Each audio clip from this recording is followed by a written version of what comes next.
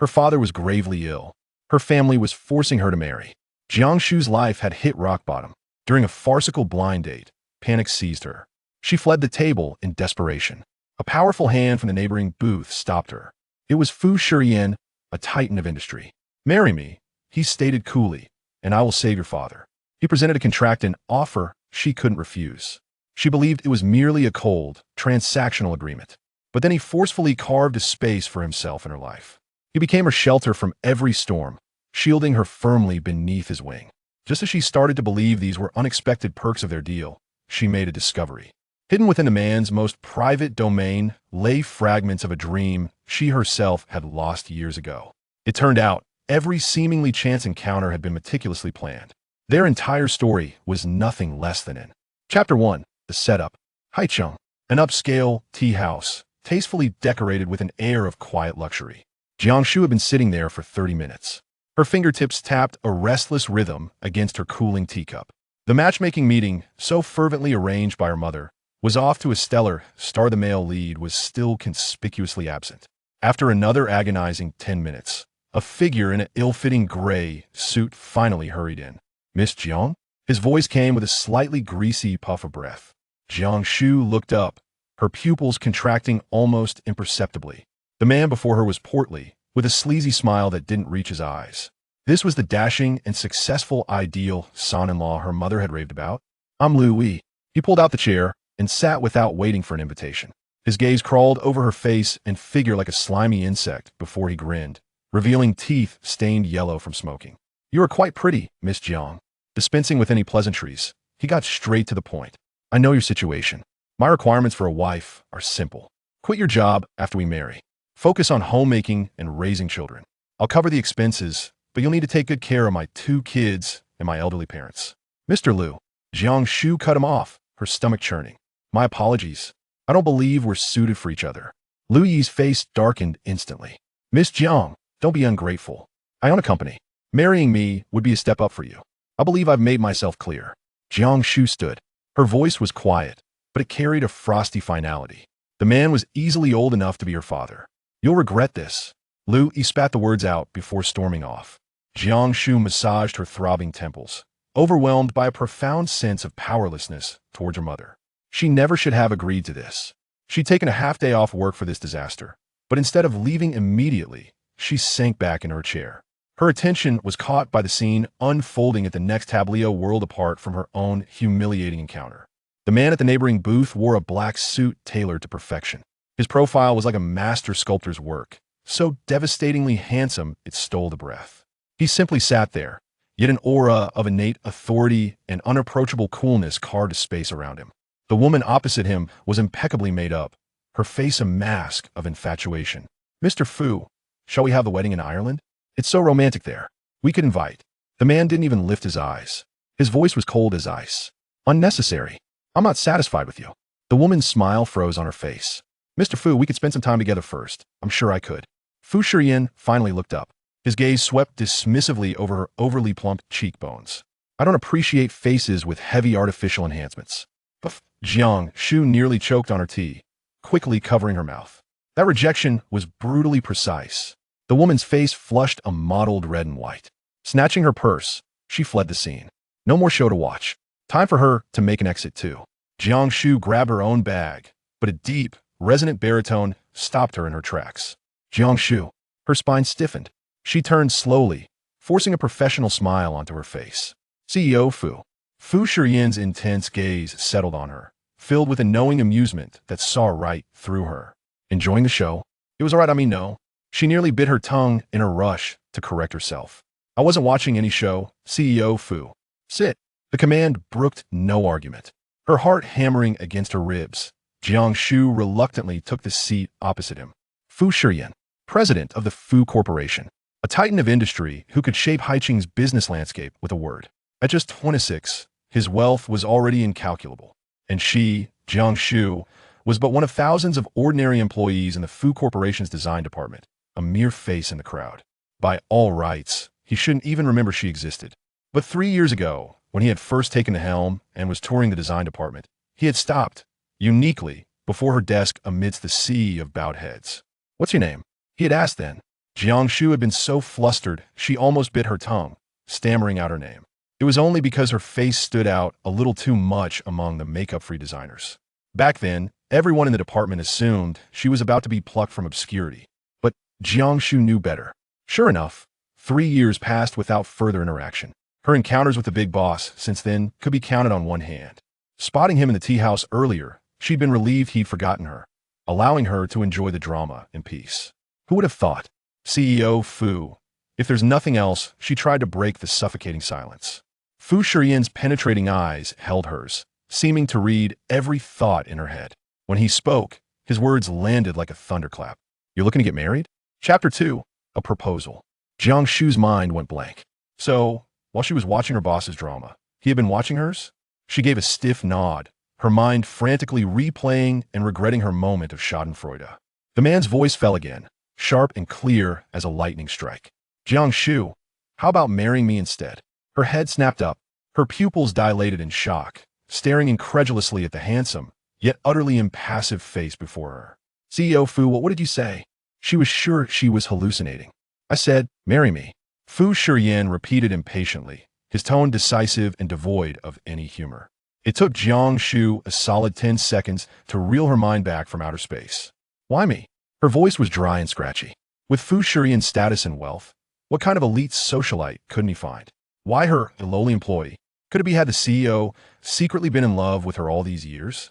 Was today's disastrous blind date an elaborately staged chance encounter? Reality promptly shattered that fantasy.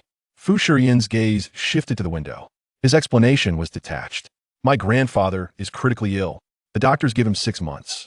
His only wish is to see me settled. I told him I already have a stable girlfriend and we're planning to marry. Jiang Shu listened intently, but the core question still screamed in her mind. Why me? As if reading her thoughts, Fu Shiyan ran a long, elegant finger along the rim of his teacup and provided the answer. You're a Fu Corporation employee. Your background is clean. I have all your information. In all aspects, you're sufficient to convince him. So that was it. A fake relationship. A fake marriage. All to comfort a dying elder. It was a logical explanation. Jiang Shu's mind raced. She and Fu Shiyan were from different worlds. Wading into these wealthy family waters was the last thing she wanted. She started mentally composing a polite refusal, one that would hopefully allow her to keep her precious job. But Fu Shiyan's next words shattered every one of her defenses. Marry me, and I will cover the entirety of your father's medical expenses. Jiang Shu's fingers clenched abruptly, her nails digging deep into her palms. Her father had been in a coma for 3 years since the accident. The staggering medical bills were a bottomless pit, slowly crushing her. She had never told anyone at work about this. How did Fu Shiyan know? But there was no time to dwell on that, because the man offered an even deadlier temptation. I can assemble the world's top neurosurgical team for your father. Those words were like a blade of light, cleaving through the heavy darkness that had surrounded her.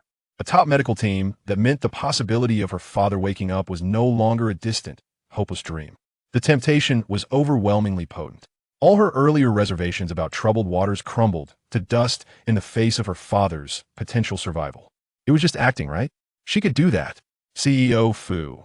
She lifted her head, a desperate, decisive light flashing in her eyes. Deal. Fu Shiyan, evidently satisfied with her directness, said no more. He picked up his suit jacket and stood. Go get your household register, he commanded, his tone leaving no room for debate. We're going to the Civil Affairs Bureau now. Now. Jiang Shu was once again stunned by his efficiency. A single, cool glance from Fu Shiyan was all it took. She promptly nodded. Yes, CEO Fu. The car pulled into the parking lot of an old, run-down apartment complex on the city's edge. Fortunately, no one was home. Jiang Shu slipped inside and retrieved the household register booklet, her movements furtive and quick. Everything happened in a dizzying rush. Stepping out of the Civil Affairs Bureau, the 2 small, blazing red booklets in her hands still felt surreal. The man beside her stood tall and straight, his impeccable suit glaringly out of place in this mundane setting. She, Jiang Shu, was married to her ultimate boss, Fu Shiyan, one of the most powerful men in Haiqing. The sunlight was a little too bright. She stood still, blinking in a daze. A terribly practical and utterly inappropriate thought suddenly shot through her mind. That renminbi processing fee, should she ask to split it with the boss? Or maybe could this be considered a business expense? Chapter 3. The heartless capitalist Fu Shiyan clearly had no intention of wasting any more time with her. His keen, Hawk-like gaze regarded her with an indifferent air. My villa is located in Mingyuan. I shall send you the specific address and access code shortly. You are to move in tonight. Very well. She understood that if one were to play a role, it must be executed with authenticity. Besides, she had long desired to leave her home, so this aspect did not trouble her. Tomorrow, I will take you to meet my grandfather. Despite her reluctance to accept the reality that her grandfather had but 6 months left, she managed to articulate, after 6 months, we shall divorce. During this period, your sole responsibility is to keep my grandfather content. Everything else is best left unconsidered.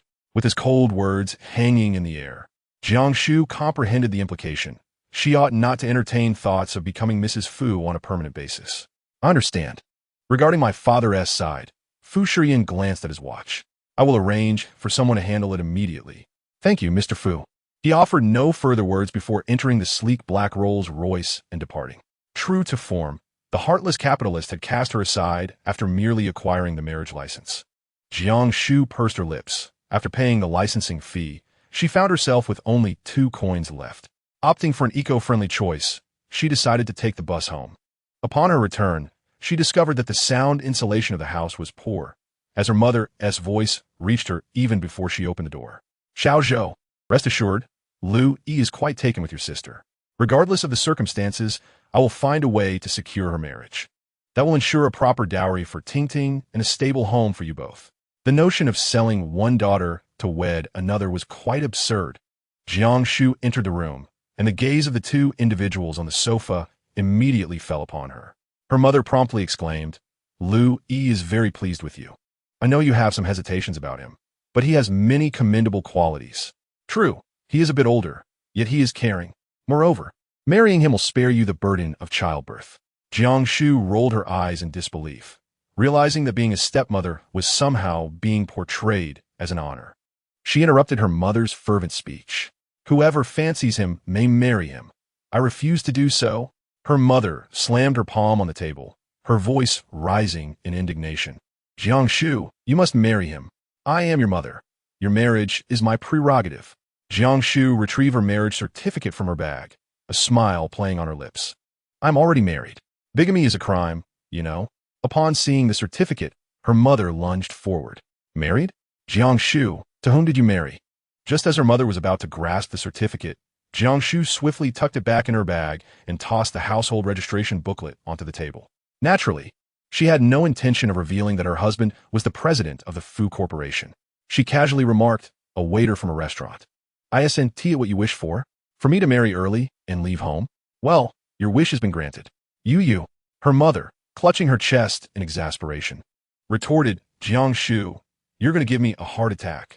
Ignoring her mother's outburst, Jiang Shu retreated to her room to pack her belongings. A few minutes later, her mother, having regained her composure, followed her into the room. Jiang Shu, I do not concern myself with whom you choose to marry. However, your brother and Tingting are preparing for their union. As an elder sister, it is imperative that you contribute. I am financially constrained. Jiang mother grasped Jiang Shu's hand tightly, insisting that she immediately divorce and marry Lu Yi. We, the Jiang family, have nurtured you for so many years. As the elder sister, you cannot turn a blind eye to your younger brother's plight. A flicker of coldness passed through Jiang Shu's gaze as she abruptly shook off Jiang mother's hand. For these past years, it has been my father who has supported me. Following his tragic accident, I have earned my university tuition through diligent work. May I inquire when you ever provided for me? Jiang Shu's sharp gaze fell upon Jiang Zhou, who was leaning against the door, observing the scene. Furthermore, I am not a biological member of the Jiang family. I bear no obligation to assist this brother with whom I share no blood relation. At the age of 12, Jiang Shu was involved in a car accident that resulted in the loss of all her memories. She was subsequently adopted by her father, who worked at the hospital. Over the years, Jiang Shu has harbored little affection for Jiang mother and Jiang Zhou, save for her father. Chapter 4. Were you just complaining about me? Jiang Shu possessed few belongings. After packing, she disregarded Jiang mother's protests and curses, departing with her suitcase in hand.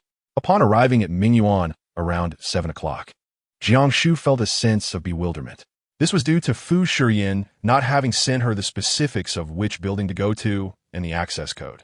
As he had promised during their previous parting, Jiang Shu suspected he had simply forgotten. lacking Fu Shiyan's phone number. She could only wait at the entrance of the villa. In the sweltering heat of August, the evening remained oppressively warm. Jiang Shu grew increasingly impatient, suddenly entertaining the notion of rushing to the Fu residence to seek out Fu Shiyan. Yet, she was acutely aware that her current status would prevent her from meeting the esteemed President Fu. After approximately an hour of waiting, a black Rolls-Royce gradually appeared at the villa's entrance. After squatting for so long, her legs felt numb, and as she rose, she stumbled slightly but managed to wave her hand, calling out President Fu. President Fu. Upon hearing her voice, Fu Shiyan halted the vehicle. He looked at the woman crouched on the ground, momentarily taken aback. What are you doing here? Jiang Shu was filled with frustration but dared not unleash it upon him. Supporting herself against the wall, she rose with a feigned smile. President Fu, you neglected to inform me which building to go to, and I am unclear about the password. Where else could I be? Apologies, I had a meeting this afternoon and forgot, Fu Shiyan explained, then invited her to get into the car. By the way, were you just complaining about me? Jiang Shu, not daring to voice her grievances to Fu Shiyan, suppressed her irritation as she loaded her suitcase into the vehicle. After a brief 2-minute ride, they arrived at a standalone villa. She followed Fu Shiyan inside, and as he opened the door, he casually shared the password with her. Upon entering the living room, Jiang Shu surveyed her surroundings.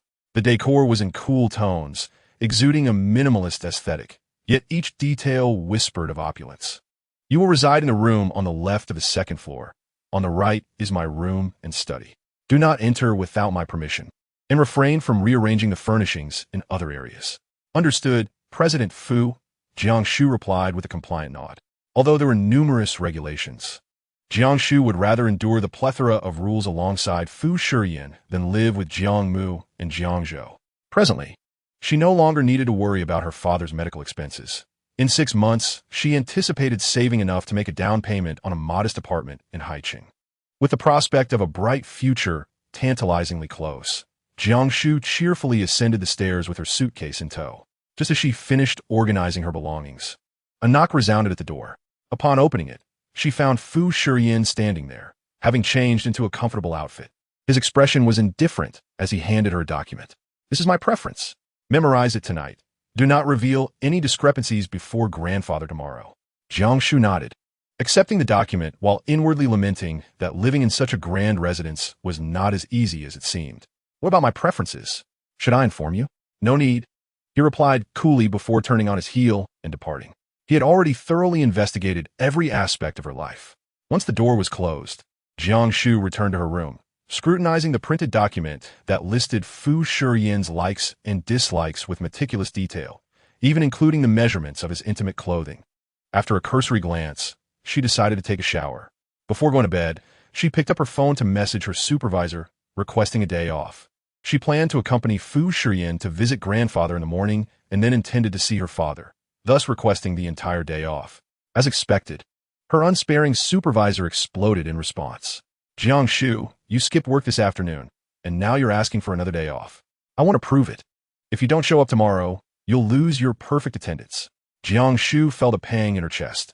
Fu's attendance bonus was substantial, amounting to 1,000 yuan. She valued money dearly. Yet, she had no choice but to accompany Fu Shiyan to see grandfather the next day. The following morning, Jiang Shu rose early. In the spacious, elegant dressing room, only a few tattered garments cluttered the otherwise pristine space, creating a stark contrast. Ultimately, she chose a dress she had purchased the previous year and applied a simple makeup look. As she descended the stairs, Fu Shiyan was already waiting on the sofa. They exchanged no words and departed the villa in silence. Jiang Shu studied his face, cautiously broaching the subject. Due to my day off to accompany you to see grandfather, I will lose my perfect attendance this month. It's just 1,000 yuan, he replied dismissively. To a capitalist, that amount was negligible. However, for Jiang Shu, it represented nearly a month's worth of living expenses. Just as she was stewing in frustration, Fu Shiyan's voice broke through her thoughts. Make grandfather happy today, and I will compensate you for the perfect attendance. At his words, her previously dim eyes sparkled with hope. Before long, the car came to a halt, but rather than at the hospital, they had arrived at a shopping mall. Puzzled, Jiang Shu inquired, Aren't I going to see grandfather? Fu Shiyan glanced at her dress, his tone sharp. With that attire, grandfather might think the Fu family is going bankrupt, with even the wife's clothes looking so worn. Jiang Shu. Is it outdated? This is the popular skirt from this year's Fashion Week, a version from Fu Shiyan. Jiang Shu dared not retort and obediently followed Fu Shiyan into an upscale brand store. The man casually picked out several skirts and tossed them to Jiang Shu behind him. Go try them on. Jiang Shu, like a mere tool, accepted the garments and walked numbly into the fitting room. She glanced at the price tags. The cheapest was over 10,000, equivalent to her monthly salary. It was her first time donning such exquisite attire, and she felt entirely cautious. After trying on most of the clothes, the patron on the sofa seemed dissatisfied, exhausted. Jiang Shu could only place her hopes on the final light blue dress. The store attendant smiled and praised. Miss, your boyfriend has excellent taste. This dress truly complements your aura. Fu Shiyan, seated on the sofa engrossed in his phone, glanced up upon hearing the remark. Through his gaze, he could see Jiang Shu's slender waist reflected in the mirror. Turning back, Jiang Shu, her fair face breaking into a slight smile, asked him, Is this one all right? Yes. Fu Shiyan rose and selected a few pairs of shoes for her, then addressed the attendant. Wrap up that dress she is wearing and the one she just tried on. The attendant, taken aback, quickly replied, Of course. Miss, your boyfriend is truly generous. Typically unabashed, Jiang Shu felt her cheeks flush, and she timidly tugged at his sleeve. There is no need to buy all of them. This one is enough. Fu Shiyan frowned and shot her a cold glance. Are you planning to wear this to meet my grandfather in the future? Jiang Shu. Fu Shiyan took out his card, and after settling the bill, they proceeded to a jewelry store on the first floor. Jiang Shu had yet to grasp what he intended to purchase when Fu Shiyan selected a pair of rings. Placing the female version in Jiang Shu's hand and adorning his own finger with the other. Throughout this process, they exchanged not a word.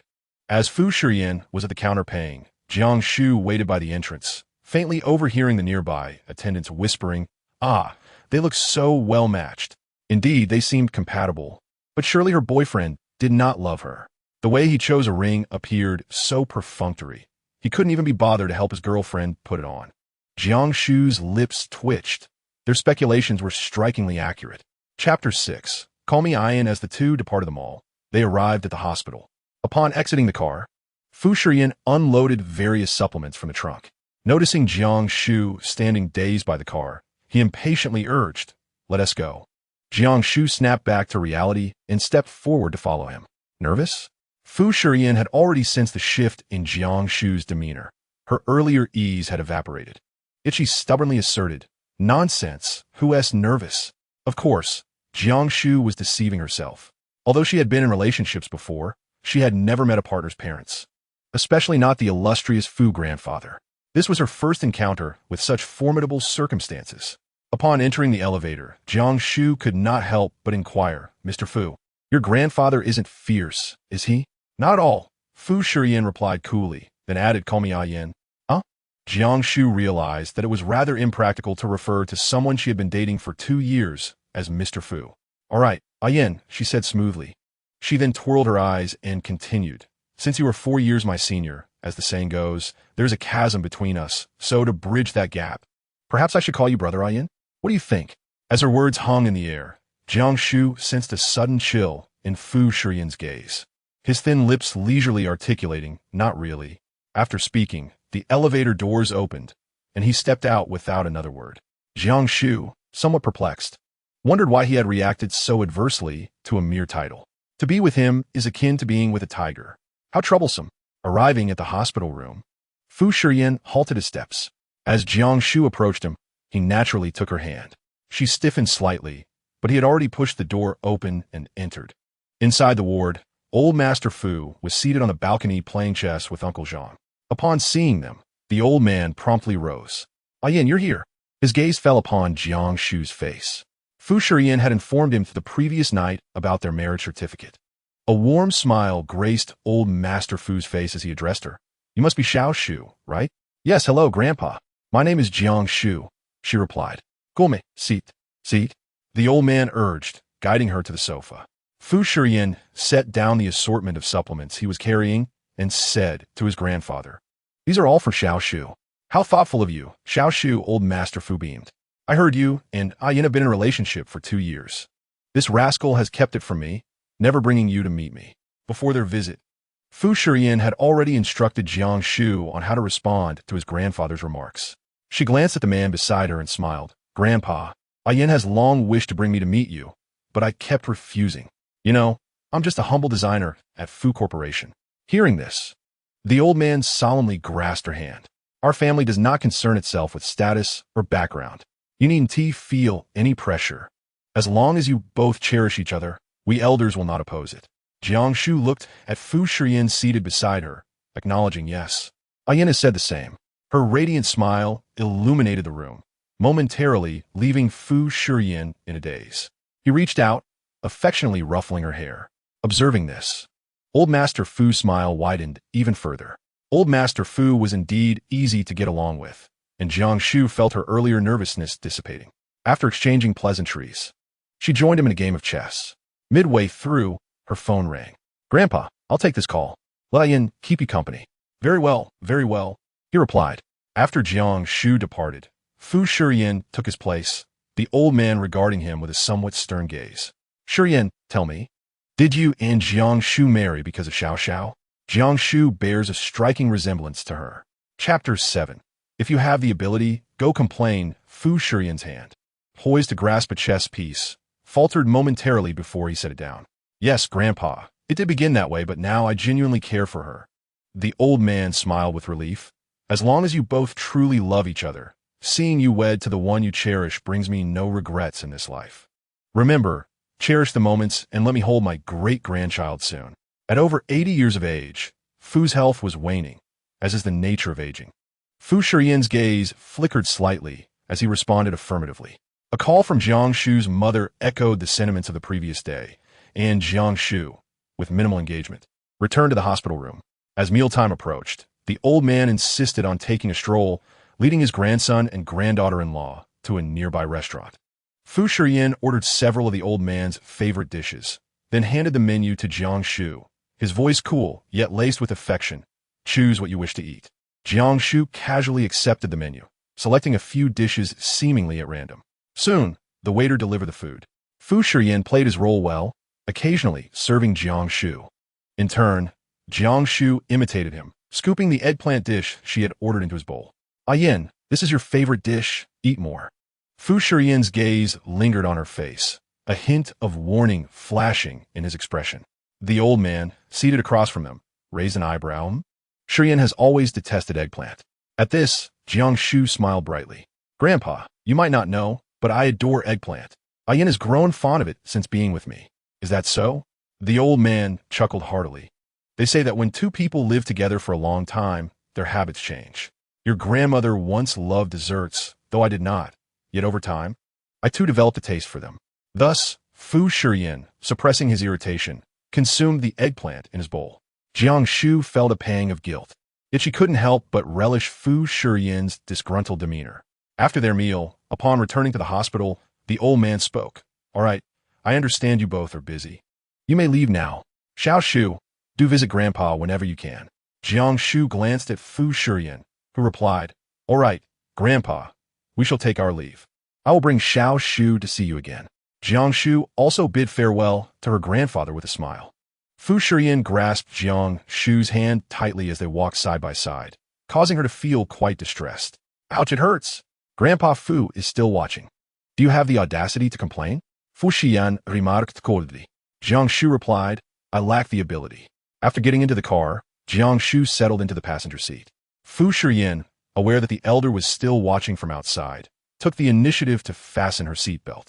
However, the dark aura emanating from him sent a shiver down Jiang Shu's spine. Mr. Fu, I was wrong, I apologize. It was not my intention to confuse your least favorite dish with your favorite. Was it truly unintentional? Fu Shiyan's gaze bore into her. It truly was. Jiang Shu replied resolutely. In truth, she had acted with purpose, a subtle retaliation for Fu Shiyan making her wait for 2 hours the previous day.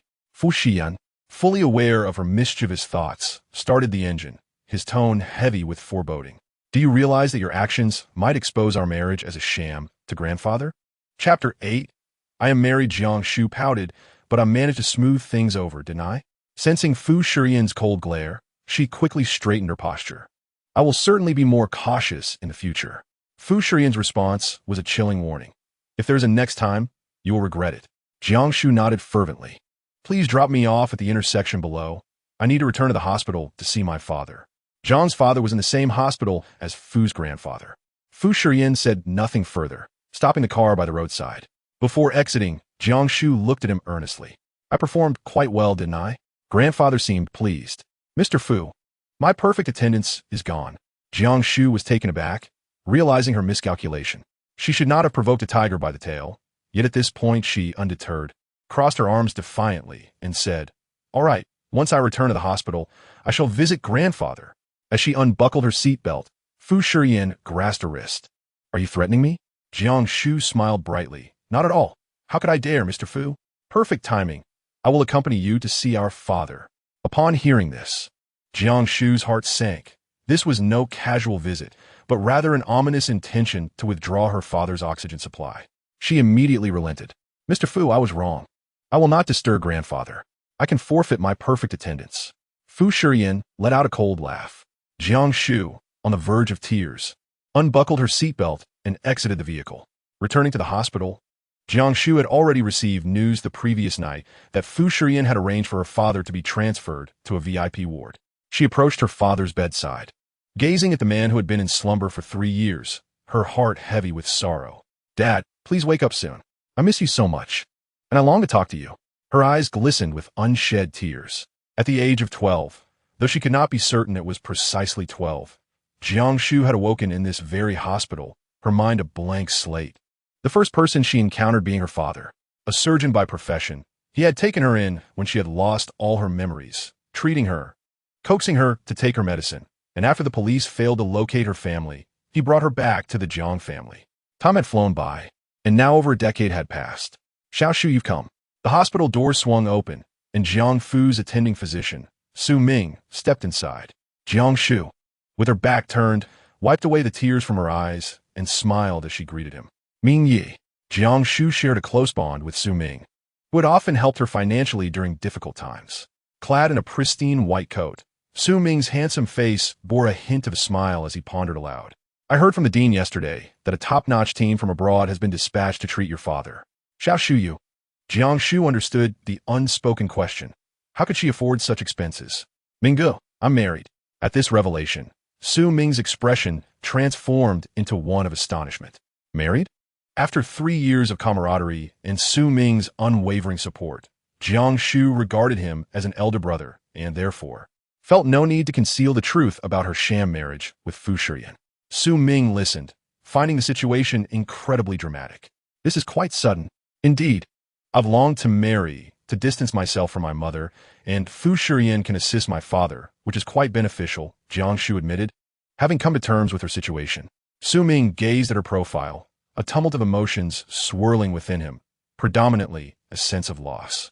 He had always thought that Jiang Shu would not contemplate significant life decisions until her father regained consciousness.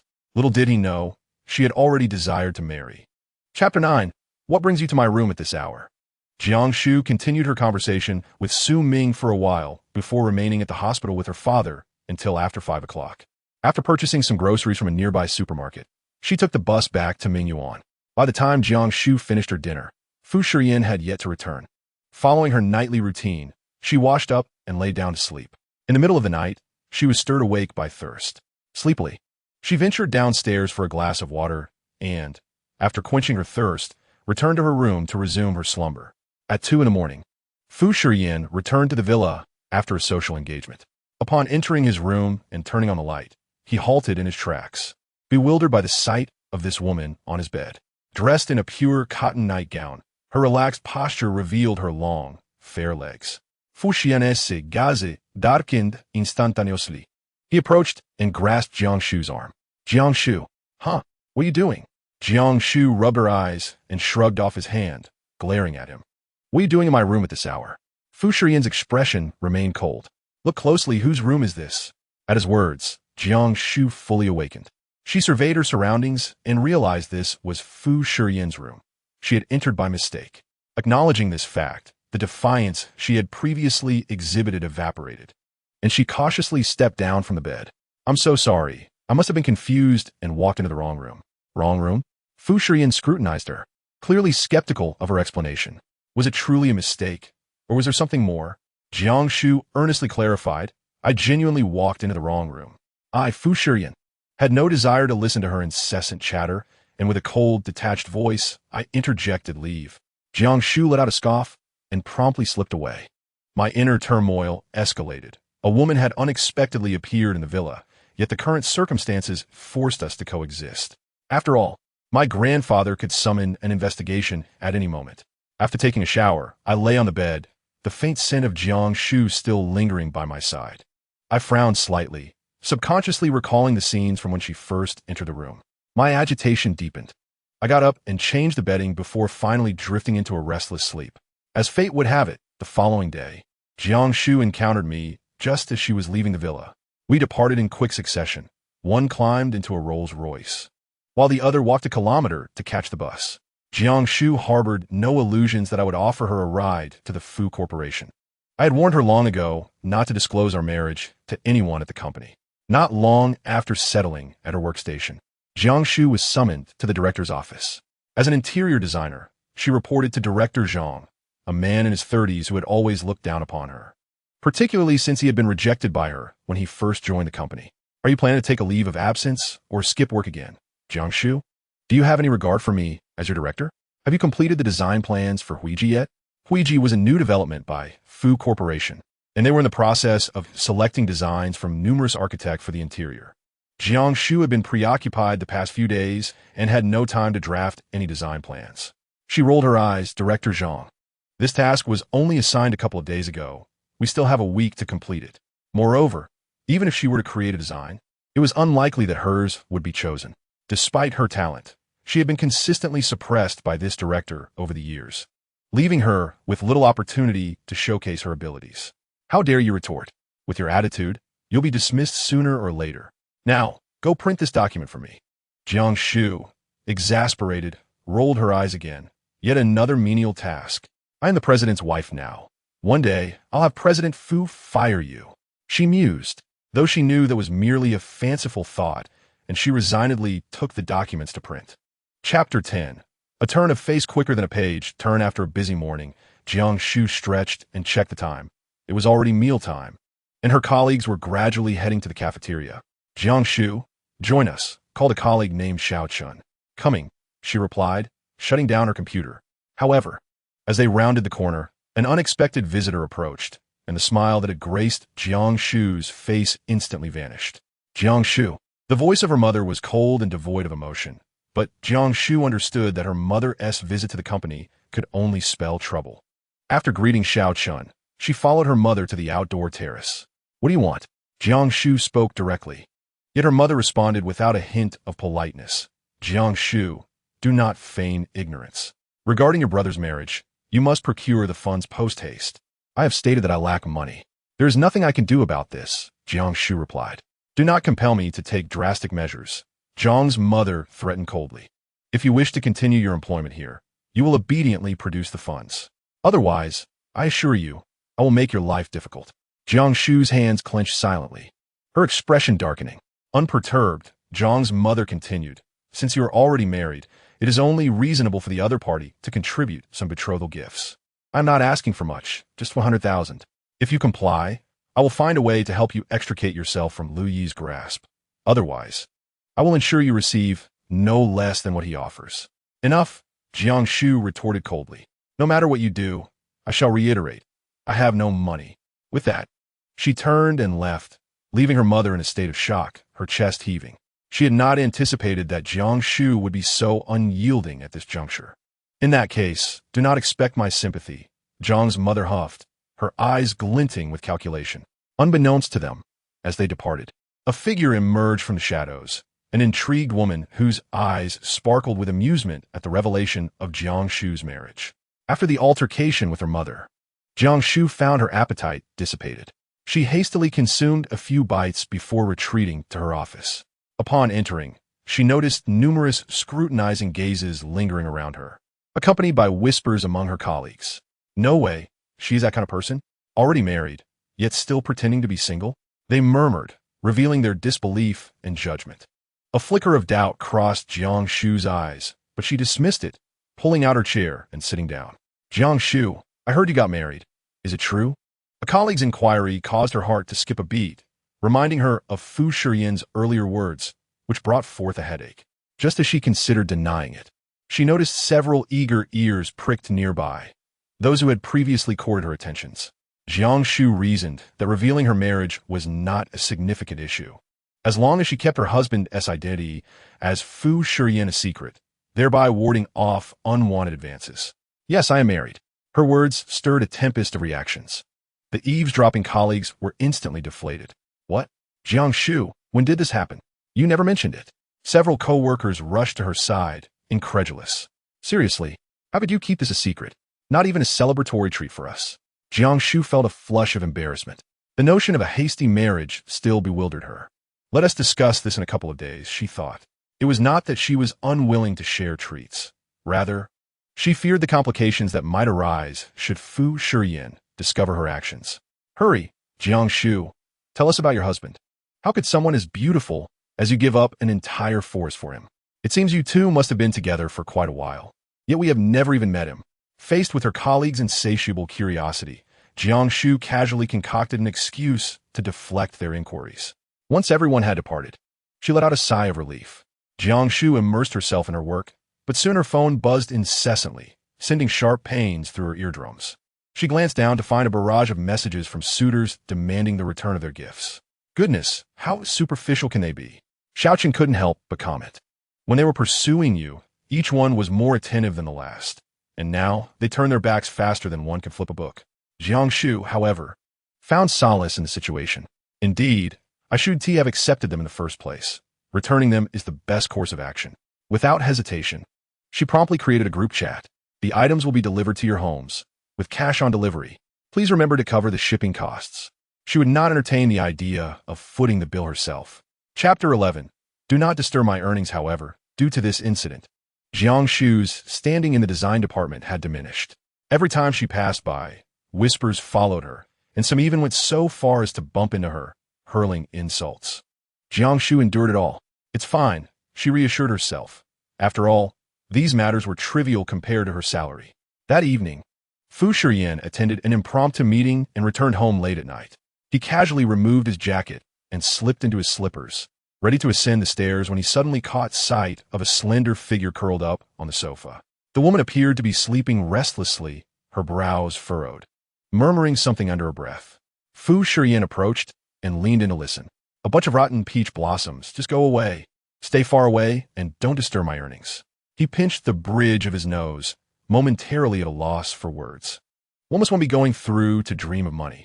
At that moment, Jiang Shu's laptop screen flickered, capturing Fu Shiyan's attention. On the screen was a rough draft of an interior design plan. Though merely a preliminary sketch, it was evident that her design concept was innovative. Each stroke reflected Jiang Shu's innate talent and excellence in design. Fu Shiyan rarely expressed admiration, but this time he felt a flicker of it, mingled with confusion. Why had this woman, possessing such talent, remained unnoticed and unrecognized at Fu's for so many years?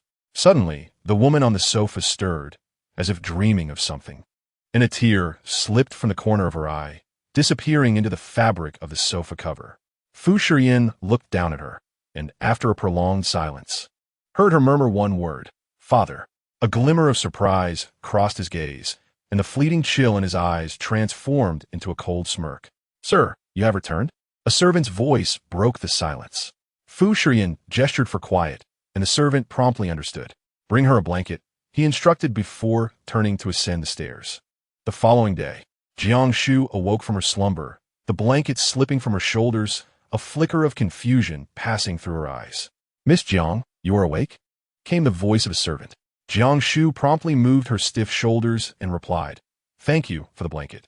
The servant seemed poised to say something further, but Jiang Shu hurriedly ascended the stairs to freshen up, swallowing the words that had been on the tip of her tongue. Upon arriving at the company, she punched in just in the nick of time. A sigh of relief escaped her lips as she was about to step into the employee elevator, when suddenly, she was forcefully jostled from behind. Stumbling, Jiang Shu nearly fell forward. Had it not been for her quick reflexes in grasping the nearest obstacle, she would have become the subject of ridicule at Fu Corporation. Once steadied, she furrowed her brow, recognizing one of her former admirers. As the elevator doors began to close, the disdainful and contemptuous gaze of the man lingered in her mind. Jiang Shu felt a sense of unspoken frustration. Indeed, it was true. The tiger had fallen to the plains, only to be bullied by the dogs. "Come here," a cold, deep voice echoed beside her, causing Jiang Shu to start. Turning, she was met with a pair of chilling, profound eyes, tightening her heart. The man's private elevator door remained ajar, evidently waiting for her. Yet she lacked the courage to enter. Clearing her throat, she felt a twinge of embarrassment. "Thank you, Mr. Fu, but I can wait for the next elevator," she said. After all, before she could finish, a hand gripped her arm firmly, pulling her inside. Jiang Shu stumbled, barely managing to steady herself in the elevator. But before she could regain her balance, she found herself enveloped in a cold, hard embrace. Startled, she looked up into the magnified visage of the man, her breath hitching. Her hands rested precariously on his chest. Fu Shiyan's eyes were icy, his brow furrowing slightly. "Get off me." "Of course, Mr. Fu." Jiang Shu quickly withdrew her hands as the elevator doors closed, hastily pressing the button for her floor and retreating to the corner, silently praying for the ascent to conclude swiftly. After all, it was exceedingly awkward to be alone with him in this confined space. Taking a deep breath, she attempted to minimize the sound of her breathing. She pondered, what should one do when faced with a newlywed husband, who also happened to be her superior? In the workplace? Ignoring him, of course. Pretend he was there. As the floor numbers ascended, Jiang Shu resolutely avoided casting a glance at Fu Shiyan. Unbeknownst to her, the elevator wall reflected their images, and despite standing behind him, the man noticed even the slightest flicker of her expressions. "Miss Jiang, once you arrive at the company, your mind should be focused on work-related matters.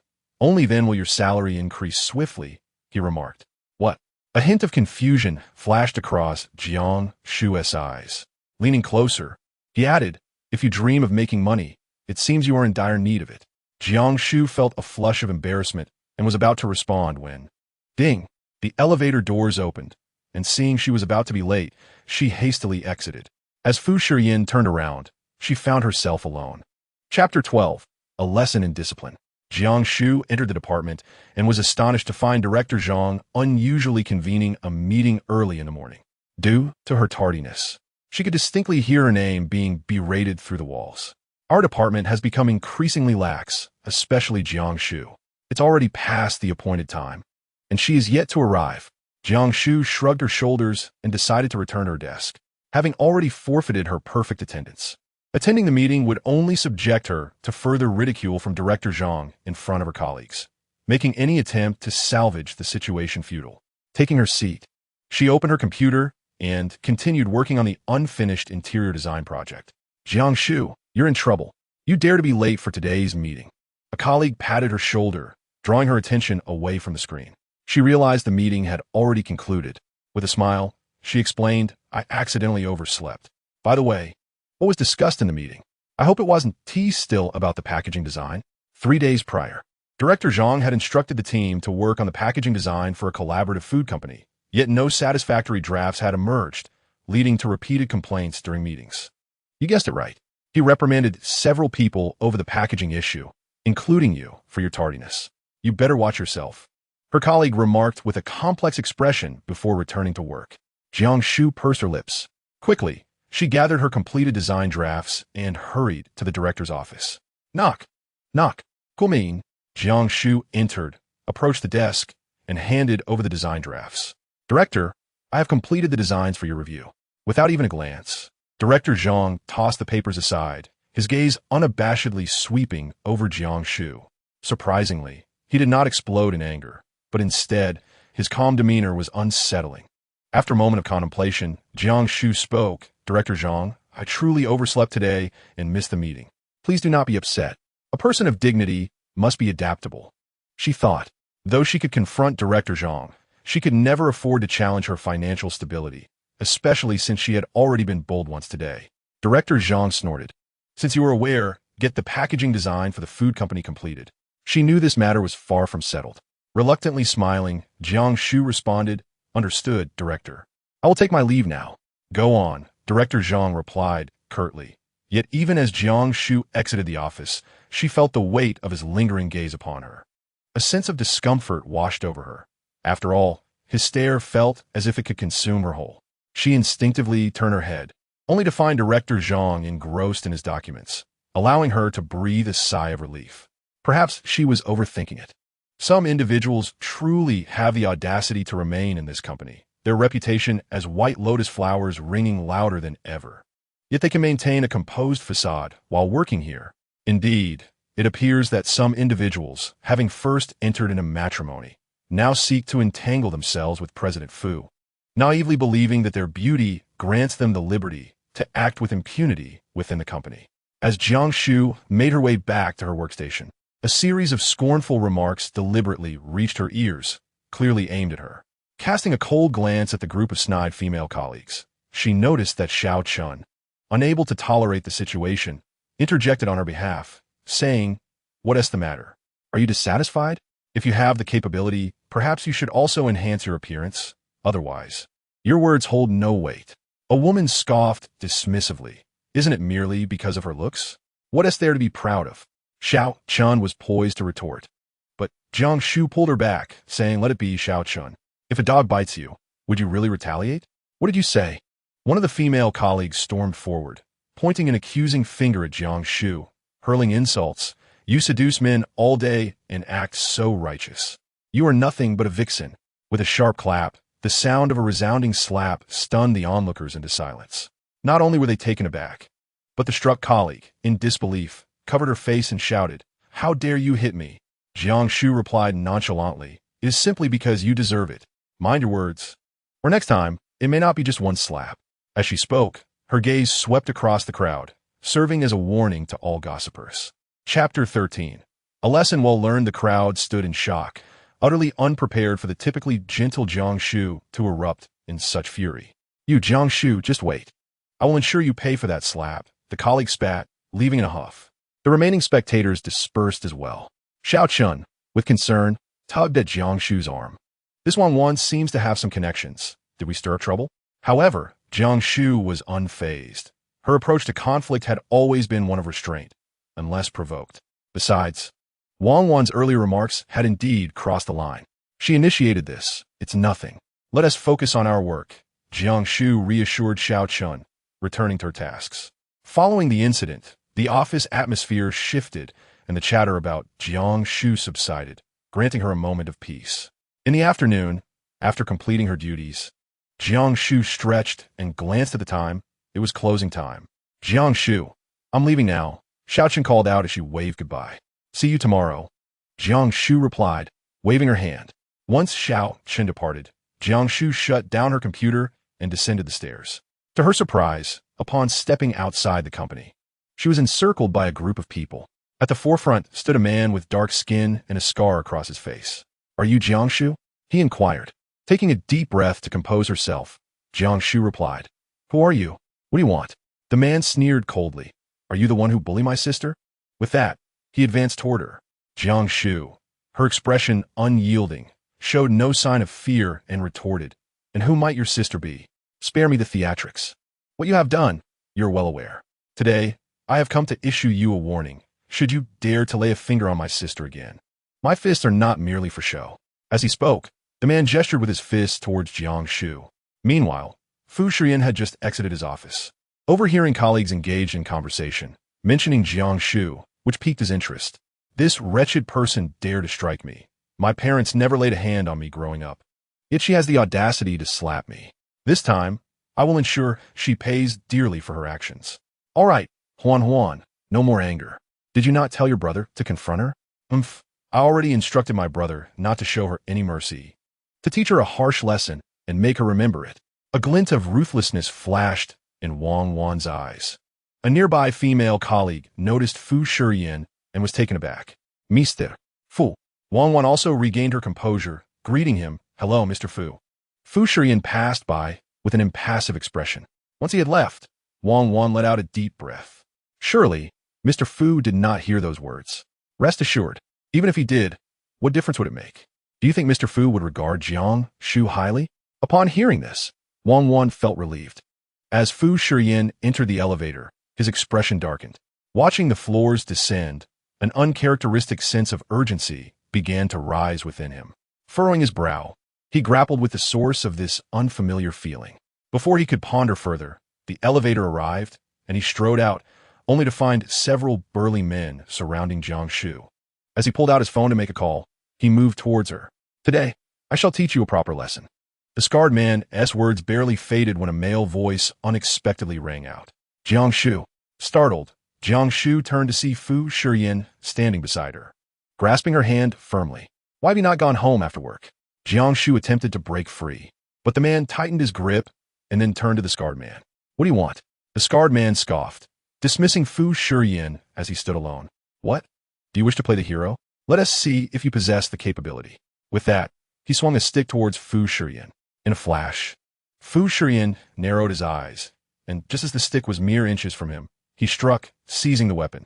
Following that, a fist flew towards the scarred man's face.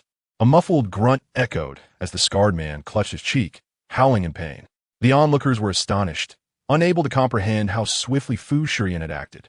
You attacked me from behind," the scarred man stammered, pointing at Fu Shiyan. Yet before he could finish, Fu Shiyan had already seized his hand, the sound of cracking bones reverberating in the air. "Next time, you shall discern whom to provoke and whom to avoid." The scarred man cried out in pain, already too preoccupied to consider much else. "Brother, I was wrong. I will not dare again."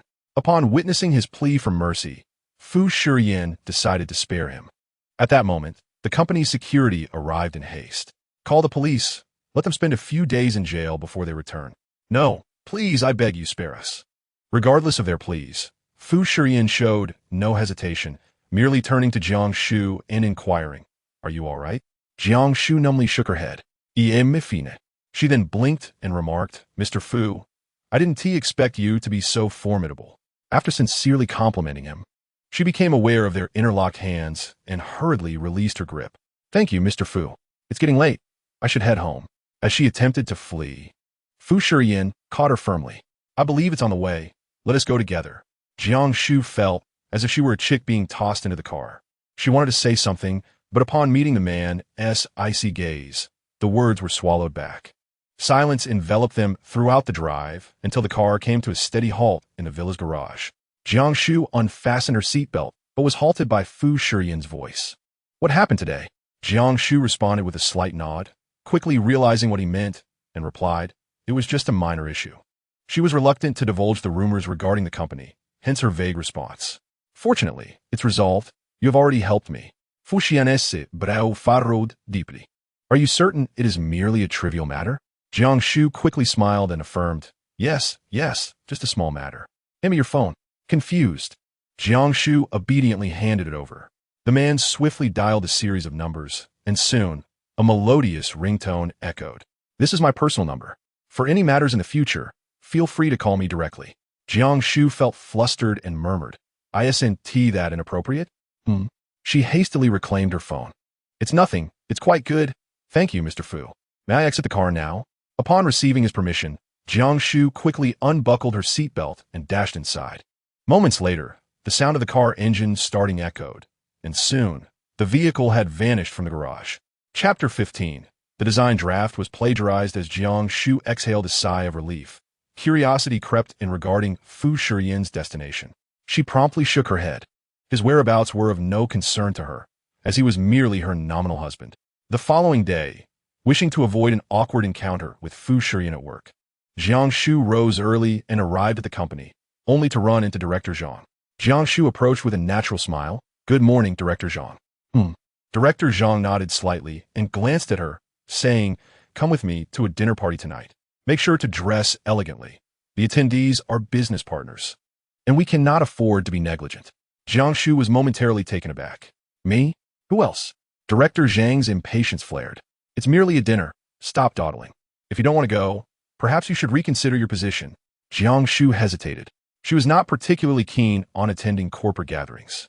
However, upon observing Director Zhang's expression, she thought, "Fine, it's just one meal." "All right, I'll be there on time," she finally replied. Director Zhang's demeanor softened slightly. "Good. I will send you the address shortly. Don't be late. With that, he turned and entered his office. Jiang Shu sighed, then walked to her desk to open her computer, only to find the screen flickering with a green light, clearly a virus. Panic washed over her. Her food packaging design files were stored there. If the system crashed, she would be in dire straits. Could I be so unfortunate? I didn't even back up my files. Jiang Shu muttered, and seeing no response from her computer, she called the maintenance department for assistance. Just then, Director Zhang poked his head out of the office and called, Jiang Shu, bring me the packaging design drafts. Hurry. Understood, Jiang Shu responded, momentarily stunned. It seemed fate was determined to thwart her. Entering the office with trepidation, she spoke softly, Director Zhang, my computer is broken and the packaging designs are. Before she could finish, a figure stepped forward from behind her, swiftly presenting the drawings to Director Zhang. Director, this is my original design, printed specifically for you. If you find it satisfactory, perhaps you could use mine? It was Wang Wan. As Jiang Shu examined the drawings Wang had handed over, she was shocked to discover they were identical to her own design. This was not a mere coincidence. It was blatant plagiarism. Jiang Shu opened her mouth to speak, but Wang Wan suddenly turned, disdainfully lifting her chin. Jiang Shu, if you haven't completed the director's task, just admit it. Why concoct such a pathetic excuse about a broken computer? Isn't that just an excuse for your own laziness? Jiang Shu clenched her fists, her voice resolute. Then I must ask you, why do your designs mirror mine so precisely? Mirror? Wang Wan scoffed. How intriguing. Are you accusing me of copying your work? Where's the evidence? Without proof, you are merely slandering me. A wave of anger surged within Jiang Shu. Yet she recognized that this was not the moment for her to erupt. Setting aside the lack of evidence against Wang Wan, her own designs were lost, leaving her unable to prove their originality. It seemed that Wang Wan had chosen to exploit this very vulnerability. Jiang Shu recalled how, upon her initial entry into the company, Wang Wan had consistently undermined her, never expecting that she would resort to such despicable tactics now. Jiang Shu pressed her lips together, her bright and clear eyes filled with determination. Though you may revel in your current success, rest assured that one day, you shall face the consequences of your actions. As for the evidence, I shall uncover it. Chapter 16. Seeking Evidence Enough. Director Zhang scolded Jiang Shu angrily. If you didn't do it, then what is there to justify? Do you think your slight talents grant you the audacity to act this way? Let me tell you, the design department will not indulge your bad habits. Write me a report of 10,000 words, or go clean the office. Jiang Shu gazed coldly at him. Director Zhang, this is my design. Director Zhang merely snorted, casting his eyes towards the already locked office door. Evidence? Even if you manage to prove it, what then? If I declare this as Wang Wan's design, do you truly believe anyone above will question it? Jiang Shu's hands clenched silently. Director Zhang, Jiang Shu, you have been with the company for a long time. Do not force my hand. It would be detrimental for us all, wouldn't it? So, you're already aware that this is my design? Director Zhang chuckled awkwardly. Wang Wan just handed this to me, as you have seen. This is indeed Wang Wan's design. What nonsense are you spouting? Wang Wan chimed in, Jiang Shu. I understand your ambition to ascend, but some things cannot be fabricated. Cutting corners is not a grave offense. Just be more cautious next time. The two exchanged words, completely disregarding Jiang Shu. She raised her gaze coldly. Aren't you afraid I might expose this matter to President Fu? Wang Huan laughed. Jiang Shu, stop dreaming. Who do you think President Fu is? Why would he bother with someone of your caliber? Take a good look in the mirror and stop inflating your own worth. Don't tarnish President Fu's reputation. Their disdain was palpable. Jiang Shu snorted coldly and turned to leave. Back at her desk, her heart surged with emotion. She yearned to rush to the president's office and clarify matters with Fu Shiyan, yet she worried whether the busy Fu Shiyan would even concern himself with such trivialities. Moreover, she was reluctant to burden him. Forget it. I shall resolve my own matters. Her design still had a minor flaw. If Wang Wan were to use it as it would undoubtedly lead to complications. After the maintenance team repaired her computer, the design drafts were indeed all missing. Jiang Shu felt no anger, but seized the opportunity to head to the surveillance room within Fu's company during her break. The surveillance room was located in the back hall on the first floor. As she exited the elevator and raised her head, she suddenly encountered the handsome yet indifferent face of a man. Jiang Shu was momentarily stunned. What a coincidence! President Fu. She slightly bowed her head, then intended to sidestep and leave. Fu Shiyan's cool voice abruptly broke the silence. What troubles you? Noticing her weary expression, he inquired further. Jiang Shu made an effort to muster a smile. I'm fine. Just misplaced something and came to check the surveillance. Fu Shiyan harbored no suspicions. He merely uttered an acknowledgement before inquiring, What have you lost? Jiang Shu, reluctant to engage in extensive conversation with Fu Shiyan, simply replied, It's nothing. Just a small item. Yet Fu Shiyan pondered how such a trivial matter could cause her such distress. Do you require assistance? He offered. No, thank you, Mr. Fu. She politely declined. The interaction between the two left the assistant nearby utterly astonished. When had Mr. Fu become so attentive? And to whom? A designer from the company? Such intriguing gossip. Nevertheless, the assistant merely adjusted her glasses, adopting an expression of feigned ignorance. Should you need any assistance, feel free to find me on the top floor. Fu Shiyan remarked. Chapter 17. Attending a business gathering, Jiang Shu expressed her gratitude repeatedly. Thank you, Mr. Fu, but it's truly unnecessary. Observing her resolute demeanor, Fu Shiyan refrained from pressing further and led the assistant away. Jiang Shu exhaled a sigh of relief and subsequently made her way to the surveillance room. Inside, she discovered that the morning's footage from the design department had been deleted, leaving her disheartened. She should have anticipated this. Wang Wan and Director Zhang, emboldened as they were, likely destroyed the evidence early on, confident that she would uncover nothing. Ding-dong. The notification sound of her phone interrupted her thoughts. Upon glancing at the screen, she saw a message regarding the design drawings for the food company, and, more significantly, the series of designs bore Wang Wan's name. Jiang Shu clenched her phone tightly, her heart brimming with indignation, yet she found herself devoid of any recourse. After work, Jiang Shu received a message from Director Zhang punctually.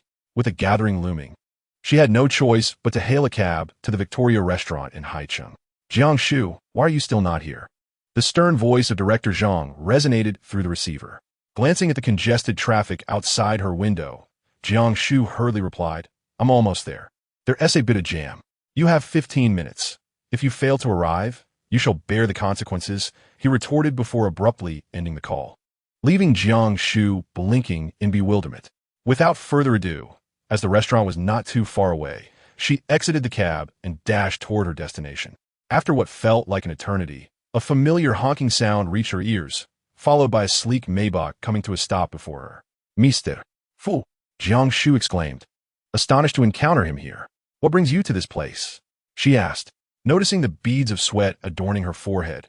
Fu Shiyan inquired, Where are you headed? Allow me to give you a lift. Jiang Shu initially intended to decline, yet recalling Director Zhang's time constraints and her own tardiness, she reluctantly accepted his offer and entered the vehicle, providing her address. The car then roared to life and sped away. Upon arriving at the restaurant, Jiang Shu expressed her thanks and hurried inside, while Fu Shiyan furrowed his brow and promptly made a call. I've changed the address. I'll send it to your phone shortly. After hanging up the phone, Fu Shiyan found a parking space and subsequently entered the restaurant. This establishment, adorned in a European style, boasts a renowned chef who was specially invited back from France, thus attracting a considerable number of affluent patrons. As Jiang Shu approached the door of the private room, she was intercepted by Director Zhang. Why are you so late? There was traffic on the road, she replied. I'm sorry for my tardiness. I must inform you, Jiang Shu, that today's contract is of utmost importance. If you fail to secure it, you will face dire consequences. Before Jiang Shu could fully grasp the implication of his words, she was ushered into the private room. My apologies for my late arrival, she said. Inside the room sat the company's partners, and all eyes immediately turned to her, scrutinizing her closely. This must be the illustrious Jiang Shu that Director Zhang mentioned, Mr. Wang remarked with a smile. Finally, you've arrived, Jiang, added Mr. Liu.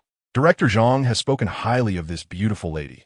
Seeing you in person truly lives up to the reputation, he continued. Oh, Mr. Liu, you flatter me, Jiang Shu replied, exuding poise and grace, leaving no room for criticism. However, Mr. Liu promptly handed her a glass of red wine, declaring, since you are late, you must drink 3 glasses as a penalty. Chapter 18. Forced to drink, Jiang Shu was taken aback to find herself in this predicament. As her tolerance for alcohol was rather unimpressive, a few drinks could lead to complications. I apologize, but I'm allergic to alcohol and cannot drink. Perhaps I could toast with tea instead? As soon as she uttered these words, the atmosphere shifted dramatically. Jiang, are you joking? Indeed, if you cannot drink. What are you doing here? Aren't you dampening everyone's spirits? It seems you do not wish to collaborate with us. Is that it? You could have said so earlier, saving us all time. The group chimed in, leaving Jiang Shu with no room to maneuver. Observing the scene, Director Zhang's expression darkened. Jiang Shu, why are you still hesitating? To share a drink with Mr. Wang and Mr. Liu is a privilege. Stop being so pretentious. The onlookers were clearly relishing the spectacle. Jiang Shu hesitated momentarily, but ultimately reached for the wine glass, gritting her teeth as she took a gulp. Now, that's the spirit. Jiang Shu is quite agreeable, Mr. Liu praised, pouring her another glass. Jiang Shu felt she could drink no more. Mr. Liu, I truly cannot handle it. One glass is already my limit. Such youthful bravado. Since you're here, you must drink to your heart's content. Ignoring her protests, he filled her glass once more. Jiang Shu felt a tumultuous churn in her stomach, discomfort overwhelming her. Yet these individuals seemed oblivious to her distress, continuously pouring her drink after drink. After what felt like countless glasses, Jiang Shu noticed stars dancing before her eyes.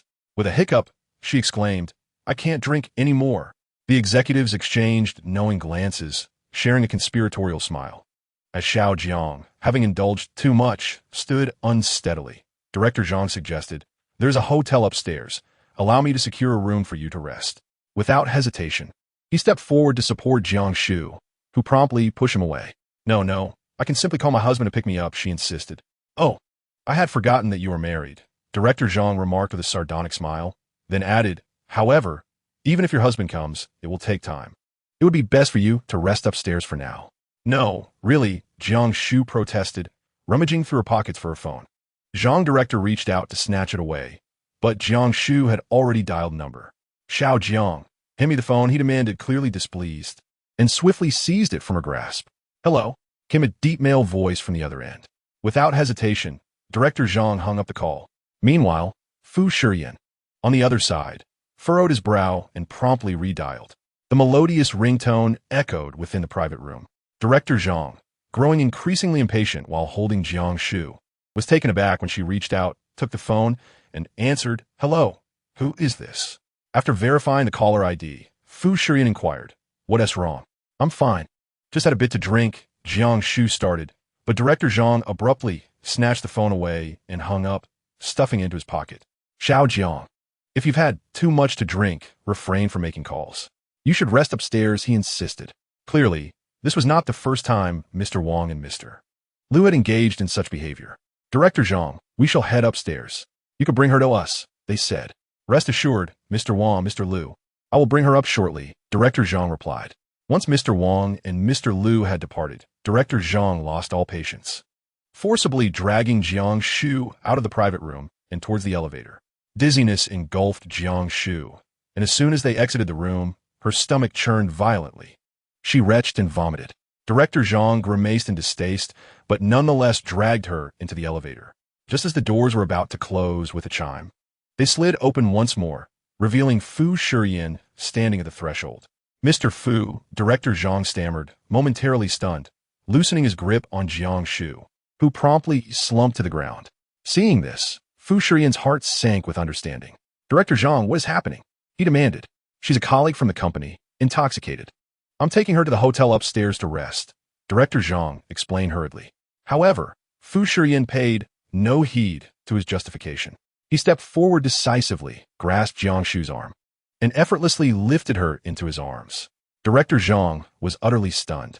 Mr. Fuyu, a cold glance from Fu Shiyan silenced him, and he could only watch helplessly as Fu Shiyan carried Jiang Shu away. In his arms, Jiang Shu was restless, squirming about. Fu Shiyan furrowed his brow and spoke in a low voice, Do not move. Immediately, she became still. In a daze, Jiang Shu opened her eyes, squinting at the indistinct figure before her. She then settled into a comfortable position and drifted back into a deep slumber. Fu Shiyan unceremoniously placed her in the car and, seeing she was asleep, locked the vehicle before returning.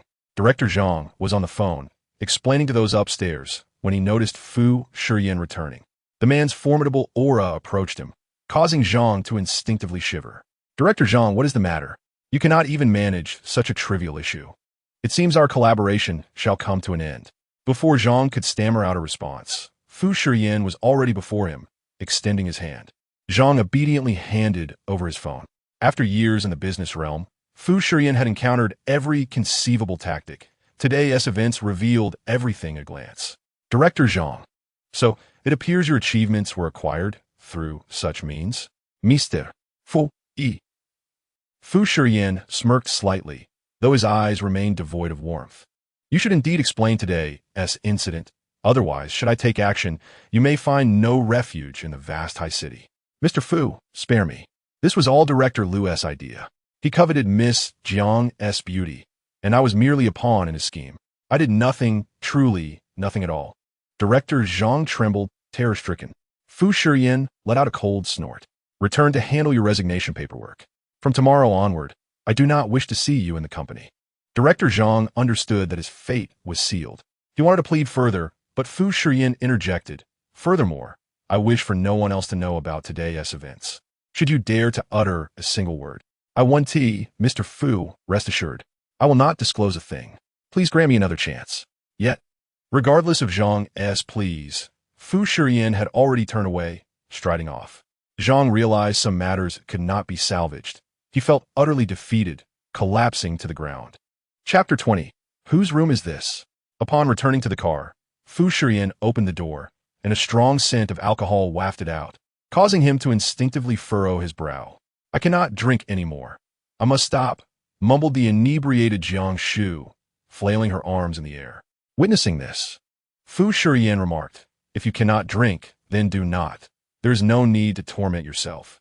After speaking, Fu Shiyan pushed Jiang Shu's arm aside and settled into the driver's seat. Throughout the journey, Jiang Shu was anything but compliant, tossing about restlessly and demanding to be let out of the car.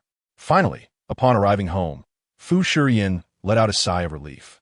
This woman, who usually appeared to be as gentle as a lamb, proved to be quite the challenge when intoxicated. After a moment's hesitation, Fu Shiyan assisted Jiang Shu out of the car. However, the instant she fell asleep, she unexpectedly wrapped her arms around his neck, her warm breath wafting directly onto his cheek. Handsome, you look somewhat familiar, Jiang Shu remarked with a giggle, suddenly burrowing into Fu Shiyan's embrace. The man instinctively pushed her away, but Jiang Shu clung tightly to his clothing. No, don't leave me. For some inexplicable reason, upon hearing these words, Fu Shiyan's hand froze, and he felt an unexpected twinge of reluctance in his heart. This sensation left him feeling quite out of sorts. Jiang Shu, if you wake up, walk on your own. Don't tug at me. Yet the only response he received was her deep, steady breathing. Left with no choice, Fu Shiyan lifted Jiang Shu into his arms and carried her toward the villa. Sir, you're back. What has happened to Miss Jiang? A servant hurriedly approached, expressing concern. Fu Shiyan replied, she drank too much. It's nothing. Don't worry about her. Afterward, he ascended the stairs with Jiang Shu in his arms and unceremoniously tossed her onto the bed in the bedroom. Jiang Shu instinctively found a comfortable position, turning over and clutching the pillow beneath her, drifting into a deep slumber. Her sleeping posture was utterly unrefined, leaving Fu Shiyan momentarily stunned. Finally managing to get her settled, Fu Shiyan pulled a blanket over her before stepping out. That night, Jiang Shu, in a hazy state, felt a parched throat. Slowly, she climbed out of bed and, guided by her memory, made her way downstairs to pour herself a glass of water, gulping it down eagerly. However, when she turned to return, she completely lost her way and headed toward the master bedroom on the other side instead. Jiang Shu pushed the door open and flopped onto the large bed, her movements abrupt enough to rouse the lightly sleeping Fu Shiyan. Startled, he shot up from the bed and, illuminated by the soft light, recognized the intruder and was instantly filled with fury. Jiang Shu, what are you doing? His loud voice bewildered her. Still somewhat dazed, she suddenly became alert, and upon realizing who stood before her, she shrieked in fright. Ah, Fu Shiyan, how did you end up in my room? Get out quickly. With a dark expression, Fu Shiyan switched on the room's light and coldly stated, look closely. Whose room is this? Jiang Shu glanced around, still somewhat disoriented, but aware enough to realize she had indeed walked into the wrong room. Feeling embarrassed, she quickly replied, I'm sorry, I'll leave right away. Her assertiveness faded significantly as she sheepishly exited the room. Chapter 21. Director Jiang resigned. Upon returning to her room, Jiang Shu was already fully awake, though her head still throbbed slightly. She rubbed her temples, recalling that she had indeed been escorted by Director Jiang to a gathering, where she had consumed copious amounts of alcohol. With this thought, the discomfort in her head faded into the background. How had she ended up here? How had she returned? She glanced down at her attire, relieved to find her clothes intact. Yet, the mystery of her return lingered. Jiang Shu strained to recall the events, but her memory remained elusive. Eventually, she decided to cease her efforts, collapsing on her bed, and soon drifted into a deep slumber. The following day, a knock echoed at her door. "Miss Jiang, I have prepared a hangover soup for you. Please rise and partake." Jiang Shu, now completely sober, hastily got up and donned her slippers to answer the door. "Good morning, Aunt Ju." Aunt Ju, beaming with warmth, extended the bowl of soup. "Miss Jiang, drink this while it's hot." Jiang Shu felt a wave of comfort as she looked at the hangover soup. "Thank you, Aunt Ju." She accepted the bowl and took generous sips. After finishing, she inquired, "Aunt Ju, I drank too much yesterday and can't recall many things. Could you tell me how I got back?" Noticing her curiosity, Aunt Ju couldn't help but smile. "How else could you have returned? It was Mr. Fu who brought you back." Jiang Shu was momentarily stunned. "What? Fu Shiyan returned with me? How could that be? What exactly happened?" "Miss Jiang, although I shouldn't meddle, I must say that alcohol is not a good thing. It harms the body. You should drink less in the future and avoid getting intoxicated again." Jiang Shu scratched her head, nodding in acknowledgement. "Thank you, Aunt Ju, I understand." Aunt Ju was pleased with Jiang Shu's response, which encouraged her to offer such earnest advice.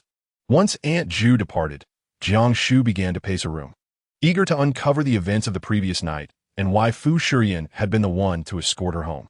Surely, something must have transpired during that time. This question lingered in her mind as she arrived at the office, yet remained unanswered. Moreover, she sensed an unusual atmosphere at the company today. "Have you heard? Director Jiang has resigned," Xiao Chen whispered as he approached. Jiang Shu's hands froze mid-motion, her eyes widening in confusion. "What did you say? Director Jiang has resigned?" Xiao Chen nodded vigorously. He came in early to process his departure. No one knows the reason. A sense of unease settled in Jiang Shu's heart. Something about this situation felt off. Regardless, our design department can finally restore its integrity, and our future days will certainly improve, Xiao Chen remarked, a hint of relief on his face. Jiang Shu took a deep breath, hoping that the spring of the design department had finally arrived. No sooner had she uttered her thoughts than the sound of clicking high heels echoed through the air, followed by Wang Wan approaching with a scowl. A flicker of something unusual passed through her eyes as she glanced at Jiang Shu. Unfazed by Wang Wan's gaze, Jiang Shu met her stare resolutely. In the past, Wang Wan would undoubtedly have made a scene, but today, she simply walked to her seat without uttering a word. What on earth is going on? Why is Jiang Shu here, seemingly unbothered? Colleagues in the break room murmured, tugging at Wang Wan for answers. Wang Wan furrowed her brow, recalling the phone call from her brother, her displeasure evident. Chapter 22. The new director. From now on, do not mention that individual in my presence. The colleagues exchanged glances and promptly fell silent. However, Wang Wan felt even more aggrieved. She had initially planned to have her brother confront Jiang Shu on her behalf. Yet now he was ignoring her as well. Jiang Shu was indeed a nuisance. Just wait and see. She would ensure Jiang Shu was trampled beneath her heel. With the departure of Director Jiang, the atmosphere within the design department transformed instantaneously. The oppressive air that had previously pervaded their work environment began to dissipate. At that moment, the manager of the HR department stepped forward. "Everyone, please quiet down. I have an important personnel announcement to make." All eyes turned attentively towards him. Shortly thereafter, Wang Wan approached, a smile gracing her features. According to the company's decision, Wang Wan has been temporarily promoted to the position of director of the design department, leading everyone in the upcoming projects. Wang Wan proudly lifted her chin, declaring, "I look forward to your guidance. Together, we will elevate our design department to new heights." Xiao Chen, somewhat disgruntled, questioned, why does she deserve the directorship? She stole Jiang Shu's design and now flaunts it so openly. Isn't she afraid of facing repercussions? Xiao Chen, perhaps you should refrain from speaking too freely. A new official often ignites a fervor. Be cautious lest the flames burn you, another colleague cautioned. Xiao Chen glanced at Jiang Shu, who was intently focused on her computer, her expression grave. "Jiang Shu, what's wrong?" Since her computer had been sabotaged, its performance had significantly declined, evidently infected by a virus that standard antivirus software could not resolve. The computer is broken. Has it not been repaired yet? Jiang Shu shook her head, realizing that the person who had stolen her design had left her with no escape. The computer's malfunction would undoubtedly hinder her subsequent work. It's fine. I'll find someone to repair it after work. It should be fixable, Jiang Shu replied, closing her computer. However, the next moment, Wang dropped a pile of documents onto her desk, exclaiming, Jiang Shu, organize these files by the end of the day and place them on my desk before you leave. Jiang Shu opened her mouth to protest, but Wang turned on her heel, not allowing her a moment to respond. Resigned, Jiang Shu acknowledged the hierarchy and began to sort through the files as instructed. Wang's devoted follower observed her effortlessly managing Jiang Shu with admiration, exclaiming, Sister Wang, only you possess such remarkable capabilities. Wang beamed with a radiant smile. Next time, please be mindful of your address. Yes, Director Wang. Wang felt a swell of pride. To this day, she could not fathom why the company chose to elevate her to the position of director. Logically, there were countless individuals more suited for the role following Director Zhang's resignation. Yet this fortuitous opportunity had inexplicably fallen into her lap. Indeed, fortune had arrived, and there was no preventing it. After work, she gathered a few friends for dinner. Yes, Director Wang. Jiang Shu spent the entire morning organizing, and the piles of documents on her desk had finally diminished by a third. Stretching her limbs, she glanced at the clock and realized it was mealtime. Xiao Chun, let us go eat. Xiao Chun promptly shut down her computer and accompanied Jiang Shu to the company cafeteria. However, there was an unusual atmosphere in the dining hall that day. Jiang Shu dismissed her concerns. After filling her plate at the window, she searched for a place to sit, only to spot Fu Shiyan already seated and dining at a table. Chapter 23. The sudden appearance of Fu Shiyan the man exuded an aura of aloof elegance. Methodically enjoying his lunch, capturing attention effortlessly. What brings Director Fu here? Xiao Chun exclaimed in astonishment. Jiang Shu quickly grasped her arm, suggesting, let us sit over there. Xiao Chun, not wishing to be too close to their boss, decisively opted for a different table alongside Jiang Shu. Recalling the events of the previous night, Jiang Shu felt an overwhelming urge to find a place to hide. Nevertheless, she hastily finished her meal. As she placed her tray down and prepared to ascend the stairs, she unexpectedly collided with Fu Shiyan. Truly, what one fears often comes to pass. Director Fu, they both greeted in unison. Fu Shiyan cast a glance at Jiang Shu and acknowledged her with a slight nod. Just then, the elevator arrived. Jiang Shu initially considered waiting for the next one, but Xiao Chun pulled her inside. Thus, the three of them found themselves together in the elevator, and Jiang Shu felt her breath quicken. As the elevator ascended, Jiang Shu silently wished for it to move faster. At last, they reached their floor, and she tugged Xiao Chun toward the exit, while Fu Shiyan, observing her seemingly frantic retreat, took long strides to follow. Hello, Director Fu. Hello, Director Fu. The abrupt arrival of Fu Shiyan in the design department caught everyone off guard. Director, what brings you here? Wang rushed over, her demeanor exceedingly cordial. However, Fu Shiyan halted, lifting his gaze to meet hers. Noticing her name tag affixed to the left side of her chest, he inquired, are you the newly appointed Director Wang? Wang was taken aback that Fu Shiyan recognized her, a wave of elation washing over her.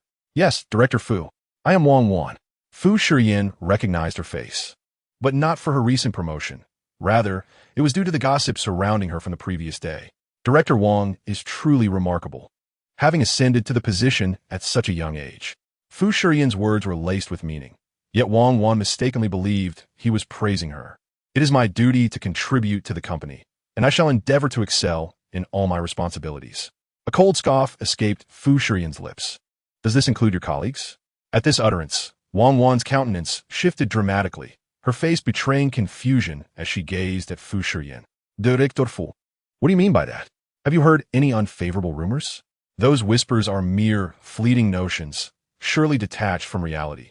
You must not give them credence. Indeed, Director Wang, please do not be alarmed. I merely spoke offhandedly. As Wang exhaled in relief, she realized her back had grown uncomfortably cold. Director Fu, you genuinely startled me. It's nothing. I was just passing through. Please, continue with your work.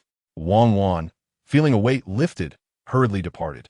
Observers noted the prolonged and seemingly cordial exchange between Wang Wan and Fu Shiyan, leading them to speculate that her swift promotion to director was likely due to her connection with him. After all, it was evident to all that her capabilities alone could not justify such rapid advancement. Fu Shiyan wandered through the design department until he finally spotted Jiang Shu, who was engrossed in a pile of documents, completely oblivious to his presence. He rubbed his nose, pondering how his presence had become so inconspicuous. Approaching Jiang Shu, he gently rapped on her desk. Chapter 24. The thief accuses the thief. Jiang Shu looked up, startled. Director Fu, observing her sorting through a collection of seemingly trivial papers. Fu Shiyan was taken aback. Was she not a designer? He had previously reviewed her designs and found them quite commendable. Why was she now engaged in assistant-like tasks? Please bring me the latest packaging design proposal from the company. Jiang Shu hesitated for a moment before quickly responding, "Of course, I will get it for you right away." However, she soon remembered that this project was originally hers, only to be appropriated by Wang Wan. She had yet to clear her name. Thus, Jiang Shu replied, "I apologize, Director Fu, but I am clearly not in charge of this project. If you wish to see the design, you may consult Director Wang." A flicker of suspicion crossed Fu Shiyan's eyes. "You're not responsible for this project?" Jiang Shu affirmed with a slight nod before sitting down. "This project is under Director Wang's direct supervision. For any inquiries, it would be best to approach her." Upon learning that Fu Shiyan sought to review the design department, Wang Wan promptly hurried over. "Director Fu, the design plans are in my office. Please, let's go there." Fu Shiyan had initially intended only to take a leisurely stroll after lunch, curious about Jiang Shu's activities. His inquiry had been a mere pretext, yet now that he had broached the subject, it was difficult to retract. Upon arriving at the director's office, Wang Wan hastily placed the design blueprint in front of Fu Shiyan. "Mr. Fu, this is the finalized design, and the client is exceedingly satisfied." Initially, Fu Shiyan displayed little interest. However, upon witnessing the design on the computer, his expression gradually darkened, particularly when he noticed the sole signature in the bottom left corner, Wang Wan's name. Recalling Jiang Shu's earlier discontent, he began to grasp the situation. "Is this all your work?" he inquired. With a composed demeanor, Wang Wan replied, "Yes, Mr. Fu." Fu Shiyan's lips curled into a slight smirk. "In that case, Director Wang, would you enlighten me about your design philosophy?" Wang Wan, momentarily taken aback, nevertheless responded, "My design philosophy originates from the product itself. I have integrated the product's characteristics and opted for a rather bold color palette." Having navigated the design department for many years, she possessed considerable expertise. After speaking, she looked at Fu Shiyan with sincere eyes. "Of course, these are merely my thoughts, and I welcome your guidance." Fu Shiyan lifted his gaze to meet hers. Indeed, Director Wang's design philosophy was innovative, albeit somewhat ostentatious and superficial. Wang Wan's expression froze instantly. Fu Shiyan continued, "Director Wang, are you certain this design was solely your independent creation?" Wang Wan, puzzled by the implication behind his words, could only assert, "Yes, Mr. Fu, this is all my work." However, Fu Shiyan remarked, "Is that so? How curious that I have encountered the same design from two different individuals." Wang Wan's eyes widened in disbelief. She stared at Fu Shiyan, opening her mouth, momentarily at a loss for words. "Director Wang, shouldn't you provide me with a thorough explanation of this situation?" "Mr. Fu, I assure you, this is my design," Wang Wan insisted tightly, clutching her clothing, unwilling to concede. To admit otherwise would spell her ruin. "I did not know where you encountered a design identical to mine, but if that is indeed the case, then someone has plagiarized my work, and I reserve the right to pursue this matter." Chapter 25. Repairing the computer very well. I shall fulfill Director Wang's wishes. Fu Shiyan cast one last cold, disdainful glance at her computer screen before turning to leave. Wang Wan trembled as she watched the man's retreating figure, recalling his piercing gaze, which filled her with trepidation. What did he mean? His tone suggested he was privy to some underlying truth. Had Jiang Shu truly divulged everything to him? No, that could not be. Jiang Shu's computer was malfunctioning, and there was no tangible evidence to substantiate her claims. Fu Shiyan would not believe her. Wang Wan paced anxiously within the office, outwardly appearing composed, yet internally beset by worry. Meanwhile, Fu Shiyan strode directly to Jiang Shu's workstation, finding her engrossed in organizing documents, resembling a timid quail. He furrowed his brows, his distinctly knuckled fingers tapping on the table. Bring your computer and come to my office. Jiang Shu looked up in confusion. Before she could gather her thoughts, Fu Shiyan had already left her with a cold, indifferent silhouette. If she was not mistaken, his expression before turning away had been quite grim. As soon as Fu Shiyan departed, the design department buzzed with activity, whispering and glancing at Jiang Shu. Why would the so suddenly summon her? She had not been responsible for any projects lately. Xiao Chun, concerned, leaned closer to Jiang Shu and whispered. Could it be that Wang Wan just whispered something in Fu's ear? Want to get you fired? Help! Jiang Shu quietly lamented, though she doubted she would be dismissed. I'll go see what's up. She grabbed her computer and hastily followed Fu Shiyan, his figure exuding a sense of heroic resignation. On the top floor of the Fu Corporation, she placed her computer steadily on Fu Shiyan's desk. He reached out, opened it, and began typing. The screen filled with blue screens and code.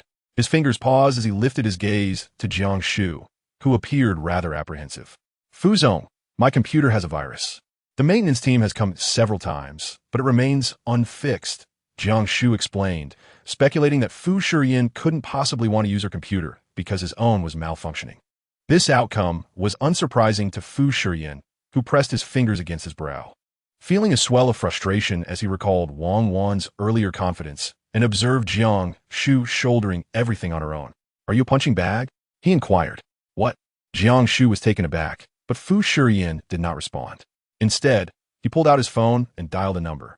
After a brief conversation, he smirked and said, Come to my company now. You have 10 minutes.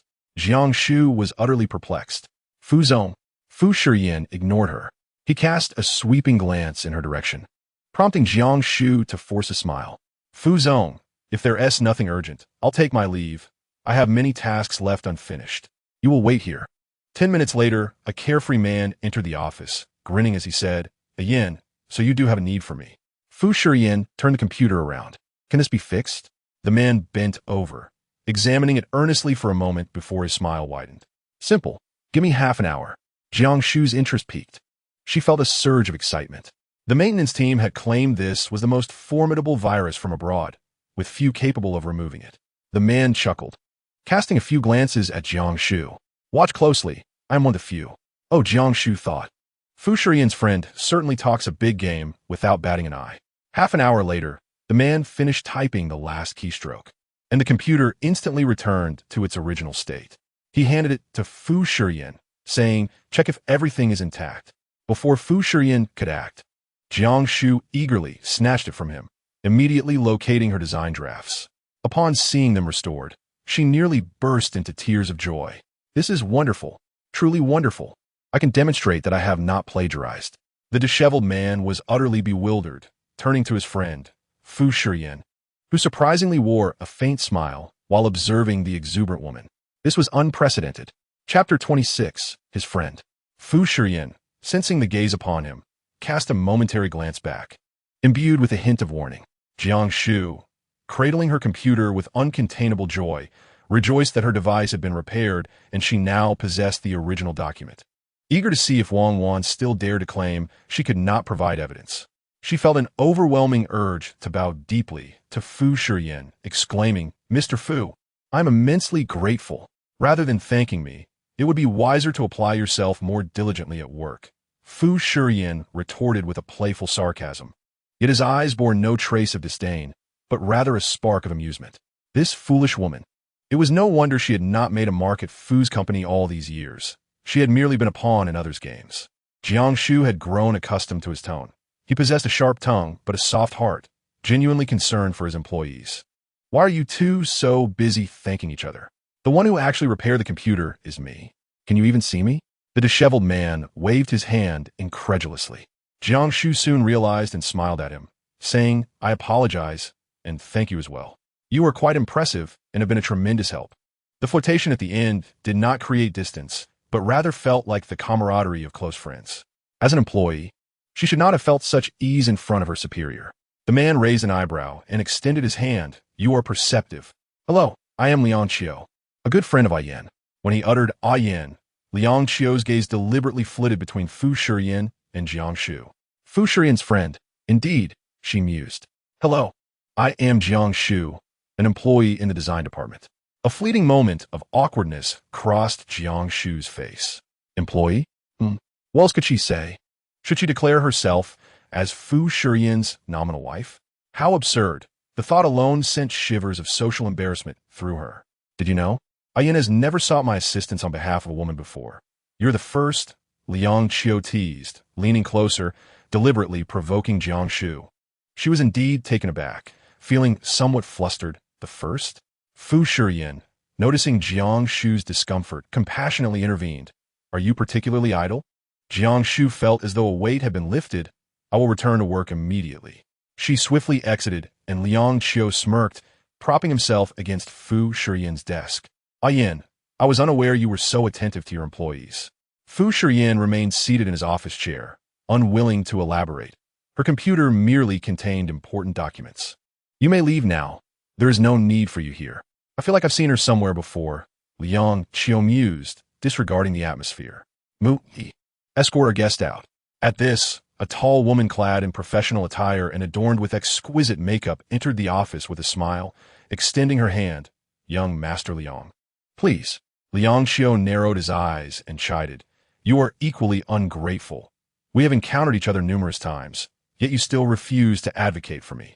Mu Yi's smile was always perfectly poised. I have secured a reservation at the restaurant favored by Master Liang, and we can dine there immediately.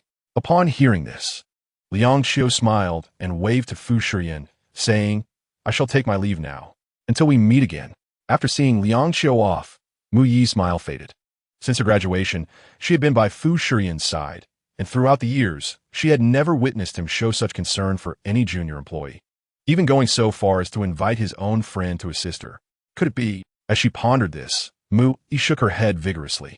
It was inconceivable. That employee had nothing to offer, and Fu Shiyan would never take notice of her. Perhaps there were indeed important matters pertaining to the Fu Corporation on that computer. Chapter 27. The Wolf in Sheep's Clothing. When Jiang Shu returned to the design department, she cradled her laptop and wore a defeated expression. Xiao Chun hurried over to inquire what happened. Why did President Fu ask you to bring your computer upstairs? A vague figure appeared at the door of the director's office, prompting Jiang Shu to sigh heavily, her fatigue apparent. President Fu wanted to see my design sketches, but my laptop malfunctioned, and he scolded me in anger.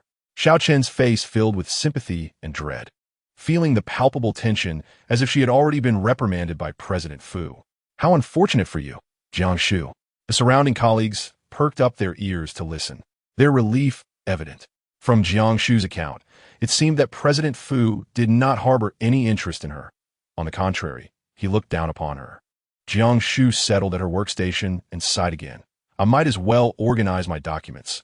If the drawings are not approved tomorrow, I shall have to bear the brunt of it. As she spoke, the figure in the director's office vanished. Wang couldn't help but chuckle, realizing that there had been no misstep. Perhaps Fu Shiyan had indeed seen the original draft somewhere, but he certainly did not anticipate that Jiang Shu's laptop had failed. Now, even if he suspected her, there would be no evidence to substantiate his doubts. Wang's spirits lifted significantly, and she prepared to leave work looking splendid. That night, the Mingyuan was ablaze with lights. Upon returning from his social engagements, Fu Shiyan noticed Jiang Shu's absence and casually inquired of Aunt Ju, "Where is my wife?" Aunt Ju helped him hang up his suit and replied, "Madam finished dinner and locked herself in her room, claiming she was working on a grand plan, shrouded in mystery." Fu Shiyan furrowed his brow, suspecting she intended to retaliate over the laptop incident. Jiang Shu's room was not tightly shut, leaving a small gap. As Fu Shiyan passed by, he instinctively halted, peering inside. The frail girl sat at her desk, tapping away at her computer while laughing heartily. Fu Shiyan's frown deepened. He was utterly exasperated, finding it absurd that he was wasting time observing an imbecile amusing herself. The following day, Wang's proposal drawings were scheduled for review, and only upon their approval could contracts be signed with clients. You young people lack any spirit. Are you truly that fatigued? This is detrimental to our company's image. Wang admonished as she entered the conference room. Xiao Chen rolled her eyes and remarked to Jiang Shu, "Unbelievable. She possesses no real talent, yet revels in flaunting her authority as director." Jiang Shu's expression was as serene as water as she twirled the pen in her hand. "Director Wang, since everyone is present, shall we commence the meeting?" Wang shot her a glare. The design schematics for the project unfurled one by one on the PowerPoint presentation, and Wang Wan reiterated the concepts she had previously conveyed to Fu Shiyan. If there are no objections, we shall proceed with the signing. Just then, a delicate, fair hand rose slowly. I have a supplement. Wang Wan gritted her teeth. Jiang Shu, what are you up to this time? What, am I not allowed to add something? Under the watchful gazes of all present, Wang Wan found herself unable to retort and could only brace herself to let her speak. I believe the design philosophy you just articulated is rather superficial. Jiang Shu stood up, asserting that the blueprint possessed a far deeper expression. Aside from its bold color palette, the line design also bore significant meaning. At the center, what appeared to be a logo, upon closer inspection, revealed the digits marking the 10th anniversary of the client's company, showcasing exquisite craftsmanship. A murmur of realization swept through the conference room. Chapter 28, Proving Innocence. Wang Wan felt a chill run down her spine. Inhaling deeply, her smile strained. I forgot to mention that. You are meticulous indeed. Please sit down. Jiang Shu remained standing, her face a picture of innocence. Isn't Director Wang curious why know such intricate details? Wang Wan felt a shiver down her back, finding herself at a disadvantage against the composed and self-assured Jiang Shu. Her lips twitching slightly. Yet, on reflection, she reasoned that it was merely a commotion without evidence. Why? Because I drew this blueprint. What a joke. Just because you say you drew it, it must be so? There's no proof. In the midst of their exchange, before the echoes of the word evidence faded, Jiang Shu had already flipped her computer around, revealing for all to see the identical blueprint. In an instant, Wang Wan was left speechless, cold sweat cascading over her. When had her computer been repaired? This was impossible. The astonished murmurs in the conference room did not cease. Lo and behold, indeed, Jiang Shu's blueprint bears a save date from a week ago, while Director Wang's is evidently later. Upon hearing this, Wang Wan retorted loudly, "What does that prove? I often modify designs. The final save date is not evidence. I could just as easily claim she plagiarized me, attempting to tarnish my reputation." Jiang Shu nodded in agreement, lightly tapping the keyboard. "The date may indeed be inconsequential, but Director Wang, since you frequently modify designs, have you not noticed a significant oversight?" Wang Wan abruptly turned to the blueprint, her gaze darting rapidly, momentarily at a loss for whether to confirm or deny. Xiaochen quickly searched, murmuring, "I don't see anything." Jiang Shu, hands clasped, leisurely approached Wang Wan, raising her hand to circle a spot in the upper right corner of the blueprint. In truth, it was nearly indiscernible. A light-colored letter JS was overlaid on a black line. This was Jiang Shu's long-standing habit as a designer, watermarking her works to prevent leaks. The room erupted in astonishment. Now, the identity of the plagiarist is glaringly apparent. Wang Wan stepped back and collapsed in her seat, her face pale as she confronted Jiang Shu. Normally, I would have removed the watermark from the design before submission, yet before I could do so, this design had already been copied by you. Had it not been for the timely repair of my computer, I might not have recalled this incident. This was the oversight Jiang Shu had previously worried about, and unexpectedly, it turned out to be her salvation. I had wondered how she could ever ascend to the role of director. Her character is truly tarnished. Colleagues whispered among themselves, some casting disdainful glances at Wang Wan, while others expressed sympathy. Clearly, this battle was won by Jiang Shu. I had stated that I would uncover the evidence. Jiang Shu pressed her lips together, unwavering and resolute as ever. "Do you remember what you once told me? You said you understood my ambition to rise. But some matters cannot be fabricated. Wang Wan, I now return that sentiment to you." Wang Wan's complexion turned ashen, her lips trembling. She wished to retort, but found herself at a loss for words. It was a humiliation akin to being caught in the act of thievery, leaving her utterly mortified.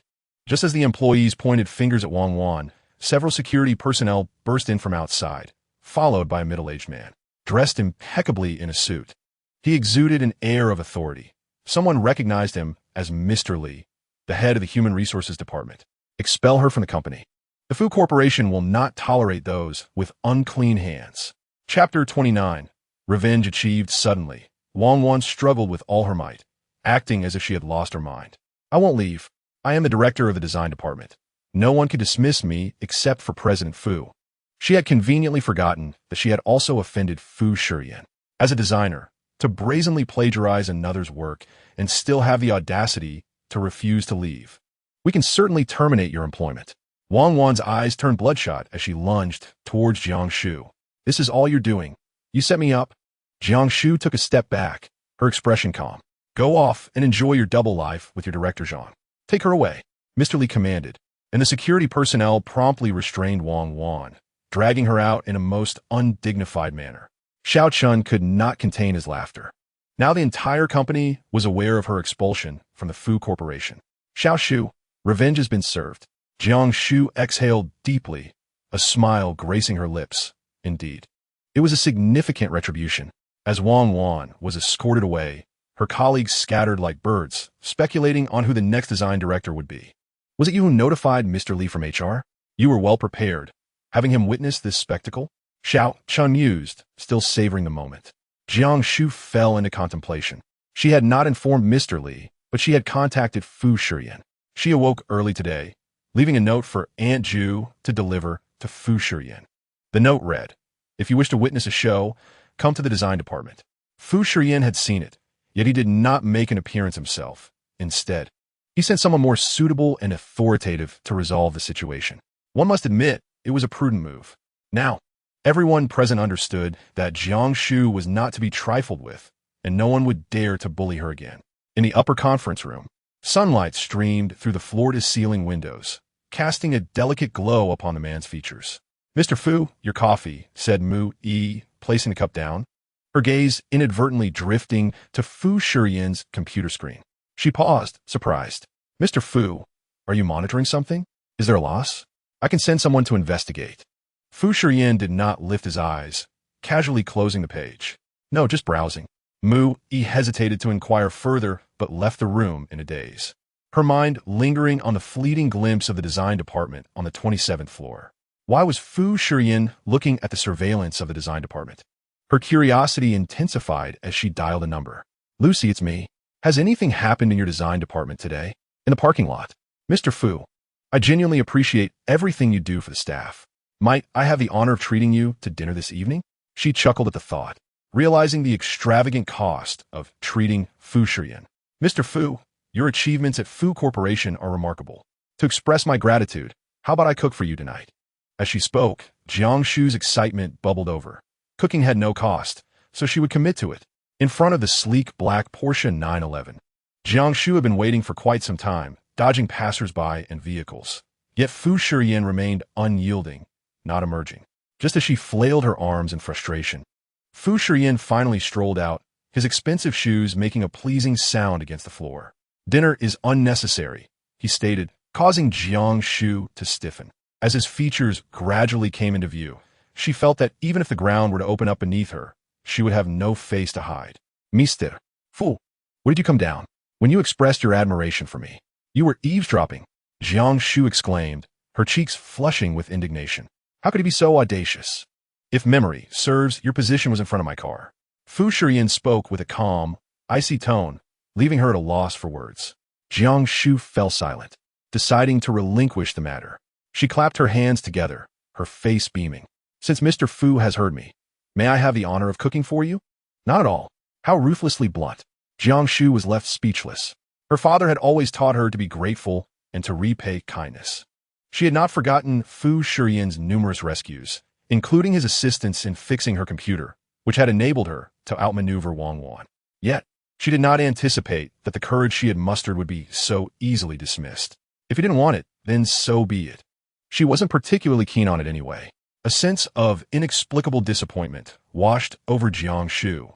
Just as she was about to nod and find an excuse to escape this suffocating encounter, Fu Shiyan's voice broke the silence. "You will accompany me to the hospital tonight." Jiang Shu was perplexed. To see my grandfather? To bring him home after his discharge? In the car, Jiang Shu learned that her grandfather was recovering well and had been eagerly requesting to return home. With Fu Shiyan's busy schedule, he could only manage to pick him up after work. She did not ponder too deeply. Is your grandfather only blessed with one grandson? Other inquiries were abruptly halted, as she felt it inappropriate. Fu Shiyan was resting with his eyes closed, the neon lights outside casting a glow upon his face through the window, accentuating his delicate profile. "My grandfather has but one son, my father, who passed away when I was quite young. I was raised by my grandfather. So, I'm the only one capable of caring for him. I cannot entrust him to distant relatives. He recounted this matter-of-factly, as though it were of little consequence. Yet the phrase, only I revealed a hint of possessiveness. Jiang Shu nodded, partially understanding, but did not dare to inquire further about his mother. Fu Shiyan clearly preferred to remain silent on that topic, likely for the sake of unpleasant memories. Before entering the hospital room, Fu Shiyan halted Jiang Shu, his palm facing upward. She paused, momentarily taken aback, before placing her hand in his. His hand felt cold, causing Jiang Shu to instinctively pull back slightly, only to have it firmly gripped. Fu Shiyan reiterated, "Call me Ian." Having spent an extended period in the hospital, his grandfather was eager to return home, and upon seeing Jiang Shu, he beamed with delight. "Little Shu is so thoughtful, coming to fetch me, unlike some others." Fu Shiyan accepted the luggage prepared by the caregiver. "Grandfather, do not be too biased. It seems I am but an invisible man." Jiang Shu smiled brightly, skillfully cheering up the elderly man. "To come for you. Ian has been chattering about it all day. Please forgive him, grandfather." "Very well, for your sake." The old man appeared rather proud. His complexion had improved significantly, and his voice was robust. Jiang Shu had examined her grandfather's medical records. His illness was arduous to recover from, yet his current vitality seemed to stem from the joy of his grandson starting a family. The ancestral home, nestled amidst mountains and waters, stood as a small estate in High City, where every inch of land was precious. Jiang Shu, visiting for the first time, was momentarily awestruck. The world of the affluent was indeed incomparable. Yet, oddly enough, the architecture felt vaguely familiar, as if she had encountered it before. "Little Shu, should you find joy here, you may come and reside with Ian whenever you wish. Grandfather's home is your home. No need for formality." The elderly man's kindness eased Jiang Shu's anxiety, prompting her to respond, "You are the most unpretentious wealthy person I have ever met." Her remark elicited laughter from her grandfather, and surprisingly, a faint smile even graced Fu Shiyan's lips. Chapter 31. The heirloom jade bracelet. The servants of the ancestral home, aware of the old man's return, had prepared a sumptuous dinner in advance. Having dined together for the second time, Jiang Shu felt far less tense, for she sensed her grandfather's genuine affection towards her. After dinner, he summoned the two into his study. A devout Buddhist, the room was filled with the fragrant scent of sandalwood incense. Jiang Shu casually surveyed the surroundings, feeling an inexplicable sense of familiarity, as though she had been there before. Fu Shiyan grasped her wrist gently and inquired softly, "What troubles you?"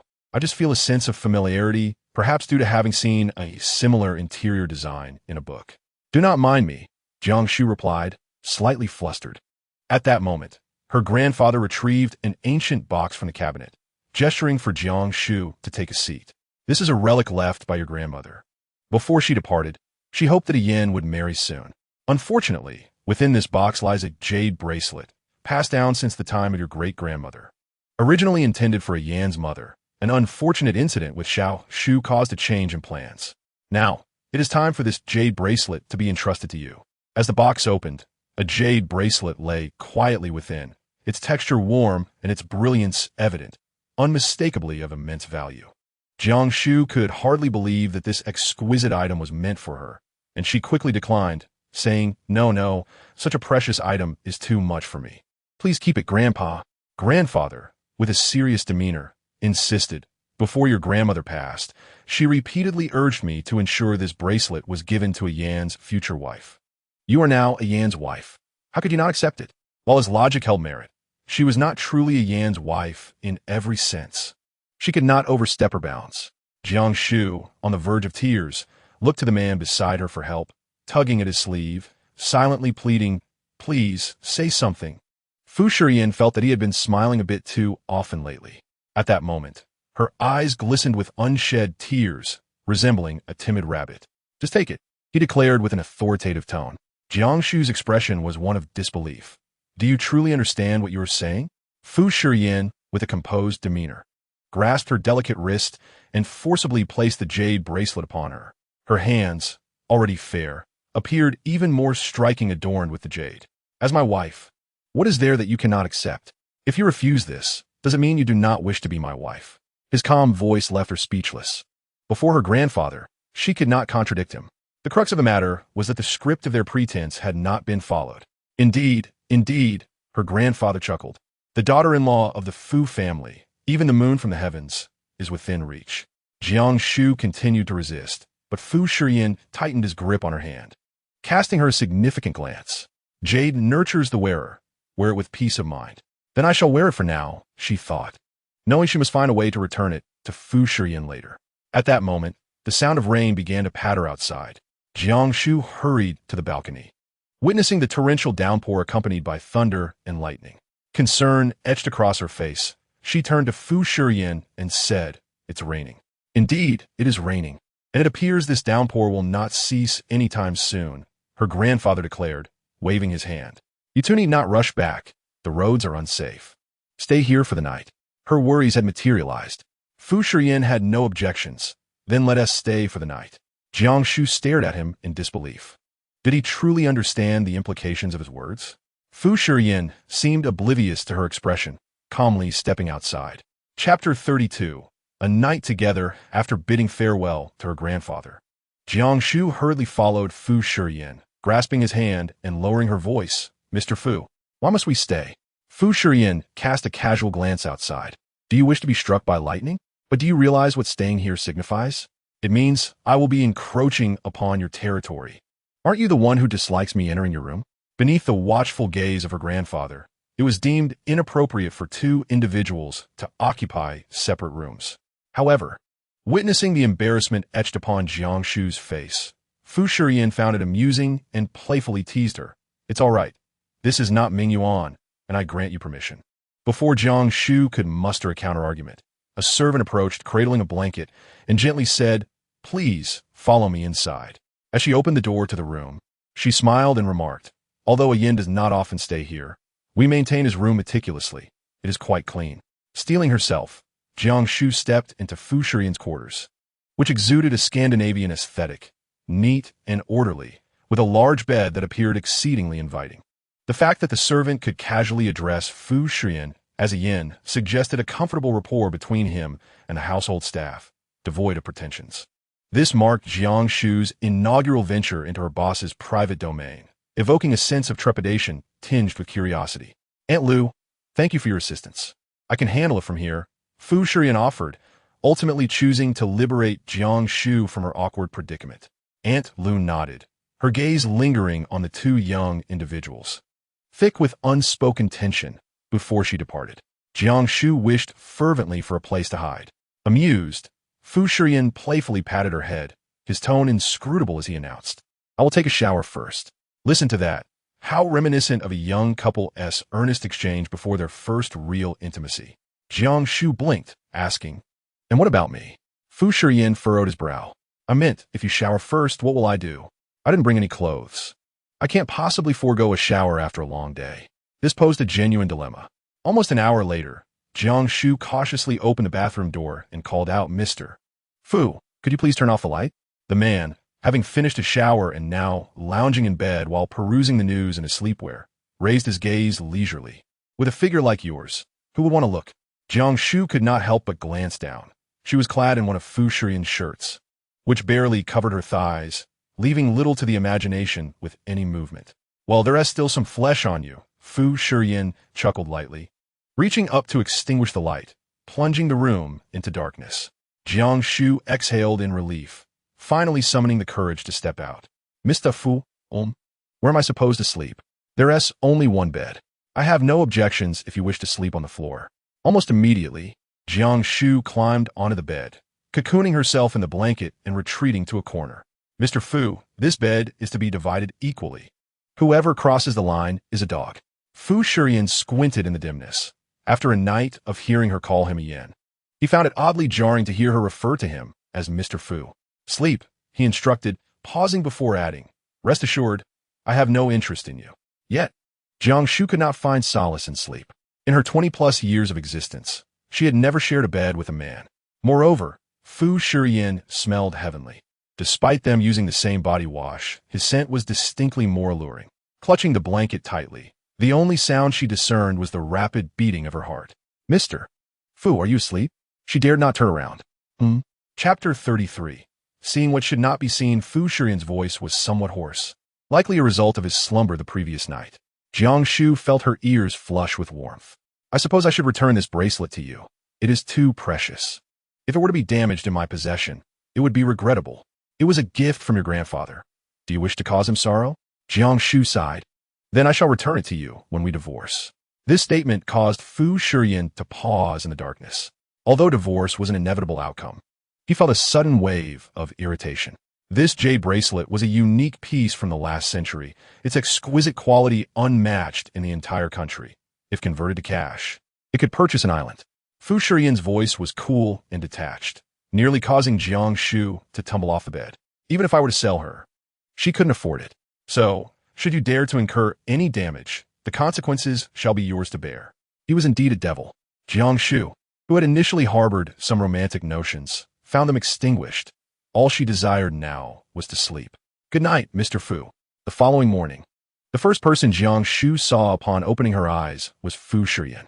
His finely sculpted features loomed closer, and as her voice emerged hoarsely, she was yet to grasp the gravity of the situation. Good morning, Mr. Fu. There was no response. Realizing the softness by her side, she instinctively touched it and was jolted awake. She had been embracing Fu Shiyan. One of her legs was draped over his waist, treating him as though he were a mere doll, while the doll himself wore an expression of profound displeasure. Who oversteps is a dog. Jiang Shu, am I comfortable to you?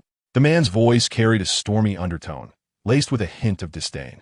He had always abhorred intimacy with women. Jiang Shu quickly withdrew, stammering, I'm so sorry. I didn't mean to. I forgot to mention that I am a restless sleeper. Only then did Fu Shiyan sit up, ready to express his annoyance. But as he glanced down, he noticed her shirt had ridden up significantly, revealing sights that were best left unseen. He swiftly averted his gaze, his ears burning with embarrassment. Fool! With that, he retreated to the bathroom to wash up. Jiang Shu, oblivious, was unaware of the tumult brewing within Fu Shiyan, who struggled to breathe properly. How could this be? How could he possibly have a reaction to her? Meanwhile, Jiang Shu finally registered her attire and let out a shriek, wishing she could vanish on the spot. Why is no one speaking? At the dining table, her grandfather scrutinized the two of them with a puzzled expression. Sensing something amiss, Jiang Shu buried her face in her bowl, daring not to meet Fu Shiyan's gaze, her voice muffled. It's nothing, Grandpa. I just haven't woken up yet. Help! She was still an innocent girl, and here she was exposed to Fu Shiyan. Where was her purity? After hastily consuming a few bites, Jiang Shu could no longer bear the tension. After exchanging a few pleasantries, she grabbed her bag and rushed out, exclaiming, Grandpa, I'm late for work. I must leave. Hey! Fu Shiyan picked up the car keys. I'm heading to work as well. He strode out, his figure appearing several years younger. Aunt Lu observed the scene and remarked with a smile, Yin and Xiao Shu together seem to be in a different state altogether. The child still requires companionship. Jiang Shu reluctantly boarded Fu Shiyan's car, curling herself into a corner to maintain distance from him. Am I the one being taken advantage of here, miss? Why are you so shy? Who is shy?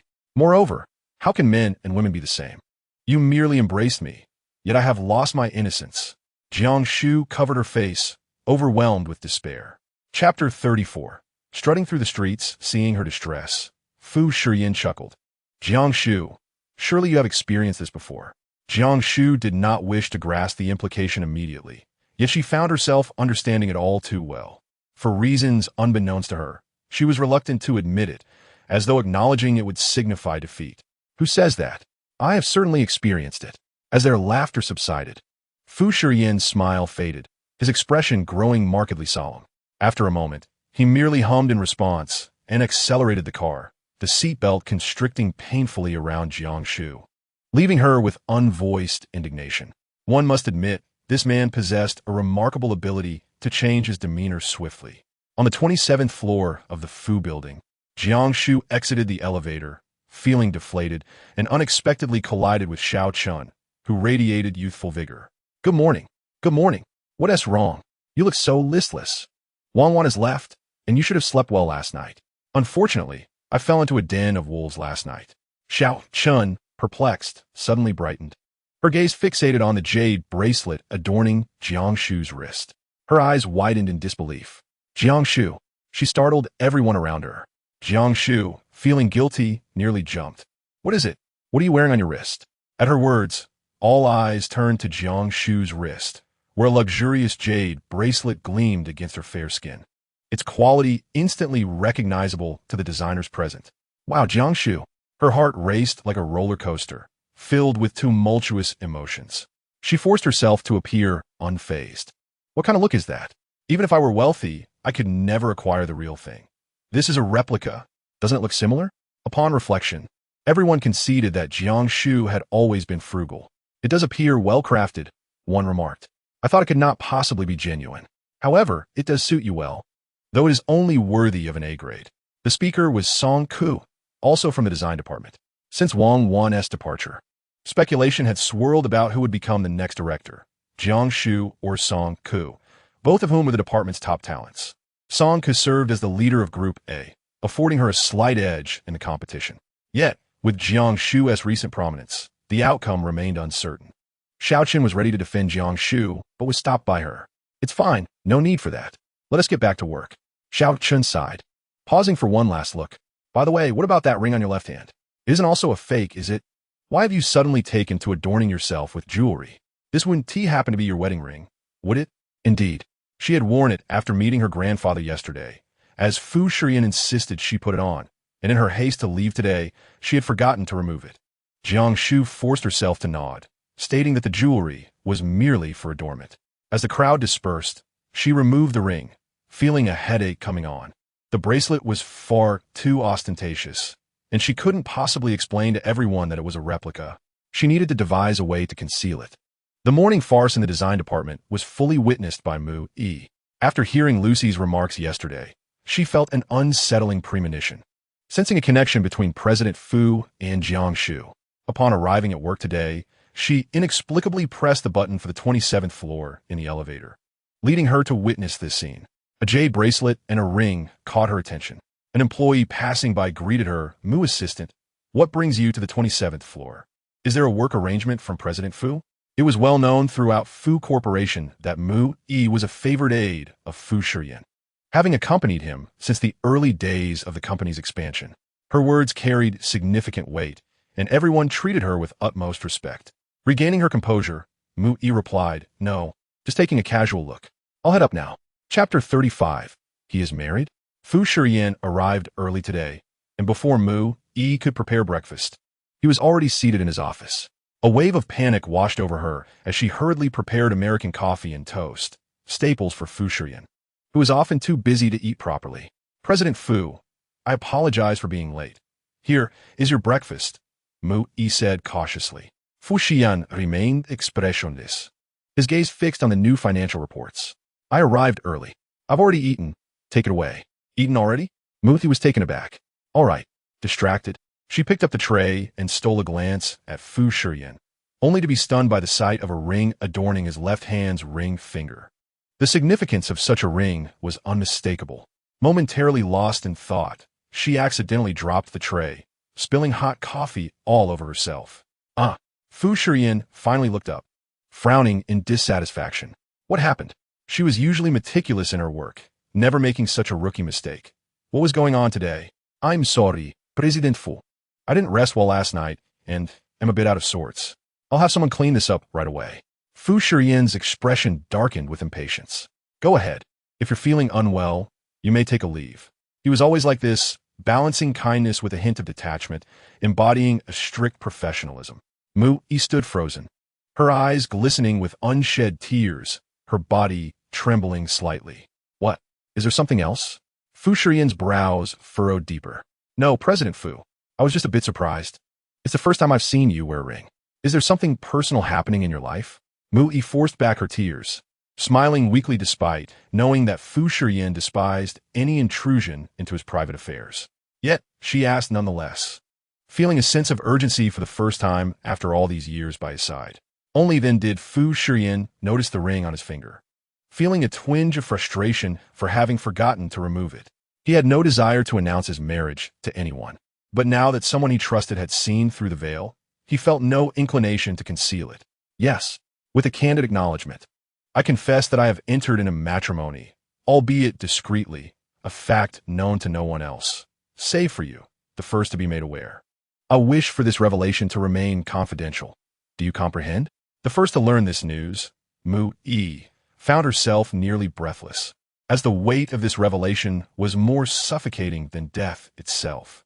How could such an unexpected union occur?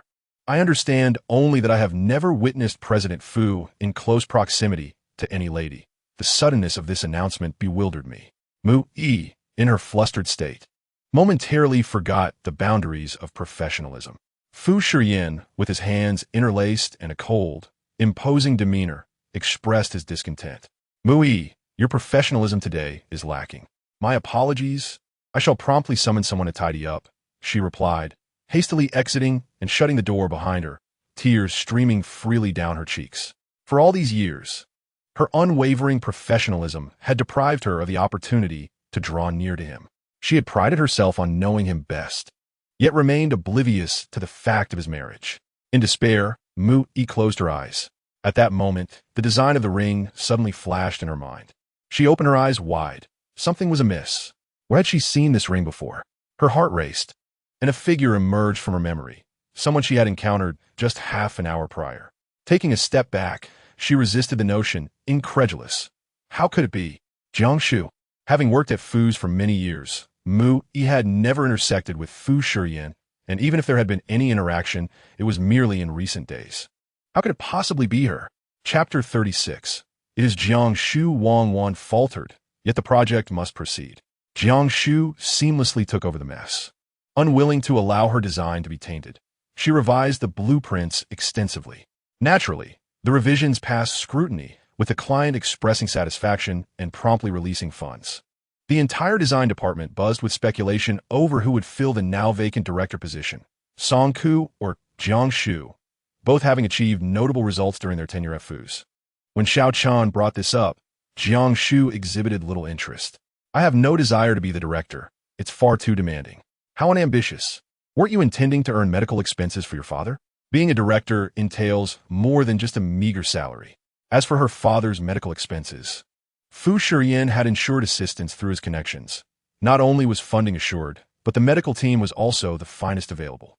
She felt no pressing need to concern herself with this matter. Yet a nagging thought lingered.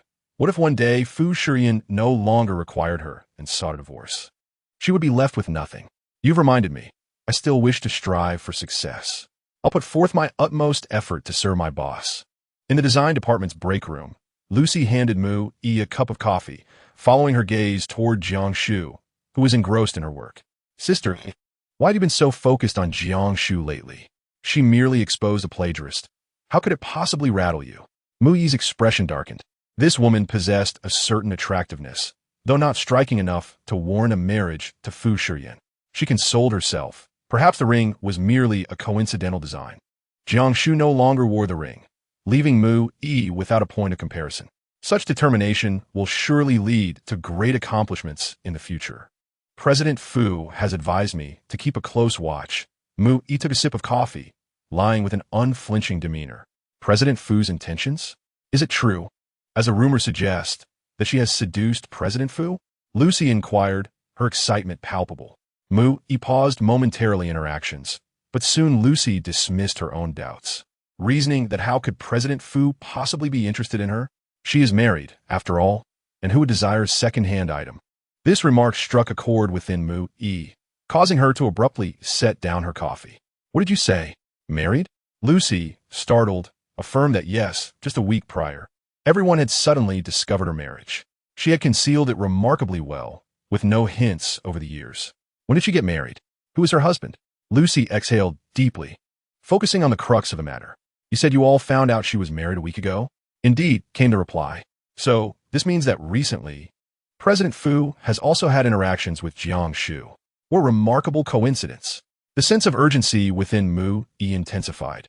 She was increasingly convinced that Jiang Shu was indeed President Fu's spouse. Before the end of the workday, Jiang Shu organized her belongings, intent on leaving precisely on time. She never believed in giving her time away to the capital without compensation, adhering steadfastly to her life philosophy. At that moment, Lucy strolled by with a stack of files, cheerfully asking, Jiang Shu, there's a gathering in the design department this weekend. Would you like to bring your husband along for us to meet him? You've been married for quite some time, and we still haven't had the pleasure of meeting him. Who decided that husbands must meet their wives' colleagues? Before Jiang Shu could respond, another voice chimed in. Indeed, he never seems to come and pick you up after work. How inconsiderate. Is it possible he doesn't exist at all? Jiang Shu rolled her eyes, contemplating a retort that indeed he existed, and they had met him long ago, though they likely wouldn't recognize him if he stood before them. After a moment's reflection, she replied with a smile, Well, you see, my husband has a bit of a hidden ailment, making it inconvenient for him to join us. Hidden ailment? The colleagues exchanged glances.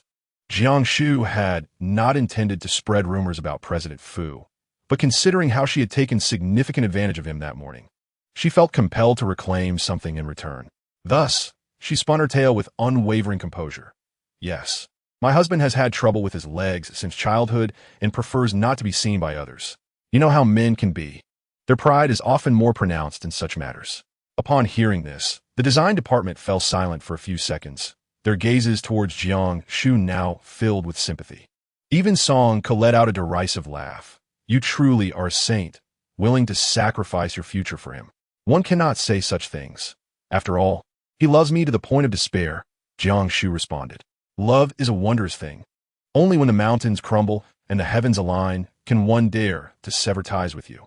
With her hands on either side of her face, she extravagantly imagined President Fu's deep affection for her, stifling laughter to the point of trembling. President Fu, you're off work? Xiao Chun suddenly glanced over Jiang Shu's shoulder, his voice quaking. Jiang Shu's smile had yet to fade. President Fu? What President Fu? However, upon turning her head, she was met with the striking visage of President Fu, his expression as somber as ever. With hands tucked into his pockets and black trousers impeccably tailored to his legs, he cast a commanding gaze upon Jiang Shu, exuding an unmistakable aura of authority. Jiang Shu, startled, took a step back and inadvertently tripped over a chair, landing awkwardly on the floor. Laughter erupted in the office. Goodness, ever since her paths crossed with Fu Shiyan, ludicrous events seemed to unfold daily. Fu Shiyan cast a glance at the woman sprawled on the ground, a flicker of amusement passing through his otherwise somber eyes, and addressed Xiao Chun, stating, I'm merely passed by the design department to take a look. Everyone can clock out now.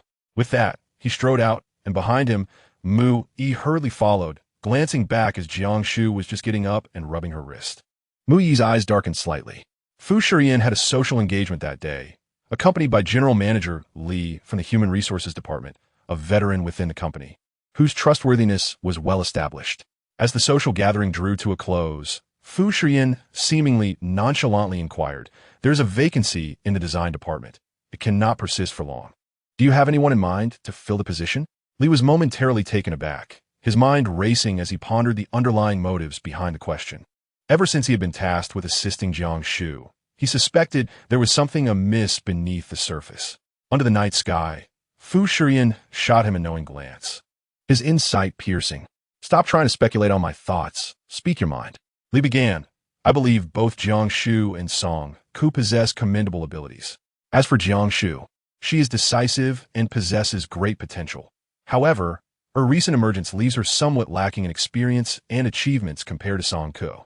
In contrast, Song Ku has secured numerous contracts and accolades for the Fu Company over the past few years. Thus, I personally feel she is decidedly more capable. Li scrutinized the young man's expression, wary of misstepping. Though he was significantly younger, the aura he exuded was stifling. And then, Li failed to grasp the implication. And then what? Fu Shiyan's tone turned icy. You mentioned Jiang Shu's shortcomings but neglected to mention those of Song Ku. Li was momentarily stunned, and, at that moment, Mu Yi, who had been quietly observing, stepped in to diffuse the tension. While General Manager Li's points are valid, it is crucial that individuals with substantial experience ascend, lest we repeat the major repercussions caused by Wang Wan's incompetence. After speaking, she cautiously glanced at Fu Shiyan, who was gazing into the distance, his jawline sharp, lost in thought. Based on her understanding of Fu Shiyan, despite his biases, he maintained a sense of fairness in professional matters. After about half a minute, Fu Shiyan nodded. Let's return for now. I shall consider further. Chapter 38. Preparing his late night snack, the Porsche sped away, its sleek body slicing through the air like a dart. Meanwhile, General Manager Li was drenched in sweat. Assistant Mu, I hope I didn't misspeak just now. Mu clasped her hands together, her expression somber. Do not worry. Should Mr. Fu inquire about this matter again, I advise you to remain steadfast in your response. He has always been a man of principles, devoid of favoritism. I understand this principle, Li replied, yet unease lingered within him. However, Jiang Shu and Mr. Fu seem to share an unusual connection. Do not misconstrue matters. Mu interjected sharply. Mr. Fu is concerned with tasks, not individuals. Refrain from baseless speculation. She possesses the ability to glimpse the truth of the situation, or she may choose to act as if nothing has transpired. However, others are not afforded such luxury. She forbids anyone from the Fu family from knowing about the relationship between Fu Shiyan and Jiang Shu, except for herself. Tomorrow marks the weekend, and Jiang Shu, instead of rushing to bed, decides to prepare a late-night snack alongside Aunt Ju, passing the time. "Ont you notes repeatedly, madame? It's evident you have a wealth of experience in the kitchen. Your culinary skills are truly commendable." Jiang Shu, upon hearing this, nods proudly. "My family's circumstances are not ideal. Often, we find ourselves without food. When hunger strikes, one must learn to fend for oneself. Over time, I have mastered it. In the Jiang household, Jiang's mother is quite lazy, whereas her father can cook. However, out of compassion for his dual responsibilities, Jiang Shu took it upon herself to manage all household affairs. As Jiang Shu pours the prepared beverages into cups, she glances outside, noticing an absence of activity. "Aunt Ju, does Mr. Fu often return home this late?" During her time here, she has never witnessed Fu Shiyan arriving home early. Indeed, Sir is quite busy with work. It is not uncommon for him to return home in the early hours. Before you arrived, there were occasions when he drank too much while out and would typically find a hotel to stay at, rather than returning to Minuan. This remark felt somewhat strange. Yet Jiang Shu, having clocked out from work, did not wish to dwell on it. Fu Shiyan must endure considerable strain. It is no wonder he has ascended to the ranks of the capitalists. "Madam," Aunt Ju nudged Jiang Shu with her arm, winking suggestively. "You have prepared such a delightful spread tonight. Are you waiting for Mr. Fu to return?"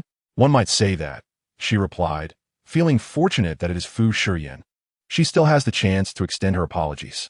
Were it any other man, upon hearing unfounded rumors of a hidden ailment, he would likely dismiss her without a second thought. Recalling Fu Shiyan's gaze at that moment, the sound of a car engine approached from the garden, growing nearer. Aunt Ju seized the moment to carry the desserts and drinks outside, announcing, "The sir has returned. This late-night feast is prepared by the madam for you." Fu Shiyan's frosty, star-like eyes glimmered with surprise as he beheld the table laden with exquisite dishes, their sweet aroma wafting through the air. Upon raising his gaze again, he caught sight of Jiang Shu in a flurry, hurriedly removing her apron and making her way towards him. You are back." Aunt Ju and the other servants discreetly withdrew, leaving the tranquil space occupied solely by the two. "Did you make this?" Fu Shiyan questioned, his tone laced with skepticism. "Yes, but Aunt Ju and the others assisted me." Would you like to try? I made strawberry cake, mango millefeuille, and chocolate daifuku. They are surely tastier than what you find outside. I do not eat sweets." A moment of awkward silence ensued. "I didn't know. I initially intended to express my gratitude by preparing a meal for you, but since you were not home until late, I resorted to making a late-night snack." She lowered her head, wishing she could bury her face in her chest. Jiang Shu, Fu Shiyan's voice deepened, for the first time perceiving how diminutive she appeared. "Are you attempting to curry favor with me?" Jiang Shu, bewildered, raised her head and quickly waved her hand, saying, "No, I meant to apologize to you.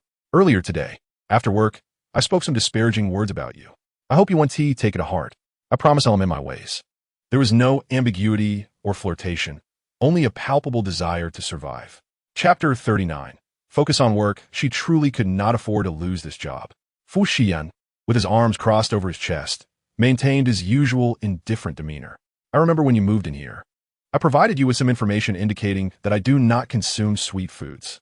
Do you realize the trouble such a lapse could bring me if exposed outside?" Jiang Shu, chastened, lowered her head, completely forgetting that only her grandfather was aware of their marital status. At this moment, their relationship resembled that of superior and subordinate.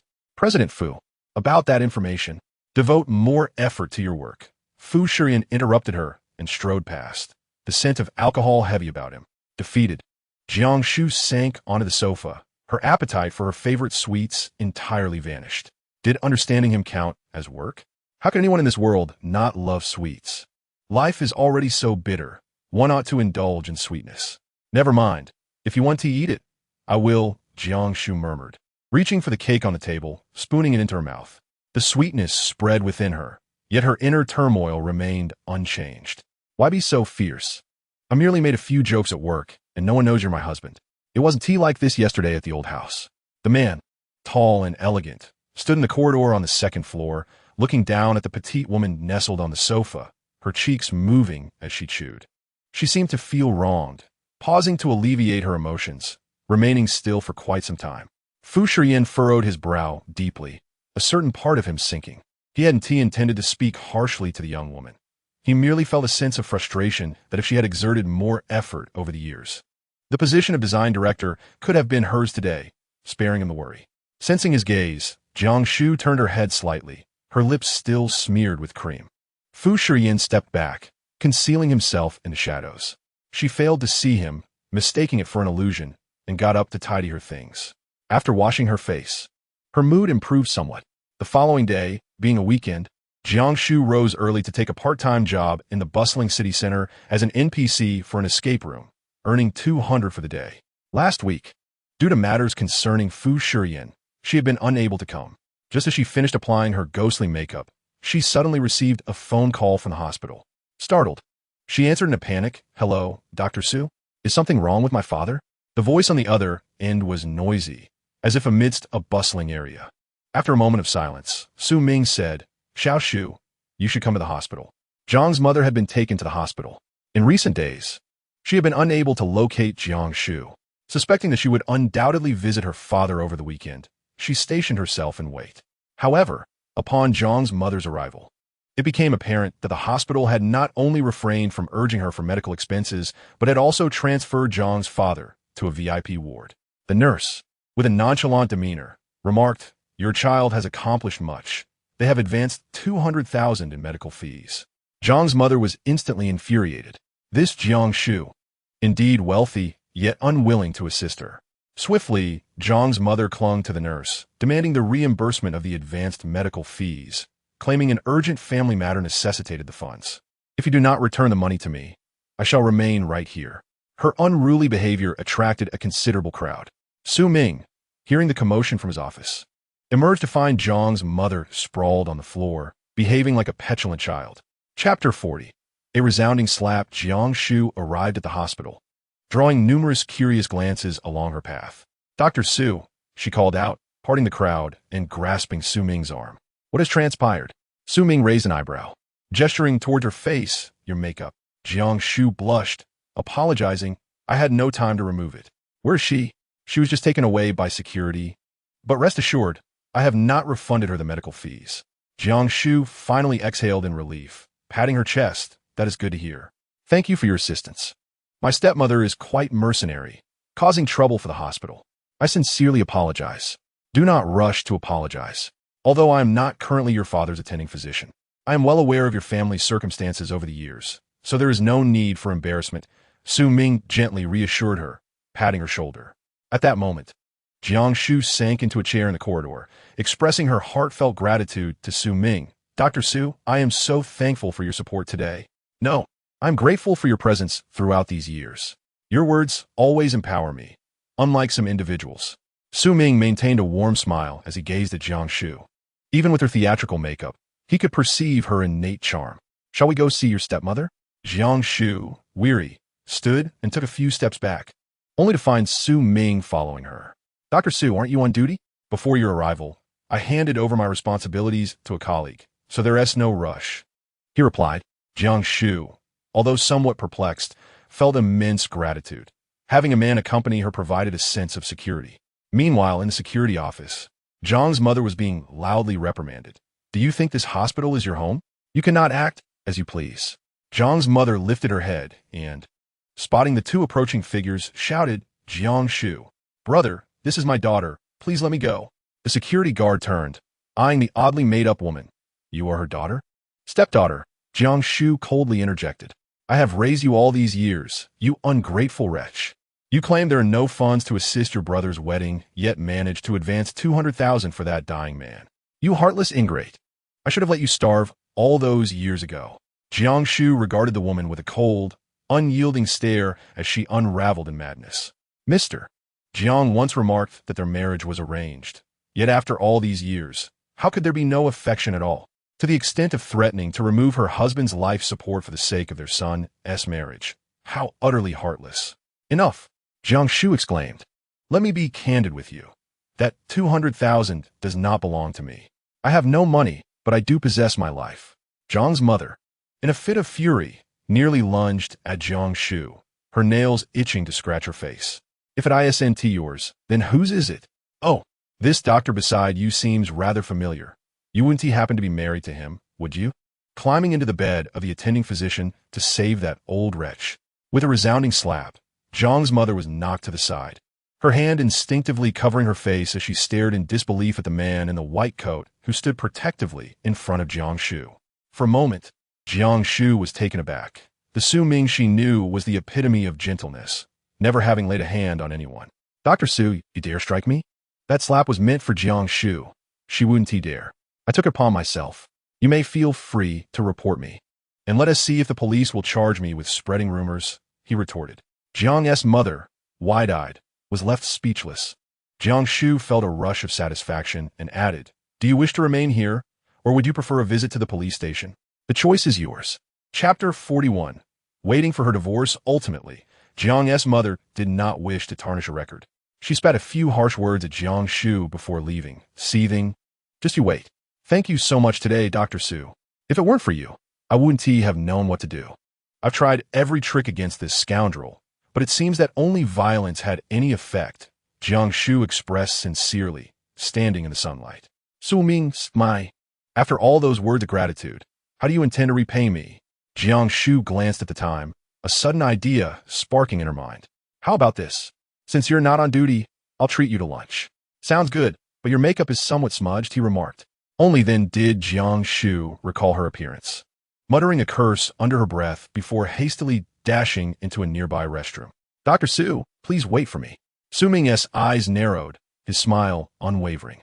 I'll wait, no matter how long it takes. At the Sichuan restaurant, Jiang Shu winced as the spice hit her palate, raising her glass to clink with Su Ming's. You have no idea how relieved I felt when you struck her. That slap was something I had wished to deliver for 10 long years. Su Ming leaned forward, resting his hands on the table, and smiled. I can only imagine the depths of hardship you've endured over the past decade. I'm pleased to have fulfilled your wish. Finally, there's been something pleasant these past few days, Jiang Shu sighed. Have you encountered difficulties?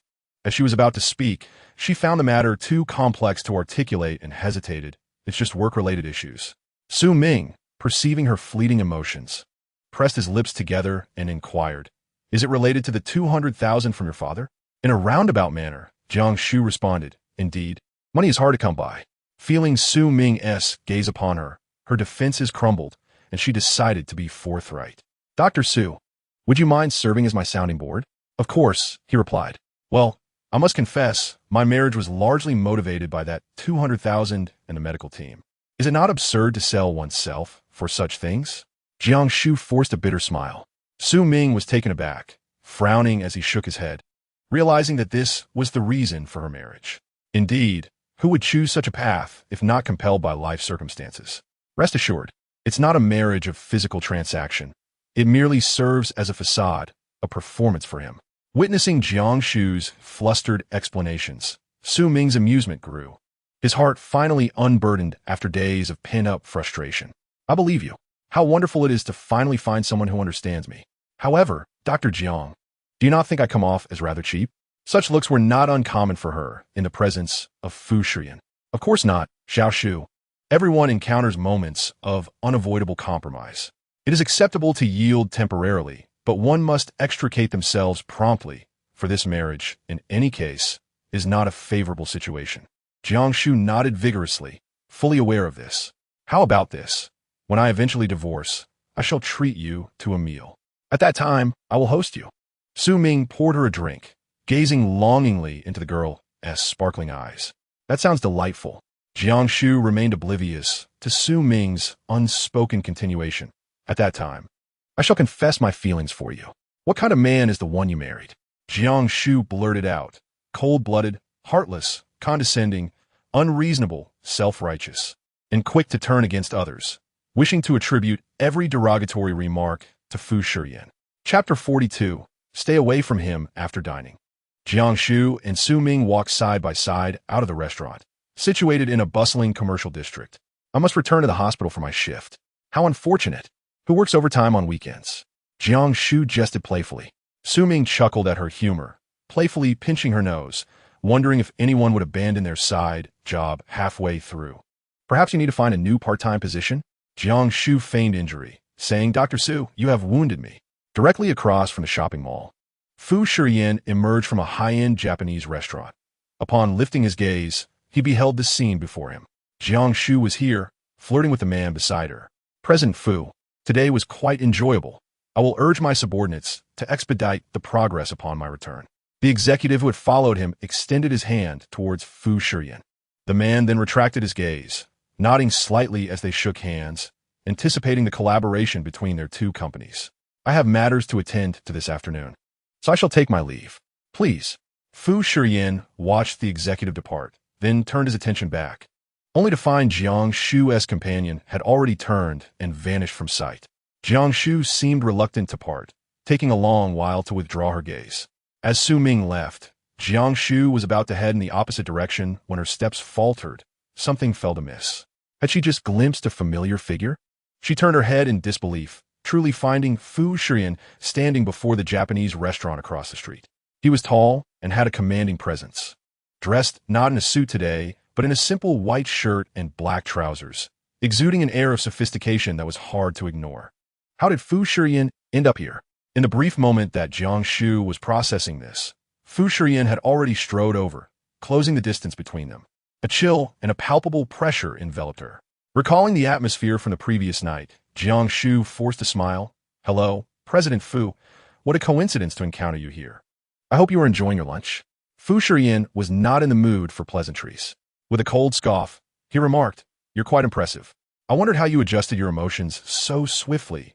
It appears you have a date. Jiang Shu was taken aback, not understanding what he meant by adjusting emotions or having a date. Dr. Su is my friend. Am I not allowed to have dinner with a friend? President Fu? That doesn't seem to be part of our agreement.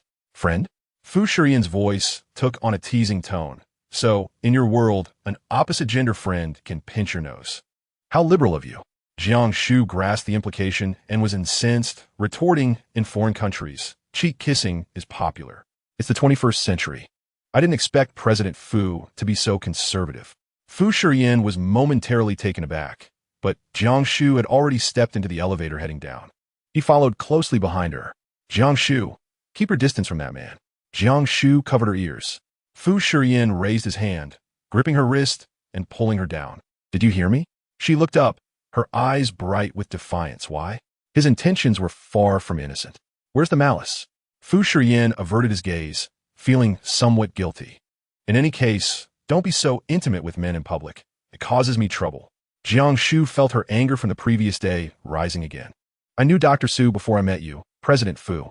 Is it too much to ask for me to keep a friend for your sake? Friend? Jiang Shu, you're too naive. Fu Shiyan released her hand. A man knows another man best. The way that Dr. Su had looked at her was far from innocent, and only she could be oblivious to it. Fu Shiyan, your inexplicable attitude is intolerable. Jiang Shu shouted, unable to endure his scorn any longer. Chapter 43. Returning home, Fu Shiyan fell silent for a moment. Just as Jiang Shu realized she might have overstepped, he seized her wrist again. Come with me. Hey! Fu Shiyan's long legs propelled him forward, dragging Jiang Shu along in a near sprint, resembling an accessory to his imposing figure. Fu Shiyan, what are we going home for? It's the weekend and I have plans. His Porsche was parked outside the mall. He opened the door and ushered her inside before taking his own seat, fastening his seatbelt in one fluid motion. Buckle up.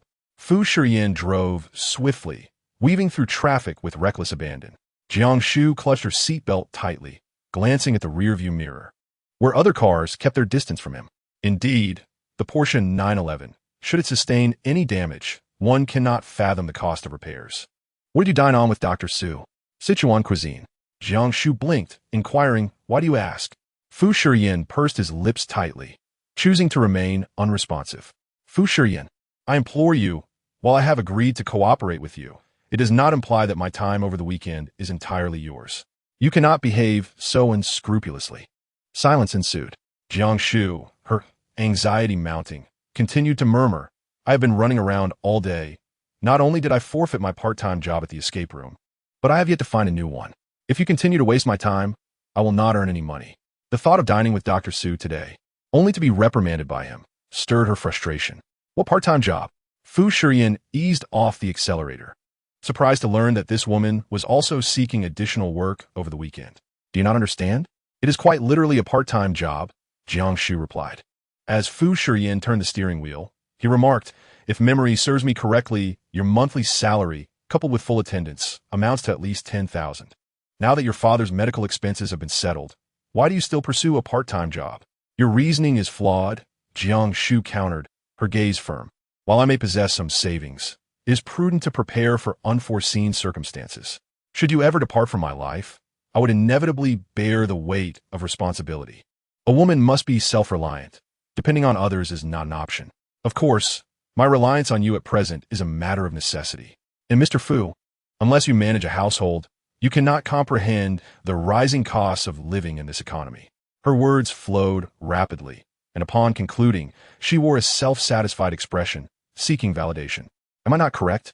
Fu Shiyan listened, silent, until he abruptly pressed the brake, causing Jiang Shu to wince as the seatbelt dug into her shoulder. She glanced around, realizing they had arrived at a large shopping mall. Aren't we heading home? What purpose does this serve? Fu Shiyan unbuckled his seatbelt with a decisive click. Today, I shall play the role of your escort home.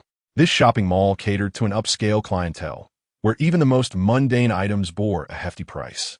Fu Shiyan possessed a membership card, typically used for sourcing ingredients for culinary endeavors, though he had never visited this establishment before. Jiang Shu, however, was familiar with it, acutely aware that merely glancing at the shelf prices could induce a heart palpitation. She tugged at the man pushing the cart beside her, lowering her voice. While the cost of essentials is indeed high, the prices here are exorbitant. If you wish to indulge in a play-acting scenario, let us choose a more suitable venue, such as the local market, where you may spend freely. Fu Shiyan gently patted her tousled hair, recalling her promise to cook for him. Did you not say yesterday that you would prepare a meal for me? Now is your opportunity to showcase your skills. Chapter 44. Ice Cream Motivation Cooking? He remembered this detail. One moment. Jiang Shu rummaged through her bag, retrieving a piece of paper and glancing over it swiftly. What is it? I need to review your dietary restrictions, as well as your preferences regarding food, she explained, revealing that the paper was a personal profile provided by Fu Shiyan. Since being scolded the previous day, she had taken to carrying it with her at all times. After surveying the surroundings, Jiang Shu pouted and shook her head. Drunk on the dullness of this person, she found it utterly tedious that he not only abstained from sweets, but also had a disturbingly limited palate, as if food were merely a means to quell hunger. What are you staring at me for? I feel pity for your life, she expressed, her face revealing a hopelessness. Aren't you fond of Sichuan cuisine? Let us prepare that, Fu Shiyan remarked lightly, retrieving a packet of hot pot base from the shelf. Jiang Shu's eyes sparkled with excitement, oblivious to the sarcasm. Oh, so you can handle spicy food. Why didn't you say so sooner? This is my specialty. Before Fu Shiyan could continue his teasing, she had dashed off, eagerly selecting ingredients, her eyes wide and unblinking as she made her purchases. In no time, her cart was filled to the brim with food. Jima will probably think we raised a pig at home, Fu Shiyan quipped, raising an eyebrow. Jiang Shu, exasperated, seized a long eggplant from the vegetable section. If you keep talking, I'll make you a dish of fish-flavored eggplant and force you to eat it. Fu Shiyan genuinely frowned, refusing even to glance at the vegetable. Jiang Shu burst into laughter. You're hilarious. I can't imagine President Fu being afraid of anything. Her exaggerated laughter drew the attention of passers-by, causing Fu Shiyan to feel a sudden flush of embarrassment as he covered her mouth and whispered, "Stop laughing." Jiang Shu trembled in his embrace, her warm lips brushing against his palm, evoking a ticklish, heated sensation that stirred something within him. Realizing this, Fu Shiyan quickly released her, while she remained blissfully unaware. Rushing off to the ice cream section with unbridled enthusiasm. She truly adored sweets. However, the prices remained exorbitant. After a prolonged selection process, she ultimately decided against adding any to her cart. With a forced smile, she suggested, "Let's go check out." Fu Shiyan had been observing her for quite some time, questioning, "Why didn't you take any?" Jiang Shu inhaled deeply, feeling somewhat helpless. "They're too expensive. I'll wait until I can afford them myself." In truth, Jiang Shu had visited this mall before, when the pressures of life and work weighed heavily upon her. She had yearned to treat herself to a box of ice cream, but each time she was deterred by the steep prices. With her responsibilities to support both herself and her father, she could not afford such extravagances. Fu Shiyan furrowed his brow, opened the freezer, and picked up the ice cream she had just considered, $280 for a small box. He paused slightly, then grabbed 5 boxes and placed them in the cart. "I'll pay for these." "Not if you said." Jiang Shu was taken aback and hurried to decline. No.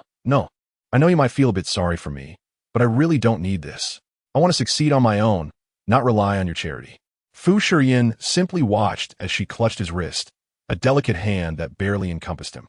After she finished speaking, he replied, "There are 5 flavors here. I'll keep them in my freezer. For every beneficial task you accomplish for Fu Corporation, I'll reward you with a box, including but not limited to winning design awards or securing partnerships."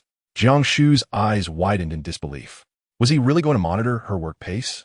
"President Fu, I must say, you truly know how to motivate your employees. Not every employee can be motivated." Chapter 45. I can't find her anymore. As I exited the shopping mall, dusk had already descended. The sun set in a blaze of crimson and violet, casting a gentle veil over the city. Jiang Shu stood against the light, her view of Fu Shiyan's face obscured, the twilight hues tinting his hair with a golden sheen. He was methodically loading groceries into the trunk, his movements precise and efficient.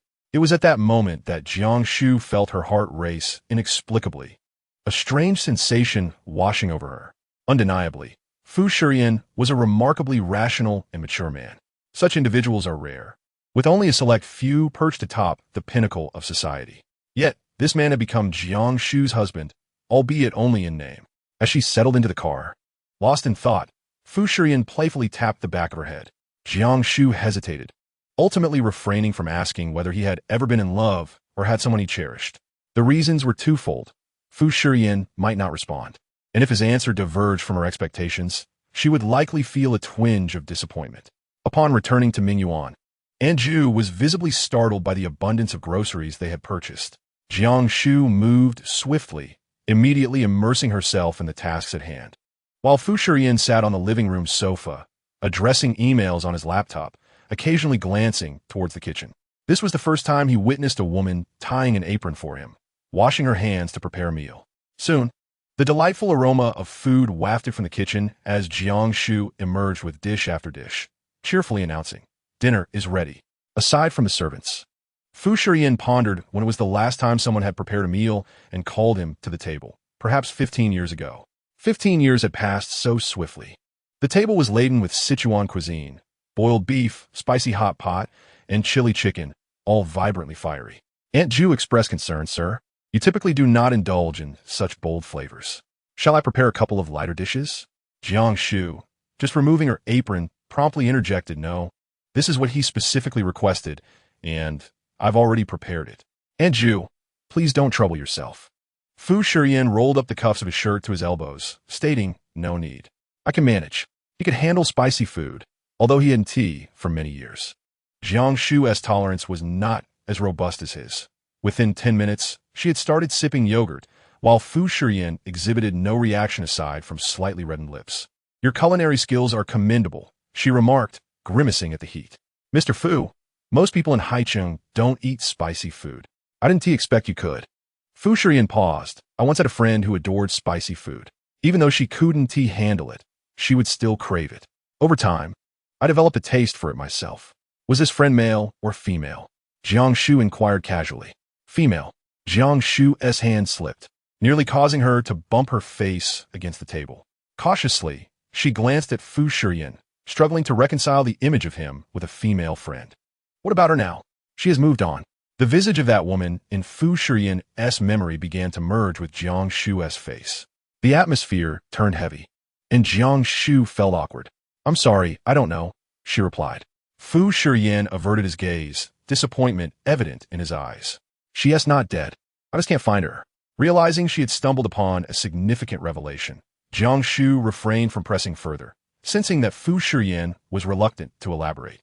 In the ensuing silence, Fu Shiyan set down his chopsticks and suddenly inquired, "Why did you cancel your part-time job and that dinner with the doctor today?" Chapter 46. Targeting those close by the mere mention of this matter was vexatious. Jiang Shu cradled her face in her hands, contemplating that since he was already privy to her affairs, she might as well recount the events of the day. Fu Shiyan raised an eyebrow, seemingly grasping the connection. "So this incident is somehow related to me? What does this have to do with you?" she retorted, noting that he had not been mentioned in any part of it. "The 200,000. Observing her distress, Fu Shiyan dipped his chopsticks in water and drew an arrow on the table. Last year, Fu Corporation intended to collaborate with Poolin Capital to expand its business ventures but faced rejection. The proposal sent was dismissed without even being reviewed. The reason was that the project leader at Poolin had ulterior motives, intending to use the project as a stepping stone for his own career. Once I uncovered the truth, I discreetly provided evidence of his extramarital affairs to his wife, who, as expected, caused an uproar at Poolin, resulting in significant repercussions. The owner of Poolin promptly dismissed him and appointed a new project leader, leading to a smooth collaboration between our companies, which continues to thrive to this day." Fu Shiyan extended the arrow further with another line, summarizing the crux of the matter. He clasped his hands over his chest, adopting a pose reminiscent of a leader posing a question, which instantly made Jiang Shu tense. The crux was indeed his wife, without her intervention. The collaboration between Fu Corporation and Poolin would not have materialized. "Quite astute," Fu Shiyan remarked with a smirk. "One must learn to be adaptable in this line of work. If one cannot resolve an issue directly, one should address those surrounding it." With that, he ascended the stairs, leaving Jiang Shu in a daze. Fu Shiyan was hinting at her, but how could she address those close to Jiangmu? She had always disliked her, and didn't he know anyone in her circle, aside from Jiang Zhou, who was equally complicit with his mother. The following day, Jiang Shu sat at her workstation, idly browsing Weibo. She located Jiang Zhou's account and scrolled through his posts. Xiao Chun passed by and leaned in for a look. "Who is this? Are you stalking someone?" "My brother." "Oh, even your brother is under surveillance?" "Jiang Shu, you're a bit of a creep. Just looking is one thing, but why are you checking their likes?" Xiao Chun observed for a moment, astonished. Jiang Shu waved her hand dismissively. "Hush, I'm engaged in important work." Soon, she clicked on a specific account and exclaimed, "Found it." It was a woman's Weibo, filled with selfies. Jiang Shu recognized her as her brother's girlfriend. "Who is this?" "My brother's girlfriend." I combed through his mutual connections, but found nothing. After clicking through his posts, I finally spotted her like on a post from 4 months ago. Jiang Shu proudly narrated her sleuthing endeavors. "You possess remarkable talent. It is a pity you do not pursue a career in tabloid journalism." Xiao Chun shook his head in confusion and returned to his workstation. Jiang Shu tapped on the keyboard, sending a private message to that account. "Hello, I am Jiang Zhou's sister. I need to discuss something with you. Could we meet to talk?"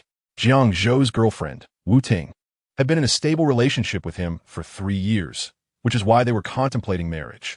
Wu Ting's account was updated daily, making it easy for her to see the message. Sure enough, by the end of the workday, Wu Ting finally replied, "Are you Jiang Shu?" "Unfortunately, I have to work overtime tonight. Perhaps I could visit you another day?" "No, let us meet today. I will come to your workplace," Jiang Shu quickly responded. This matter could not wait another day. Chapter 47. Burdened with debt, Wu Ting's workplace was quite a distance from the Fu Corporation. Jiang Shu took the bus for over an hour, and upon arriving, the city lights shimmered as many were already dining on the streets. Wu Ting and Jiang Zhou graduated from the same vocational college, and with their modest education, their jobs were less than glamorous. Currently, she worked as an agent at a real estate company.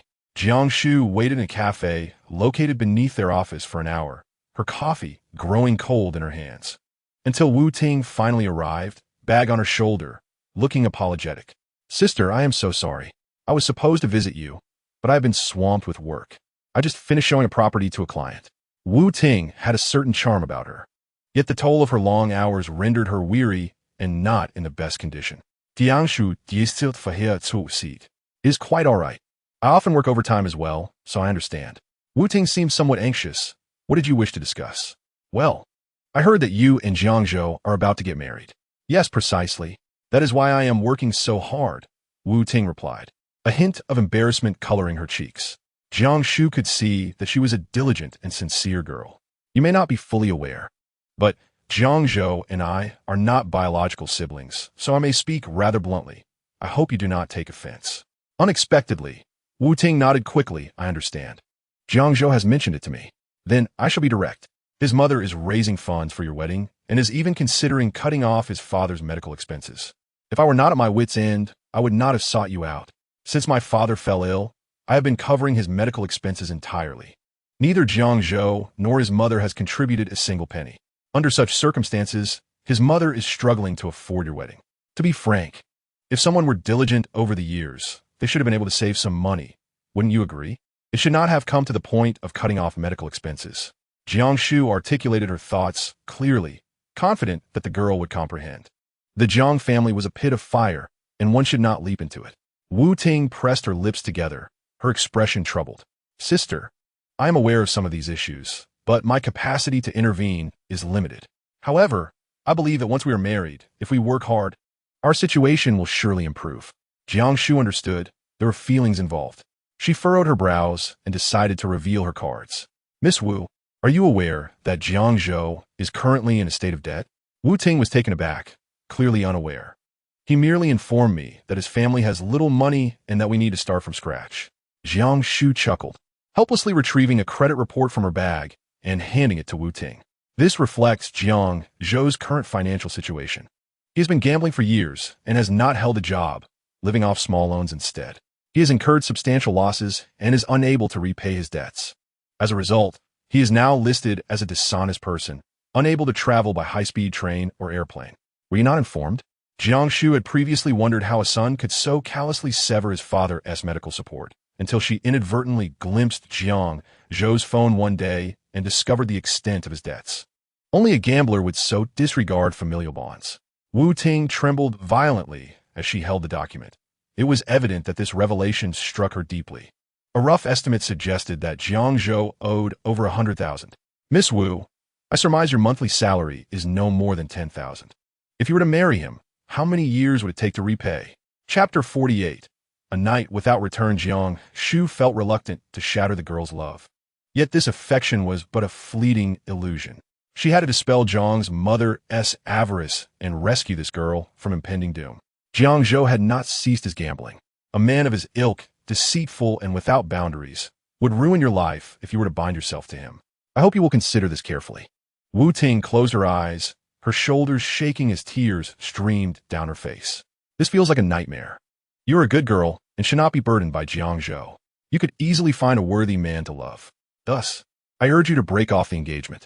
I'm not advising you as Jiang Zhou's sister, but rather as a woman who cares for your well-being. Jiang Shu gently patted her shoulder. Wu Ting completely lost her composure and collapsed into her embrace, sobbing uncontrollably. I never imagined he could be this way. I thought he truly cared for me. He only seeks to deceive you into sharing his debts and suffering. Jiang Shu stroked her head. In today's society, love without financial stability is but a fog, easily dispersed by the winds. After approximately half an hour, Wu Ting's emotions finally settled, and she promised Jiang Shu that she would seriously contemplate her future with Jiang Zhou. When they exited the cafe, it was already past 10 in the evening. Jiang Shu had yet to eat and, feeling famished, realized that her hunger had dissipated. The buses had ceased operation, leaving her with no choice but to endure the pain of taking a taxi back to Mingyuan. Observing the fare, she couldn't help but curse Jiang Zhou 1,000 times. You scoundrel, how will you repay me? The journey was long, and as Jiang Shu began to drift into slumber in the car, her phone suddenly vibrated, displaying the contact name. That man, hello? She answered groggily. Where are you? Came a calm voice, laced with anger. Upon hearing this voice, Jiang Shu instantly became alert. Mr. Fu, I'm on my way back now. What's the matter? What time is it? She glanced at her phone. 10:58. If you don't return within 10 minutes, don't bother coming back. Fu Shiyan's anger reached its zenith as he sat on the sofa in the minuan, his countenance exceedingly grim. He had returned home early from work today, anticipating the sight of that disheveled woman upon his arrival. However, the housekeeper informed him that the lady had called to say she would be returning late. That late turned into the deep hours of the night. Fu Shiyan found himself at a loss, waiting for something he could not define. Despite his intentions to rest, sleep eluded him. He ventured out of his room several times to inquire with the servants about his wife's return, only to be met with the same fearful response. "Not yet, Mr. Fu." With each inquiry, the servant's trepidation seemed to intensify. Fu Shiyan had reviewed the work assignments for the design department and noted that there were no social engagements scheduled. The employees confirmed that Jiang Shu had left right after finishing her shift. What could a woman be doing out alone in the middle of the night? He recalled the last incident when Director Zhang had left her in a vulnerable state, which further heightened his anxiety. In his agitation, he could no longer restrain himself and made the fateful call. Soon, the sound of footsteps approached, and Jiang Shu entered, appearing disheveled and weary. Upon catching sight of Fu Shiyan seated on the sofa, exuding an aura of coldness, she held up her phone innocently. "Mr. Fu, it's only been 8 minutes. I haven't overstayed. Where have you been?" He inquired sharply. "I went to apply the theoretical knowledge you taught me," she replied, blissfully unaware of the gravity of the situation, as she placed her bag down and approached him eagerly, intending to share the events of her day. However, as she drew closer, an instinctual hesitation gripped her. The expression on his face was decidedly unpleasant. It finally dawned upon Jiang Shu that something was amiss. She turned to the housekeeper, silently inquiring, "What is wrong with him?" The housekeeper merely shook her head, a look of unspoken concern etched on her features. Gathering her courage, Jiang Shu carefully ventured forth, asking, "Mr. Fu, have I done something to displease you?" In that moment, she felt as though she were stroking the fur of a tiger in a precarious situation. Fu Shiyan's demeanor was far from welcoming. He lifted his gaze, the corners of his mouth turning downward in a daunting expression. "What unspeakable activities have you engaged in at this hour? Were you out on a date with that Dr. Su?" His biting words, laced with derision, struck Jiang Shu's previously buoyant spirits, leaving her vexed. "What do you mean by that?" she retorted, her voice tinged with indignation. "I told you I'm just friends with Dr. Su. Your tone suggests I'm having an affair." Fu Shiyan locked eyes with her, his gaze unyielding. "Is it not so? A scandalous affair." Jiang Shu's patience wore thin, and she muttered a curse under her breath. Having gone all day without food and traversed a considerable distance, her mood was already soured. To return home only to face such mockery nearly pushed her to her breaking point. She stood there for a moment, no longer willing to approach him. "I thought you would understand me. It seems I was merely indulging in fanciful hopes." With that, Jiang Shu resolutely turned to ascend the stairs. Suddenly, Fu Shiyan sprang to his feet, grasping her wrist with a fierce intensity, fury etched across his face. "A young woman should never return home at such an hour, no matter the circumstances. You have the audacity to speak to me in such a manner, Jiang Shu. Who granted you the courage?" Jiang Shu forcefully shook off the man's large hand, the pent-up frustration from the previous night surging forth. "Let me remind you, I have never been the virtuous girl you might think. My parents do not concern themselves with what time I return home. Mr. Fu, who are you to dictate my life? Even if I work for you, am I not entitled to my own time after work? It's utterly absurd." Since childhood, Jiang Shu had been accustomed to her freedom, with no one in the Jiang family to oversee her affairs, allowing her to navigate life on her own. In the past, her father would intervene occasionally, but after his illness, Fu Shiyan became the first to impose restrictions on her nighttime curfew. The woman displayed a fierce countenance, reminiscent of a prickly hedgehog. The question, "Who are you?" elicited a laugh from Fu Shiyan. Had she forgotten that even off the clock, she remained his now? She was his wife. What right do you have to assert your independence? This insinuation struck Jiang Shu's ears like a declaration of her captivity. Her anger intensified. Did this mean she had to play along with his charade, even in her slumber? Truly, he was a capitalist, intent on squeezing every last bit of her spirit. Fu Shiyan, feeling that conversing with this woman was futile, raised a finger and pointed it in the air, coldly remarking, "A kind-hearted gesture mistaken for folly. Do not overestimate your own significance." With that, he strode upstairs, his elongated figure still radiating indignation. "Who ought to be angry here?" Jiang Shu swept her hair back, addressing the servant, "Quick, fetch me a glass of water. I feel as though my fury is about to consume me. The servant hastily poured a glass and handed it over. Madam, in my time here, I've yet to see anyone dare to argue with the master, she said, her thumb raised in admiration. Who wishes to quarrel with him? One must be driven to desperation. Did you hear his words? So domineering, what a temper. Chapter 50. Clearing misunderstandings. Jiang Shu's anger only grew as she downed the glass of water, her ire still unquenched. The servant, shaking her head with difficulty, replied, Madam, truly, Mr. Fu acts out of concern for your well-being.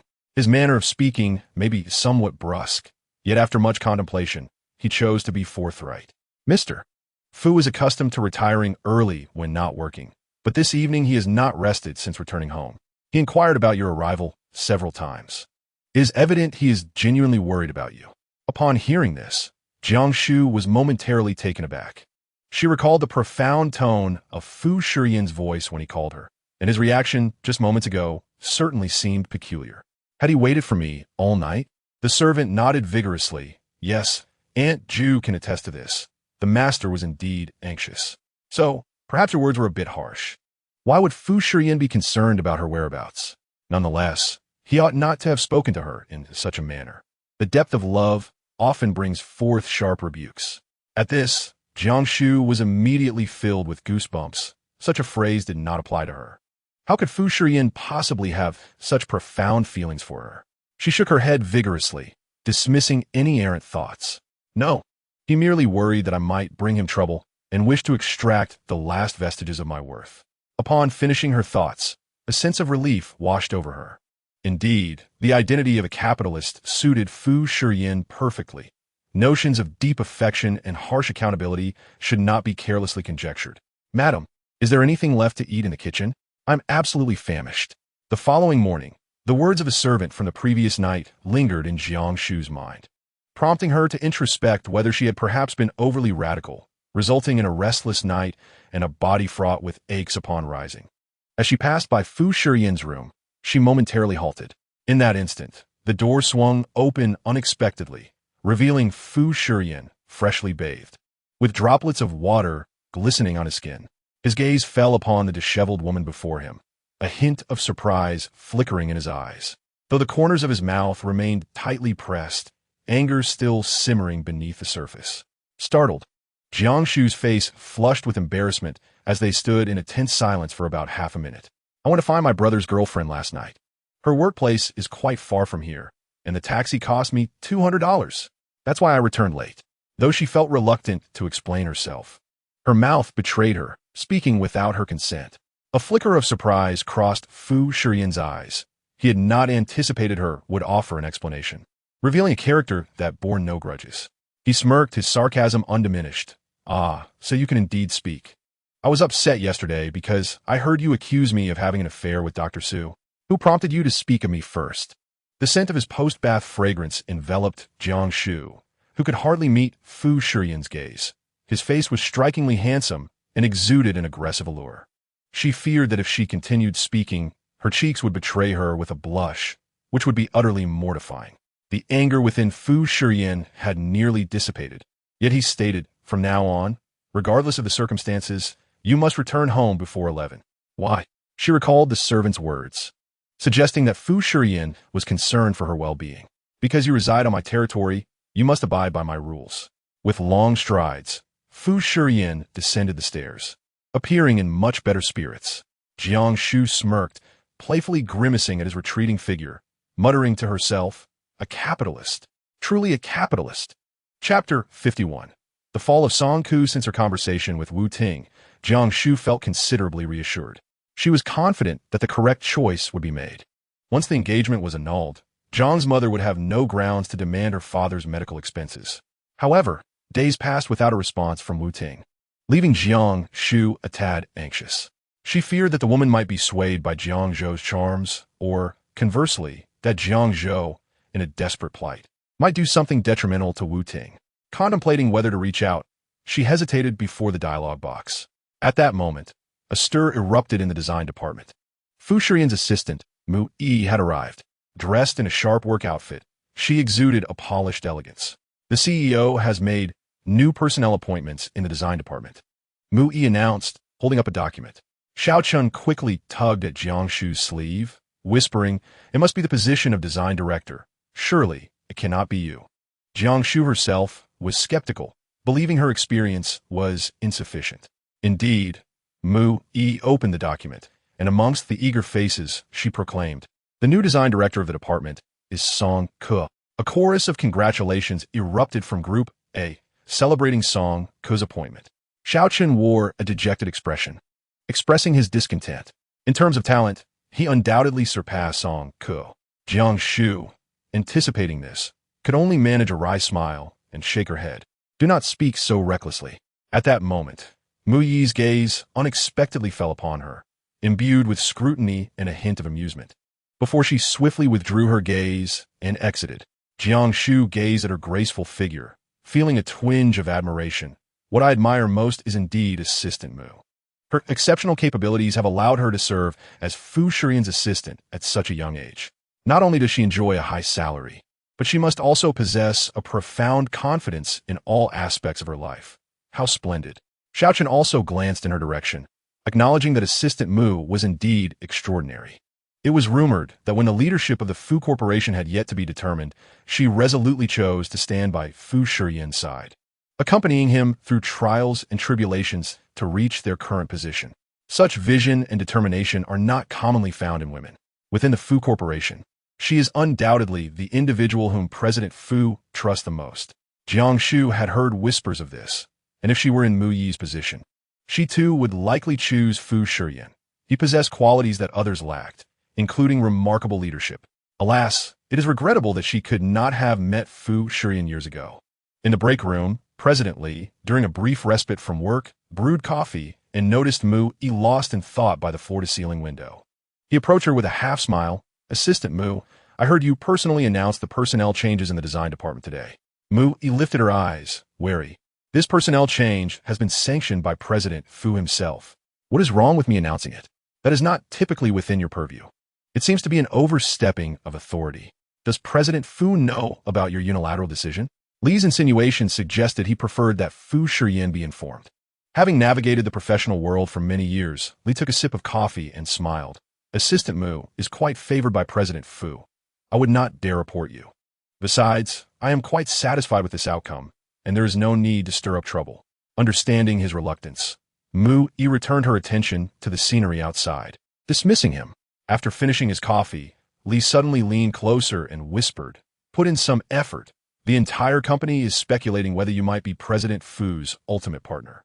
Assistant Mu, should you succeed, do remember to treat me to some wedding candies." Mu Yi abruptly raised her head, realizing such remarks were merely mockery to her. Leave. Chapter 52. The mistress of the house, although she had clarified matters with Fu Shiyan, their busy schedules left little room for interaction. Jiang Shu was still occupied with preparing presentations for clients, working tirelessly every day. Since Song Ke's appointment, her responsibilities had only intensified, and the entire B team felt the same pressure. Fortunately, unlike Wang Wan, Song Ke was not one to create unnecessary complications. At least her work performance was commendable. Recently, Fu Corporation had a collaboration with a renowned beverage brand, a project initiated by the higher-ups, and Song Ke had yet to assign a designer. Jiang Shu sought to stake her claim. Meanwhile, Fu Shiyan was abroad on a business trip, accompanied by Mu Yi and several senior executives, and had been away for several days. In the company's forum, a photograph surfaced, depicting Fu Shiyan seated at the head of a conference table, eloquently engaging in conversation, with Mu Yi standing beside him. The synergy between the two was palpable, and perhaps due to the angle of the shot, it exuded an unmistakable air of intimacy. Consequently, whispers began to circulate within the Fu enterprise, suggesting that Fu Shiyan and Mu Yi shared a clandestine relationship, with speculation that she might one day assume the role of the matriarch of the Fu family. After all, Fu Shiyan had never been seen in the company of any woman over the years, making Mu Yi the sole exception. As Jiang Shu overheard these rumors in the break room, she couldn't help but chuckle at the tale of the domineering CEO and his enchanting assistant. Such narratives were undeniably captivating yet regrettable. Xiao Chun, perplexed by her amusement, inquired, "Regrettable in what way?" "Regrettable because Fu Shiyan is already married. By conventional standards, She would indeed be considered the lady of the Fu household, Jiang Shu replied, a playful smirk gracing her lips as she reveled in her own wicked sense of humor. Oh, it's nothing of consequence, just a fleeting thought. Alas, one can only indulge in fantasies. After all, no woman truly desires to toil after becoming the matriarch. How tragic indeed. With Fu Shiyan absent, Jiang Shu made it a point to visit her father at the hospital after work whenever time permitted. However, inexplicably, as evening fell, she felt an overwhelming urge to return home. She mused that Fu Shiyan's formidable presence exerted such influence over her that she instinctively adhered to his unspoken commands. Perhaps this was the inherent subservience of a corporate drone ingrained in her very being. Upon arriving at Mingyuan, Jiang Shu strolled along the tranquil streets, flanked by towering sycamores, their fragrance mingling with that of unknown blossoms. Suddenly, a luxury vehicle whizzed past her.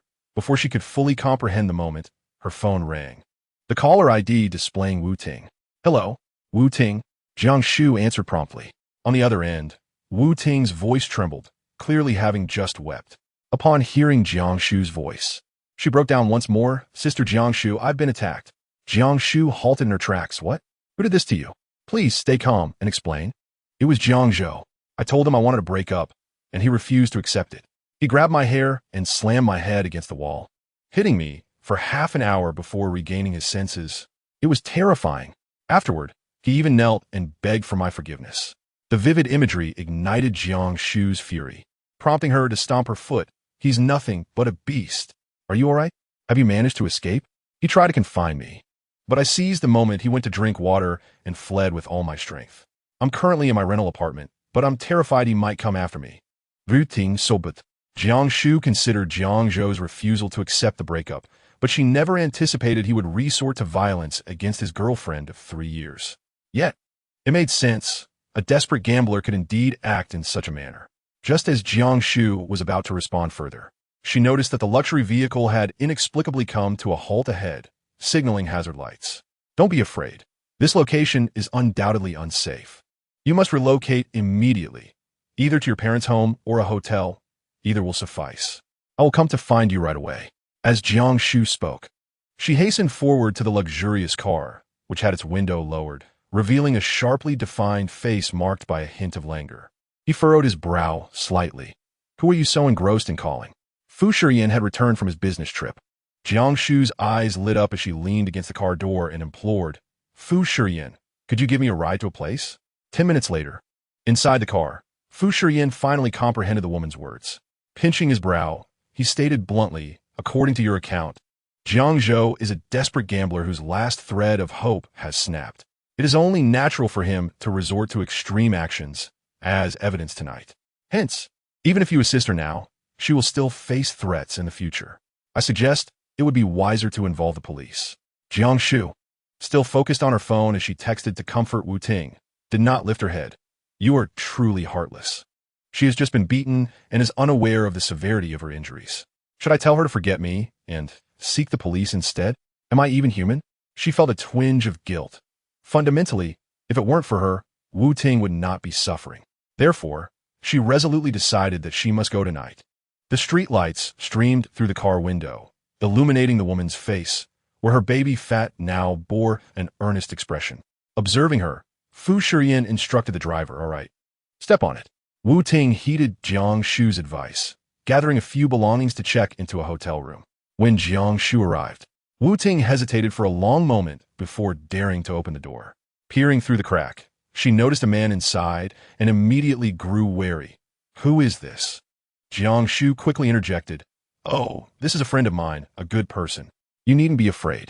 Only then did Wu Ting feel secure enough to open the door. The hotel was far from luxurious, and Fu Shiyan, tall and impeccably dressed, appeared quite out of place in the cramped room. Wu Ting had been severely beaten, with her face marred by bruises and a patch of scalp missing, presenting a distressing sight. Jiang Shu's fists clenched in anger. Just wait. I will make sure to get revenge for this beating. You're quite spirited, but can you even hold your own in a fight? Fu Shiyan doused her enthusiasm with cold reality. Jiang Shu rolled her eyes at him, muttering that if he couldn't contribute positively, he should remain silent. Wu Ting looked despondent, conceding he is right. I don't want you to take risks, Jiang Shu. I am genuinely disappointed in him today. I never expected he would resort to violence. Perhaps I misjudged him from the start. All I want now is to distance myself from him and sever ties completely. But what can be done? Surely no one knows you better than Jiang Shu, and it is only a matter of time before he finds you. His actions have solidified his intent to marry you and make you bear his debts. I don't know what to do. If this continues, I might lose my job. Wu Ting lamented. In a fit of anxiety, Jiang Shu began pacing in circles, while Fu Shiyan leaned against the counter, arms crossed over his chest. His gaze lifting in exasperation. You're making me dizzy. Mister Fu, please think of a solution. Can you really bear to see such an innocent woman fall into the hands of scum? Jiang Shu implored, stepping closer to him with irritation. Just leave Haicheng. Your parents will understand the situation and surely won't blame you. Fu Shiyan gazed at the weeping Wu Ting and spoke languidly. Even if Jiang Shu possesses remarkable skills, he cannot possibly venture into the distance to find you, especially considering he is burdened with debts. Chapter 54. We exist in Haicheng indeed. Leaving Haicheng sounds like a plan. Jiang Shu clapped her hands. Wu Ting hesitated upon hearing this, but my identification is still with him, and if I leave, what about my job and my parents? What if he finds them? Which is more important, your life or your job? Fu Shiyan's tone bore a hint of impatience. He had always detested indecisive women. Forget about your ID. Just claim you lost it at the station and apply for a temporary one. As for your parents, rest assured, we have the police in Haicheng. He won't stir up much trouble. Accustomed to issuing commands and exuding a natural sense of authority, Wu Ting dared not meet his gaze and nodded weakly. Then I will leave early tomorrow. But I haven't told my parents. I'm afraid they will worry. Jiang Shu sighed and reassured Wu Ting. That is something to consider only after your safety is secured. Once you leave, remember not to disclose your location to anyone. Understood? After much persuasion, Wu Ting finally felt at ease and continuously expressed her gratitude to them. Upon leaving the hotel, Fu Shiyan finally inhaled the fresh air. The woman beside him sighed again.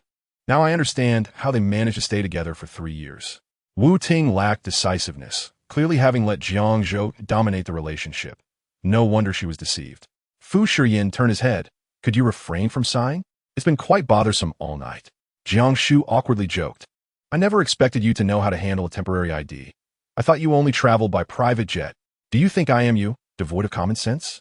Besides, even if I flew in a private jet, I am still a person. For the first time, Jiang Shu did not contest him. Well, regardless, thank you today. Fu Zong. Without you, I would have been quite anxious. She never anticipated Fu Shiyan would assist her in handling this matter. Fu Shiyan smirked and opened the car door. You still have a shred of conscience. Now, shall we return? Jiang Shu smiled cautiously. I fear Jiang Shu might come looking for me. I need to stay until Wu Ting leaves to feel reassured. I can return to accompany Wu Ting for the night. If you're tired, you may go back first. I'm fine with that. She sensed Fu Shiyan was on the verge of anger. Then what? Watch you two get killed.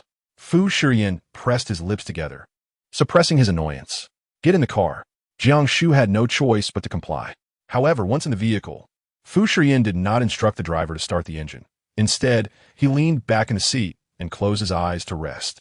She felt a surge of anxiety for a while until it suddenly dawned on her that Fu Shiyan intended to keep watch in the car.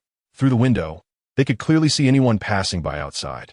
The dappled light cast upon Fu Shiyan's chiseled face revealed a profound weariness. Jiang Shu suddenly recalled the arduous journey he had undertaken today. Before even reaching home, he had been summoned to resolve troublesome matters, depriving him of any rest. A surge of emotion welled within her, and she cautiously lay down, whispering, Fu Shiyan, thank you so much for today. She refrained from addressing him as Mr. Fu. After all, this was her family matter, and he bore no obligation to assist. After a moment, just as she thought Fu Shiyan had not heard her, his large hand unexpectedly covered her eyes, warm and slightly damp. Sleep beckoned. Jiang Shu's eyelashes fluttered as she closed her eyes. This was the second time they lay together, and she still felt a sense of discomfort, likely due to the cramped surroundings, her heart racing uncontrollably. She barely dared to breathe loudly, her restlessness palpable. Perhaps I should book you a room so you can rest properly? She suggested tentatively. Be quiet. Chapter 55. Breakfast delivery. Jiang Shu remained alert to the sounds outside, having not slept well that night. Fortunately, She did not encounter Jiang Shu throughout the evening. As dawn broke, Wu Ting shouldered her bag and departed from the hotel, hailing a cab to the station. Just as Jiang Shu contemplated waking the resting Fu Shiyan, she turned and discovered he had opened his eyes at some point. Gazing intently at her, his stare unnerved her. Fu Shiyan pressed his fingers to his brow, issuing a command to the driver, "Follow that car." In the early morning of Haicheng, the air was tinged with a hint of salty sea breeze, the streets bustling with an increasing number of vehicles and pedestrians. Jiang Shu stretched, feeling each ache in her body. If she felt this way, one could only imagine how uncomfortable the esteemed Fu Shiyan must be. This thought intensified her feelings of guilt. Quietly, she ensured Wu Ting arrived safely at the station, after which the driver turned to Fu Shiyan, inquiring, "Mr. Fu, should we return to Mingyuan or head to the office?" After a brief silence, Fu Shiyan replied, "To the office." Jiang Shu hesitated to speak loudly, suggesting, "Why don't you return home and rest for the morning?" She was accustomed to the erratic hours of a corporate life, but feared for the well-being of the young master. Fu Shiyan let out a soft scoff, tinged with sarcasm. "Will you do my work for me?" She chuckled inwardly. She lacked the capability for such. As the executor of a publicly traded company, his value was measured in seconds, with various departments awaiting his decisions. Thus, Fu Shiyan could not afford to stop, nor could he. As they neared the Fu Corporation, Jiang Shu quickly urged the driver to stop. "I can get out here." Fu Shiyan frowned slightly, perhaps sensing her intent, yet the words that formed were, "Do you find it embarrassing to ride in my car?" Jiang Shu's expression conveyed a silent plea. If she were to disembark alongside him today, her entire lineage would be scrutinized by tomorrow. She clasped her hands together in prayer. "Mr. Fu, I beg you, spare my ancestors from such scrutiny." With that, she hastily grabbed her bag and exited the vehicle, briskly making her way toward the company. Heartless, Fu Shiyan raised an eyebrow, though a faint smile graced his lips. Jiang Shu ran for a while, watching as Fu Shiyan's Porsche sped away. Suddenly struck by an idea, she entered a nearby breakfast shop. "What would you like today, young lady?"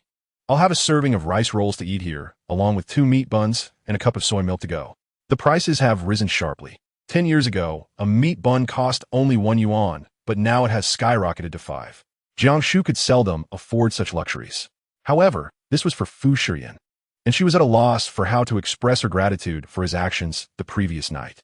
Considering he had yet to have breakfast, she thought it would be timely to deliver the meal to him.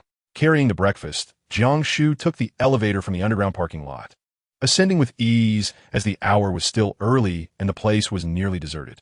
Occasionally, a few individuals from other departments would enter, but they were strangers to her. Fu Shiyan's office was equipped with a private lounge where he often stayed overnight due to his demanding work schedule, ensuring all amenities were at his disposal. He, feeling fatigued, first entered the bathroom for a shower.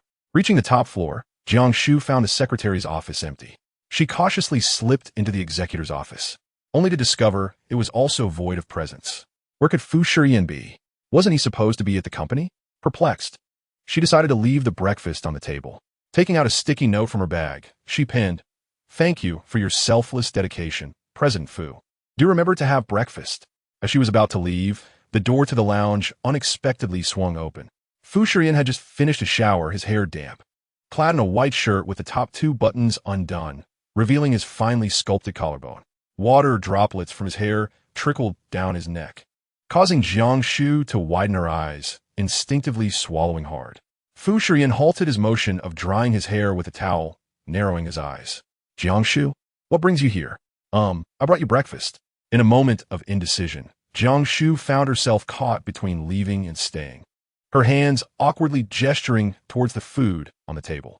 How could she explain that it was unintentional? She had never anticipated that Fu Shiyan's office contained a shower. Fu Shiyan, with a hint of suspicion, walked closer, his lean form bending enticingly as he examined the note. A smirk played on his lips. "At least you have a shred of conscience. But what are all these greasy items?" Before Jiang Shu could clarify, the sudden sound of voices outside revealed that the secretary's office staff had arrived for work. Panic surged through her. She frantically gestured to Fu Shiyan, pleading for his assistance.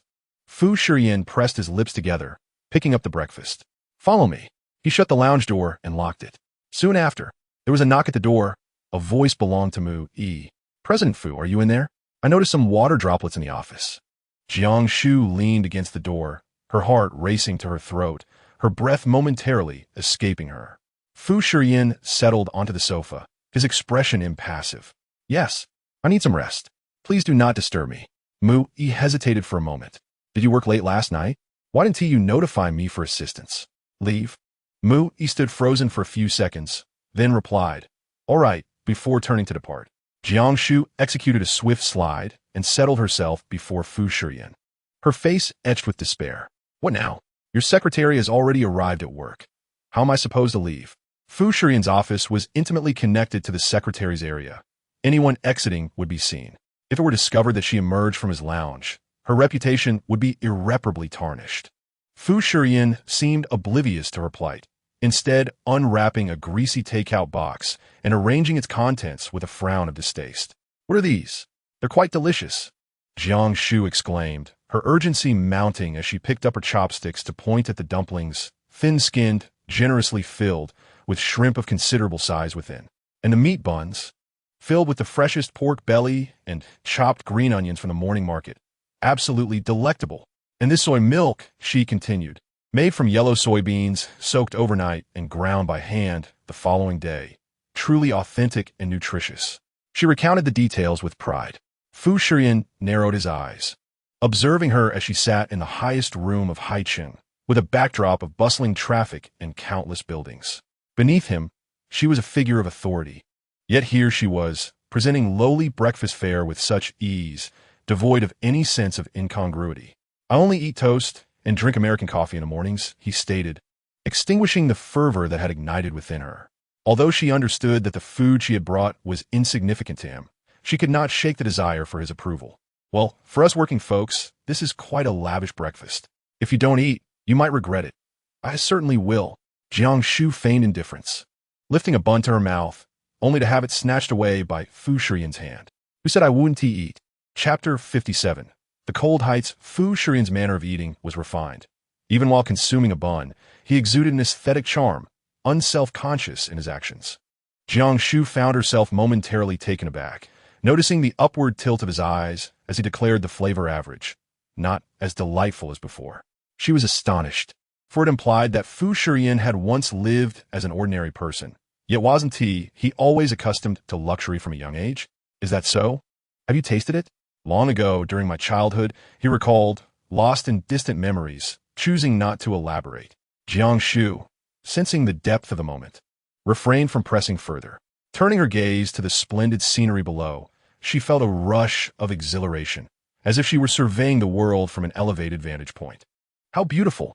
The night view must be even more stunning, she mused. Fu Shiyan sipped the soy milk, indeed as rich as she had described. Do you enjoy it?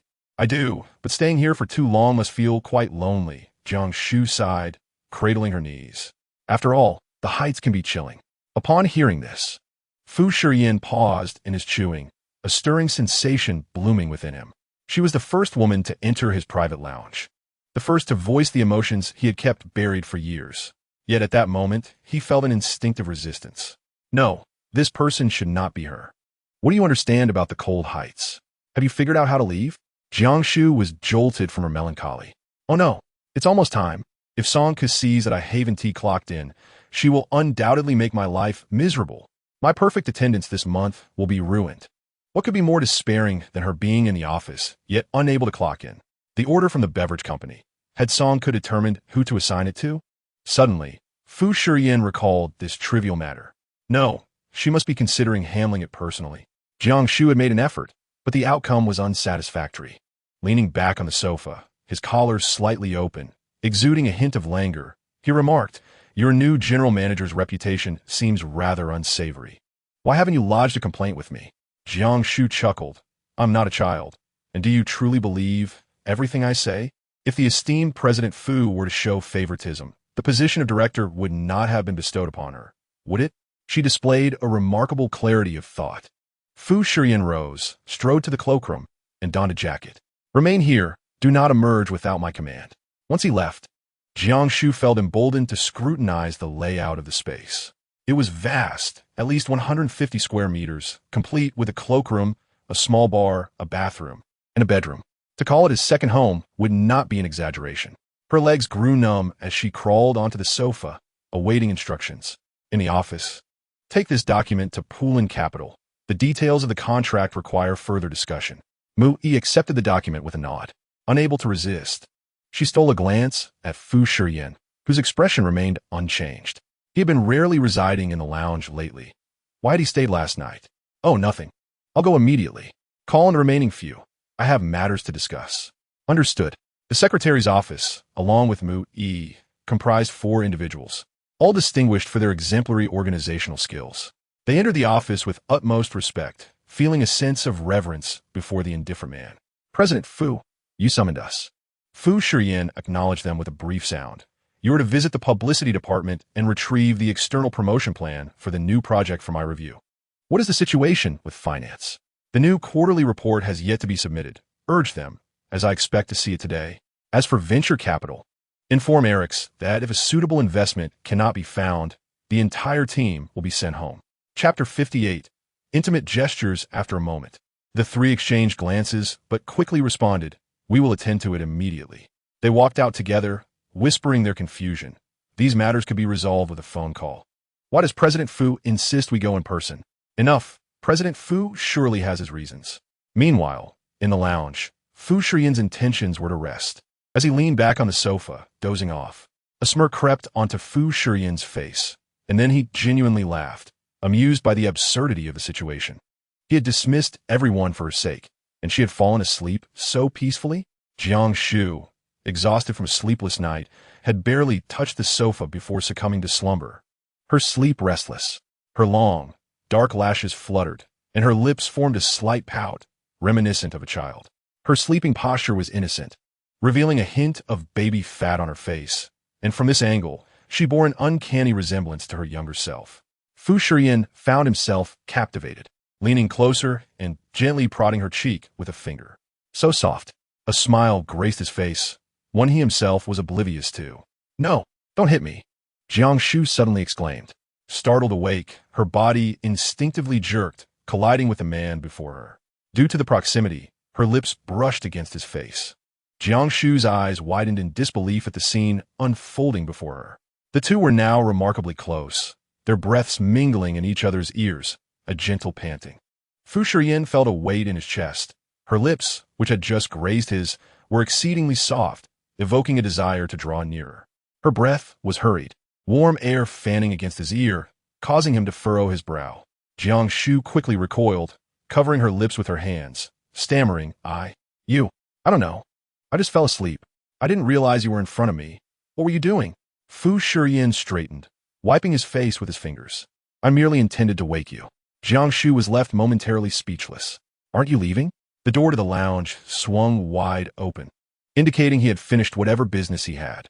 Without a second to spare, Jiang Shu hurriedly seized her bag and dashed out, her heartbeat nearly drowning her senses. Fu Shiyan felt a headache brewing, slamming the lounge door in frustration. It was absurd that he had found himself so distracted by Jiang Shu. As Jiang Shu descended the elevator to the 27th floor, she felt as though her spirit lingered behind. Had she just, in a way, kissed Fu Shiyan? Did that even count? Surely not. It was merely a fleeting moment. Yet, why did the sensation linger so long? Jiang Shu, why are you only arriving now? You're an entire hour late. Do you realize that? I could consider this an unexcused absence. Upon entering the design department, Song Ku reprimanded her sharply. Jiang Shu's gaze was unfocused, not truly registering what was being said. Huh? Oh, okay. Forget about your perfect attendance this month. All right.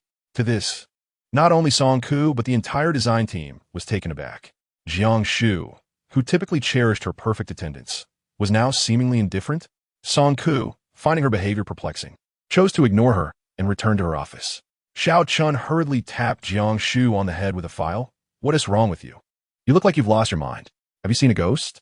Jiang Shu took a large gulp of water, waving her hand dismissively. You might not believe it, but it's more outrageous than encountering a ghost. Because of this unexpected incident, she felt dazed the entire morning. It wasn't until lunchtime that she suddenly pondered. Who was Fu Shiyan? What woman had tea he encountered? Surely, he wouldn't deem the incident significant. If he didn't care, why should she? With this thought, a sense of relief washed over her. Chapter 59. Discovered by Jiang Shu. I've arrived. I'll need your assistance with my parents. I'm really sorry. While waiting for the bus on her way home, Jiang Shu received a message from Wu Ting. The weight on her heart finally lifted as she texted back slowly and deliberately. As long as you're safe, that's all that matters. Yet, for some reason, the bus seemed delayed today. No matter how long she waited, it did not arrive. Holding her heavy laptop bag, Jiang Shu felt that closing her eyes would lead her into slumber. At that moment, a horn startled Jiang Shu awake. She jolted, spotting a Rolls-Royce parked in front of her. The driver lowered the window, greeting her with a polite smile. "Miss Jiang, it's good to see you again." A wave of anxiety washed over her as she quickly scanned her surroundings for any employees of the Fu Corporation. The car door opened automatically, and unlike the understated Porsche from the morning, this vehicle exuded an air of flamboyance. She hurriedly slipped inside to avoid being seen. Inside the spacious seat, Fu Shiyan was engrossed in his computer, his expression grave and tinged with impatience. If only you could exhibit such vigilance toward strangers, one might consider it a blessing. Initially unsure of how to face Fu Shiyan, Jiang Shu felt a sense of relief in light of his abruptness. After a moment, as Fu Shiyan closed his laptop, she cautiously ventured, "Are you done with your work?" Fu Shiyan glanced sideways. "It's nothing significant. Wu Ting just messaged me to say she has arrived." His involvement in the matter seemed perfectly reasonable to him. However, Fu Shiyan did not comprehend her point. "What does that have to do with me?" "But you helped her. That was due to your encumbrance." "Then I shall remain silent." Perhaps due to the confined space of the Rolls-Royce, or perhaps the morning's events still looming large in her mind, Jiang Shu found the air stifling. Her face flushed uncontrollably, and she dared not meet Fu Shiyan's gaze. Leaning against the seat, he observed her subtle movements from the corner of his eye, a hint of amusement curling his lips. Just then, Jiang Shu's phone rang. The contact name reading Jiang Zhou. Startled, she immediately handed the phone to Fu Shiyan. "Answer it," he instructed calmly. Jiang Shu cleared her throat and, with a hint of annoyance, answered, "What is it? Where's Wu Ting?" Jiang Zhou's voice was markedly different from its usual nonchalance, laden with a simmering fury, barely contained. "Wu Ting, you're asking me about your girlfriend? Jiang Zhou, are you out of your mind?" Jiang Shu feigned indifference, adopting her usual demeanor. Yet her eyes locked onto Fu Shiyan's, betraying her unease. Logically, Jiang Zhou should not have been aware of her connection with Wu Ting. Yet his tone was unwavering. "Wu Ting is missing. I checked all her social media accounts, and guess what? Jiang Shu, I found your chat history on her Weibo. Well done. I never expected this was your doing. Where's Wu Ting? Speak." By the end, his voice escalated to a near scream, startling Jiang Shu and causing her hand to tremble around the phone. Fu Shiyan reopened his laptop and began typing rapidly. Jiang Shu read aloud his message. "I did indeed seek out Wu Ting regarding your mother's financial demands. She mentioned she would consider it carefully, but after that, we lost contact. I have no idea where she is." "You're lying. It was after you sought her out that she decided to break up with me." "Jiang Shu, you must have informed her about my debts. I advise you to be forthcoming about Wu Ting's whereabouts, or I will end you." I said, "I don't know." "And I truly don't. Go ahead, kill me." With that, Jiang Shu complied and promptly ended the call. Chapter 60. He said he would take responsibility. What should I do? I never anticipated that Jiang Zhou possessed Wu Ting's social media password. Even more astonishing was his ability to access Weibo. Jiang Shu anxiously exclaimed that she had overlooked the fact that Weibo's chat records are permanent and can still be viewed even when logging in from a different IP. Fu Shiyan closed his laptop leisurely, asking, "Why are you so anxious?" "How can I not be anxious? He has already traced my information." Jiang Shu replied, her voice rising. "He will inevitably find Wu Ting." "Oh, I haven't reported Wu Ting's parents yet. I must do so immediately." In her haste, Jiang Shu dropped her phone. But Fu Shiyan grasped her trembling hand firmly, articulating each word. "Calm down. I have already dispatched someone to keep an eye on Wu Ting's parents. I will be informed of any actions Jiang Zhou takes. I have also applied pressure at the casino, so there is no need to report to the police for the time being." Jiang Shu was taken aback, realizing he had already taken action. "What about me? If Jiang Zhou fails to locate Wu Ting and encounters obstacles, he will certainly come after me." She valued her life dearly. There were still countless things she needed to accomplish and could not afford to perish just yet. Fu Shiyan frowned disapprovingly. "With me around, what do you have to fear?" As his grip tightened, Jiang Shu regained her composure. His assertion that he was there for her echoed in her mind, leaving her momentarily speechless. Seeing that she had calmed down, Fu Shiyan released her hand. The security at Mingyuan was stringent. Non-residents could not enter, and the same applied to the Fu family. He could not harm her, but I need to go to work and visit my father at the hospital. What if he waits for me? Jiang Shu expressed her concerns. Fu Shiyan pressed his lips together, stating, "From today onward, you will accompany me to work every day. As for visiting the hospital, if there are any scheduling conflicts, I will arrange for someone to accompany you." His implication was clear. If there were no conflicts, he would accompany her himself. Jiang Shu instinctively tightened her fingers. "You really don't need to protect me like this. It is my obligation," Fu Shiyan replied without perceiving any impropriety in his words. "Since you have married me, I will take responsibility for your safety, provided you listen to me." Jiang Shu chose to overlook the paradox in his statement, nodding fervently. "I will listen. If you tell me to go east, I will never go west." The sense of security emanating from Fu Shiyan was palpable. As the executor of the Fu family, his status was extraordinary, and following him assured her safety. Fu Shiyan gently pressed his fingertip, recalling the warmth they had just shared. "There is one thing I must remind you," he said. "What is it?" she inquired. "You attempted to dissuade Jiang Zhou and his mother from coveting the medical expenses by citing Wu Ting's desire to annul their engagement.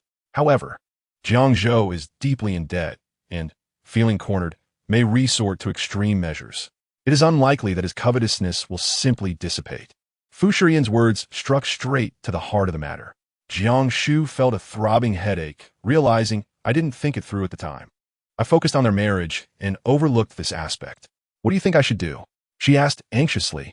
"I trust they do not have the means to procure the medical expenses, but I fear they may harm my father. First, we will observe how things unfold." That night, Jiang Shu awoke with a start, having had a nightmarish dream in which Jiang Zhou brandished a knife against her throat, demanding to know Wu Ting's whereabouts. Terrified, she screamed. Awakening from her slumber, remnants of anxiety lingered in Jiang Shu's heart as she sat in a daze on the moonlit balcony, her mind incessantly pondering one perplexing question. Why did she call out to Fu Shiyan in her nightmares? It seemed that ever since they had registered their marriage, Fu Shiyan had been unwaveringly protective of her. Had she begun to rely on him gradually? In Chapter 61, the project was entrusted to her. Fu Shiyan was a man of his word, and from that day forward, he began accompanying Jiang Shu to and from work. Their schedules, however, were misaligned. Jiang Shu pondered. After all, it would be inconvenient to impose on him. She could not expect him to wait for her. Yet, she had not anticipated that Fu Shiyan was an early riser, compelling her to awaken 2 hours earlier than usual. While he attended to business matters in the car, she would doze off beside him. Thus, she became the earliest arriving employee in the design department. "Jiang Shu, has your father's condition worsened?" Little Chen hesitated for quite some time before finally posing the question amidst the anticipation of the B Group employees. Jiang Shu, half asleep and out of sorts, retorted, "What are you talking about? No, it hasn't. But you arrive first and leave last every day. You're almost a model employee. Even a cow wouldn't work this hard. Or are you hoping to impress Song Ku with your sincerity to secure the beverage company's contract? Can I simply love my work?"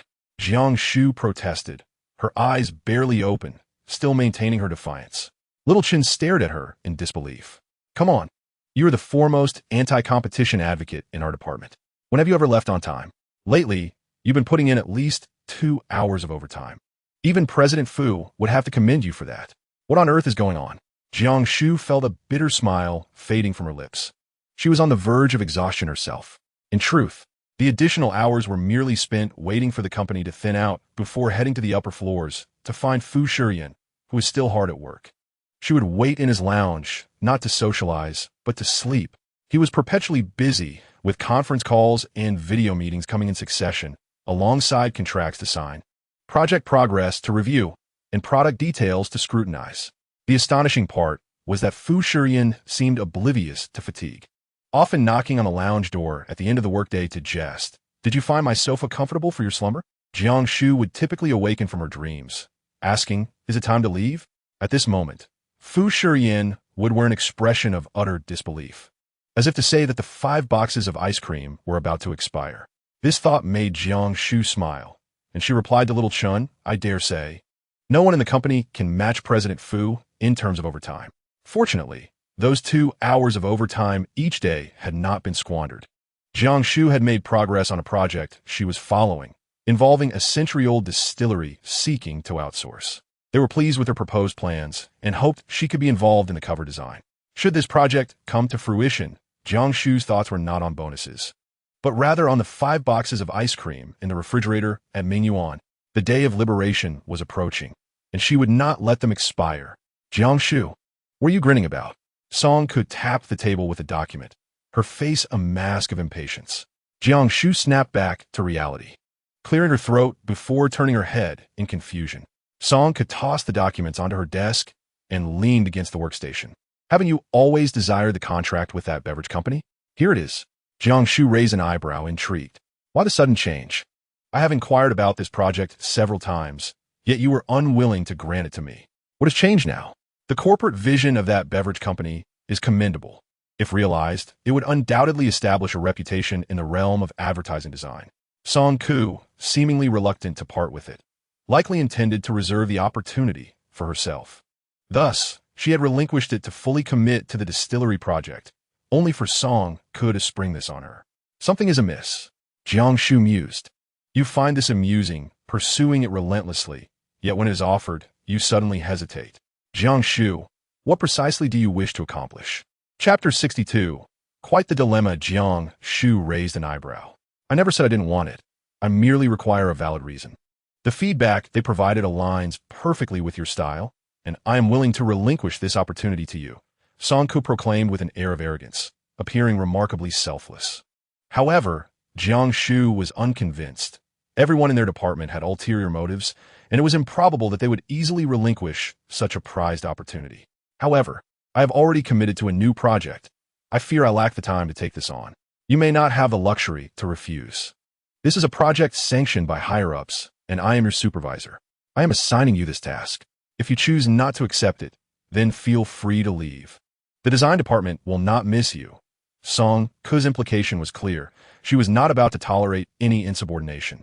Jiang Shu ran her tongue along her teeth, feigning a smile while feeling anything but. If you insist I take it, I will. But let me make one thing clear. Do not interfere with my design process once I begin. Song Ku sneered and walked back to her office without further comment. Once she was gone, Jiang Shu, feeling vexed, flipped through the documents, contemplating how to decline the distillery project. If she accepted, her focus would be divided, forcing her to abandon one of the projects. Just then, a male colleague from Group A approached, hesitating beside Jiang Shu's workstation, his expression a mix of uncertainty and apprehension. He had once pursued Jiang Shu but had grown distant upon learning of her marriage. What was his motive now? Jiang Shu, irked, redirected her frustration toward him.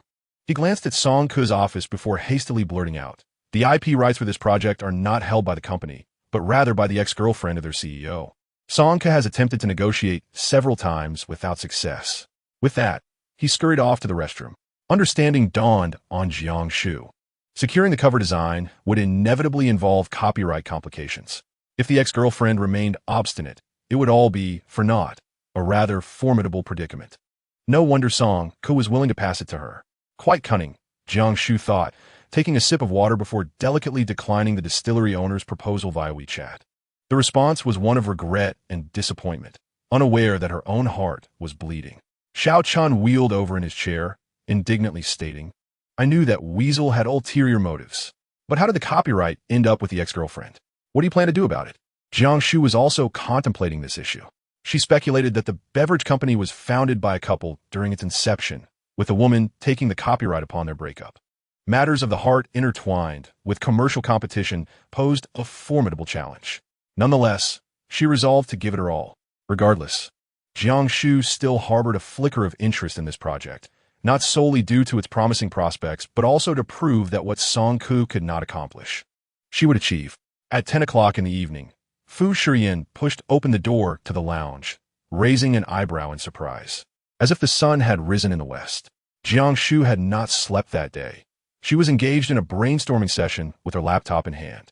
Finding her hair bothersome, she hastily tied it into a ponytail, revealing her exquisite and beautiful features.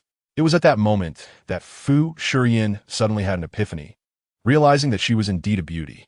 However, as he approached, his expression darkened. "Are you browsing, Weibo?" Jiang Shu tilted her face upward, correcting him. "In the vernacular of the venture capital world, I am conducting due diligence." She had unearthed the beverage company's CEO's secondary Weibo account from the scant information available, only to find it filled with daily romantic musings. This account had ceased updates 3 years prior, likely coinciding with their breakup. "What is the purpose of this?" he inquired. "To see if I can uncover the reasons for their separation," she replied. Chapter 63. Jiang Shu detained their daily life appeared quite sweet, evidently. 3 years ago, they had little money and were living through hardships. Fu Shiyan glanced through a few posts filled with saccharine exchanges. "What can you glean from this?" he questioned. "Of course, just because they seem sweetly documented, it doesn't mean they're isn't some embellishment. A closer examination will surely reveal something," Jiang Shu asserted confidently. Scrolling down the screen, Song Ke had not entirely lost his conscience, for the materials provided included the current address of the ex-girlfriend. Yet Jiang Shu had not pinpointed the critical issue, and thus she refrained from making any rash moves. Fu Shiyan checked his watch, patted her head, and departed. Only then did Jiang Shu come to her senses. "Hey, Mr. Fu, wait for me." Perhaps due to the shared commute with Fu Shiyan, Jiang Shu did not appear. To avert any unforeseen circumstances, Jiang Shu even called Su Ming, requesting him to keep a close watch on the hospital. But his feedback indicated he had not seen Jiang Shu either. In the car, Fu Shiyan received a phone call. "Sir, the matter you entrusted has been successfully handled. He owes us money from the casino. Our detainment of him is in accordance with proper procedures, so rest assured." "Understood." Fu Shiyan gazed at the woman still engrossed in Weibo, pausing momentarily. "Do not let any information regarding his situation leak." "Understood," came the response. After hanging up, Jiang Shu suddenly exclaimed, "I figured it out." Fu Shiyan leisurely set down his phone. "What have you discovered?" Jiang Shu pointed excitedly at one of the posts. "This is the reason for their breakup. Last night, there was a social gathering. The other company invested $2 million in us, and in my excitement, I drank too much. However, I awoke the next day to find a woman beside me. I owe an apology to Zhuozhua. Her inability to forgive me is entirely justified." In a shocking revelation, Jiang Shu shook her head in disbelief, realizing that it was indeed infidelity, physical infidelity. Surely, she would not relinquish the IP rights. Fu Shiyan absent-mindedly tapped his fingers. "Not just that. If I were that woman, I would sell the copyright at a high price, ensuring he could never recover it. That scoundrel. No wonder Song Ke has been facing constant setbacks. It is well-deserved. What do you plan to do?" Jiang Shu fell silent for a moment, then turned her gaze towards Fu Shiyan, a sly smile gracing her lips. "To gain trust, the most crucial element is to evoke empathy, Mr. Fu. Could you do me a favor?" The following day, Fu Shiyan was scheduled for a business meeting that evening. He informed Mu Yi, "I need to step out. Let's shift the meeting online." Mu Yi quickly gattet Herbedongings. "Mr. Fu, are you stepping out for work? The meeting could be postponed. I'm willing to accompany you. It's merely a personal matter. No need to delay. I can manage on my own." Mu Yi was momentarily taken aback. During this time, Fu Shiyan had not only canceled their daily morning routine of work reports in the car, but also ceased taking her along when he left. There were already rumors in the office suggesting that Fu Shiyan was distancing himself from Mu Yi to avoid suspicion. It appeared that the two truly had no relationship. "Mr. Fu alone?" Fu Shiyan typed on his phone with one hand. "I'm heading downstairs." Without lifting his gaze, he replied, "Yes, coordinate the meeting online." In a seaside cafe, surrounded by numerous office spaces, many white-collar workers came here after work to sip coffee and refresh their minds. "I have followed you for 7 years. How could you betray me?" Chapter 64. Accompanying her in deception, Fu Shiyan frowned slightly, observing the sudden agitation of the woman before him. Jiang Shu, sensing the gazes directed their way, shot him a look that pleaded for some reaction. "I told you, I was merely drunk." Fu Shiyan displayed signs of impatience and a hint of urgency as he defended himself. "Being drunk doesn't lead one to bed. You merely sought to indulge in infidelity. Even if I were to give these 7 years to a dog, at least the dog would guard my home. And you? I endured hardships with you. And now the conditions have improved. You cavort with other women. What do you take me for?" Jiang Shu's voice trembled with emotion, dramatically tossing her coffee to the ground. while her peripheral vision caught sight of a woman in a red dress at the bar. The woman paused her activities and glanced their way. It was an accident. I love you, and you love me, don't you? Why can't we let this incident pass and start anew? Jiang Shu sighed inwardly, realizing he possessed quite the talent for theatrics. Start anew? Every time I see you, I envision you in bed with that woman. It makes me feel nauseated. Leave. I want to break up with you. Get out. Jiang Shu. Leave. Jiang Shu gestured to him from below. Fu Shiyan, regaining his composure, strode away. He entered the car parked by the roadside and immediately opened his laptop, clearing his throat. Let us begin. Mu's voice came through, hesitant. Mr. Fu, have you completed your matter? Yes, it's done. At this moment, Jiang Shu crouched on the ground, weeping. Soon, a woman in a red dress entered and draped a coat over her. Do not cry, my dear. It is not worth it. Jiang Shu, with tear-filled eyes, lifted her head. Thank you. I truly wish to forgive him. These 7 years have been profoundly significant to me. Yet, I cannot seem to move past this. I apologize for my emotional outburst. The sorrow and turmoil of being betrayed were vividly portrayed by Jiang Shu. The woman in red smiled gently, offering her a glass of wine. There is no need for sorrow or regret. Men are like this. They profess undying love when they need you. But once that love fades, you become a burden. Oh, by the way, who are you? I'm the owner of this cafe. You may call me Sister Joie. Sister Joie exuded an air of elegance with a hint of nonchalance. Upon witnessing the pair enter, she thought them well matched, only to discover the underlying turmoil. Jiang Shu forced a bitter smile, silently apologizing to Fu Shiyan in her heart. Meanwhile, the male protagonist sat in his car, listening to a staff report, his gaze fixed on the woman inside the cafe, who was engaged in lively conversation with Sister Joie. After about 10 minutes, she emerged, looking disheveled, then opened the car door and instantly transformed into a vivacious spirit. Haha, President Fu, how was my performance? Do I have a knack for acting? Fu Shiyan pressed the keyboard, silencing the sound, and retorted coldly, what a pity you are not pursuing a career in acting. His response was swift. Yet the few individuals on the call still caught a glimpse of her fleeting laughter. Is he with a woman?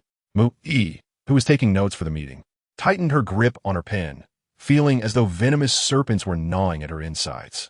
I must say, your acting still leaves much to be desired. It feels rather forced. Fu Shiyan squinted. I have never been unfaithful. How would I know how to express such emotions? Haven't you ever watched a drama? No. Your life seems rather dull. Jiang Shu exclaimed in disbelief. Just as Fu Shiyan was about to respond, a voice came through the computer. President Fu. Did I say something wrong? Jiang Shu's eyes widened. Was he in a meeting? Chapter 65. You did not even give me a chance to speak. Fu Shiyan unmuted himself. No, there are a few points I would like to address. As he spoke eloquently, Jiang Shu covered her mouth the entire time, terrified of being heard. While the man uttered incomprehensible jargon, his eyes locking onto hers, imbued with a teasing mirth. An overwhelming sense of forbiddenness stirred within her, making her heart race. Let us conclude for today. The meeting ended, and Jiang Shu sighed in relief, despairingly lamenting. Why didn't you inform me in advance that you were in a meeting? They must have heard everything. Fu Shiyan refrained from revealing the truth. You did not give me a chance to speak. What should we do now? Seeing her panic as though facing the apocalypse, Fu Shiyan radiated a domineering aura. What of it if there's a woman beside me? To them, not having one would be the anomaly. That is not the point. Forget it. You wouldn't understand. Jiang Shu's expression was one of desolation. Fu Shiyan suddenly chuckled. Ah, it seems I forgot to exit the room. Jiang Shu was utterly infuriated and hurriedly approached his computer, only to find a blank screen, with nothing but the desktop displayed. There were no rooms to be seen. Frustrated, she waved her hand and exclaimed, Fu Shiyan, how childish of you. Have you stooped so low as to toy with me?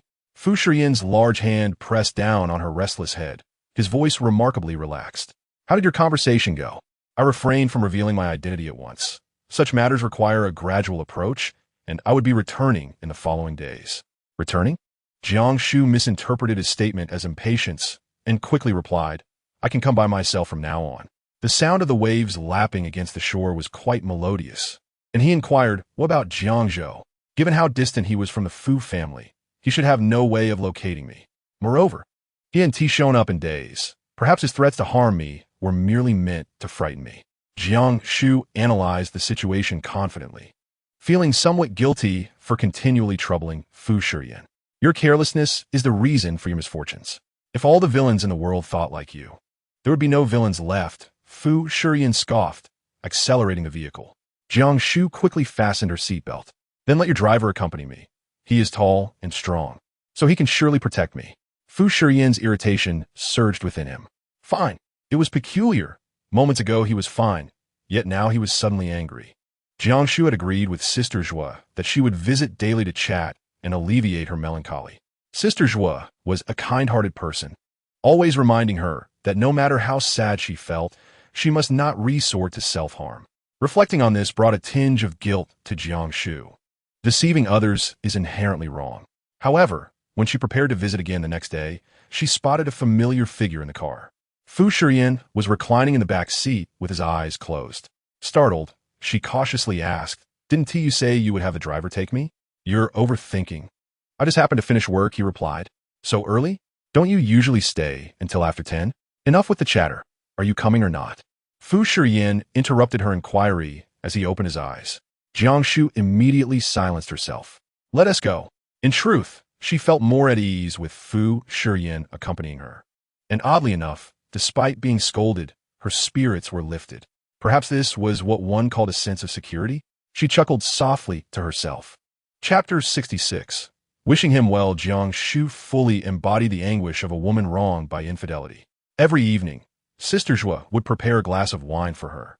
Once she finished that drink, she would return home for a good night's sleep. Leaning on the bar, she forlornly asked, "Sister Zhua, have you ever been in love?"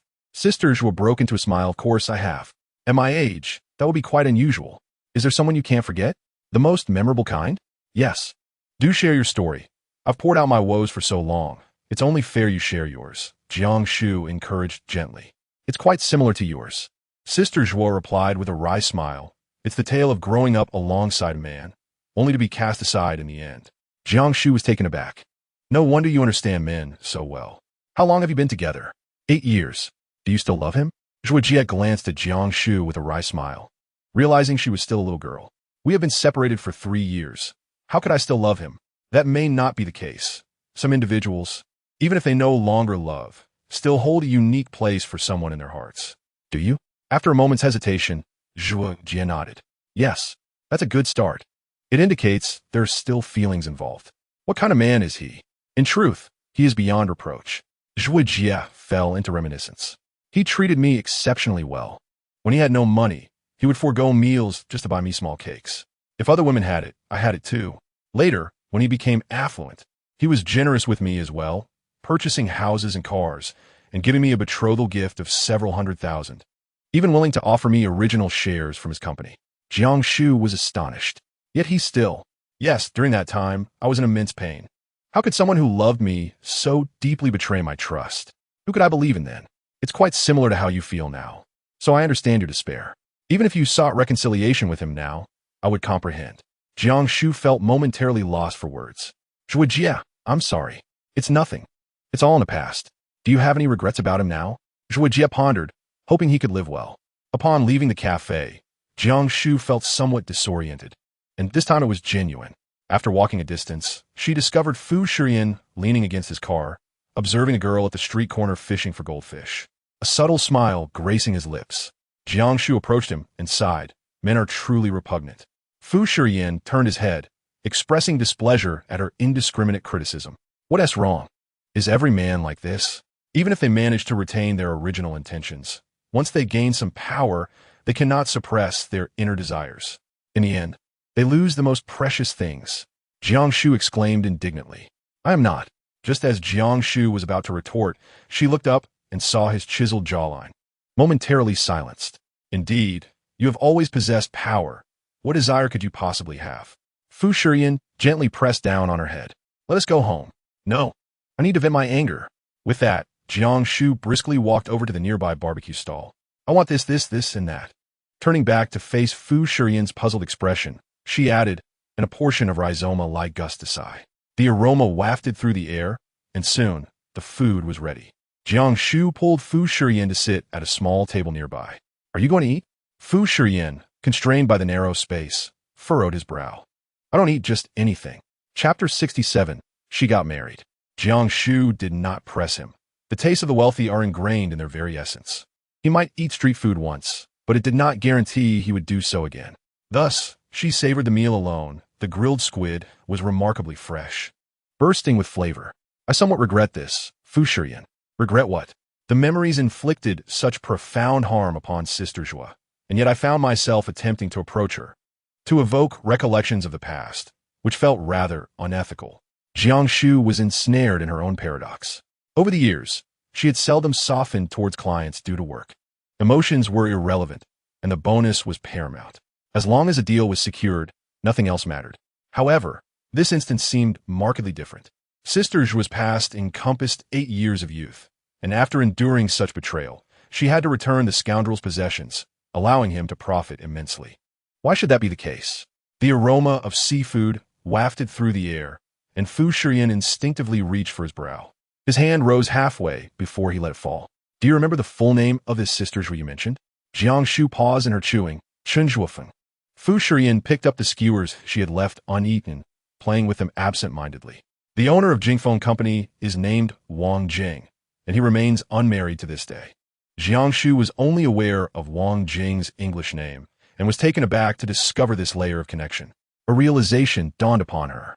Wait, so this company bears both their names? With remnants of food clinging to her lips, she found it curious that Fu Shiyan did not perceive her as unkempt.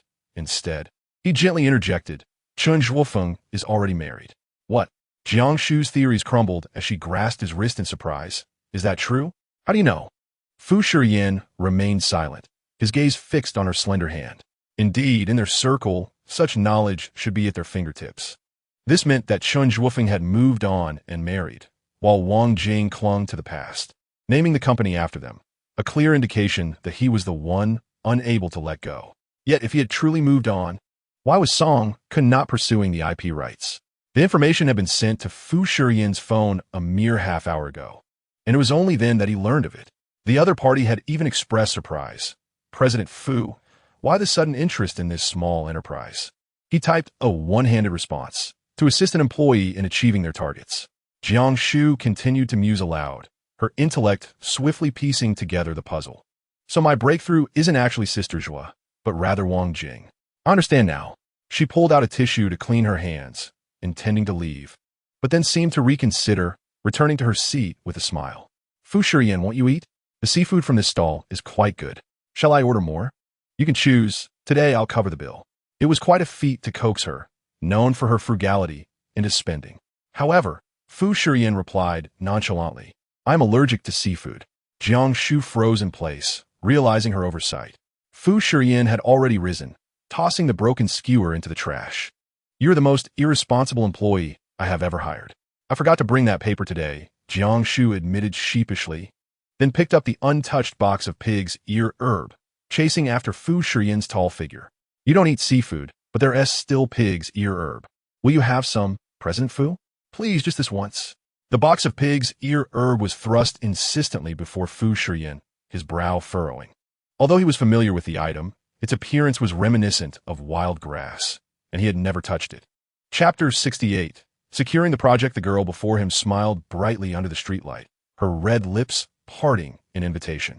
Want to try? Fu Shiyan, skeptical, watched as Jiang Shu pinched a piece and brought it to his lips. He took a slight bite, and an unusual flavor overwhelmed his palate, prompting him to cough and spit it out onto the shore, where the waves carried it away.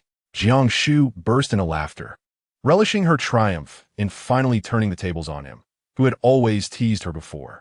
Fu Shiyan wiped his lips with his fingertip and turned to witness a scene that struck him. The sea breeze tousled Jiang Shu's long hair as she doubled over with laughter, her joy radiating vibrantly, infusing the air with beauty. If Xiao Xiao were still around, she would have blossomed into a woman like this. Noticing his gaze linger on her with unspoken thoughts, Jiang Shu's smile gradually faded as she decisively apologized. I was wrong.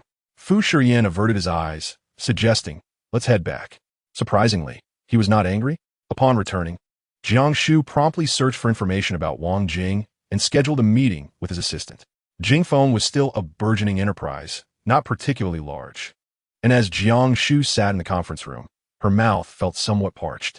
Wang Jing, now in middle age, carried himself with a dignified composure, exuding the charm of a mature man. At that moment, his expression revealed uncertainty. "I believe I understand your meaning, Miss Jiang." Jiang Shu nodded, affirming that her lengthy discourse had not been in vain. "However, I have not seen her in 3 years. She harbors resentment towards me and will undoubtedly not grant me the copyright."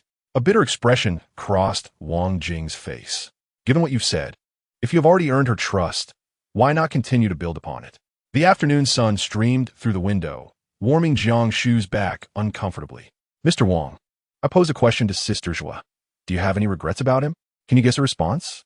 Wang Jing's hands intertwined, his knuckles pale with tension. "What did she say?" "She expressed a wish for you to be well." His posture relaxed, revealing his surprise. "Our company's designer approached Sister Zhua, but failed to secure the copyright. I believe that even if I were to ask, I might not succeed, but if it were you, the outcome could be different." "Miss Jiang, is this copyright truly that significant? You could easily explore it from another angle." Wang Jing, Jiang Shu interrupted, addressing him directly. He seemed taken aback. "You are afraid to meet her. You betrayed the woman who loved you most, yet have never dared to confront her emotions. For 8 years, you have allowed her to become a joke, and now you cannot even face her. How cowardly." Wang Jing remained silent, tacitly acknowledging her words. "She is married now. You should see her one last time, if only for closure, not for the copyright." Jiang Shu presented her trump card, observing the astonishment, realization, and pang of loss flicker across the man's features. "Ming Yuan." Just as Jiang Shu finished her shower, she received a call from Sister Zhua, who remained silent for a moment before derisively stating, "So you are his partner. It seems Wang Jing has already gone." Jiang Shu found herself at a loss for words, unable to articulate a defense. When emotions intertwine with interests, purity of purpose inevitably fades, and indeed, her intentions were far from innocent. "Today, he wept before me, proclaiming he would repent for a lifetime. As I gazed upon his tear-streaked face, an unexpected wave of resentment dissipated within me. His inability to forget me is the most profound punishment of all. Thus, I have relinquished my claims. Tomorrow, someone will come to finalize the handover." "Miss Jiang, congratulations." Zhuo Jie's voice carried a hint of mockery, tinged with a touch of melancholy. Chapter 69. An ambiguous atmosphere. Jiang Shu remained paralyzed for a considerable time before managing to utter, "I sincerely apologize, Zhuo Jie. Regardless of the circumstances, I have reopened your wounds for the sake of my performance, and I am truly sorry." A soft chuckle emerged from the other end, accompanied by the sound of ocean breezes. "I do not blame you. If it weren't for you, I would not have awaited the day he would come to see me. Now, I have truly found peace. You are a good girl, and I believe you will design a cover that radiates warmth." Suddenly receiving such affirmation, Jiang Shu felt a sense of relaxation wash over her. At a loss for words, she could only express her gratitude repeatedly. "Zhuo Jie inquired, the man you were with that day, he is not your boyfriend, is he?" Caught off guard by the revelation of his identity as her employer, Jiang Shu felt a flush of embarrassment. Zhuo Jie chuckled lightly. "Your acting skills leave much to be desired." After ending the call, Jiang Shu remained in a daze for quite some time. Suddenly, she let out a shriek of excitement and rushed out to knock on Fu Shiyan's door, feeling an irresistible urge to share her elation with him. Fu Shiyan was preparing for bed when he opened the door to see the flushed, excited woman before him. "Wait, don't say anything just yet," he instructed. Jiang Shu nodded vigorously. "You obtained the copyright?" His intelligence was striking. Jiang Shu leapt with joy, her happiness overflowing. "I can now proceed with my design. This project is mine." Fu Shiyan leaned against the doorframe, a knowing smile playing on his lips. She rushed to embrace him around the neck, quickly releasing him after a brief moment of closeness. "Thank you, Fu Shiyan. I would have succeeded without you." "It's wonderful." The man's body stiffened slightly, the warmth of her touch fleeting. His eyes, gentle and uplifting, conveyed congratulations. "Congratulations indeed. Tomorrow is the weekend. Grandfather has invited us to dinner." Jiang Shu responded with calm acceptance. "All right, I will prepare accordingly." However, as if sensing something amiss, she tilted her head to meet his lowered gaze. He looked at her with profound tenderness, even a hint of indulgence. Why did this moment feel so reminiscent of a married couple who had shared many years together, so effortlessly at ease? Fu Shiyan seemed to notice the shift in atmosphere. clearing his throat and stepping back. It's time to rest. You should return to sleep. Jiang Shu stood frozen in place, her heart racing, nearly drowning in the depths of his gaze. How could Fu Shiyan display such emotions? That night, Jiang Shu dreamt. On a commonplace evening by the sea, Fu Shiyan grasped her hand and whispered, "We will always be together." Though the dream was hazy, Jiang Shu was certain it was indeed Fu Shiyan. Even so, such gentleness and patience seemed entirely out of character for him. The dream felt remarkably vivid, as if it had truly transpired. As Jiang Shu awakened, daylight had already graced the room, her cheeks flushed and warmth radiating from her skin. "What are you thinking, Jiang Shu? That is Fu Shiyan. How can you entertain such improper thoughts about him?" A knock on the door interrupted her reverie. It was Aunt Ju. "Madam, are you awake? It is time to depart." In a flurry, Jiang Shu hurriedly got out of bed, tidying herself while inquiring, "Where is the gentleman? He has been waiting for you for quite some time." She had slept far longer than intended. Once ready, Jiang Shu hastily donned her ring and bracelet, descending the stairs to find Fu Shiyan standing by the floor-to-ceiling window. Clad in a comfortable white shirt and black trousers, his silhouette exuding a gentle elegance. She hurried down, her breath quickening. "I apologize, my alarm did not ring." Fu Shiyan narrowed his eyes slightly, noting her unusual haste. "No need to rush, let us go." Chapter 70. The more angry, the more concerned, perhaps due to the dream, Jiang Shu felt a disquieting unease throughout the journey, unsure where to place her hands while seated beside Fu Shiyan, her breath becoming erratic. As he finished attending to work on his phone, his gaze fell upon her wrist, now reminiscent of familiarity. Realizing her own awkwardness, she pointed to the ring on his fourth finger. "You're no different. Practice makes perfect." A suffocating silence enveloped them. Upon arriving at the ancestral home, Jiang Shu quickly exited the vehicle, fearing that lingering too long with Fu Shiyan would ignite her emotions further. However, in her haste, she twisted her left ankle, nearly toppling over. Why the rush? A strong hand caught her waist, pulling her back into his embrace. Seeing the concern etched on Fu Shiyan's face, she stiffened and quickly extricated herself. "I can manage." At that moment, her grandfather's cheerful voice rang out. "Are you two lovebirds being all affectionate?" Jiang Shu waved her hands in a flurry, eager to explain, but Fu Shiyan once again gathered her into his arms, raising his voice, "Grandfather, Xiao Shu has sprained her ankle. Do you have any Honghua oil?" Her grandfather ceased his teasing, promptly responding, "Yes, yes. Quickly bring Xiao Shu inside." He instructed Aunt Lu to fetch the medicine. Fu Shiyan lifted Jiang Shu effortlessly, striding into the house as she instinctively wrapped her arms around his neck, gazing dazedly at his jawline. "I can walk on my own," she protested softly. "If you're not afraid of falling, then go ahead," he replied, his brow furrowed with irritation. Once seated on the sofa, Aunt Lu returned with a medicine box, presenting the Honghua oil to Fu Shiyan. "How could you be so careless?" Her grandfather exaggerated. "Should we take you to the hospital?" Jiang Shu chuckled. "Grandpa, I'm fine. Just a minor twist. I'll be all right soon." Fu Shiyan knelt beside her, pouring the oil into his palm, warming it before applying it gently to her ankle.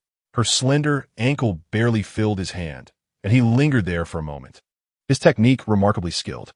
The warmth enveloping her ankle dulled any pain she might have felt, perhaps influenced by her emotions. Sensing her gaze upon him, Fu Shiyan lifted his eyes, his earlier demeanor returning, albeit slightly flustered. "I feel like a child who has misbehaved, chastised by a parent." Grandfather chuckled subtly beside her and quickly offered comfort.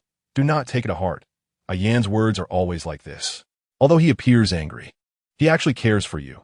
The more he is upset, the more he values you. Is that so?" Jiang Shu cast a questioning glance, but he did not respond, rising to wash his hands instead. It seemed indeed to be the case.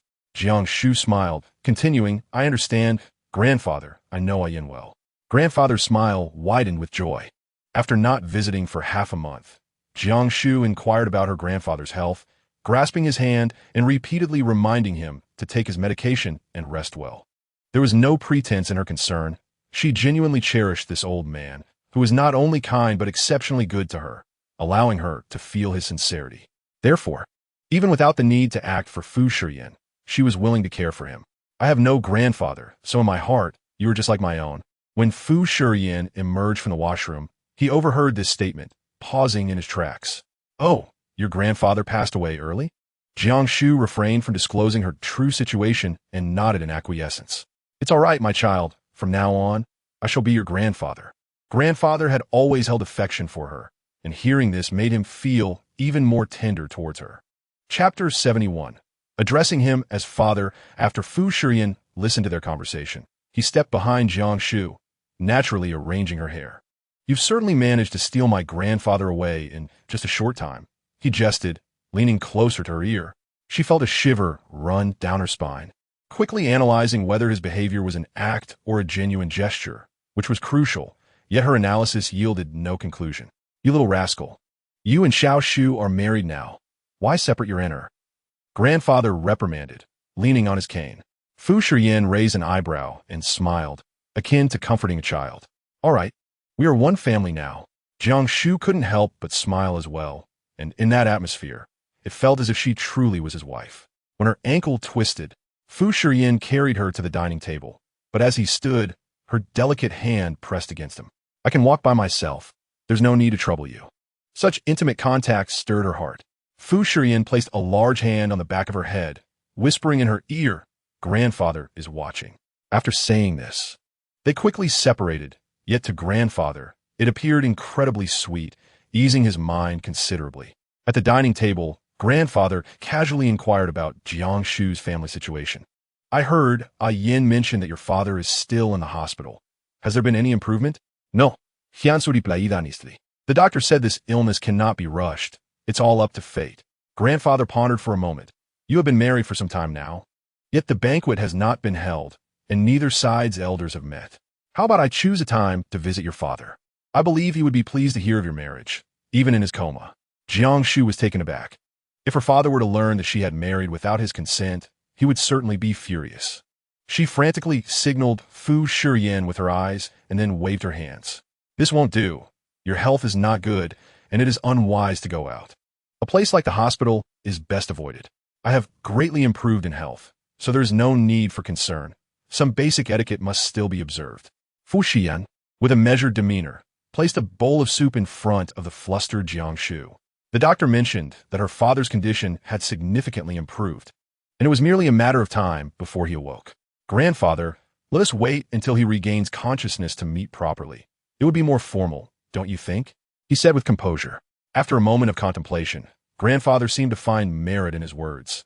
Yet he retorted sternly, You rascal, what do you mean by her father? I have told you that you and Xiao Shu are family. Her father is your father, so call him dad. Jiang Shu's eyes widened in shock at such audacity. What merit could possibly allow Fu Shiyan to address someone as dad? Grandfather, Fu Shiyan interjected, taking Jiang Shu's hand beneath the table to halt the conversation. Forget it. I will heed your words. Grandfather's expression brightened with a smile. Jiang Shu felt a tumult of emotions as she turned to gaze at the man. After their meal, in a room on the second floor, she said, You need not take Grandfather's words to heart. There is truly no need for you to call me that. Jiang Shu sat on the soft bed, apprehensive of any misunderstanding. Fu Shiyan was busy opening his laptop, attending to an unexpected work matter. He was correct, in essence.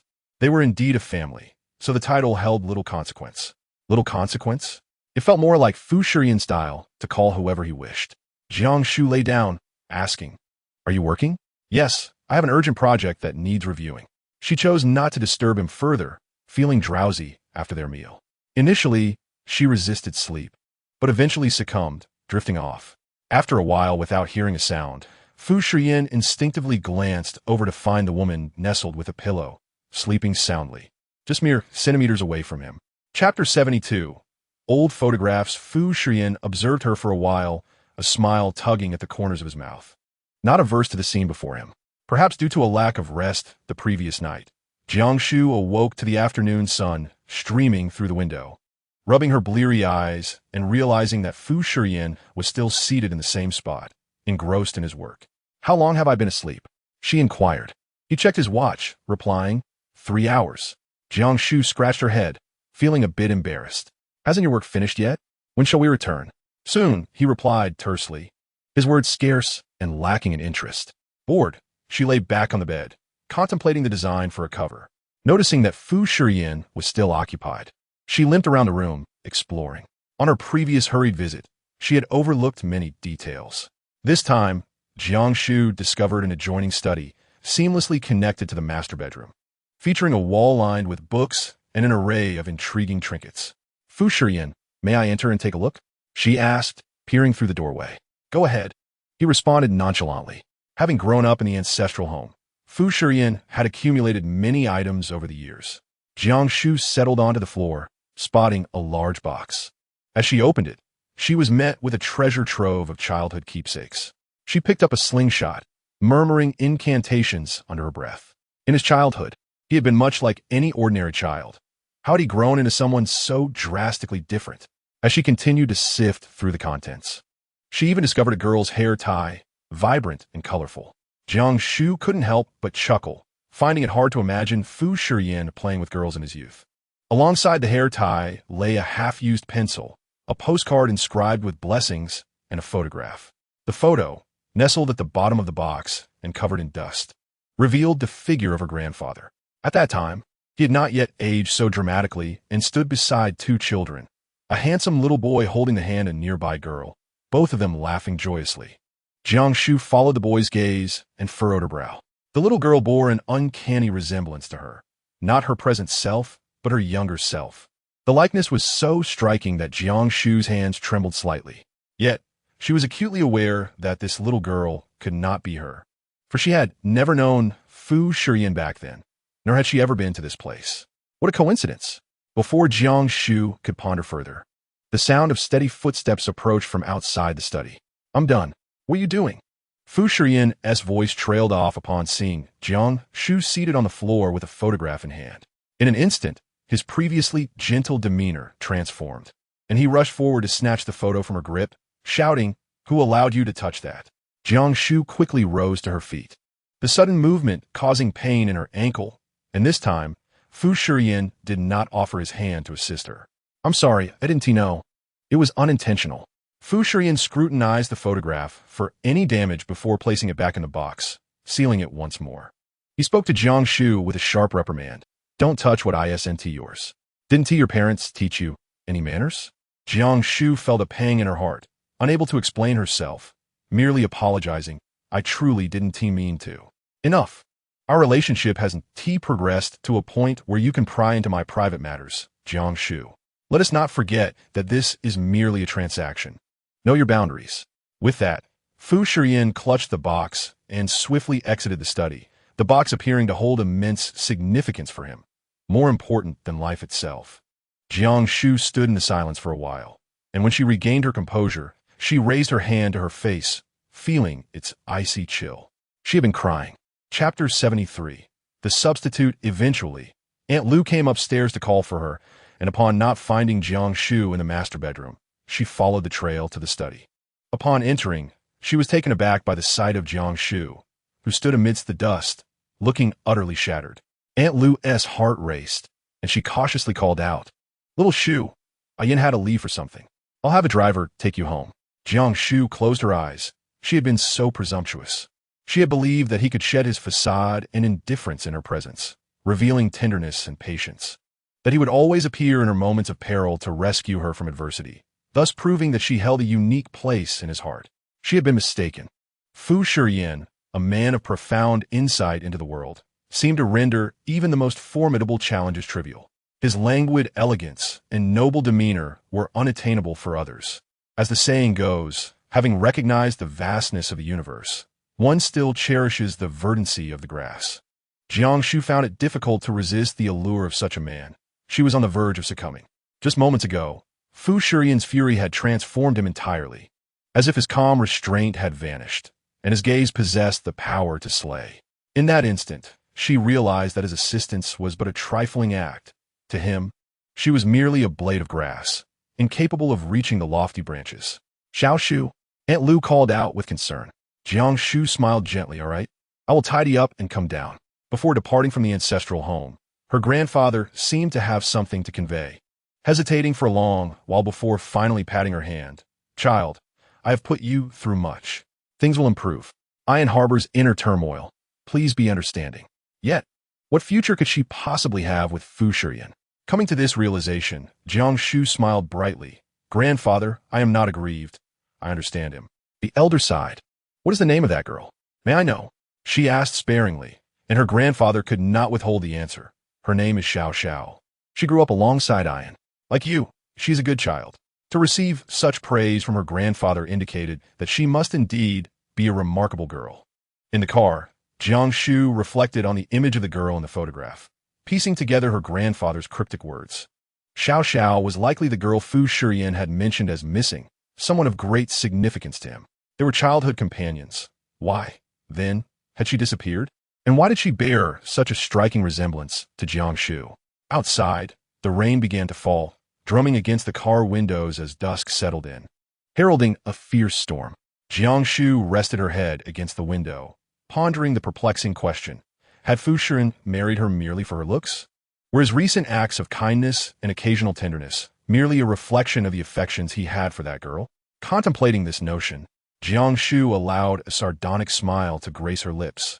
Indeed, without her appearance, how could Fu Shiyan possibly regard her with such favor? His earlier display of anger and disdain was the truest reflection of his feelings towards her, merely a substitute for Xiao Xiao. Upon returning to Mingyuan, Mama Ju helped Jiang Shu remove her rain-soaked coat. Why didn't the gentleman return with you? Jiang Shu turned to glance at the garage, noting the absence of Fu Shiyan's vehicle. He hasn't come back? No, came the reply, as the rain intensified outside. Within the top-floor lounge of the Fu estate, the curtains were drawn tight, shrouding the room in darkness as the sounds of wind and thunder reverberated. Fu Shiyan sat quietly on the sofa, his sharp features tense, engulfed by the shadows, his expression inscrutable. Chapter 74. Brother Ian. She had vanished for 13 years, an entire 13 years. It was also amidst such a storm that it seemed the world might be submerged. It was the first day of middle school, and the night before. Their grandfather had summoned them both to offer earnest admonitions about the importance of diligent study in light of their promotion. He insisted that the younger girl, Xiao Xiao, must keep a watchful eye on Ian, ensuring he did not cause any trouble at school. At that time, Fu Shiyan was already in the third year of middle school. He disdainfully patted the little girl's head, thinking it was he who should be looking after her, and that she ought to refrain from creating disturbances. Despite his disdain, a smile lingered on his face. The girl, undeterred, leaped up to strike him, declaring that he had been summoned to the school several times for fighting during his 3 years, while she had never been in a brawl. Grandfather, I will certainly look after brother Ian, she vowed. Their grandfather chuckled, clearly proud, saying that Xiao Xiao was indeed capable, and that brother Ian had always listened to her. Outside, car headlights flickered as the driver arrived to take her home. The rain was torrential, shrouding the air in mist. Fu Shiyan took Xiao Xiao's hand and led her downstairs. He had already matured into a young man, excelling in every aspect, typically exhibiting pride. Yet he remained forever gentle and patient with this girl. Brother Ian, I shall head back now. We shall see each other at school tomorrow. Fu Shiyan opened the car door for her, responding with a smile. All right, I will take you to have lioness head meatballs at the cafeteria tomorrow. Her face lit up with joy. The car sped away, disappearing into the rain-soaked haze, until it was no longer visible. Neither of them realized that this would be their final encounter. Subsequently, Xiao Xiao seemed to vanish into thin air. For 13 years, Fu Shiyan searched the entire city of Haicheng, yet he could not find a trace of her. This unforeseen event severed all ties between him and her family. Fu Shiyan sat on the sofa for a long while, drifting into a light slumber where he dreamt of a long-forgotten scene. Mother, mother, please take me with you. I wish to go with you. The boy's heart-wrenching cries were cast into the wind, swirling away into oblivion. The black sedan accelerated, oblivious to the desperate little boy sprinting behind, rounding a corner that left him behind. At the tender age of 7, Fu Shiyan stumbled on the asphalt, scraping his hands, blood seeping from his wounds. Tears fell onto his injuries, yet they paled in comparison to the agony within. His mother had abandoned him.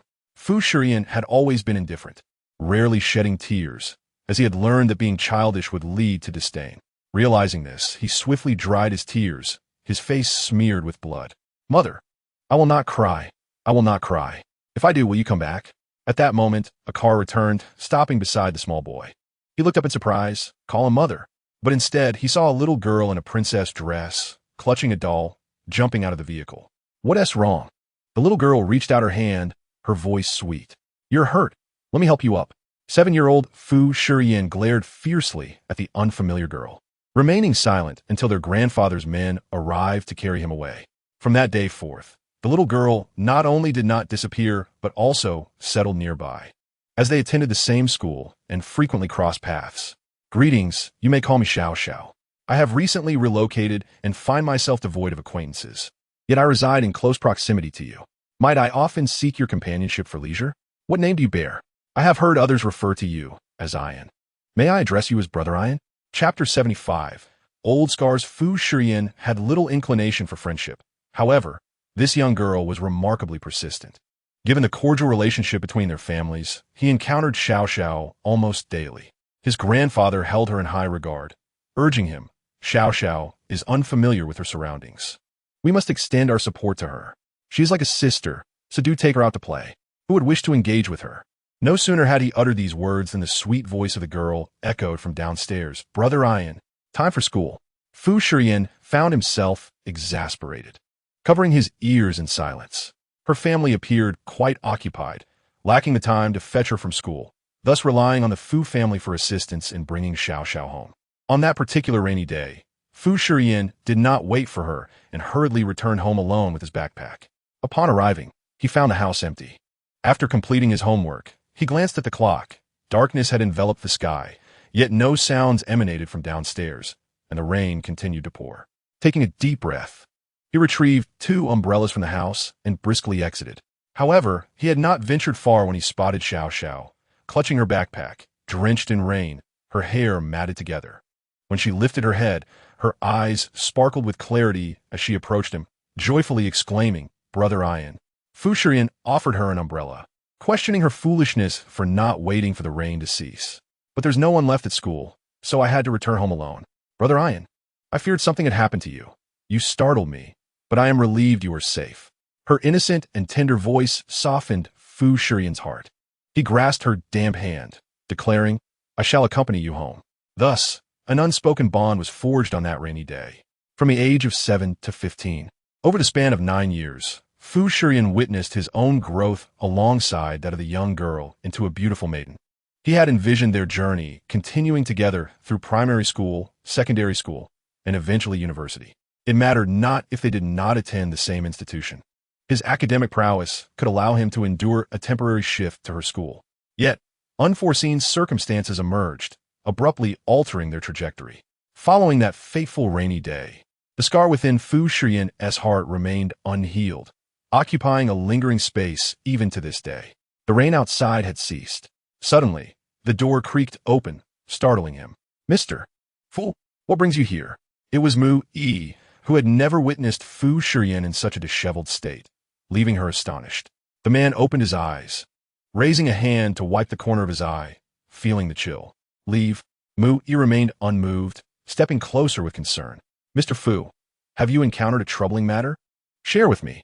Perhaps I can alleviate your burdens. Fu Shiyan, emerging from his trauma, instinctively flexed his wrist, his gaze laced with unreserved scorn.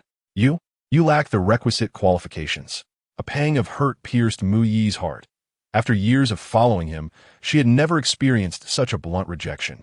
Aware of her own limitations, she understood that with a mere word from Mr. Fu, she would willingly traverse mountains and fires for him. Though sincere, what is the use of sacrificing oneself? Fu Shiyan rose, and, as he turned, a black hair tie caught his eye. He paused slightly. This size was not insignificant, and its presence here belonged to but one person. Mu Yi followed his gaze, a fierce jealousy igniting within her. Mr. Fu, I tidy up for you? Fu Shiyan concealed his emotions and entered the bathroom to bathe, dismissing her with a curt, just clean it up. The sound of water cascaded, and Mu Yi's expression turned icy as she pinched the hair tie between 2 fingers and hurled it into the trash bin.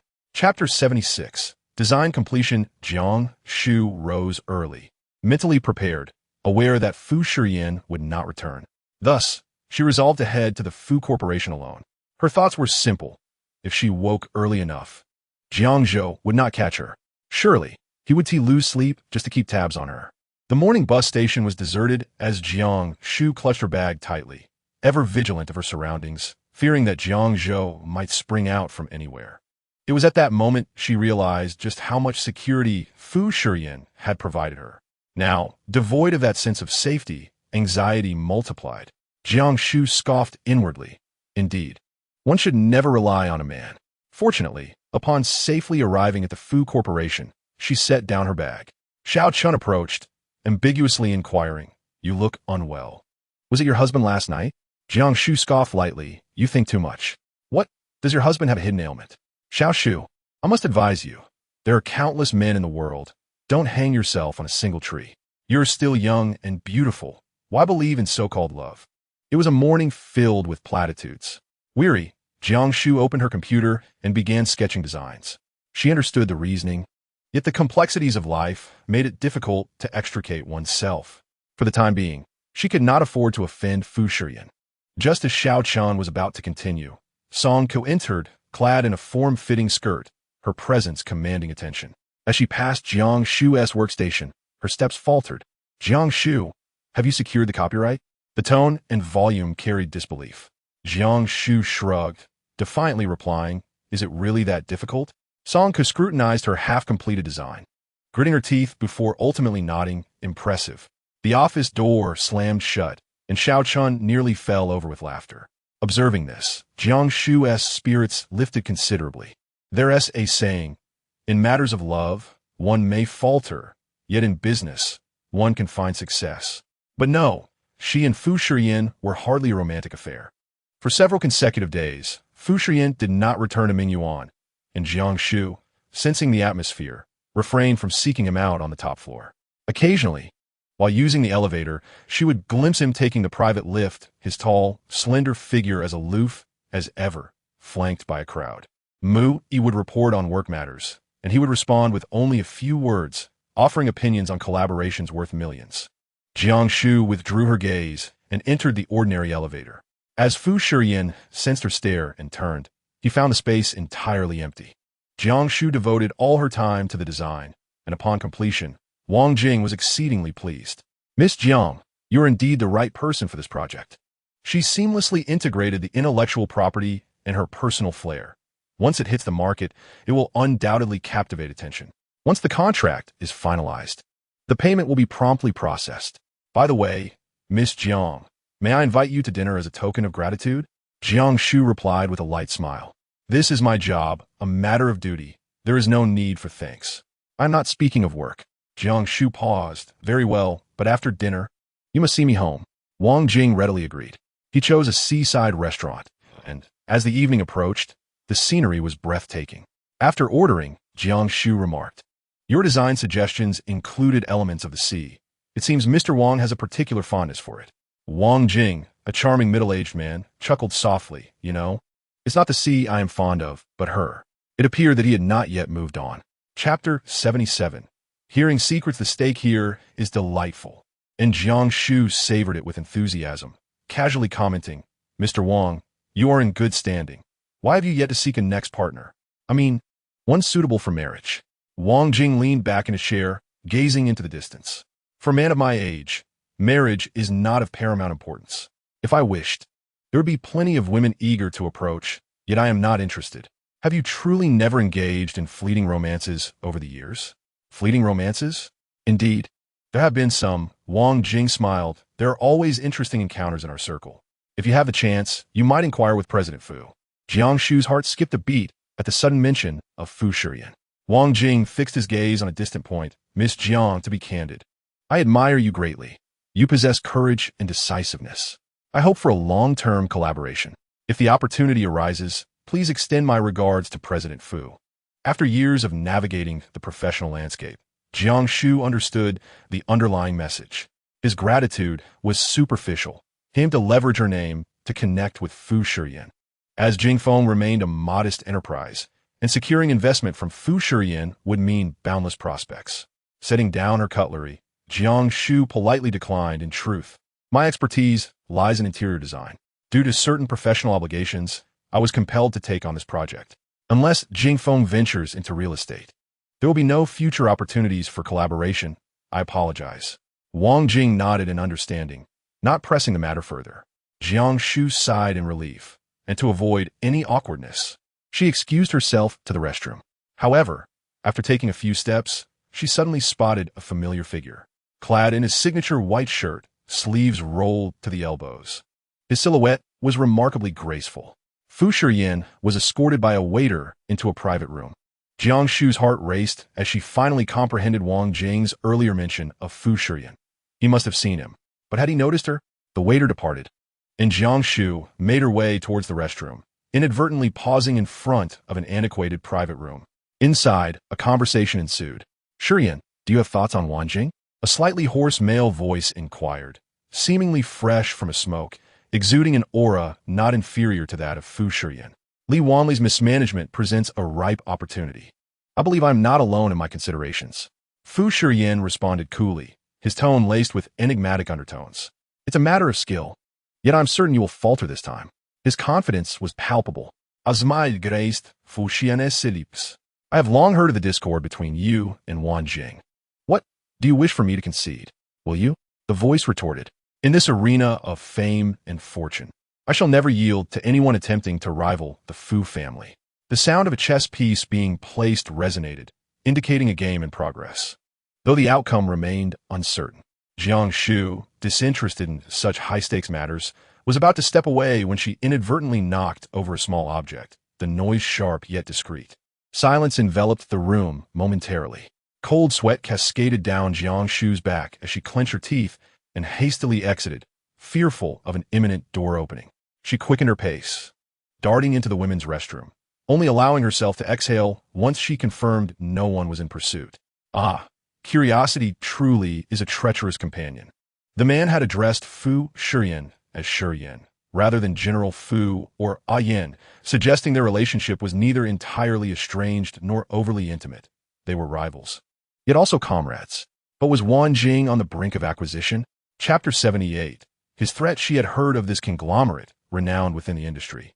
Yet the circumstances leading to its potential acquisition remained unclear, especially if it were to fall into Fu's hands. Such a development would undoubtedly expand the Fu family's dominion. Fu Shiyan was indeed a formidable individual. Distractedly washing her hands, Jiang Shu prepared to depart when suddenly the lights flickered out, plunging her into darkness. She stood frozen in place. Had there been a power outage? As she reached into her bag for her phone to illuminate the space, a strong hand clasped over her mouth, forcefully dragging her into a corner.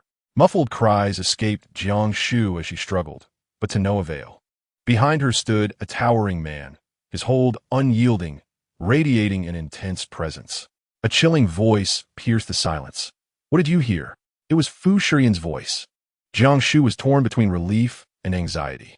Summoning her strength, she bit down hard on his hand, prompting him to release her momentarily, granting her a chance to breathe. "I didn't mean to eavesdrop. I overheard little, only that you intend to acquire Wang Jing." For someone as resolute as Fu Shiyan, it was imperative to clarify her position immediately. In the darkness, Fu Shiyan cornered her against the wall, his breath hot against her skin. "You're an intelligent person. You should refrain from listening. If your life is in jeopardy later, do not blame me for not warning you." His tone was one of calculated seriousness, starkly contrasting with his previous nonchalance. As if he had transformed entirely. Jiang Shu, of course, was astute, responding in a professional manner. "General Fu, I am aware. I will not speak of this to anyone else." After a brief silence, the electricity had yet to return, and outside, a cacophony of panic began to emerge, gradually intensifying. Jiang Shu trembled under his shadow, still too fearful to speak. Fu Shiyan remained unhurried. He even lit a cigarette in the darkness, the ember illuminating Jiang Shu's tear-filled eyes. His smoking motion faltered slightly, pondering his presence here. Jiang Shu spoke candidly. "Mr. Wang from Jingfeng invited me to dinner, expressing his gratitude. He saw me. I know." Fu Shiyan exhaled a cloud of smoke, which made her cough violently. In the next moment, her chin was forcefully lifted. "Does he have feelings for you?" The question caught Jiang Shu off guard. She hesitated. "No, Mr. Wang asked me to convey his regards to you." Upon hearing this, Fu Shiyan chuckled softly. And once he finished, he stated, "You are mine. Be mindful of your words and actions. Outside of work, Unnecessary socializing should be minimized. Do you understand? Mine? Jiang Shu felt an unsettling sensation of being owned. She forced a smile. Mr. Fu, I won't engage in anything inappropriate. Just then, the electricity returned. Fu Shiyan stepped back, gradually revealing her face, which was pale and visibly shaken. He extinguished his cigarette and discarded it into the bin. Can you drink? Jiang Shu was taken aback. The private room was spacious, yet only the two of them occupied it. Besides the dishes on the table, there was a go board. The pieces already positioned in a deadlock, with neither black nor white having any moves left. Seated at the main position was a man of similar age to Fu Shiyan, his features backlit, giving his nose a striking prominence. He exuded an air of arrogance, slightly more aggressive than the man beside him. Yet he did not possess Fu Shiyan's striking beauty. Every piece of his attire was bespoke, suggesting a significant status. Upon noticing Jiang Shu, he broke into a broad smile. Shiyan, you brought back a woman during your brief absence? Fu Shiyan gestured for her to follow, taking a seat beside him with a nonchalant expression, an employee of Fu's. Coincidentally here for a work report. Jiang Shu hesitated, uncertain of his intentions, but ultimately stood behind him. Miss Employee, please sit. The man regarded her with a calm demeanor, his eyes sparkling with amusement. Liangqi, you startled her. Fu Shiyan raised a hand to pull out the chair beside him, displaying impeccable, gentlemanly manners. Mr. Zhou has graciously invited you to sit. Jiang Shu, now drenched in cold sweat, struggled internally before finally sitting down. Thank you, Mr. Zhou. It turned out this was Zhou Liangqi, the heir of the Zhou group, a family with which they had always been in competition, yet unexpectedly. The two leaders were friends behind the scenes. Miss Employee, you seem somewhat familiar, Zhou Liangqi remarked, lifting a glass of wine and swirling it meaningfully. Jiang Shu straightened her posture. Mr. Zhou, my surname is Jiang. You may call me Jiang Shu or Miss Jiang. She deftly sidestepped his insinuation. Zhou Liangqi did not respond, his gaze deepening with unspoken implications. He turned to Fu Shiyan. Shiyan, what do you think? The man beside him tilted his head slightly, his tone unmistakably laced with tension. Liangqi, you're intoxicated. Upon hearing this, Zhou Liangqi appeared to have caught wind of an amusing anecdote, pressing his forehead as he chuckled for quite a while. Leaning back in his chair, he inquired of Jiang Shu, Miss Jiang, are you adept at chess? During their previous exchange, Jiang Shu had sent a message to Wang Jing, instructing him to depart. To her surprise, the topic had shifted so swiftly. She raised her gaze, colliding with Fu Shiyan's penetrating stare, and replied, well, what do you think of this game? Who will break free from the encirclement? Taking a deep breath, Jiang Shu recognized that the game had reached a stalemate, with no victor in sight. That may not be the case. Your esteemed Fu is a chess player of remarkable caliber, and he is merely indulging me, Zhou Liangqi retorted, circling the table and placing his wine glass before Jiang Shu. Acknowledging the gesture, Jiang Shu had no choice but to drink, downing it in one go, nearly choking but managing to suppress the urge to expel it. In this duel between titans, let us consider today's match as my defeat, shall we? Zhou Liangqi regarded Jiang Shu with increasing intrigue, then lit a cigarette, holding it delicately between his fingers. Shiyan, your employee possesses quite the charm. Which department does she belong to? Is she an assistant? Fu Shiyan's long, elegant fingers tapped rhythmically on the table, seemingly pleased with Jiang Shu's response. The design department. What a pity. With such wit and intelligence, I was tempted to ask if you would part with her as my assistant, Zhou Liangqi remarked, his tone dripping with arrogance and provocation. Jiang Shu dared not meet his gaze, fearing that Fu Shiyan might indeed relinquish her. The Zhou family is abundant in talent, and nurturing a skillful individual at Fu's is no easy feat. Please do not attempt to poach from my side. Fu Shiyan, with a smile that concealed malice, subtly dismissed the notion. Though they were clearly at odds, Jiang Shu felt a chill run down her spine, anxious to avoid any implication that might involve her. At that moment, a knock echoed from the private room door, and a server approached Fu Shiyan, whispering something in his ear. He rose, stating he had to attend to some urgent matters, and departed the room. Zhou Liangqi extinguished his cigarette. Miss Jiang, I have not seen you before. Does the design department's work require reporting to your President Fu? His words were ambiguous, and Jiang Shu carefully replied, I have been with Fu's for 3 years as an ordinary employee. It is understandable that you have not encountered me. Today, I have a project to report to President Fu, which is why I am fortunate to meet you. Oh, Zhou Liangqi mused, seemingly uncertain whether to believe her. Shiyan has a penchant for your type. Seize the opportunity. Jiang Shu nearly gasped, astonished by his audacity. President Fu is my superior. I dare not harbor such aspirations. Zhou Liangqi poured another glass of wine and placed it before her, gesturing toward the shadowy figure at the door. There are those who dare to dream. Yet after so many years, their desires remain unfulfilled. Comparatively, I hold greater hope for you. A woman stood at the entrance, presenting Fu Shiyan with documents. He glanced over them briefly and signed quickly. It was Mu Yi. You flatter me, Zhou. Jiang Shu fixated on the wine, biting her lip before finishing it. A crimson hue spilling at the corners of her mouth, undeniably alluring. Her tolerance for alcohol was poor. If this continued, she would not last much longer. As Zhou Liangqi tipped back his third glass of wine, Fu Shiyan returned, striding purposefully and casually remarking, Liangqi hold a favorable impression of my employee. He then glanced at Jiang Shu, adding that Zhou, being a gentleman, seldom indulged women in drink, but today seemed particularly interested in her presence. Jiang Shu seized the moment to respond, Thank you, Mr. Zhou. My assistant informed me that you were spotted at the southeast reservoir last week. I had not anticipated your recent improvement in fishing skills. Fu Shiyan extracted a cigarette from his pack, taking his time to light it.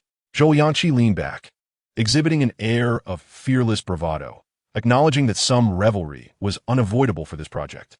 Oh, I have heard that the current financial flow of the Zhou family does not support the acquisition of Wanjing. Victory may not be within your grasp. It was a matter shrouded in uncertainty, and how could Shiyan assert that Fu's firm could bear the burden of Wanjing's considerable debts? With a decisive flick, the lighter ignited the cigarette-s tip, and Fu Shiyan spoke with conviction, his confidence palpable. Jiang Shu, observing from the sidelines, couldn't he help but be impressed. The man exuded an undeniable charisma that overshadowed even the ostentatious Zhou Liangqi. After a brief silence, Zhou Liangqi picked up his coat, preparing to depart, and before leaving, he inquired, Shiyan, when do you plan to settle down? Fu Shiyan paused, the cigarette poised at his fingertips, replying, before settling down, one must first have a girlfriend.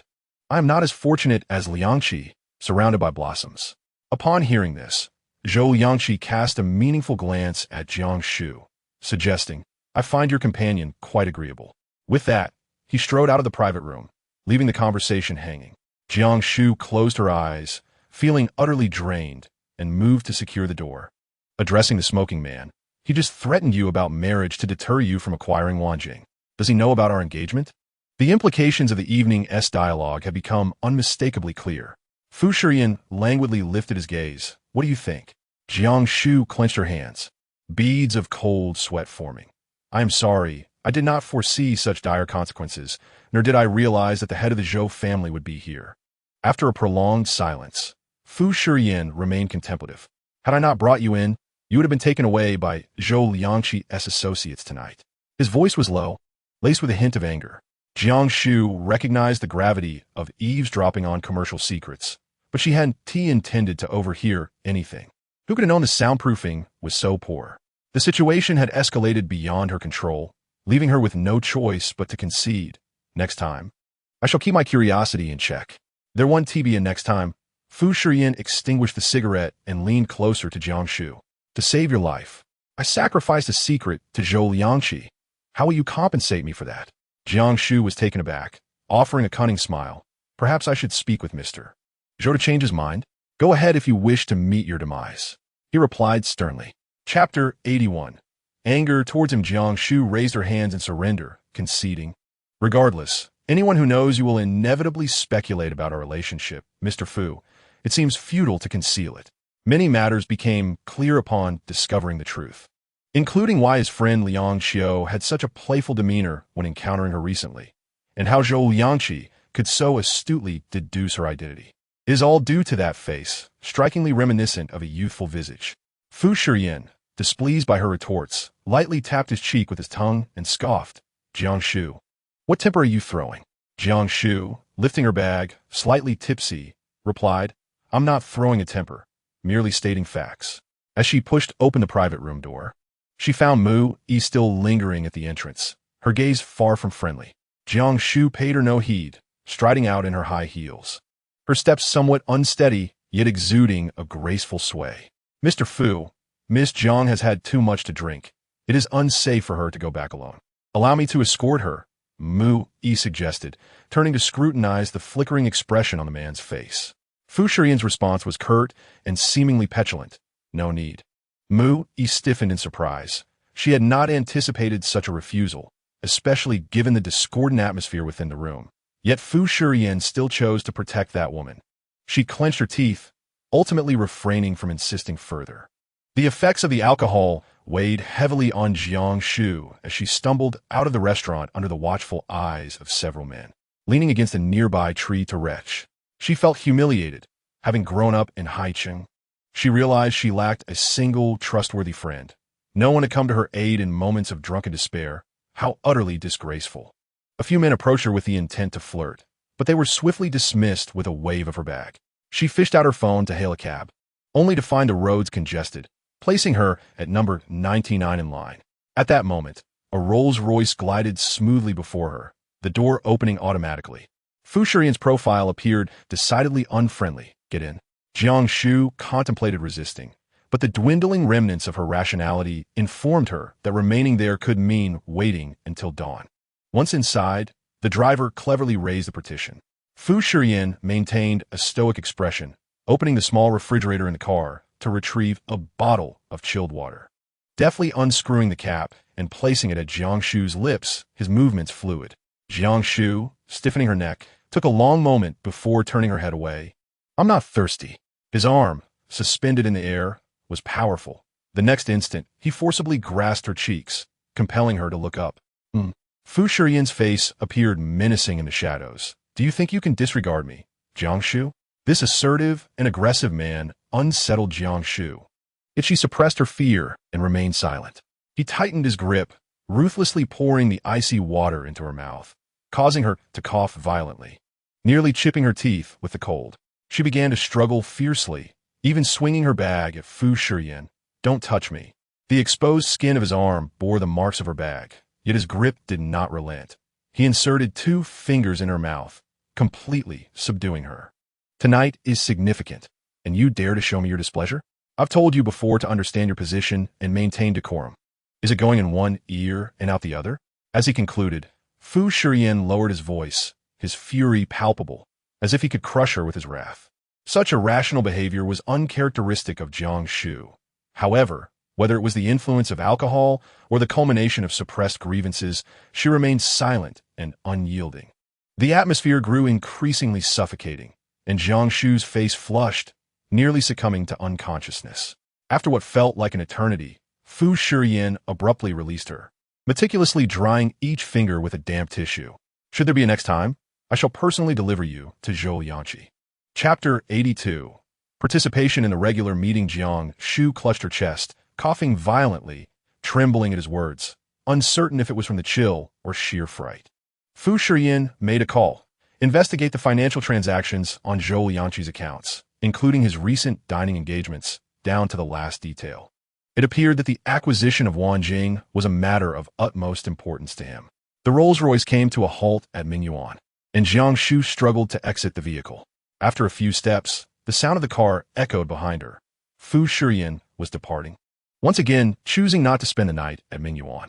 Upon hearing the car, Aunt Ju hurried out, exclaiming, "Oh dear, madam, how could you have consumed so much?" Jiang Shu waved her hand, self-deprecatingly remarking, "To make amends, 2 drinks hardly seem excessive." Aunt Ju, bewildered, assisted her into the villa and proceeded to brew some hangover tea. "Aunt Ju, I made a mistake today," Jiang Shu lamented, collapsing onto the sofa, realizing that it bore the scent of Fu Shiyan, tinged with a hint of tobacco, yet clean. He had not indulged her, which she had anticipated, but what was it that troubled her? Jiang Shu pondered for a long time, but could not articulate her thoughts. Aunt Ju brought the hangover tea, spooning it gently to Jiang Shu's lips. "Mr. Fu is your husband. Surely he wouldn't truly hold it against you. Isn't it said that there are no overnight grievances between spouses?" "Husband?" Jiang Shu scoffed. "Aunt Ju, you see us every day. You should know we are far from a true married couple." Aunt Ju hesitated, saying, "I may not understand the intricacies of high society, But it seems to me that Mr. Fu harbors some affection for you. Is that so? Alas, that modicum of affection is not directed towards me, but rather toward a girl who bears a striking resemblance to me. That night was fraught with discomfort. The following day, Jiang Shu awoke with a splitting headache, taking a moment to gather her senses, feeling as though reality was slipping away. She shut her eyes, the events of the previous day flooding her mind, sending chills down her spine. She had lost her temper with Fu Shiyan. Not only that, but she had defied his wishes. Burying her face in the covers, she wished fervently to disappear and resolved never to drink again, for it led to such irrationality. Fu Corporation. Why does your face look so swollen today? Xiao Chun, noticing Jiang Shu's despondent demeanor, inquired curiously. Jiang Shu waved him off, resting her head on her desk. Planning to take the day off? Please, no taxing discussions today. I drank too much yesterday. The funds from Jingfeng have arrived. They just hit the account, and the higher-ups are pleased. Jiang Shu's spirits lifted instantly, her lips curving into a smile. Really? Indeed, there's a regular meeting today, and the higher-ups have asked Song Ke to bring you along. Xiao Chun discreetly informed her, genuinely happy for her. If the higher-ups are pleased, does that mean my bonus will be doubled? She mused, a glimmer of hope in her eyes. Money-minded as ever, but it's not entirely out of the realm of possibility. Jiang Shu suddenly felt invigorated, organizing the materials from the past few days. Before long, Song Ke emerged from the office, her expression dark. Follow me, she commanded. On the 32nd floor of the Fu Corporation, there was a spacious conference room where department heads convened every Wednesday for a work summary. Jiang Shu trailed behind Song Ke, astonished by the procession of elites entering the room. The scale was indeed impressive. Song Ke shot her a glance, admonishing her to conceal her naivety and not embarrass the design department. Jiang Shu stuck out her tongue and made a face behind her. As everyone settled in, just a minute before the meeting commenced, a cool figure entered the room. Today, he donned a black suit, complemented by a crisp white shirt. The angle of his head perfectly poised. Jiang Shu heard faint gasps from the crowd, and even Song Ke bowed her head in embarrassment. Chapter 83. Stolen Credit. She lowered her gaze, for she had no idea that Fu Shiyan would be attending this weekly meeting. Quietly, Jiang Shu raised her folder to shield her face, regretting her impulsive decision to come. Last night, she had been reckless, and Fu Shiyan must be seething with anger at her. Mu-Yi, having prepared everything, leaned close to the man in the main seat and whispered, Mr. Fu, everyone is here. Fu Shiyan lightly tapped his pen against the table, exuding a nonchalant air. Let us begin. Subsequently, the various departments reported their weekly progress methodically. Their presentations were succinct and articulate, occasionally highlighting outstanding newcomers from their teams. Fu Shiyan listened intently, occasionally offering assessments and future plans, his voice clear and his demeanor mature. In the spacious conference room, when it was Song Ke's turn, 50 minutes had elapsed. She appeared quite anxious, her fingers hesitating over the keyboard, struggling to articulate her thoughts. Mr. Fu, our achievements in the design department this week, the results are as follows. Her words stumbled out, eliciting smiles from the other department heads. Li, the manager of the Human Resources Department, teasingly remarked, Director Song seems a bit nervous for a first meeting. There's no need for that. Be more confident. Fu Shiyan, twirling a pen with one hand, cast a contemplative gaze upon the woman who was attempting to hide her face behind the folder. Song Ke awkwardly nodded, nearly on the verge of tears under Fu Shiyan's scrutinizing gaze. Jiang Shu had given up. With her limited expressive ability, doubling her bonus seemed utterly impossible. Just then, Eric, the head of the venture capital team, interjected, the design department has some competence. I hear you recently secured a project with Jingfeng. We have been tracking that company for quite some time. It holds significant potential for development. If there is an opportunity to invest, our two companies could form a dream collaboration. His candid remarks immediately alleviated Song Ke's awkwardness. She expressed her gratitude. Yes, the preliminary research on Jingfeng was conducted by me. It indeed has great potential. Jiang Shu looked up in disbelief, remaining silent. What had she achieved apart from hitting a few roadblocks and knowing that the IP rights were in Chen Zhuofeng's hands? Eric was intrigued. Oh, Director Song, your insight is commendable. I heard this project was quite challenging. Managing to wrap it up in such a short time indicates your considerable capability. Song's smile broadened. It was her duty to serve the company, and no matter how challenging, she was determined to rise to the occasion. Fortunately, The results had turned out well. If the venture capitalists required any materials in the later stages, we could certainly lend a hand. Alexis frequently nodded, encouraging everyone to applaud. Song felt like a peacock displaying its feathers, confidently gazing at the man in the main seat, yearning for his affirmation. Yet, his expression remained inscrutable, his eyes deep and seemingly harboring concealed blades. For reasons unknown, a sense of fear crept over her. Jiang Shu lowered her head further, her hopes reduced to ashes. At this juncture, she could not step forward to claim credit for the project she had successfully completed. Song seized this moment to bask in the limelight, and Jiang Shu's heart brimmed with anger, dissatisfaction, and grievance, yet she could utter not a word. The sounds around her grew increasingly distant, and after an indeterminate amount of time, the meeting finally concluded. As everyone filed out, Jiang Shu lingered in her seat for quite a while. While Song made no haste to leave, with a provocative tone, she remarked, "Your credit belongs to the design department. I merely voiced it. The bonus is still yours, so there is no need for imbalance." With that, she swiftly departed, clutching her laptop. It was at this moment that Jiang Shu realized her true concern had never been the bonus, but rather the profound sense of achievement derived from her hard work. Murmurs of Mu Yi's voice reached her ears. "President Fu, the board members are waiting for you." Jiang Shu lifted her gaze, scanning through the throngs of people to catch sight of the man in the main seat. He buttoned his suit jacket and exchanged a fleeting glance with her, instinctively furrowing his brow, a hint of restlessness apparent within him. "Let us go," he said. "What?" Little Chun from the design department exclaimed, unable to contain her astonishment. Did Song really say that? How brazen of her to claim credit so openly. Jiang Shu tugged at her arm, urging her to let it go. "At this point, we should focus on securing the funds. How can we just let it go? Your efforts have been in vain. Do you truly wish to languish in the design department forever? You have a brighter future ahead." Little Chun protested vehemently. "And what else can we do? Should we confront President Fu about it?" "He is swamped with responsibilities. He has no time for such trivial matters," Jiang Shu replied, sarcasm lacing her tone as she rested her head on the desk and closed her eyes. "Let me sleep. Just stop talking." As soon as she closed her eyes, the inscrutable face of Fu Shiyan loomed in her mind. It was he who had accompanied her in bringing this project to fruition, yet moments ago, he had said nothing, tacitly endorsing Song's actions.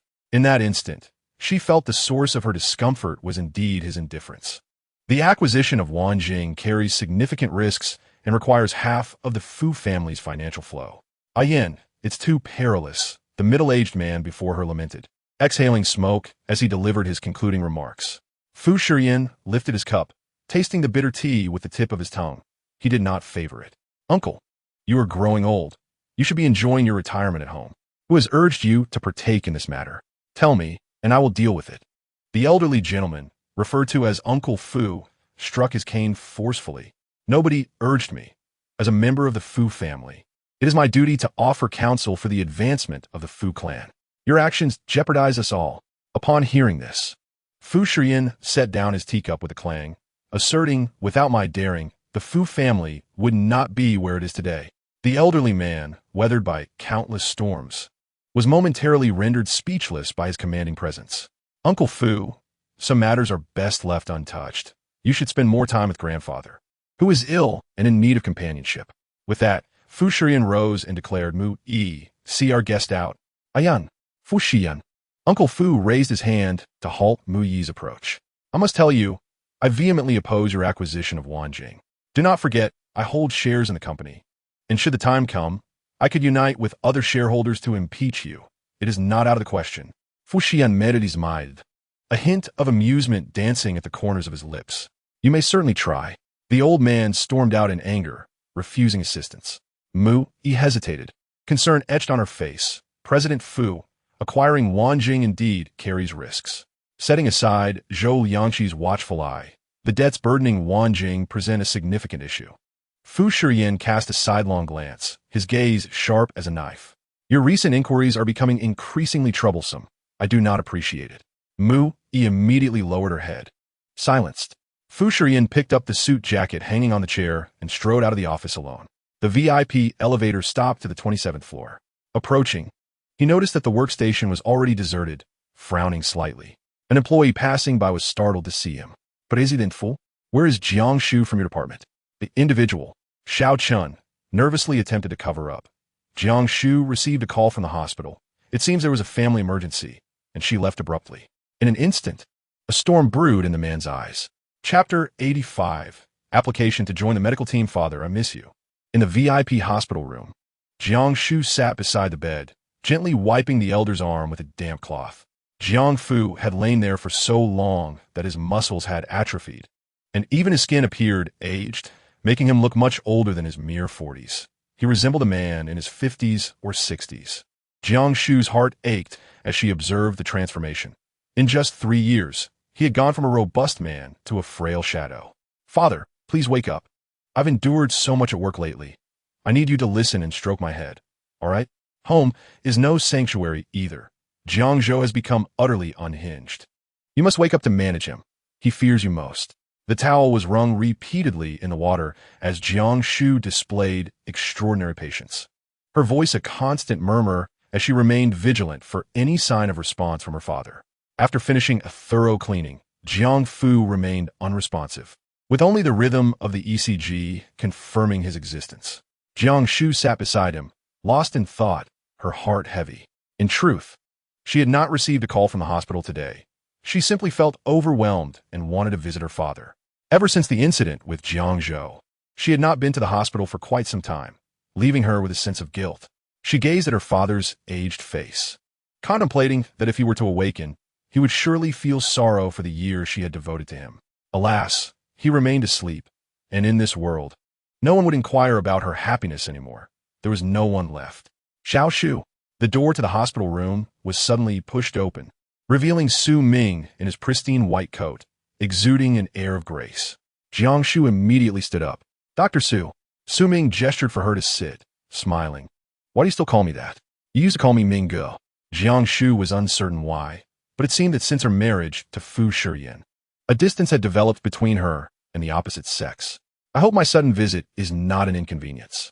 Has there been any change in my father's condition recently? Not at all. You are a family member, and it is only right for you to come and visit. Su Ming's hands were tucked into his pockets as he continued to gaze at Jiang Shu, seemingly hesitant to speak. I am not currently your father's attending physician, but I have been in touch with the medical team. According to them, he is at least stable. That's good to hear. Stability implies there has been no progress. Jiang Shu replied, her disappointment barely concealed. I heard you were here and came to see you, Su Ming said, pulling a golden orange from his coat pocket, a gift from the head nurse, who claimed it was very sweet. Would you like to try it? Jiang Shu smiled. It was given to you by the head nurse. Wouldn't it be inappropriate for me to eat it? Su Ming chuckled, deftly peeling the orange to reveal its pale, yellow flesh. I have recently applied to join your father's medical team. After all, I have been following his condition for 3 years and understand many aspects better. Jiang Shu was pleasantly surprised. That would be wonderful. If you're involved in my father's treatment, I will feel much more at ease. Everything is still in process, and I'm uncertain whether it will be approved, but I will do my utmost. Su Ming broke off a segment of the orange and offered it to her lips. I have no time to eat. You should taste it for me. Jiang Shu hesitated, almost lost in Su Ming's gentle, lingering gaze. She opened her mouth and bit into the orange. It's very sweet. You should try some too. Seeing her enjoy it, Su Ming then placed a segment in his own mouth.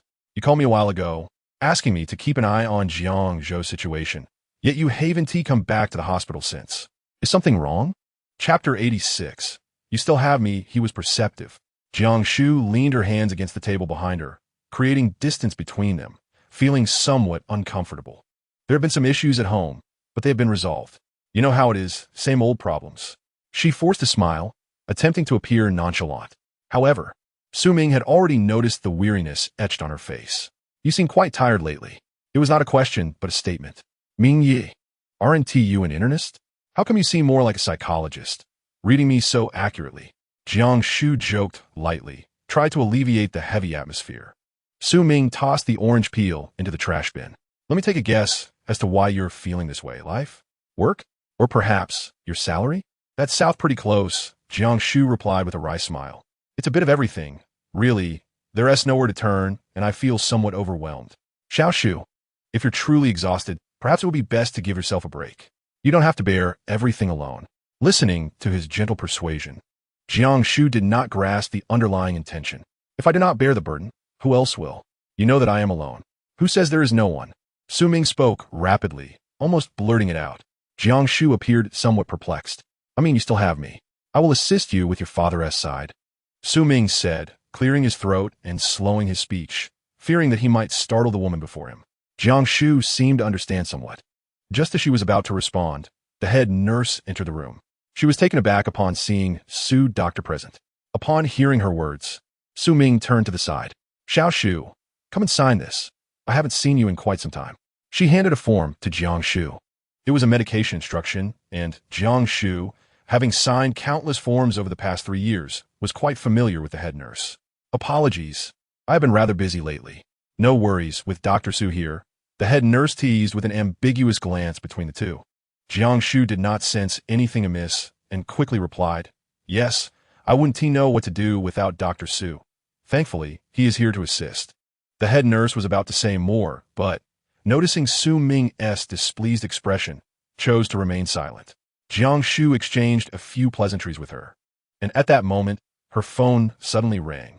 She glanced at it, felt apologetic towards the two, and stepped outside to answer. Hello? Inside the ward. The head nurse patted Su Ming's shoulder, saying, TSK, the road ahead is long and arduous. He maintained a gentle smile, watching Jiang Shu's silhouette as she exited, unhurried. Taking it slow. A strange number. Jiang Shu, it's Wu Ting. A female voice came through the phone. I know. I saw the caller ID and guessed it was you. It had been quite some time since Wu Ting had last contacted Jiang Shu, and now that she was calling, it must mean she had settled down in another city.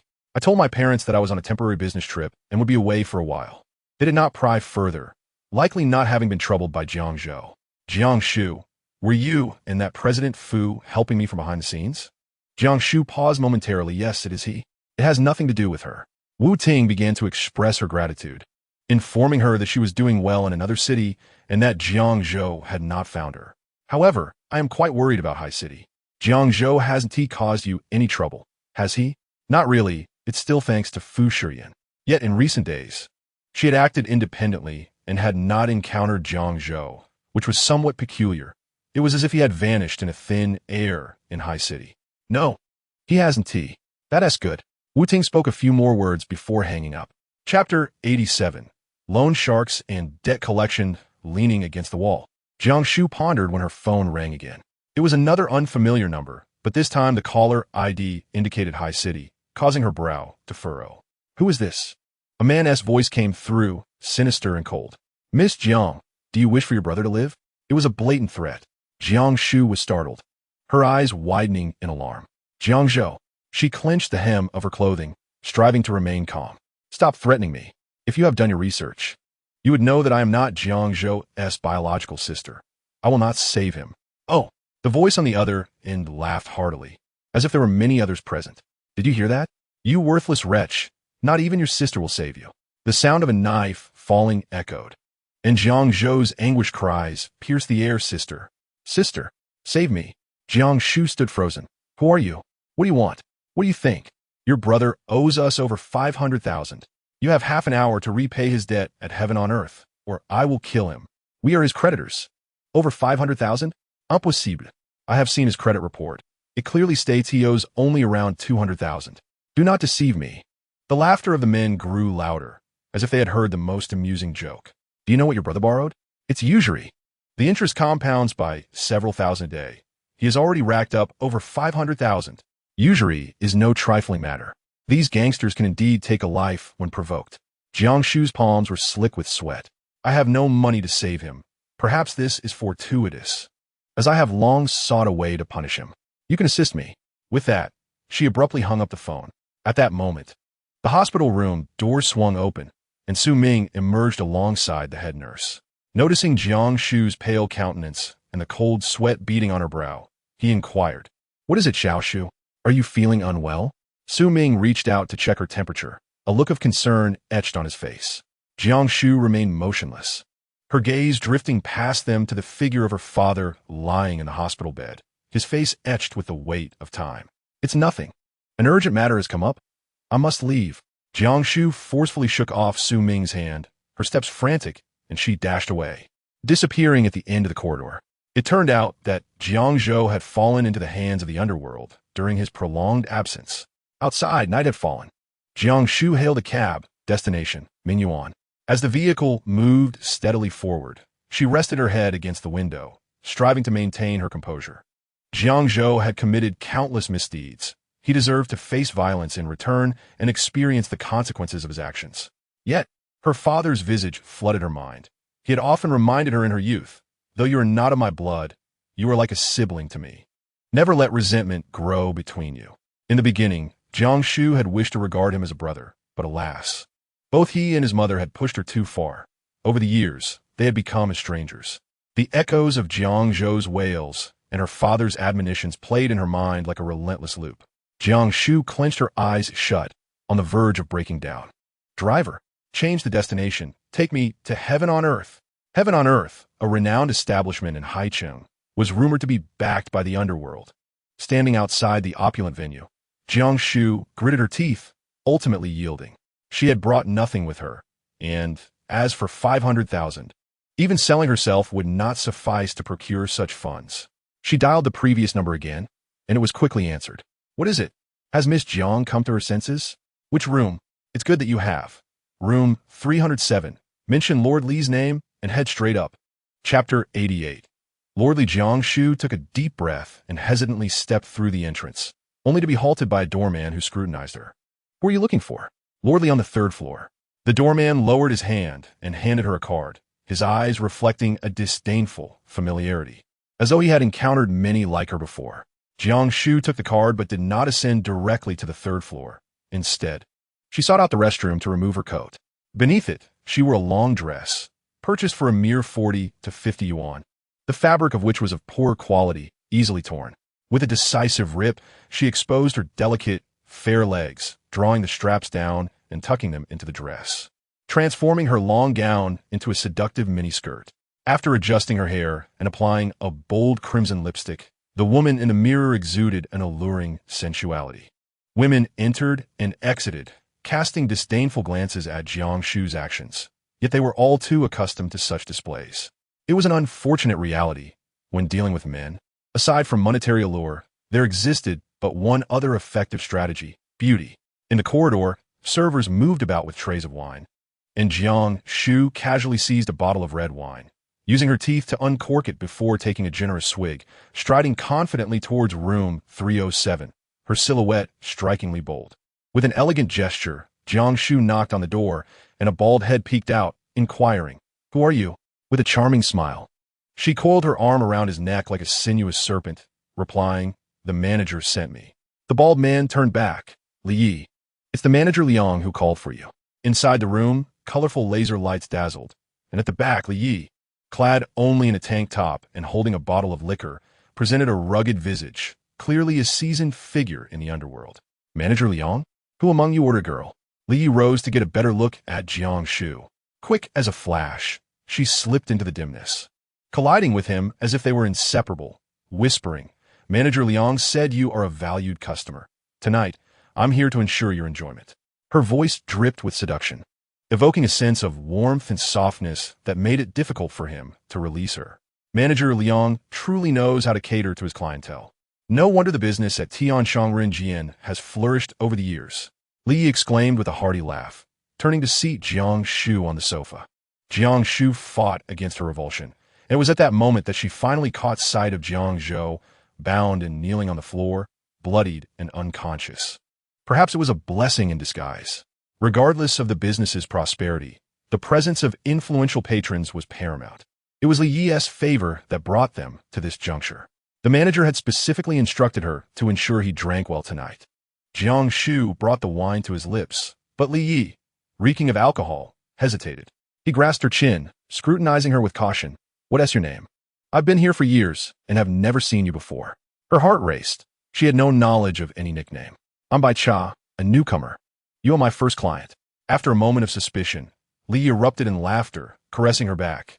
"You're quite the quick learner for a newcomer.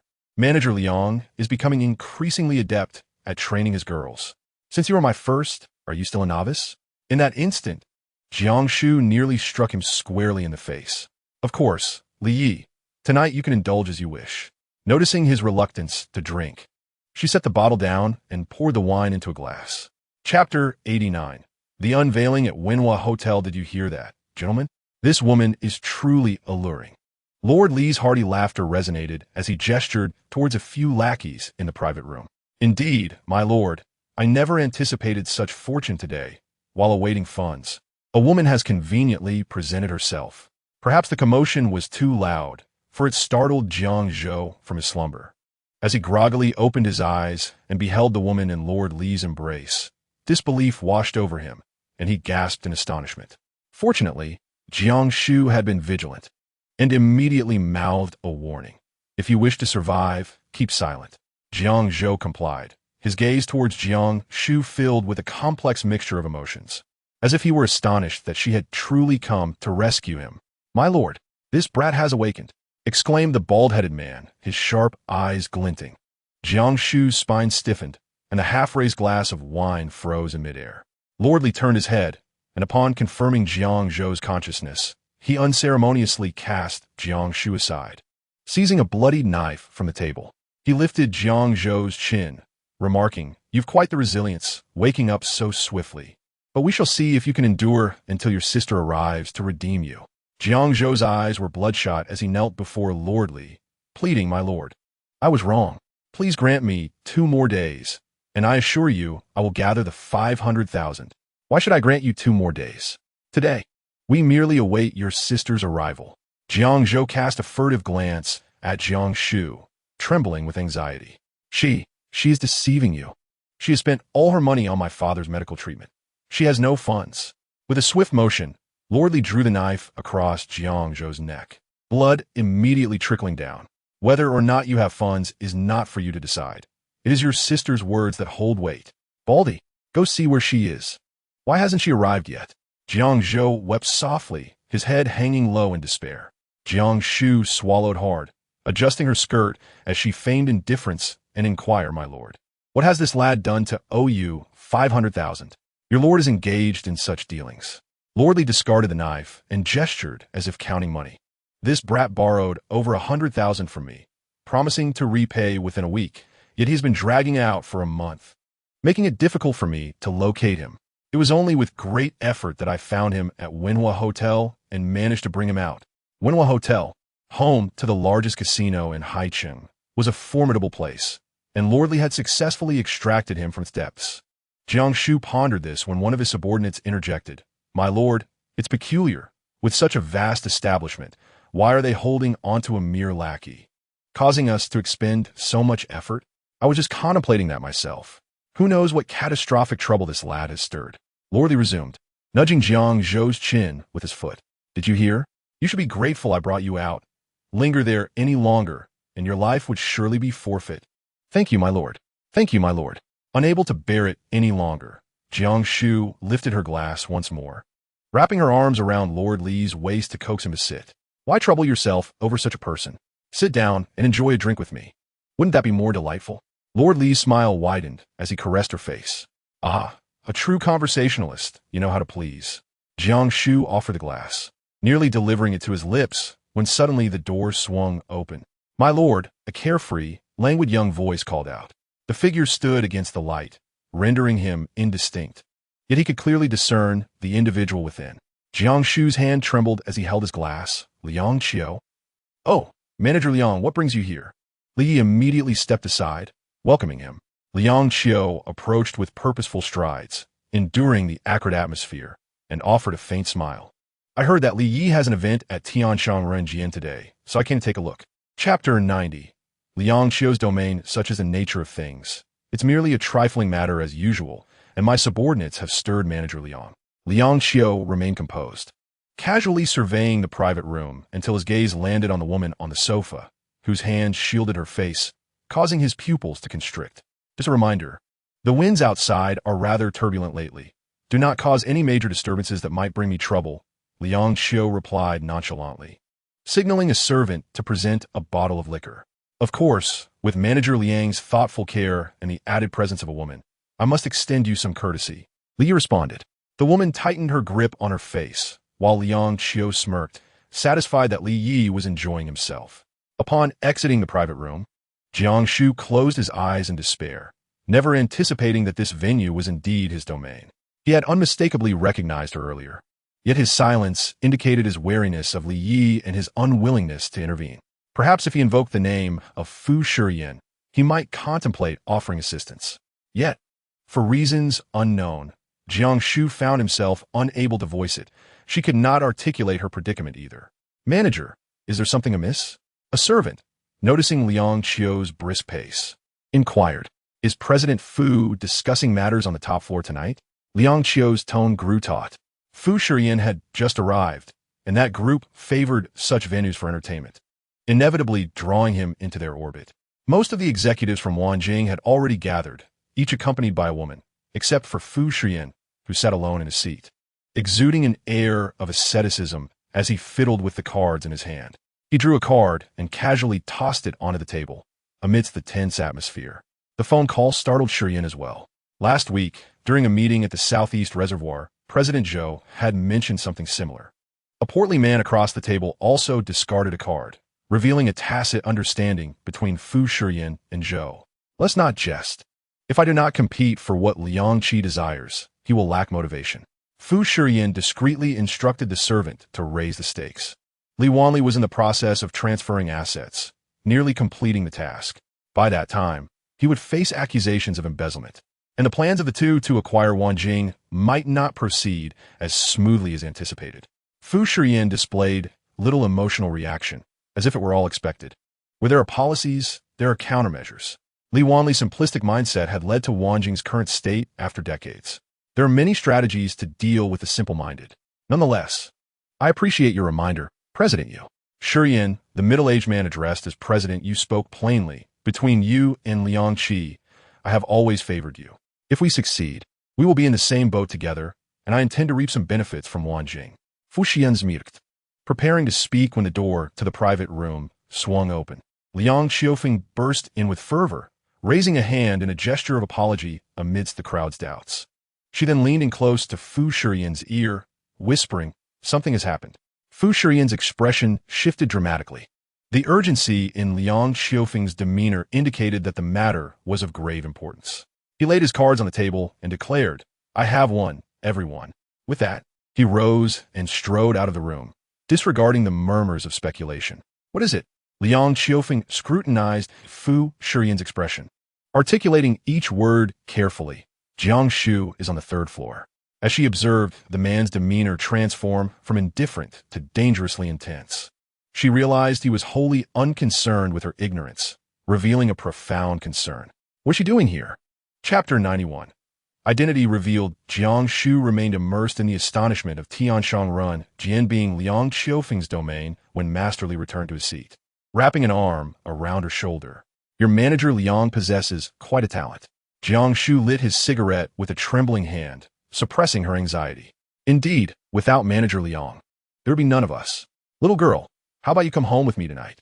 He leaned in with a greasy smile, attempting to kiss her cheek, clearly enamored. Jiang Shu deftly evaded his advance, teasingly murmuring, "As long as Masterly offers enough, then certainly." Masterly was quite pleased. She seized the opportunity to raise her glass again, but due to an exaggerated lean, a card slipped from her pocket and fell onto the carpet. "What is this?" Jiang Shu froze, momentarily forgetting to breathe. Masterly picked up the card, scrutinizing it under the light. "Is this the guest card for Tianshang Renjian?" His voice rose with disbelief, his face contorting as he glared at the alluring woman beside him. "You are not Manager Liang's person." Jiang Shu's mind spiraled into chaos. She dare not move, stammering, "Perhaps I took the wrong one." Masterly seized a knife from the table, retreating several steps, his demeanor tense. "Baldy, call that woman." A few lackeys fumbled for their phones, dialing her number. Fortunately, her phone was already on silent, and no ringtones echoed in the private room. Yet Masterly remained relentless, commanding, "Search her." In her haste, Jiang Shu was paralyzed, unable to concoct an excuse to evade. The group lunged at her, searching her thoroughly until they uncovered her phone, unlocking it to reveal 2 missed calls. "Wretched woman, how dare you deceive me?" Masterly bellowed, smashing her phone against the wall, shattering the screen into fragments. Jiang Shu nearly lost consciousness. "Masterly, I came to negotiate with you. There is no need to resort to such extremes. Moreover, you have only given me a few hours. Where am I to procure 500,000? Jiang Shu, devoid of her previous allure, retreated, tears welling in her eyes. The knife in Master Li's hand glinted ominously as he spat. So you intend to offer your body instead? Wretched harlot, what charm could possibly compare to 500,000? He grasped Jiang Shu's long hair, dragging her toward Jiang Zhou. You two siblings dare to toy with me. Jiang Zhou, realizing she had been exposed, was left with no chance of escape. She wept to the point of near unconsciousness, unable to utter a single coherent sentence. Jiang Shu was compelled to kneel on the ground, her knees aching painfully. Gripped by her hair, she was forced to tilt her face upwards, with Lord Li's knife ominously hovering above her. You dare to deceive me with your beauty? You're the first to try. Tell me, if this knife were to fall, would you not fear for your looks? Jiang Shu felt her heart sink, trembling all over. Please, Lord Li, let us speak civilly. I was wrong. I apologize. This only elicited a more twisted smile from Lord Li. Afraid, are we? Then I shall be even more inclined to test you. With that, he pressed the tip of the blade against her left cheek, applying gradual pressure until a red mark appeared on her porcelain skin, soon followed by droplets of blood. Jiang Shu was on the brink of collapse, yet she dared not struggle. You will kill me. You might as well end my life. Kill you? You are not worthy of such a fate. Then, am I worthy? The sound of a door being kicked open interrupted Lord Li's actions, accompanied by a cold, furious male voice. Chapter 92. A raid for the fair lady. Everyone in the private room trembled at the sound of that voice. Lord Li turned, suspicion etched on his face, to see a tall, imposing figure standing at the entrance, radiating an overwhelming aura that seemed to engulf all. His brows furrowed, and the knife slipped from his grasp, clattering to the floor. Jiang Shu slowly turned her gaze, blood droplets rolling down her face. In the dimness, Fu Shiyan's visage became clearer, heavy, filled with anger, oppressive. Fu Shiyan's eyes were fixated on one direction, where Jiang Shu knelt, despairing as if she were in the depths of a hellish mire, her plight piercing his very veins more painfully than the loss of recognition for his hard work. Fu Shiyan, Lord Li exclaimed incredulously, entirely unprepared to encounter him here. The man stood there, cold and indifferent, alone, yet his solitary presence felt unhinged. Fu Shiyan rolled up his sleeves and strode forward, not waiting for a reaction before forcefully bringing Lord Li to the ground, delivering punch after punch until blood erupted from his nose. Despite Lord Li's considerable weight of over 200 pounds, Fu Shiyan's strikes were effortless, the veins in his neck bulging with fury. Seeing Lord Li's anguished cries, his men exchanged worried glances, ready to intervene, but were halted by the sudden command of this young man, who radiated an aura of extreme intimidation. Lord Li, clutching his eyes and nose, shouted loudly, "Stop! Don't move!" After delivering sufficient punishment, Fu Shiyan's face bore a wild expression as he picked up the knife from the ground and asked Jiang Shu, "Which hand did he use to hurt you?" With her limited rationality, Jiang Shu trembled even more upon witnessing Fu Shiyan's demeanor. His right hand. Consequently, Lord Li's right hand was forcibly pressed against the ground, and the knife fell with a swift sound, blood splattering onto Jiang Zhou's face, hot and shocking, causing her to faint. Lord Li's wails nearly shook the entire building. Fu Shiyan's strikes were decisive, and his withdrawal just as efficient. He wiped his fingers clean with a tissue before scooping up Jiang Shu, stepping over the incapacitated Lord Li, and striding out of the private room. Liang Xiu had been waiting outside for quite some time. Upon seeing someone emerge, she felt an overwhelming urgency. "You have caused me a great deal of trouble." Fu Shiyan's expression was dark as he made his way forward. Liang Xiu quickly followed, instructing, "I've handled the matters on this floor and in the underground parking lot. You could drive my car directly. Here are the keys. I will take care of the aftermath on the top floor."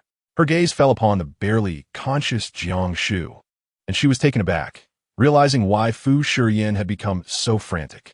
Jiang Shu was in excruciating pain, her consciousness fading. In her last moments of lucidity, she managed to grasp Fu Shiyan's arm and utter, Jiang Zhou. "I will handle it," he replied coldly. Fu Shiyan moved swiftly, lifting Jiang Shu into the car, fastening her seatbelt and starting the engine. Liang Xiu leaned against the window. "Do we need to erase the surveillance footage?" "No need. He wouldn't dare. He was certain a man wouldn't report them." Jiang Shu was rushed to a private hospital, and the doctors were astonished. Fu Shiyan did not provide a direct answer. His voice steady and intimidating. I have but one request. Her face must remain unscathed.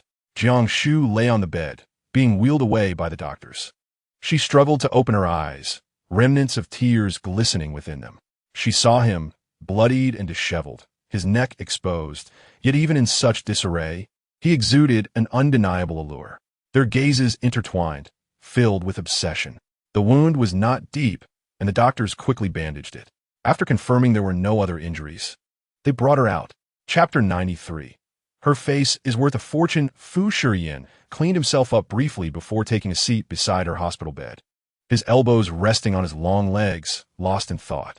Jiang Shu, under the influence of anesthesia, was still unconscious. Her lips were pale, and her face was wrapped in bandages, devoid of any aggression. He watched her for quite a while, his phone buzzing in his pocket until he finally stood to answer on the balcony, just before the caller lost patience. Jiang Shu slept through the entire night, and the effects of the anesthetic only wore off the following morning. Struggling to open her eyes, she was met with the concerned face of Aunt Ju. Madam, you have finally awakened. I've made honeybird's nest soup to nourish your blood. Please drink it while it's warm. Aunt Ju beamed with joy as she approached with the bowl. Jiang Shu shook her head. Am I not in the hospital? How could I be here? Mister, Fu brought you back this morning. Jiang Shu touched her face, feeling the texture of the bandages. Where is he? He is in the study. We have guests at home. Still dazed, she rushed to the mirror, only to find half her face obscured by bandages, rendering her unappealing. She recalled the long scar inflicted by Li Yi. Madam, do not worry. The doctor assured me that the injury is not deep and will heal quickly, leaving no scar. But I am prone to scarring. Jiang Shu felt disheartened. Even a minor cut would leave a bruise on her, taking weeks to heal, let alone such a long wound on her face. Moreover, if her beauty were marred, who would still find her appealing? Jiang Shu slumped down, her back conveying despair. All of this was Jiang Zhou's fault, to save such a scoundrel. She had sacrificed her own worth. Had she known, she would never have gone. Upon recalling Jiang Zhou, Jiang Shu felt a sudden jolt. She knew she must seek out Fu Shiyan. Oh dear, exclaimed Aunt Ju as she watched her dash out barefoot. The study door was not entirely shut, and Jiang Shu pressed against the wall, overhearing a commotion inside. Liang Qiu had arrived. Li Wanli, enraged by his brother's loss of a hand, vowed that he would rather send Wan Jing to Zhou Liangqi than collaborate with the Fu family, a sentiment that had stirred considerable gossip within their circle. Seated nonchalantly on the sofa, Liang Qiu casually crossed his legs, his tone light and almost mocking. In my opinion, Ayin, you have indeed acted impulsively. Li Qianjing has been involved in usury for many years, with deep-rooted influences. Your reckless action has stirred up trouble, particularly at such a critical juncture in the acquisition. The cost could be substantial. Fu Shiyan, indifferent, scrolled through his phone with a placid demeanor. If Li Wanli were truly so formidable, his useless brother would not allow me to strike him so easily. Liang Qiu, with a glint of amusement, remarked, What is Jiang Shu's face truly so valuable that you would stake a Wanjing on it?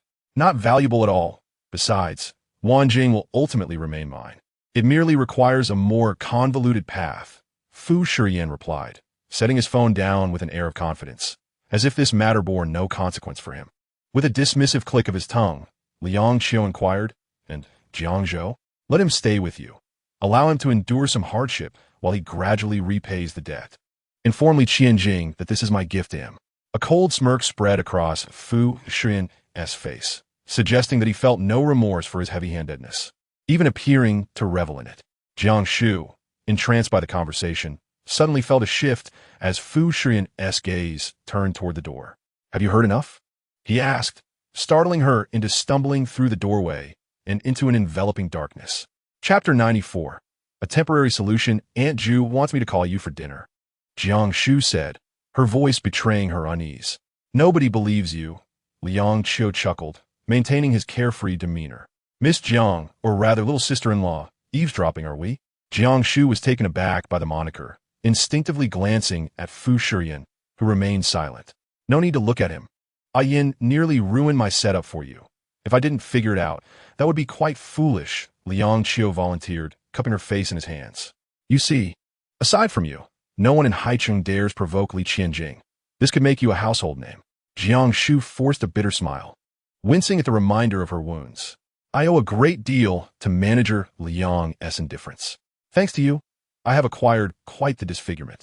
Her sarcasm elicited a hearty laugh from Liang Xiao. You can't blame me. I have my business to consider. Bringing a yin to you is my utmost kindness. Rolling her eyes, she paused before saying, My brother will require your attention. We are even now. Rest assured, I shall train him well. In a few years, you'll have a considerate and obedient brother, Liang Xiao promised, patting her shoulder before signaling to Fu Shiyan as he departed.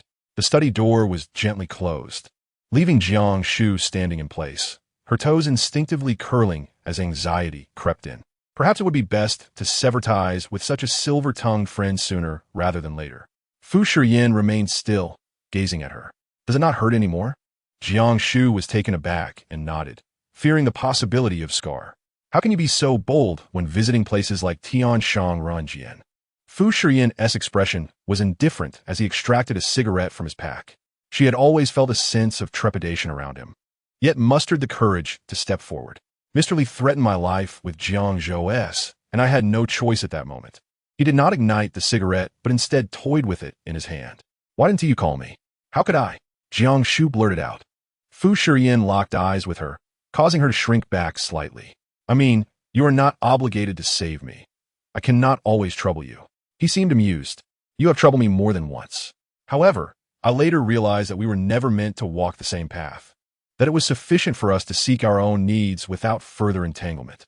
Jiang Shu plainly expressed her thoughts, a conclusion she had pondered for many days.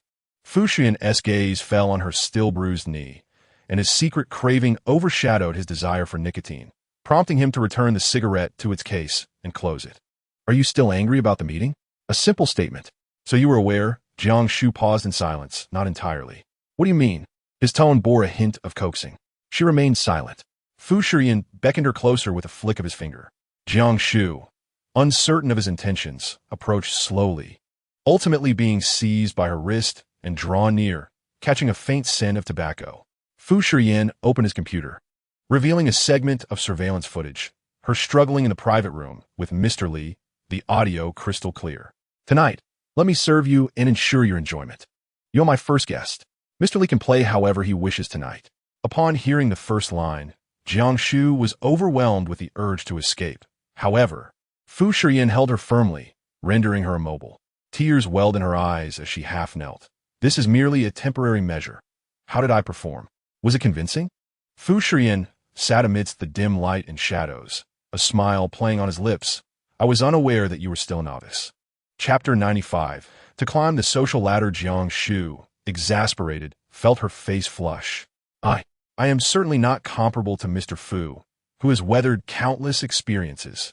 Who told you I have weathered so much? She was about to retort when a surprise washed over her.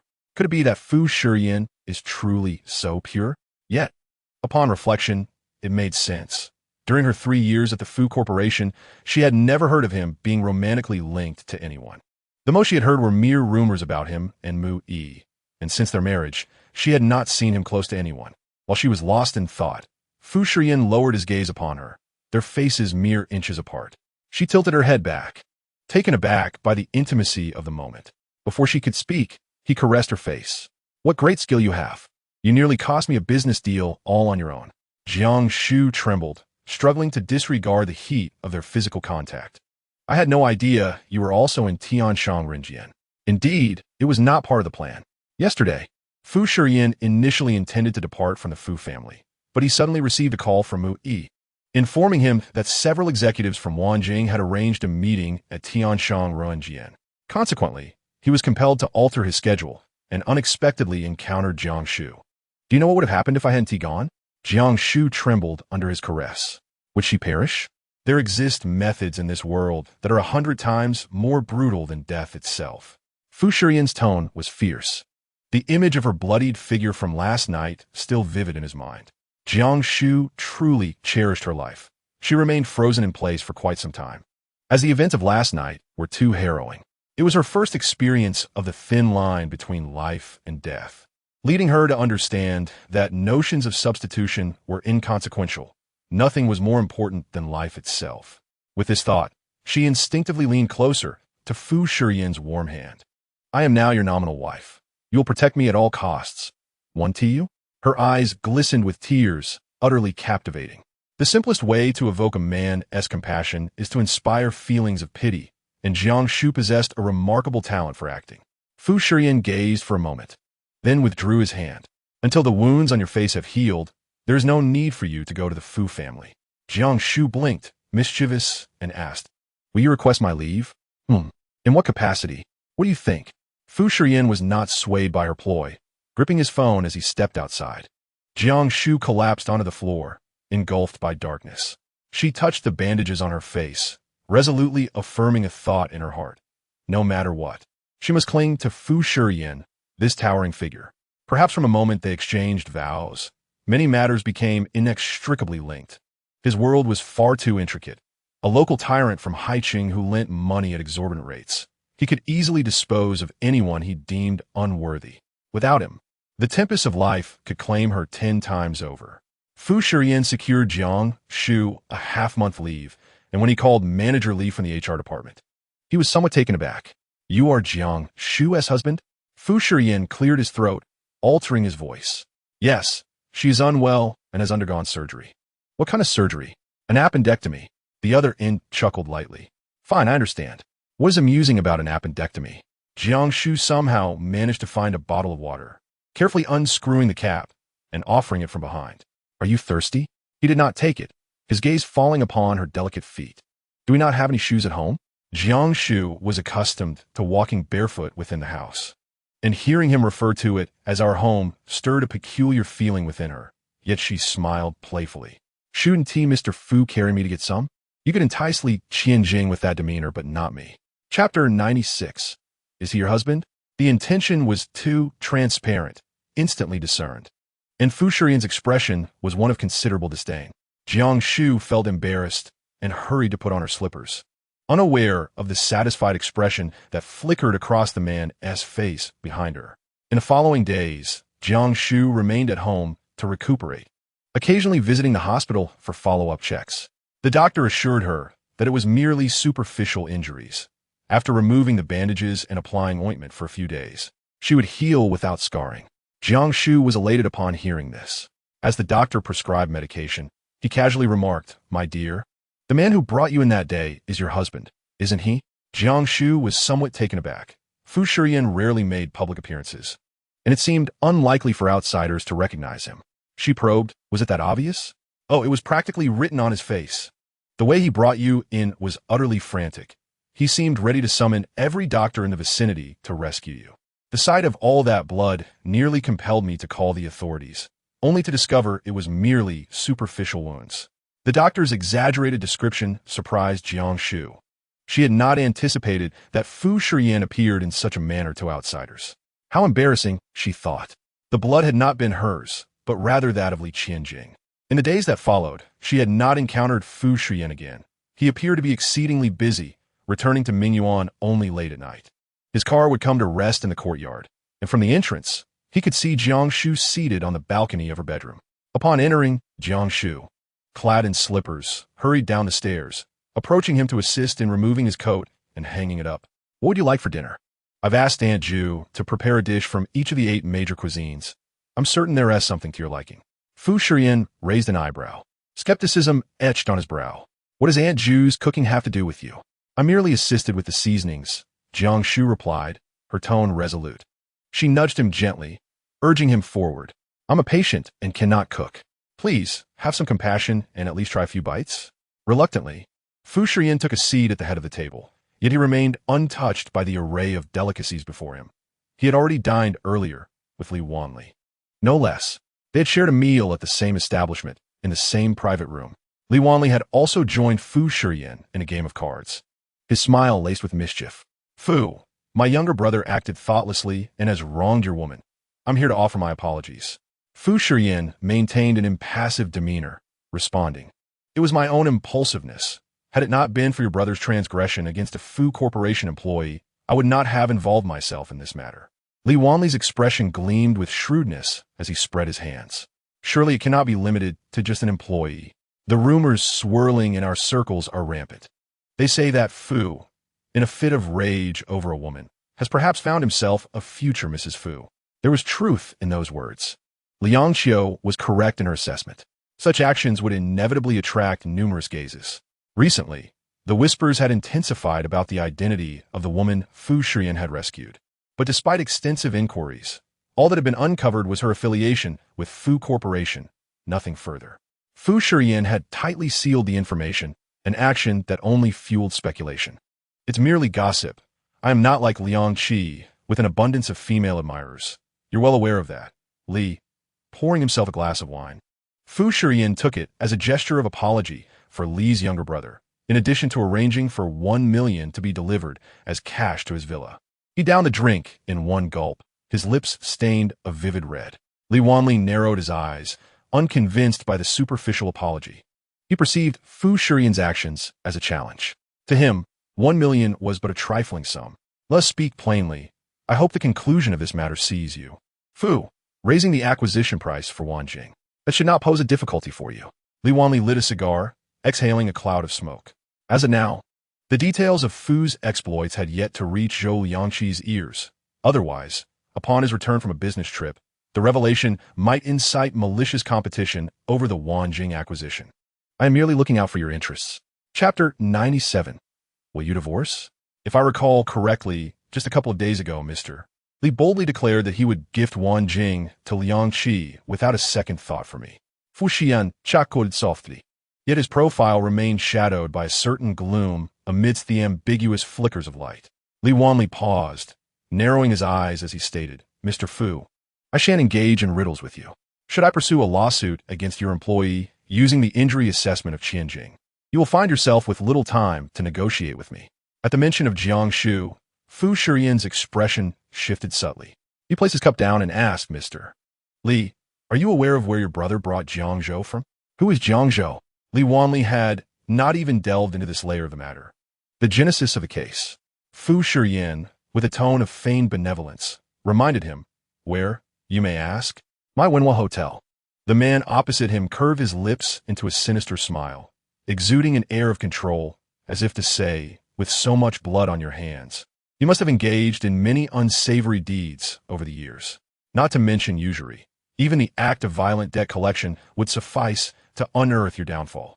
Li Wanli, with his ample frame, was unaware of many affairs over the years that were not directly under his purview.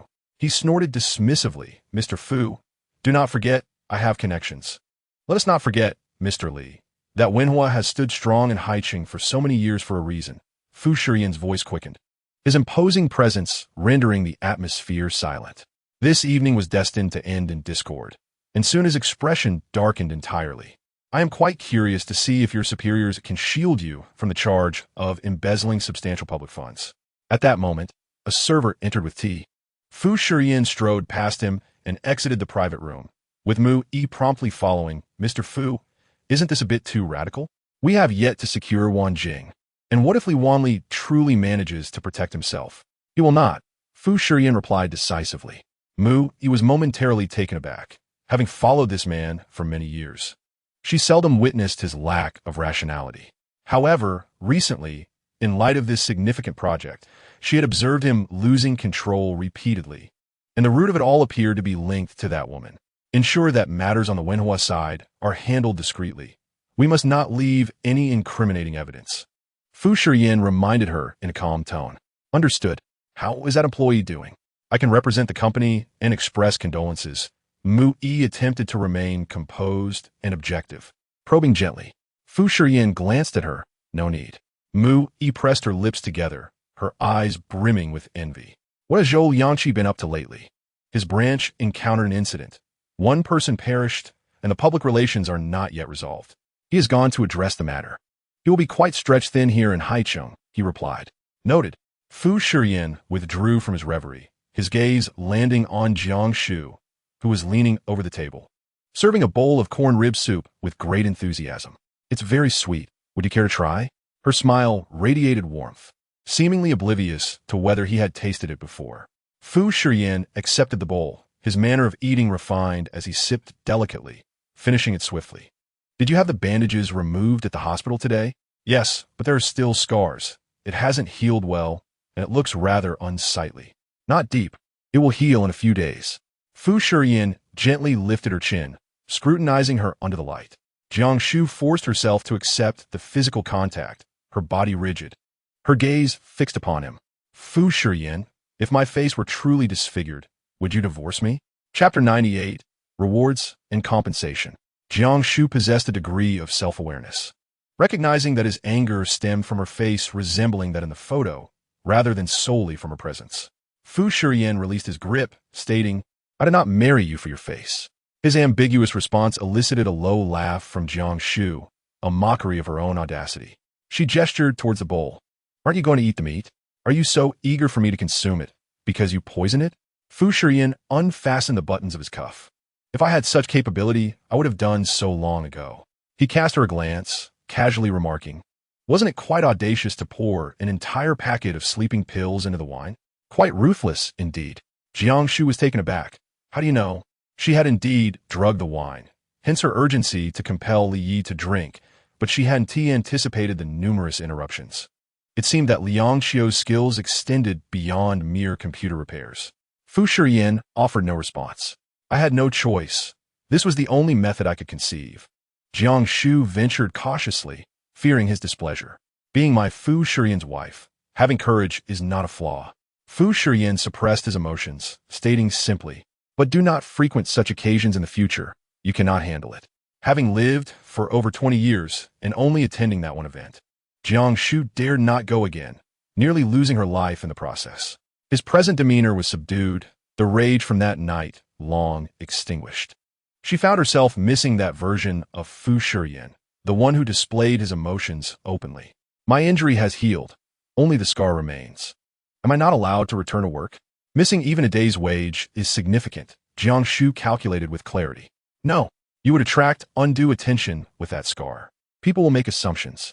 Jiang Shu was unaware of the current sentiments towards Fu Shiyan in the industry and felt somewhat disgruntled. Now it seems I have not only been deprived of my merits, but my salary has also been halved. This bonus feels as though it is for naught. I have worked for nothing. Fu Shiyan lowered his gaze, observing her as she idly played with her chopsticks on the table, suddenly inquiring, would you like ice cream? Jiang Shu was caught off guard. What? Fu Shiyan instructed Jioma to retrieve ice cream from the refrigerator. When asked how many boxes to bring, he replied, 2. Jiang Shu sat upright, her expression wary. What are you doing? You promised that was for me. 2 boxes of ice cream were placed on the table. Fu Shiyan, wearing a bemused smile, I am not competing with you. This is for you. Weren't you the one who said this was a reward for my progress at work? Yet, I have had no progress. Indeed, a reward. Observing her in action, Fu Shiyan lifted the lid, scooped a spoonful, and brought it to her lips. Regardless of how others perceive you at the company, the contract with Jingfeng was secured by you. The distribution of the bonus is the greatest testament to your achievements. So how can you claim there has been no progress? Surprised that he remembered such details, Jiang Shu hesitantly opened her mouth. The ice cream was cold, sending a jolt through her teeth. I thought your silence then implied agreement. It is precisely due to his attitude at that time that she remains haunted by it to this day, as though his acknowledgement were the hallmark of her success. Only when Fu Shiyan noticed her steady demeanor did he finally relent. Yet, what the other box? What could it possibly signify? The exquisite delicacies bore an unmistakable distinction in flavor, and Jiang Shu savored them with great satisfaction. Compensation, he mused lightly, extracting a cigarette case that he ultimately set aside. Toying with it in his hands, Li Qianjing was a notorious figure in Haicheng, and daring to attend a meeting unaccompanied spoke volumes of both courage and cunning, though regrettably, his visage bore the scars of a recent encounter. Hence, the notion of compensation. Chapter 99. Tying the tie. Jiang Shu felt as if she were gritting her teeth. How could she discern sarcasm within those words? I truly appreciate it, President Fu. Fu Shiyan, with the cigarette case in hand, languidly ascended the stairs. As he vanished from sight, Jiang Shu instructed Anju to return the other box of ice cream to the freezer, as she could not possibly consume such a quantity. She intended to save it for when Fu Shiyan faced misfortune once more, relishing the moment. Yet, it was undeniably sweet. In an instant, she forgot her earlier vexations. Indeed, one cannot endure hardship when indulgence is within reach. On days free from work, Jiang Shu would awaken at her leisure. Injured as she was, Even the servants hesitated to rouse her, allowing her to sleep until the afternoon. After overindulging in ice cream the previous night, she found herself frequenting the restroom throughout the night, unable to find rest. During the day, she attempted to catch up on sleep, only to awaken and realize it was already evening. Stretching her back, she descended the stairs and was taken aback to find Fu Shiyan seated on the sofa, adorned in black-rimmed glasses, diligently addressing work on his computer. Her movement halted abruptly as she glanced at the time and quietly inquired of the servant. Has he returned from work, or has he not left at all? Typically, Fu Shiyan did not return so early. He did not go out today. Jiang Shu felt a wave of unease wash over her, sensing a certain vulnerability in her situation. Contemplating her options, she decided to retreat to her room once more. However, just as she took a step, a voice called out from behind, Jiang Shu. She found herself unable to leave, awkwardly turning back to face him. What is it? Fu Shiyan's expression remained inscrutable. Get ready. We're leaving shortly. The prospect of accompanying him unsettled Jiang Shu, as her facial scar had yet to heal completely. She feared it would reflect poorly on him. It's of no concern, he replied, closing his laptop and setting it aside. What would you like me to prepare for our outing? Just be presentable, he stated without further demands. Jiang Shu understood that the nature of their engagement was not of great significance. She retreated to her room to change into a simple dress suitable for commuting. Having resided here for some time, she was unaware of how her wardrobe had expanded, and the room no longer felt foreign. Emerging from her quarters, she found Fu Shiyan clad in a tailored suit, selecting a tie. The servant, recognizing the cue, was about to assist him when Jiang Shu paused, saying, "Allow me." Fu Shiyan cast her sideways glance, surprised. Jiang Shu took the tie from the servant's hands, standing on her toes to drape it around his neck. She smiled. Is there anything improper about a wife tying her husband's tie? The essence of femininity enveloped Fu Shiyan's neck as he permitted her to continue, remaining silent. Jiang Shu's deft hands inadvertently brushed against his Adam's apple, watching it rise and fall, exuding a tantalizing allure. She gazed at him, the last vestige of timidity vanishing, replaced by an unmistakable desire. Fu Shiyan, you are truly handsome. He lowered his gaze, fixated on the bow tie she had fastened. Did you apply perfume? Yes. It's the scent of white tea. Does it smell good? Jiang Shu pressed on. Her deliberately charming smile, illuminated by the light, rendered her anything but small. It does smell pleasant, but perhaps refrain from wearing it next time. Fu Shiyan took a step back, creating distance between them as he prepared to leave. Jiang Shu, feeling exasperated, quickly caught up to him. I didn't tie it properly. Please wait a moment. To her surprise, Fu Shiyan moved even faster, slightly turning to grasp her delicate wrist, drawing closer, their breaths mingling as he loomed over her. Jiang Shu, what exactly do you intend to do? Under the weight of his presence, Jiang Shu struggled to muster a smile. I just wanted to test whether I could entice President Fu. Chapter 100. Taking her to the casino for reasons unknown. Upon seeing Fu Shiyan standing there, tall and distant, exuding an air of cold indifference, she yearned to witness a different emotion from him. Anger, madness, or unbridled desire would suffice. Fu Shiyan raised an eyebrow. I've already told you. Your tactics are futile against me. As he spoke, Jiang Shu leaned closer, their lips nearly touching, the distance so tantalizingly close. She was acutely aware of how unfortunate it would be to miss such an opportunity. Fu Shiyan's expression darkened, an aura of frost emanating from him as he released her hand. You need not pursue this any further.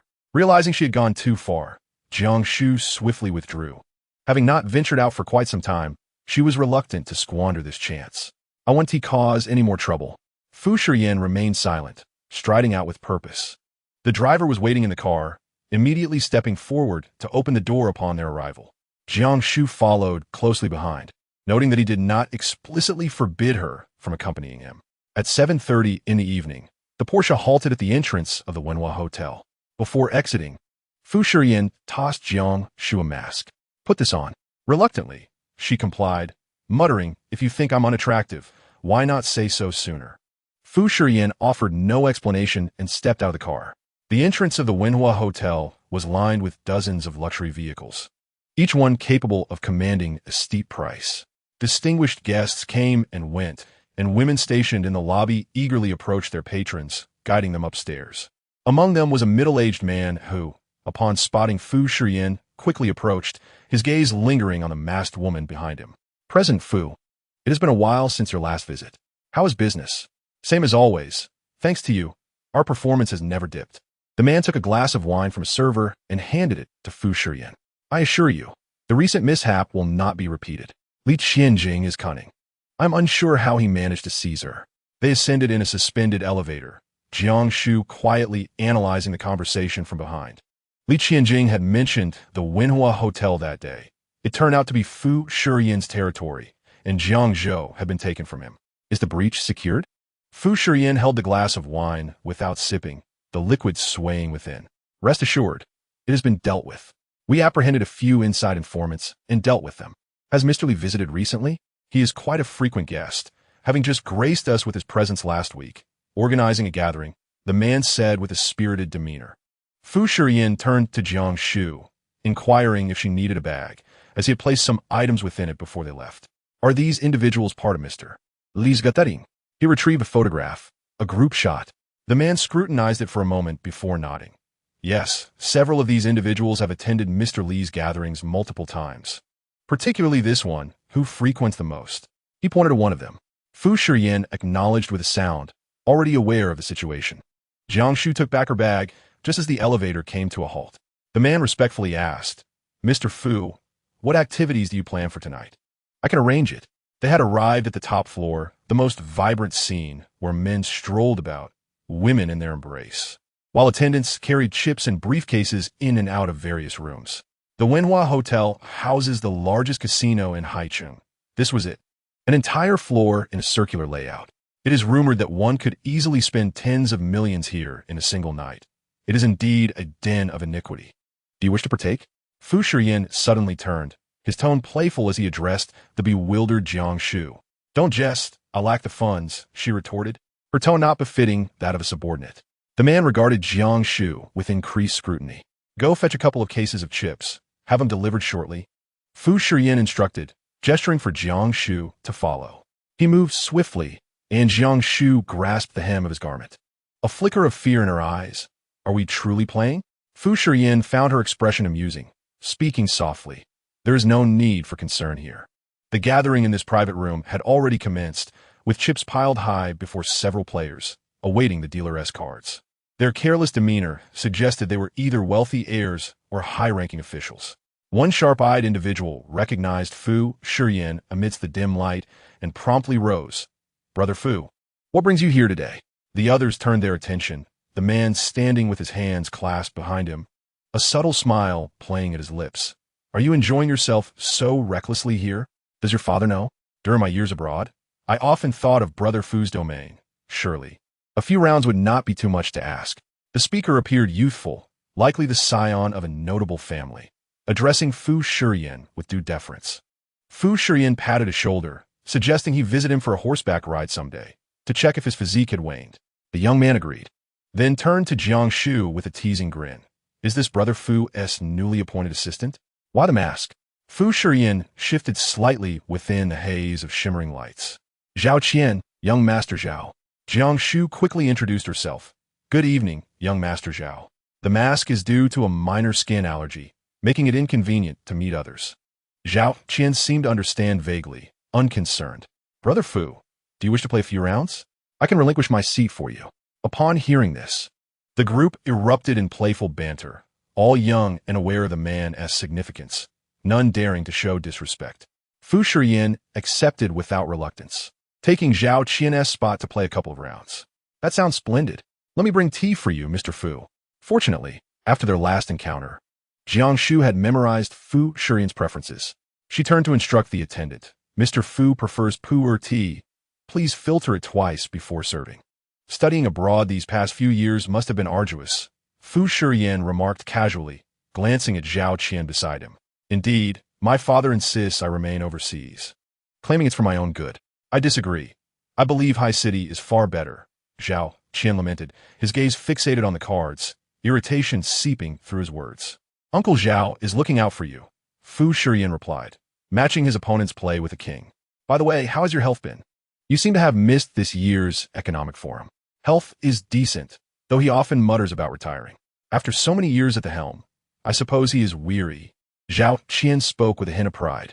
Retirement is indeed necessary. The world changes too swiftly, and your stepmother could easily attract trouble. Just then, he recounted, a couple of days ago, she met someone without permission, and upon her return, my father slapped her twice. I was too frightened to say a word. Zhao Qian appeared to trust Fu Shiyan, perhaps feeling secure in their conversation. The attendant brought in the tea, which Jiang Shu took and offered to Fu Shiyan.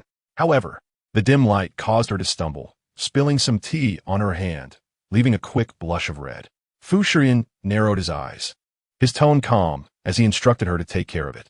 Jiang Shu uttered an apology and hurried to the restroom to rinse her hand with cold water. Inside the private room, Fu Shiyan played a few rounds, winning each time. Zhao Qian enjoyed watching him play, urging him to continue, but the former had already decided to stop. He instructed the attendant, distribute these 2 stacks of chips among you. Enjoy your evening. The room erupted in cheers, but he did not take any of their money. As Fu Shiyan prepared to leave, he sipped his tea and said to Zhao Qian, it would be wise to heed your father's advice and settle abroad as soon as possible.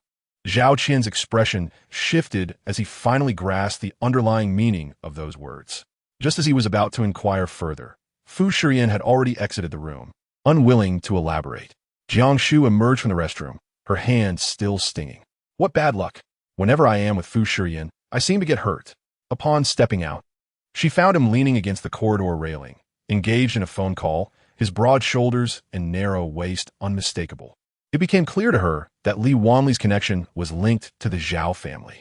After a brief exchange, Fu Shiyan acknowledged something with a hum, then caught sight of Jiang Shu, who obediently kept her mask on throughout. He gestured for her to approach.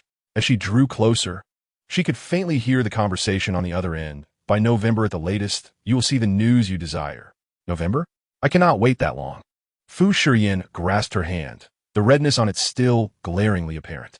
The voice on the other end hesitated but ultimately replied, I will do my utmost. Once the call ended, Fu Shiyan pocketed his phone. At that moment, the attendant approached. Mr. Fu, here is what you requested. It was a tube of ointment for treating burns. He accepted it and, upon unscrewing the cap, inquired, does it hurt? Suddenly, Jiang Shu felt her hand was of little importance. Curiously, she probed, just now were you testing Zhao Gongzi? Did you uncover any useful information? How did you discern that? You appear to be concerned for him, yet you have merely been fishing for information. He, too, is quite naive, for he genuinely confided in you, seemingly regarding you as a brother. The cool ointment applied brings considerable relief, and Jiang Shu allows him to smooth it out. Yet he could never fathom that this so-called brother harbors intentions to harm him.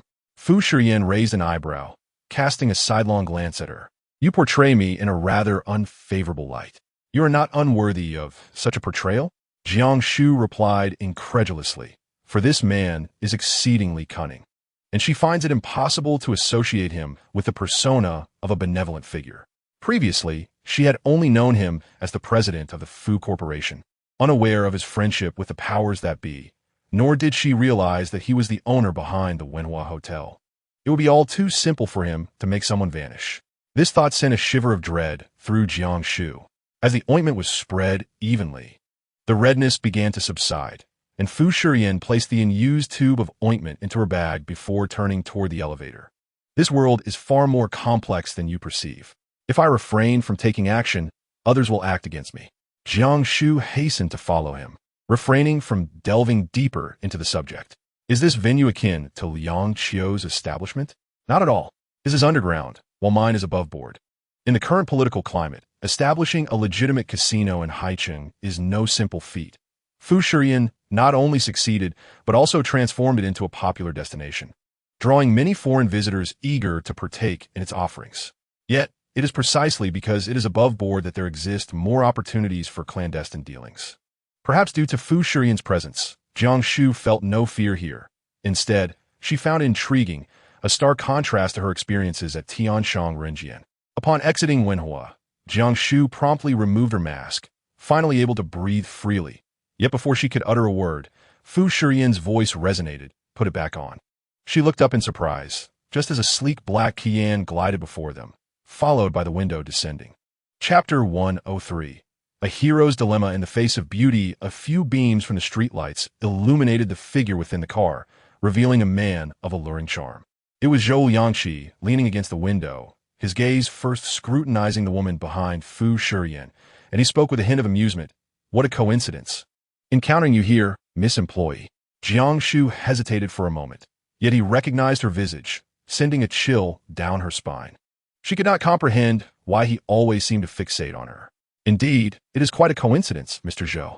Fu Shiyan stood with his hands clasped behind his back, his posture imposing, returning to Haiqing and gracing Wenhua with your presence. Liangqi, you honor me.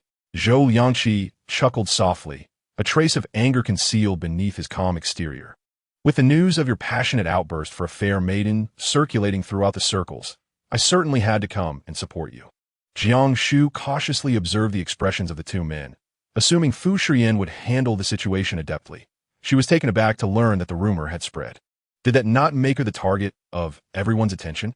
Fu Shiyan's emotions were inscrutable, seemingly unfazed by the gossip. Did Liangqi believe the rumors? Not entirely, but the coincidence today is rather striking. Having the Miss Employee standing behind you is rather conspicuous. Zhou Yangqi smiled, then addressed Jiang Shu. Are you here to report on your work as well? Jiang Shu replied, I came to accompany President Fu in handling work matters. Zhou Yangqi is evidently a man of charm, exuding a carefree demeanor.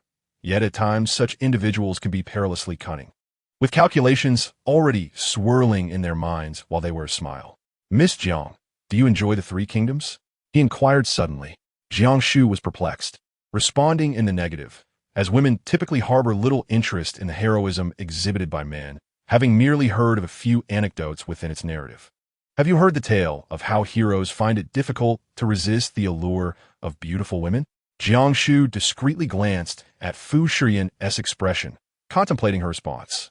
I have, she managed, recalling the story of King Yu of Zhou, who foolishly sacrificed his kingdom for a smile from Bao Si, a tale that immortalizes his folly. Yet in my view, it may also reflect profound affection. Zhou Yangqi chuckled lightly, savoring the moment. Miss Jiang, you are fortunate to have found yourself in the role of Bao Si. With that, he leaned back, and, as the window ascended, the car sped away, leaving only a trail of exhaust in its wake. Jiang Shu felt a twinge of anxiety and turned to Fu Shiyan, asking, did I say something wrong? The backlight obscured his expression, revealing only a hint of a smoothly defined jawline, tinged with subtle mockery. Don't mind him. He has been under considerable stress from the project lately, using this as an outlet. Fu Shiyan headed towards the parking area.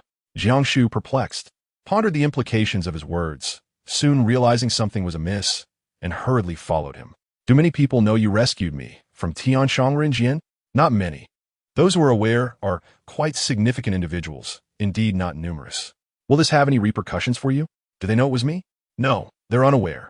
Jiang Shu exhaled in relief. In truth, her primary concern was whether it would affect her. If someone from the Fu family discovered her connection with Fu Shiyan, her job would be in jeopardy.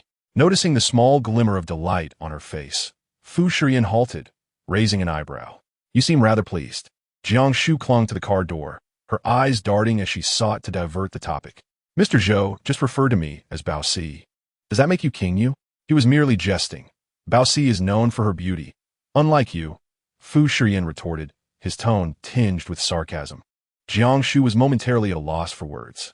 The journey from Wenhua to Mingyuan was marked by silence, his expression taut, embodying a stance of resistance and vigilance. Throughout the drive, Jiang Shu reflected on her previous actions and words, unable to discern the nature of her supposed transgression. Chapter 104. Jiang's mother causes a scene inside the vehicle. Shadows danced and flickered. Jiang Shu leaned forward, scrutinizing the man resting with closed eyes. His brow was strikingly noble. And even amidst a sea of handsome faces in the entertainment industry, he would not be overshadowed. What a pity. Speak your mind, he commanded, though his eyes remained shut, instinctively aware of her intentions. Caught in the act, Jiang Shu felt a wave of embarrassment wash over her. After a brief hesitation, she inquired, Fu Shiyan, today I overheard you speaking with the staff about how Master Li abducted Jiang Zhou from the Wenhua Hotel. Does this mean he has been on your territory all along? Were you aware? It was no wonder Jiang Zhou had been absent during those days. she realized he had been captured. Yet, Fu Shiyan had not mentioned this to her, continuing to escort her to and from work daily, which struck her as rather peculiar. Jiang Shu inquired candidly, causing a fleeting, unnatural expression to cross Fu Shiyan's face. He kept his eyes closed, seemingly unaware. Jiang Shu nodded to herself, then suddenly recalled his earlier words, which contradicted his apparent ignorance. They suggested he was entirely in control of the situation. Something felt amiss. As Jiang Shu's mind raced, she observed Fu Shiyan's once stiff demeanor gradually soften into a smile. Very well, if he claimed ignorance, so be it. The following day, Fu Shiyan departed from Mingyuan early, leaving Jiang Shu to awaken and find him absent. After refreshing herself, she made her way to a beauty salon, investing heavily to expedite her return to work. Upon arrival, the attendant inquired if she had an appointment. Jiang Shu presented her phone, displaying a QR code, prompting the attendant to smile and usher her inside. As she traversed the bamboo-lined corridor, an elderly woman cleaning glanced up, instinctively reacting to the noise, only to suddenly exclaim, "Jiang Shu." Jiang Shu was taken aback, momentarily frozen in place. Meeting the gaze of the middle-aged woman before her, it was none other than her mother. Gripping a broom, Jiang's mother glared at her with a fierce intensity, as if she wished to devour her whole. Jiang Shu instinctively stepped back, hiding behind the attendant. "What are you doing here? You claim to be broke, yet can afford a beauty treatment. You deceitful girl." Jiang's mother threw down the broom, rolled up her sleeves, and placed her hands on her hips, exuding a wild ferocity. The attendant, having never witnessed such a scene, inquired, "Miss Jiang, do you know our cleaning lady?" Jiang Shu shook her head repeatedly, pushing her away. "No, I don't. Let us go. You're not going anywhere." Jiang's mother lunged forward, grasping Jiang Shu's arm and loudly demanding, "You must clarify things today. Did you get Jiang Zhou into that place? You heartless woman, sending my son to such a place. What a disgrace to our family." Upon hearing the news of Jiang Zhou's debt and extended stay, Jiang's mother felt faint, nearly collapsing when she learned he might remain there for 5 or even 10 years. She had been told that all of this was orchestrated by Jiang Shu and her wealthy husband, Fu Shiyan, the president of the Fu Corporation. This explanation suggested that Jiang Shu had the means, but simply refused to spend on the Jiang family. Jiang Shu attempted to shake off her mother's grip. "What nonsense are you spouting? Without me, your son would have been dead long ago. Look at my face. Do you see this scar? It's a result of your son's actions." She pulled down her mask, revealing a prominent scar. Jiang's mother appeared taken aback, but continued to shout, "I don't care. You must get my son out, or I'll tell everyone you're connected to the Fu Corporation." At this, Jiang Shu felt a pulse of anxiety in her temple. She quickly covered her mother's mouth, whispering fiercely, "Be quiet." Chapter 105. To live or to die. Jiang's mother was unexpectedly aware of all these details. Cursed Jiang Zhou, with tremendous strength. Jiang's mother not only struggled, but also bit down hard on Jiang Shu's hand. "Someone, come quickly. This woman repays the family that raised her for over a decade with ingratitude. Come and see." Jiang's mother, in a fit of desperation, collapsed to the ground, rolling about and raising her voice to a deafening level. Jiang Shu felt a tingling sensation on her scalp. She found herself utterly powerless against such a brazen woman. "Get up quickly. Are you ashamed?" Jiang's mother cried, pounding her thigh, yet Jiang Shu remained unmoved. Curious onlookers from various private rooms emerged to witness the spectacle. Seemingly affluent ladies who scoffed at the unfolding drama. One of them turned to a waiter and inquired, "What is happening? It's unbearably loud. Can anyone just waltz in here?" The waiter appeared equally troubled. Jiang Shu, her face flushed beneath her mask, took a deep breath, half squatting before her mother, and whispered menacingly, "Do you wish for your son to survive?" Jiang's mother's phony tears ceased abruptly as she waved her hands, attempting to grab Jiang Shu. "What do you mean? Are you planning to harm my son?" Jiang Shu's voice was low yet filled with authority. Startled by her gaze, Jiang's mother hesitated and rose with suspicion. "Let's speak elsewhere," Jiang Shu commanded. As the two moved toward a corner of the establishment, the socialites who had paused their beauty treatments rolled their eyes in disdain, labeling the scene as beneath them. "Madame Zhao, I just overheard them mention the Fu family. That is the Fu conglomerate," one onlooker remarked. The woman referred to as Madame Zhao dismissed the comment, unimpressed. "And what of it? What storm could these cheap mother and daughter possibly stir?" In the corner, Jiang's mother, her face flushed with anger, reiterated, "I will say it again. You must rescue my son. He is to be married." Jiang Shu chuckled coldly. "Married? To Wu Ting? She has left Haicheng precisely to avoid marrying your son." Zhang's mother appeared unaware of this information, her face turning pale with rage. "You lie. She has no reason to leave. It's you. You are the one who informed Wu Ting. You wretched instigator." Jiang Shu seized her hand, applying pressure until her mother winced in pain. "Indeed, I told her. What can you do about it? Any rational person would refuse to marry your son. In fact, you should be grateful to me. Without my intervention, Jiang Zhou would have already been killed, and he would have had no chance to work and repay his debts. You. Zhang's mother trembled as she pointed a finger at her. "I will go find your wealthy husband and expose your character. I will make him retrieve my son." Jiang Shu forcefully pushed her away. "Dare you? If you seek him out, I will ensure Jiang Zhou remains in that hellish place forever. Go ahead and try." With the upper hand, Zhang's mother seethed with resentment, wishing to devour Jiang Shu whole. "Choose. Do you want your son to live or die? If I were you, I would live quietly, wait for my son to return, and cater to my husband rather than being high-handed and making a fool of myself here as a mere cleaner." With that, Jiang Shu turned on her heel and returned to the waiter, instructing her to continue leading the way. She was confident that Zhang's mother lacked the audacity to confront her, and it was unlikely she could reach Fu Shiyan. However, causing a scene in the beauty salon felt precarious. She wondered if any malicious ears had been listening. Taking a deep breath, Jiang Shu adjusted her mask higher. Chapter 106. Practicing skills in the expansive office, sunlight flooded the floor, warming it slightly. Mu Yi sat at the reception table, diligently pouring tea. "Mr. Fu, it seems that Wan Jing has ceased all actions. It appears you have intimidated him, and Li Wanli dares not act rashly. However, the situation has changed with Zhou Liangqi's return, and uncertainties may arise." Fu Shiyan, his fingers distinctly boned, casually held a cigarette, inhaling its scent with nonchalance. Mu Yi paused in her tea pouring. "Zhou Liangqi returned last night. Have you seen him?" "Yes, at Wenhua." Fu Shiyan replied without reservation. Mu Yi nodded, her heart a tumult of emotions. Recently, Fu Shiyan had not permitted her to accompany him to numerous events requiring an assistant, leaving her unaware of his activities and companions the previous evening. He sampled the exquisite pu'er tea, filtering it twice, but frowned slightly, as it did not taste as delightful as it had the night before. Perceptive, Mu Yi immediately inquired, "What is the matter?" Fu Shiyan did not respond directly. He set down his teacup and asked about the resolution of Zhou Liangqi's project in Jiangxing. Compensation for silence. In this era, a sufficient sum silences all. And regarding public opinion, it has been suppressed. Such incidents occur annually. Choose any sensational news, and it can be quashed. What is the progress with the Jingxiqing land? Fu Shiyan lit the unconsumed cigarette, taking a shallow puff. Everything is arranged behind the scenes. We merely need to proceed through the bidding process for it to be acquired by the Fu Corporation. Muy ever responsive. Focused on the teacup he had barely sipped from. With a non-committal sound, Fu Shiyan ceased his inquiries. Observing his demeanor, Mu Yi ventured, "Mr. Fu, the price set for Jingxiqing seems rather high. If Wan Jing decides to acquire it, the Fu Corporation's cash flow may become strained. It matters not. It is merely a practice endeavor." Confused, Mu Yi pondered what one would practice with Jingxiqing, a vast development surrounded by schools.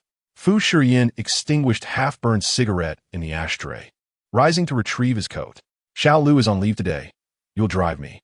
Elated, Mu Yi disregarded her doubts and promptly followed. Fu Shiyan rarely drove himself, burdened by myriad thoughts that hindered his focus, making him susceptible to mishaps on the road. The few times he had driven were due to Jiang Shu. In the quiet parking lot, Fu Shiyan, dressed impeccably in a suit, walked swiftly with his long legs, while Mu Yi, in high heels, hurried to keep pace. Almost breaking into a run, she pressed the key, unlocking the car. At that moment, a corpulent figure stumbled out from behind the vehicle, directly lunging toward Fu Shiyan. He furrowed his brow and stepped back. It was a middle-aged woman, her face lined with wrinkles and a sycophantic smile. "You must be Mr. Fu?" Mu Yi anxiously positioned herself protectively in front of Fu Shiyan. "Who are you to be so rude?" The woman's clothing was cheap, lacking any sense of refinement.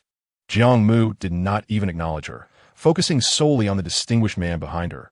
Indeed, he was a dragon among men. "Mr. Fu, I am Jiang Shu's mother." Muy froze, head brod furuing instingivive. A deep voice resonated from above. You may leave now. Mister. Fu. Do you not understand? Fu Shiyan esse ton intensifed. He had no choice but to relent, reluctantly handing over the car keys to him, casting glances back as she departed. Observing his demeanor, Jiang's mother felt increasingly assured. Chapter 107. The bride price. Fu Shiyan pressed his temples, inquiring about her purpose. With a cordial expression, Jiang's mother began. I am aware of your impending marriage to our dear Shu. Rest assured, I shall not disclose even a whisper of it to the outside world. He raised an eyebrow, remaining silent, awaiting her next words. The aura emanating from this man was overwhelmingly potent, prompting Jiang's mother to proceed cautiously. It is customary, as has been the tradition, that for such a significant occasion as marriage, one must meet the parents and present a bride price before the ceremony can take place. I understand your esteemed position, Mr. Fu, but one cannot disregard the etiquette involved. Noticing his continued silence, Jiang's mother mustered her courage. Now that the parents of the bride are informed, it will be feasible to hold the ceremony. What say you, Mr. Fu? Fu Shiyan lowered his gaze, grasping the situation with clarity. He replied nonchalantly, Jiang's father, lying in a hospital, is barely acknowledged as Jiang Shu's father. As for you, I must confess I am unfamiliar with your identity. Jiang's mother was taken aback. I have cared for Jiang Shu for over a decade. While I may not have any accolades, I have endured hardships. How can you speak to me in such a manner? Surely, she has filled your ears with deceit. Do not believe her words. She is a treacherous wolf. Is that so? Fu Shiyan's voice rose slightly. If you were indeed a family member of Jiang Shu, you would recognize that I have not only provided 200,000 for Jiang's medical expenses, but also ensured he receives the finest medical team available. His expression remained stoic, yet his commanding presence nearly rendered Jiang's mother breathless. I am well aware, but that is irrelevant. You, the illustrious president of the Fu Group, think that 200,000 suffices to claim our daughter? It is inappropriate. Since you are aware, you should be grateful for that 200,000, which saved your husband's life. Yet, devoid of any gratitude, you dare to engage in this futile discourse. Your intentions are reprehensible. Fu Shiyan toyed with the car, keys in his hand, calmly retorting. Jiang's mother found herself momentarily silenced, taking a deep breath to unleash her trump card. How about this? Grant me an additional 500,000, and Jiang Shu shall forever be yours. If Mr. Fu is unwilling to engage in this transaction, I shall announce your marital status in the papers tomorrow. She demonstrated a certain shrewdness, recognizing the hidden complexities of this unpublicized union. Fu Shiyan narrowed his eyes, a smirk tugging at the corners of his lips. Do you truly believe your daughter is worth 500,000? Such derision caused Jiang's mother's eyes to widen. She had assumed Jiang Shu possessed significant merit, yet it was evidently not the case. You may certainly test the repercussions of such an announcement. I can provide you with a ready-made template. Your son, Jiang Zhou, is currently ensnared in a sordid establishment at the mercy of an unreasonable employer. His life could very well be forfeit. Do you wish to experience that outcome?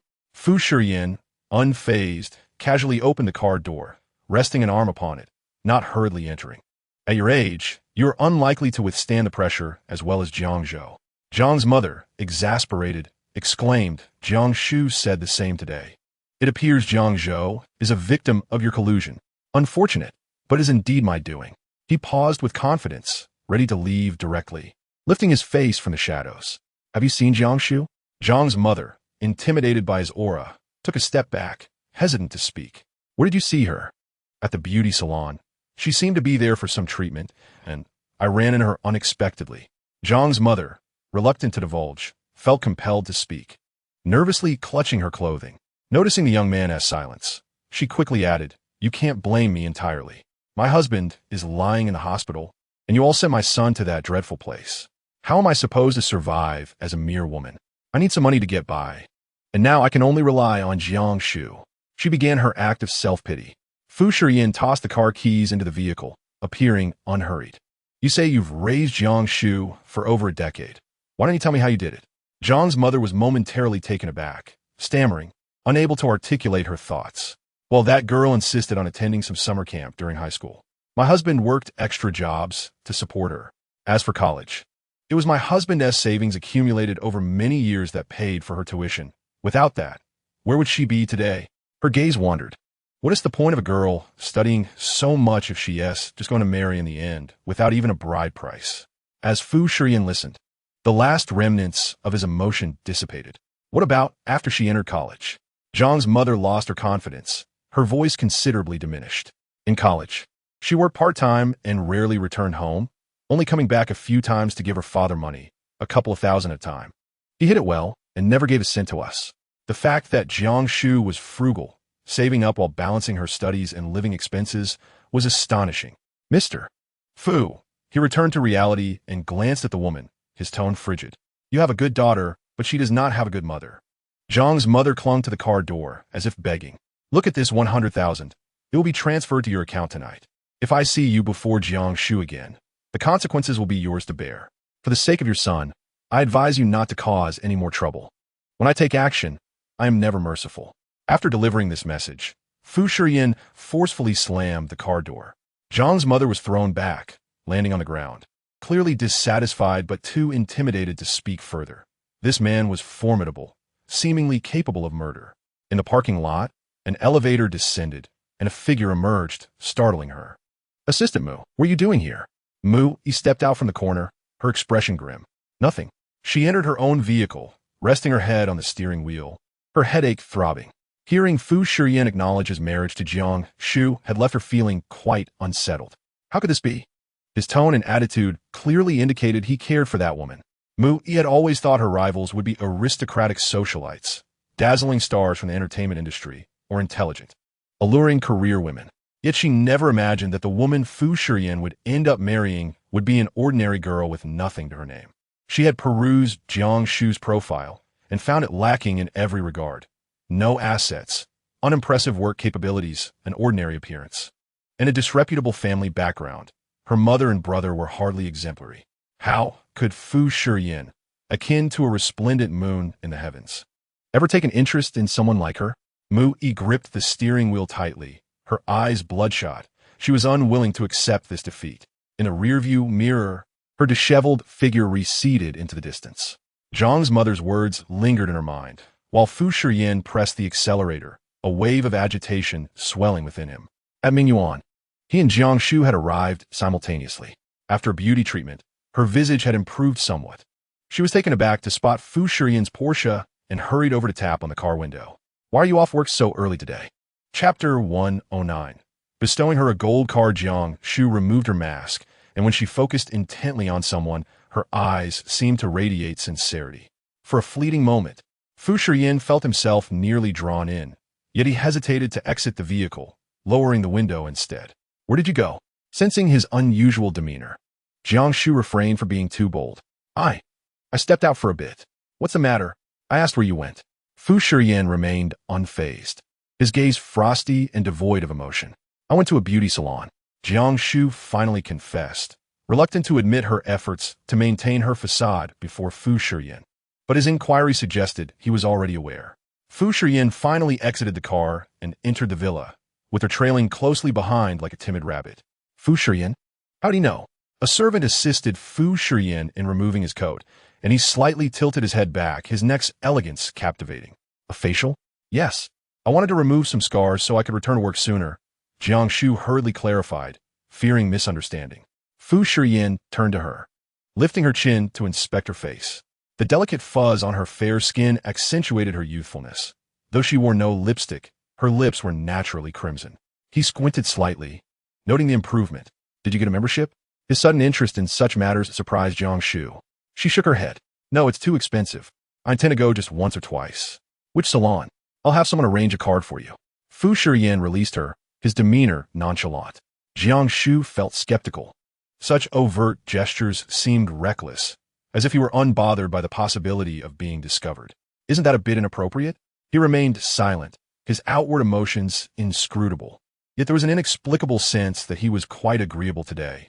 Summoning her courage, Jiang Shu grasped Fu Shiyan's retreating hand, its coolness sending a shiver through her.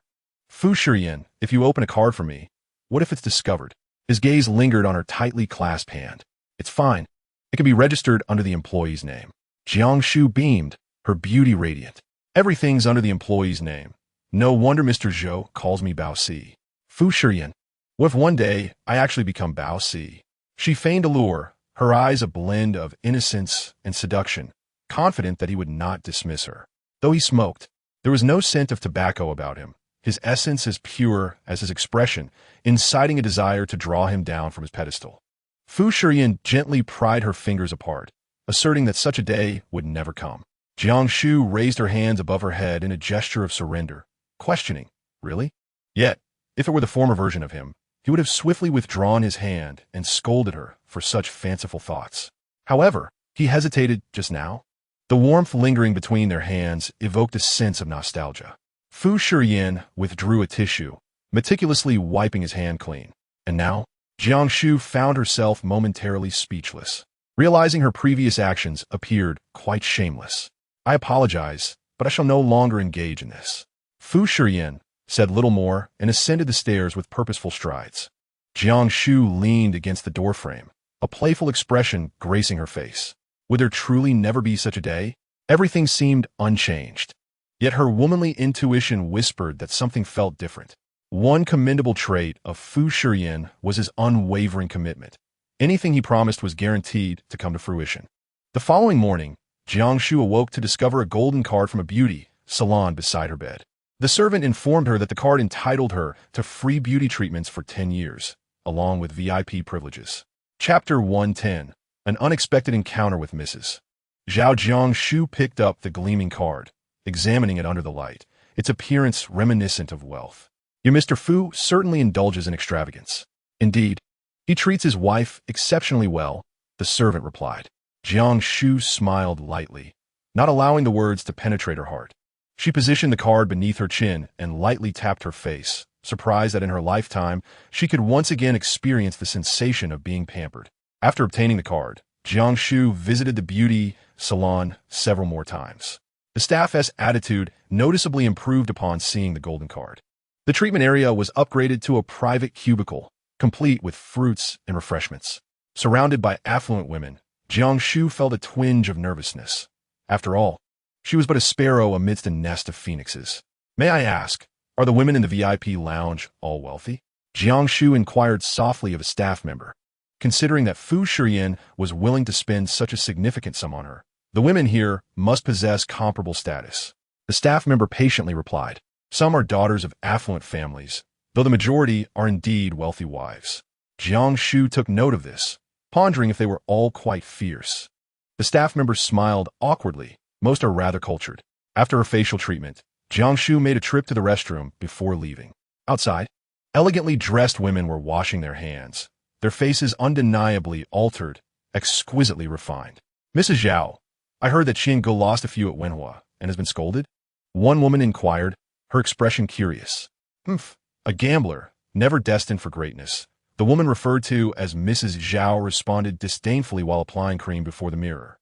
Yet, one cannot say entirely so. The Zhao family has only one son, who will eventually inherit the family legacy, after all. Jiang Shu, seated in the restroom stall, inadvertently overheard these conversations, finding them somewhat familiar. The Zhao family? Zhao Qian? Wasn't he the young man Fu Shiyan encountered at Wenhua? She had previously suggested he was fishing for information.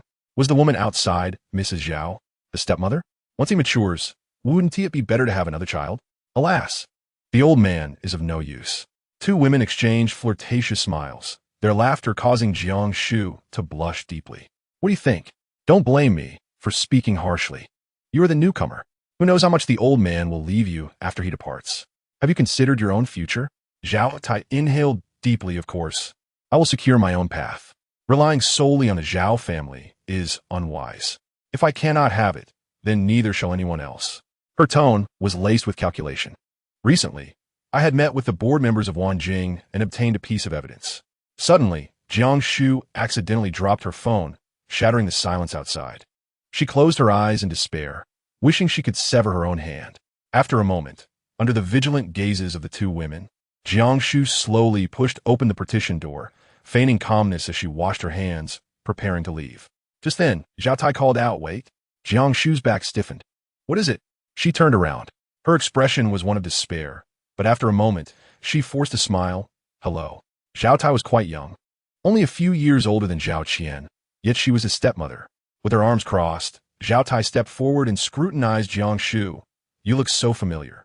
The woman behind her also examined Jiang Shu and suddenly exclaimed, Isn't this the woman who caused a scene here that day? Jiang Shu's smile stiffened. Such a good memory. Indeed, it was her. What are you doing here? This is the VIP restroom, Zhao Tai asked condescendingly, though her demeanor was filled with suspicion. Because I'm also a VIP, Jiang Shu replied, maintaining her composure as she cleared her throat. You are?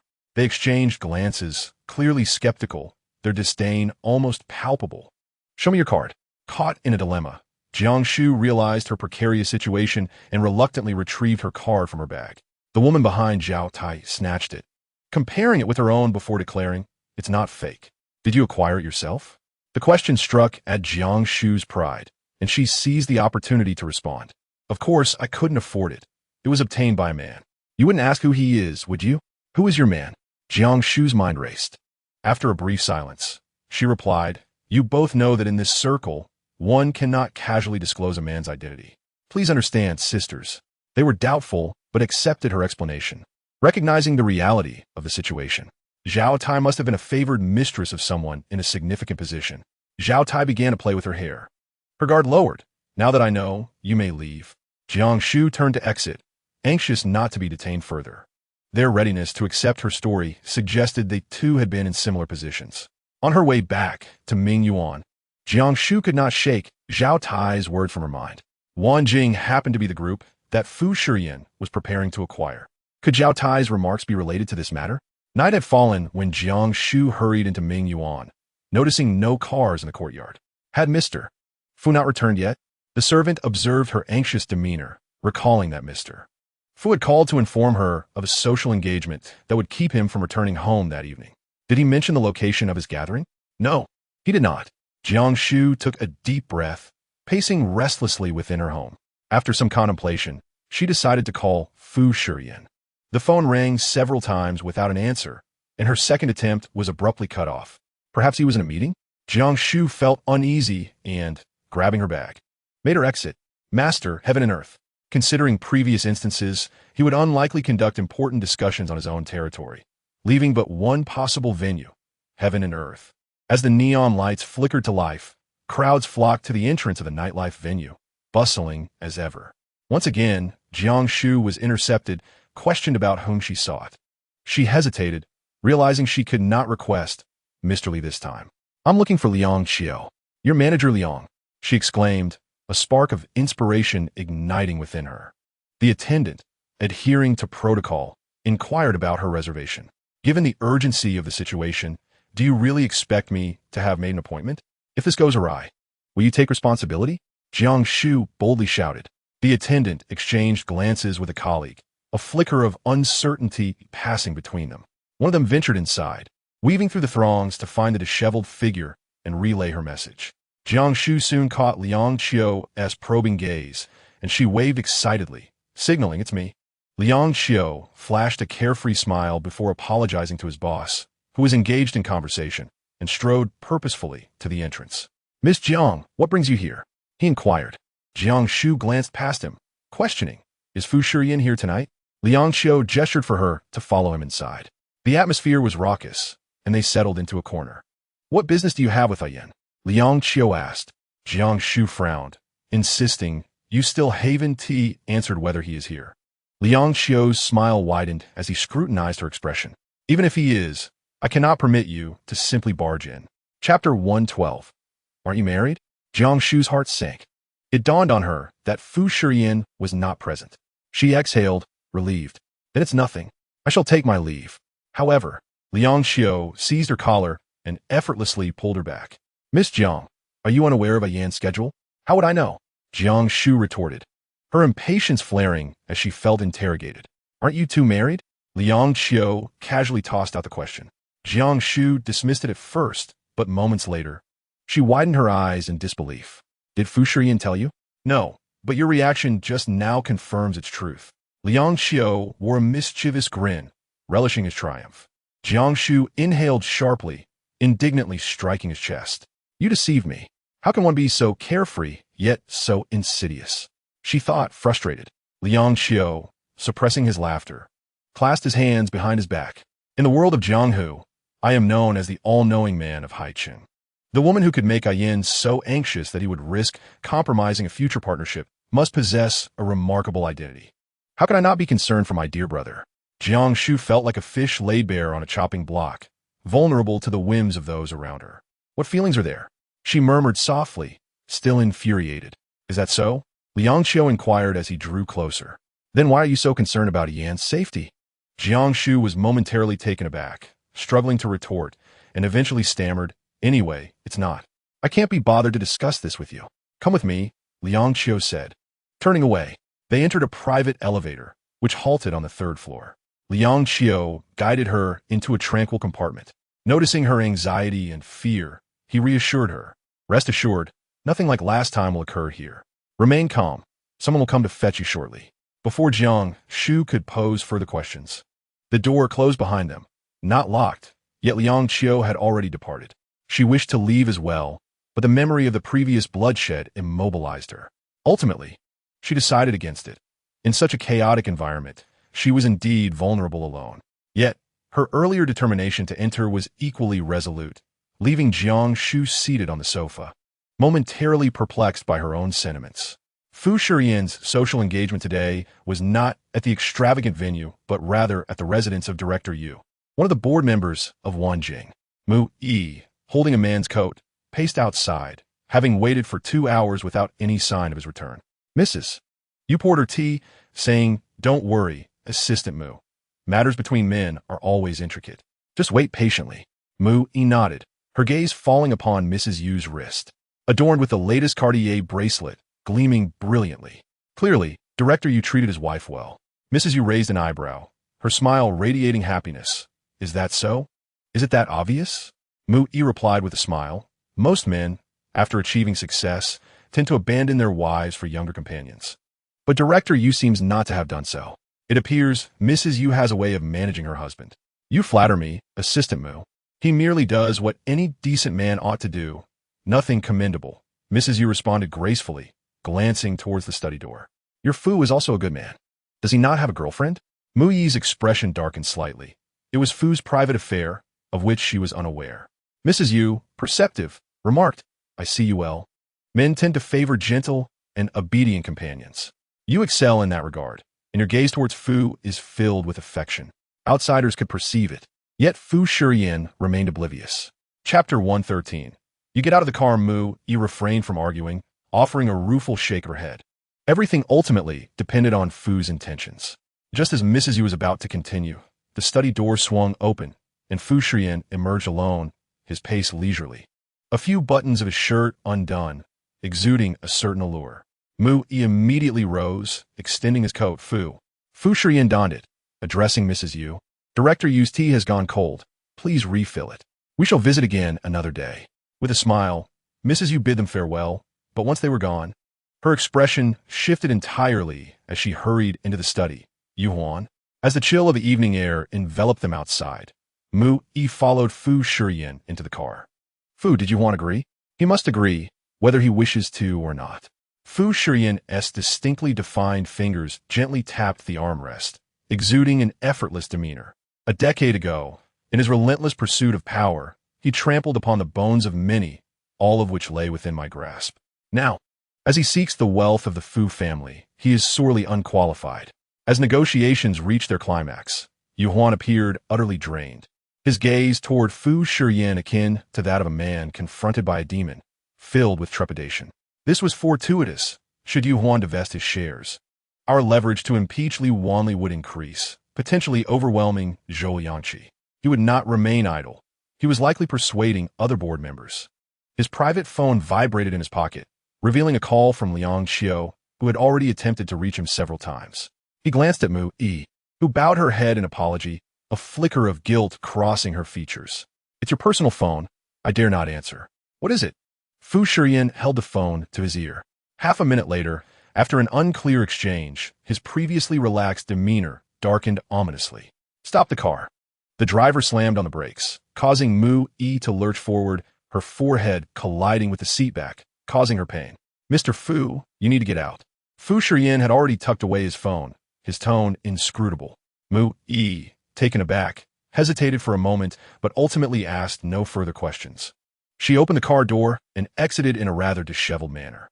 The car sped away, leaving her alone in the darkness, where she stomped her foot, tears brimming in her eyes. The Porsche glided into the bustling night like a sharp blade. Liang Qiu awaited at the entrance. Upon witnessing the man, whose fury was unabashed, exit the vehicle, he glanced at his watch. 10 minutes had elapsed. Was that necessary? You didn't lose a piece of flesh over it. Fu Shiyan shot him a glare. Aren't you going to take her home? How would he know where her home is? Liang Qiu feigned ignorance. What?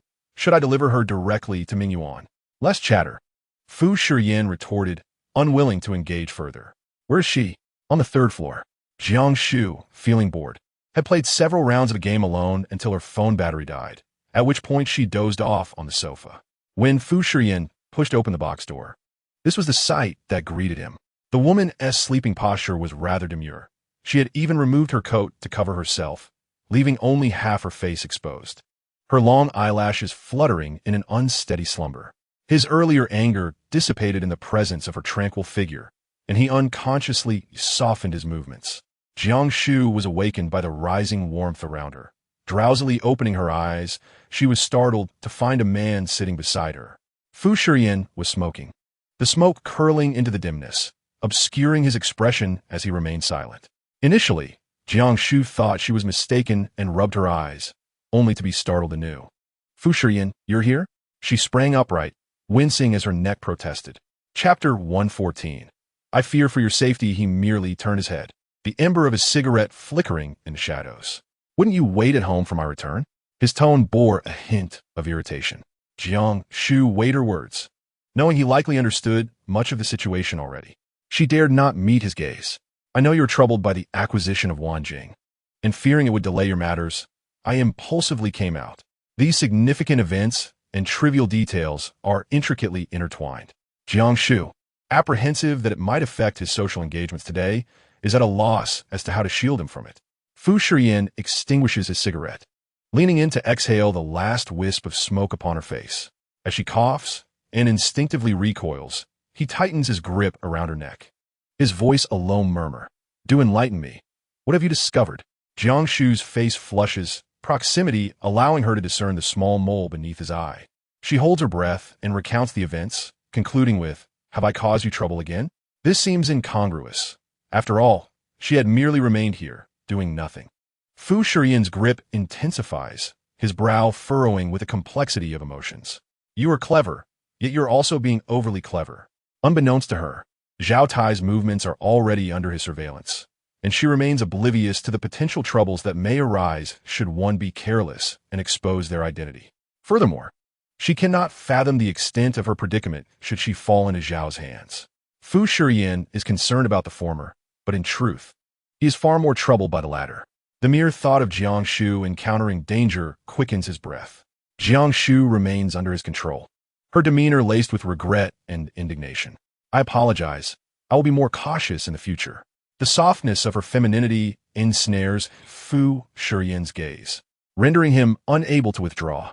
He averts his eyes, questioning her motives for risking herself to seek him out. Jiang Shu struggles to respond, feeling weakened and trembling.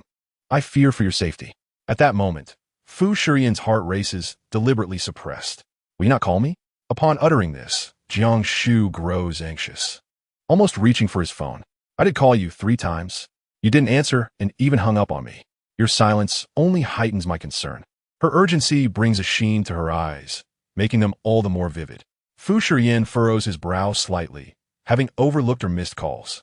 He seizes her fidgeting hand, maintaining the hold, and suddenly inquires, Jiang Shu, are you attempting to seduce me now? Jiang Shu parts her lips, swearing that this time, she is not. Such honesty is refreshing. Fu Shiyan chuckles softly, raising an eyebrow as he loosens his grip on her neck, instead cradling the back of her head. The scent of smoke clings to him, but is not unpleasant. Jiang Shu inhales it almost greedily, attuned to the sound of her own heartbeat. They are too close, exceedingly so. Indeed, you have successfully seduced me, twice. His warm hand caresses her moist, crimson lips, his voice husky and disarming. Jiang Shu remains still, gazing at him. When? The first time was when you knelt beside Master Li, looking so pitiable. In that moment, upon first laying eyes on her, Fu Shiyan lost all rationality. Consumed by a frenzy, wishing only to obliterate that vile man, to flay him alive and drain his blood. Jiang Shu was taken aback. At that time, she had not harbored any intention of enticing Fu Shiyan, feeling so wretched, yet somehow succeeding in her seduction. And the second time, she inquires cautiously. Right now, Chapter 115. The kissed Jiang Shu was utterly taken aback by the response. Her surprise caused her to instinctively lean back. However, Fu Shiyan was quicker, pressing her back into place, deftly tucking her hair behind her ears, his warm lips brushing against the coolness of her ear. The most captivating allure a woman can wield lies in the delicate balance of charm and innocence. She may appear fearless, yet her trembling legs betray her trepidation. A few drops of blood and tears can often suffice to win a heart. His voice was still husky as Jiang Shu felt the heat radiating from him. Her gaze locked onto his strikingly handsome and alluring face through the haze. Fu Shiyan possessed a visage that could easily capture the heart of any woman in the world, should he desire it. Are you the same? No. It is a miracle that you can leave me momentarily flustered. Jiang Shu inhaled deeply. Her naive attempts at seduction were overt, while Fu Shiyan's allure was subtle and intangible, making it nearly impossible to remain unaffected. He released her. The coat that had been wedged between them slipped away, revealing the enticing expanse of her chest beneath her fitted dress, the pristine curves inviting admiration. His brows furrowed, his expression darkening. In an unexpected moment, Jiang Shu leaned into his embrace, tilting her head to press her lips against his. In an instant, her mind exploded, her heart racing wildly. Fu Shiyan halted, seemingly taken aback by her audacity, the warmth of their lips the only reminder of the reality between them. Lost in the moment, Jiang Shu was unaware of how much time had passed until she felt a sudden tightening at her waist. Fu Shiyan took the lead, pulling her closer, an avalanche of fervent kisses enveloping her. The taste of smoke from his lips invaded her mouth, their lips entwined, producing soft, suggestive sounds in the silence. Jiang Shu found herself utterly devoid of control, nearly gasping for breath under his relentless assault. Fu Shiyan's assertiveness was overwhelming, and though she was reluctant to admit it, the moment he invaded her space sent a shiver down her spine, nearly rendering her breathless. A soft moan escaped her throat, and Fu Shiyan responded with a low murmur. After a couple of minutes, the man finally withdrew, their foreheads resting against each other, breaths heavy. He grasped her long hair, forcing her to tilt her head back. Who gave you the audacity? Jiang Shu, smiling softly, replied, Mr. Fu, you have clearly crossed the line. Her fingertips pressed against his Adam's apple, firm yet gentle. She had sacrificed herself, achieving the desired outcome. Do you know what you just resembled? Fu Shiyan gazed at her, a mischievous glint in his eyes.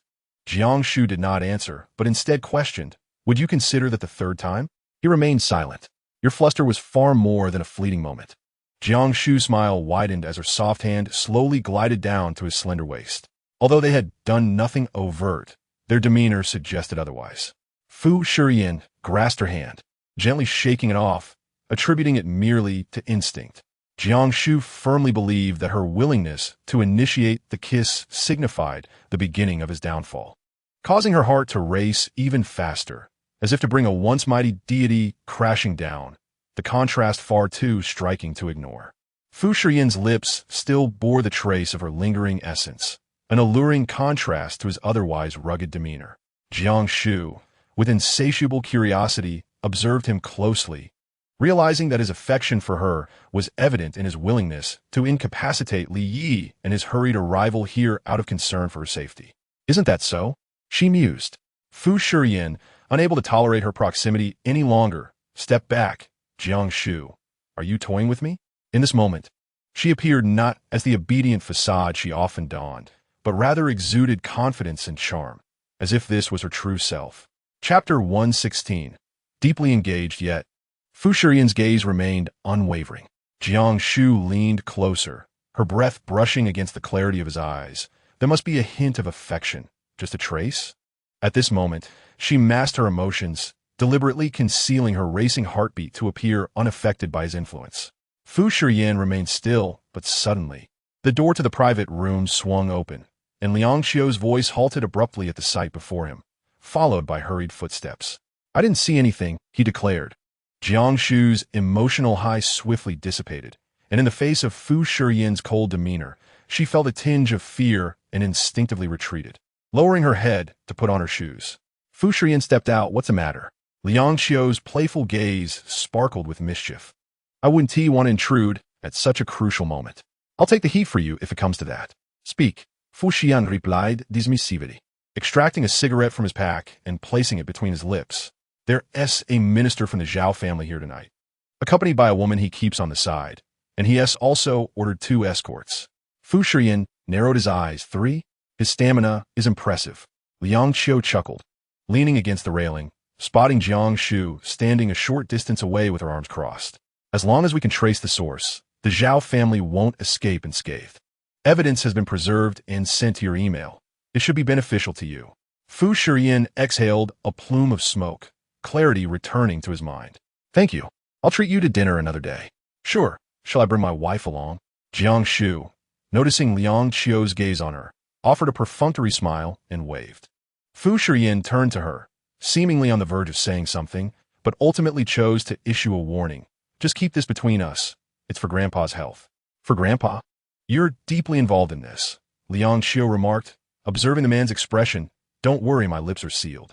Fu Shiyan remained silent, extinguishing the half-smoked cigarette. He approached Jiang Shu. "Let us go home." She promptly followed suit, mirroring his steps. Throughout their journey, they exchanged no further words, as if the kiss had never transpired. Upon returning to Mingyuan, Jiang Shu deleted the recording of Madame Zhao from her phone, recognizing her impulsiveness. Fu Shiyan's ability to extract information from Zhao Qian revealed his intricate understanding of the Zhao family. She had indeed been overly clever tonight. 2 days later, Jiang Shu's complexion returned to normal as she resumed her duties at the Fu Corporation. Upon entering the design department, she was met with curious glances from her colleagues, causing her to feel uneasy. She turned to Xiao Chun. "What is going on with everyone?" Xiao Chun scrutinized her from head to toe and jested. "Miss Jiang, your leave of absence has certainly been extensive. No one in the entire department, indeed, in the whole company, could possibly secure such a lengthy break. How did you manage it?" Jiang Shu, feeling somewhat guilty, touched her nose and replied, "It's merely sick leave. The company isn't that stringent. Does an appendectomy truly require half a month? You would know if you had the opportunity to experience it." Jiang Shu swiftly shifted the topic. "You still haven't told me why everyone is looking at me." Clutching a stack of documents, Xiao Chun said mysteriously, "Are you aware of the Jinxiaching project?" Jiang Shu pondered for a moment before recalling, the area in the south of the city, where school district housing is planned. "What about it?" "Fu's company has secured it," Xiao Chun exclaimed excitedly. Jiang Shu was taken aback. "I heard several groups were bidding for Jinxiaching. Did Fu's company actually win the bid?" "Indeed. Our financial resources are simply overwhelming. With sufficient funds, success is inevitable." "How extravagant indeed," Jiang Shu chuckled. "But then, you still haven't explained how this relates to me. Now that Jinxiaching has been secured, it is our design department's turn to take action. Everyone is speculating whether this major project will be assigned to you or Song Ku." Xiao Chun analyzed. "Moreover, your return at this critical juncture has everyone wondering if you're going to compete with Song Ku." Jiang Shu conceded, "If I were not here, this project would undoubtedly be Song Ku's." However, Jiang Shu did not harbor such optimism. Song Ku had worked on several major projects and boasted considerable experience and accolades, making her the likely choice for the assignment. "Do not pin your hopes on me," she cautioned. "Why do you say that?" Xiao Chun retorted. "Your lack of awards stems from not participating in competitions at all. Had you entered, there would be no need for Song Ku to have so many accomplishments. Furthermore, it was merely because Director Zhang and Wang held a bias against you that they allocated projects to others. Your inexperience is not your fault. In terms of capability, who in the department does not envy you?" Xiao Chen's fervor intensified as she spoke, her indignation evident. Jiang Shu propped her chin on her hand, listening to the praise, and smiled wryly. These were indeed objective factors. "You know me, but the leaders do not." After contemplating, Xiao Chen replied, "That may not necessarily be the case. I observe that President Fu seems quite concerned about you. He has a discerning eye and surely would not make a hasty decision." Jiang Shu's hand trembled slightly. How could Xiao Chan possibly know? President Fu? Yes, perhaps the incident involving Wan left a lasting impression. The last time he passed by the design department, he specifically inquired about your whereabouts. Jiang Shu was unaware of this. When was that? Xiao Chun thought deeply. About half a month ago, the day before your leave. Calculating the timeline, it was indeed the day she had stormed out of Fu's company after Song Ku had usurped her credit during a meeting, and the day she had gone to rescue Jiang Zhou. Jiang Shu fell silent, recalling the tumultuous kiss from that evening, her heart racing. Just then, Song Ku entered the department, files in hand, casting a disdainful glance at the long-absent Jiang Shu. Jiang Shu met her gaze fearlessly. The personnel for the Jingxiaching project has already been decided, Song Ku stated coldly. The room erupted in speculation. Who is it? Yes, Director Song, do tell us. Who could it possibly be? The above decision has led to the formation of a team between me and Jiang Shu to accomplish this task together. Song Ku gritted her teeth, nearly grinding her molars to dust, declaring that Jiang Shu would take the lead while I would assist. Upon hearing this, everyone gasped in disbelief, casting incredulous glances at Jiang Shu, who was equally taken aback, momentarily questioning if she had misheard. Song Ku approached her desk, tossing a stack of documents onto her table, proclaiming that she expected them to be reviewed within a day, as she had no time to waste. Her indignation and fury were palpable, nearly overwhelming the room, and only then did Jiang Shu realize the gravity of the situation. In a flurry, she opened the thick stack of documents, discovering extensive information about Jinshu City. Which leader had made this decision?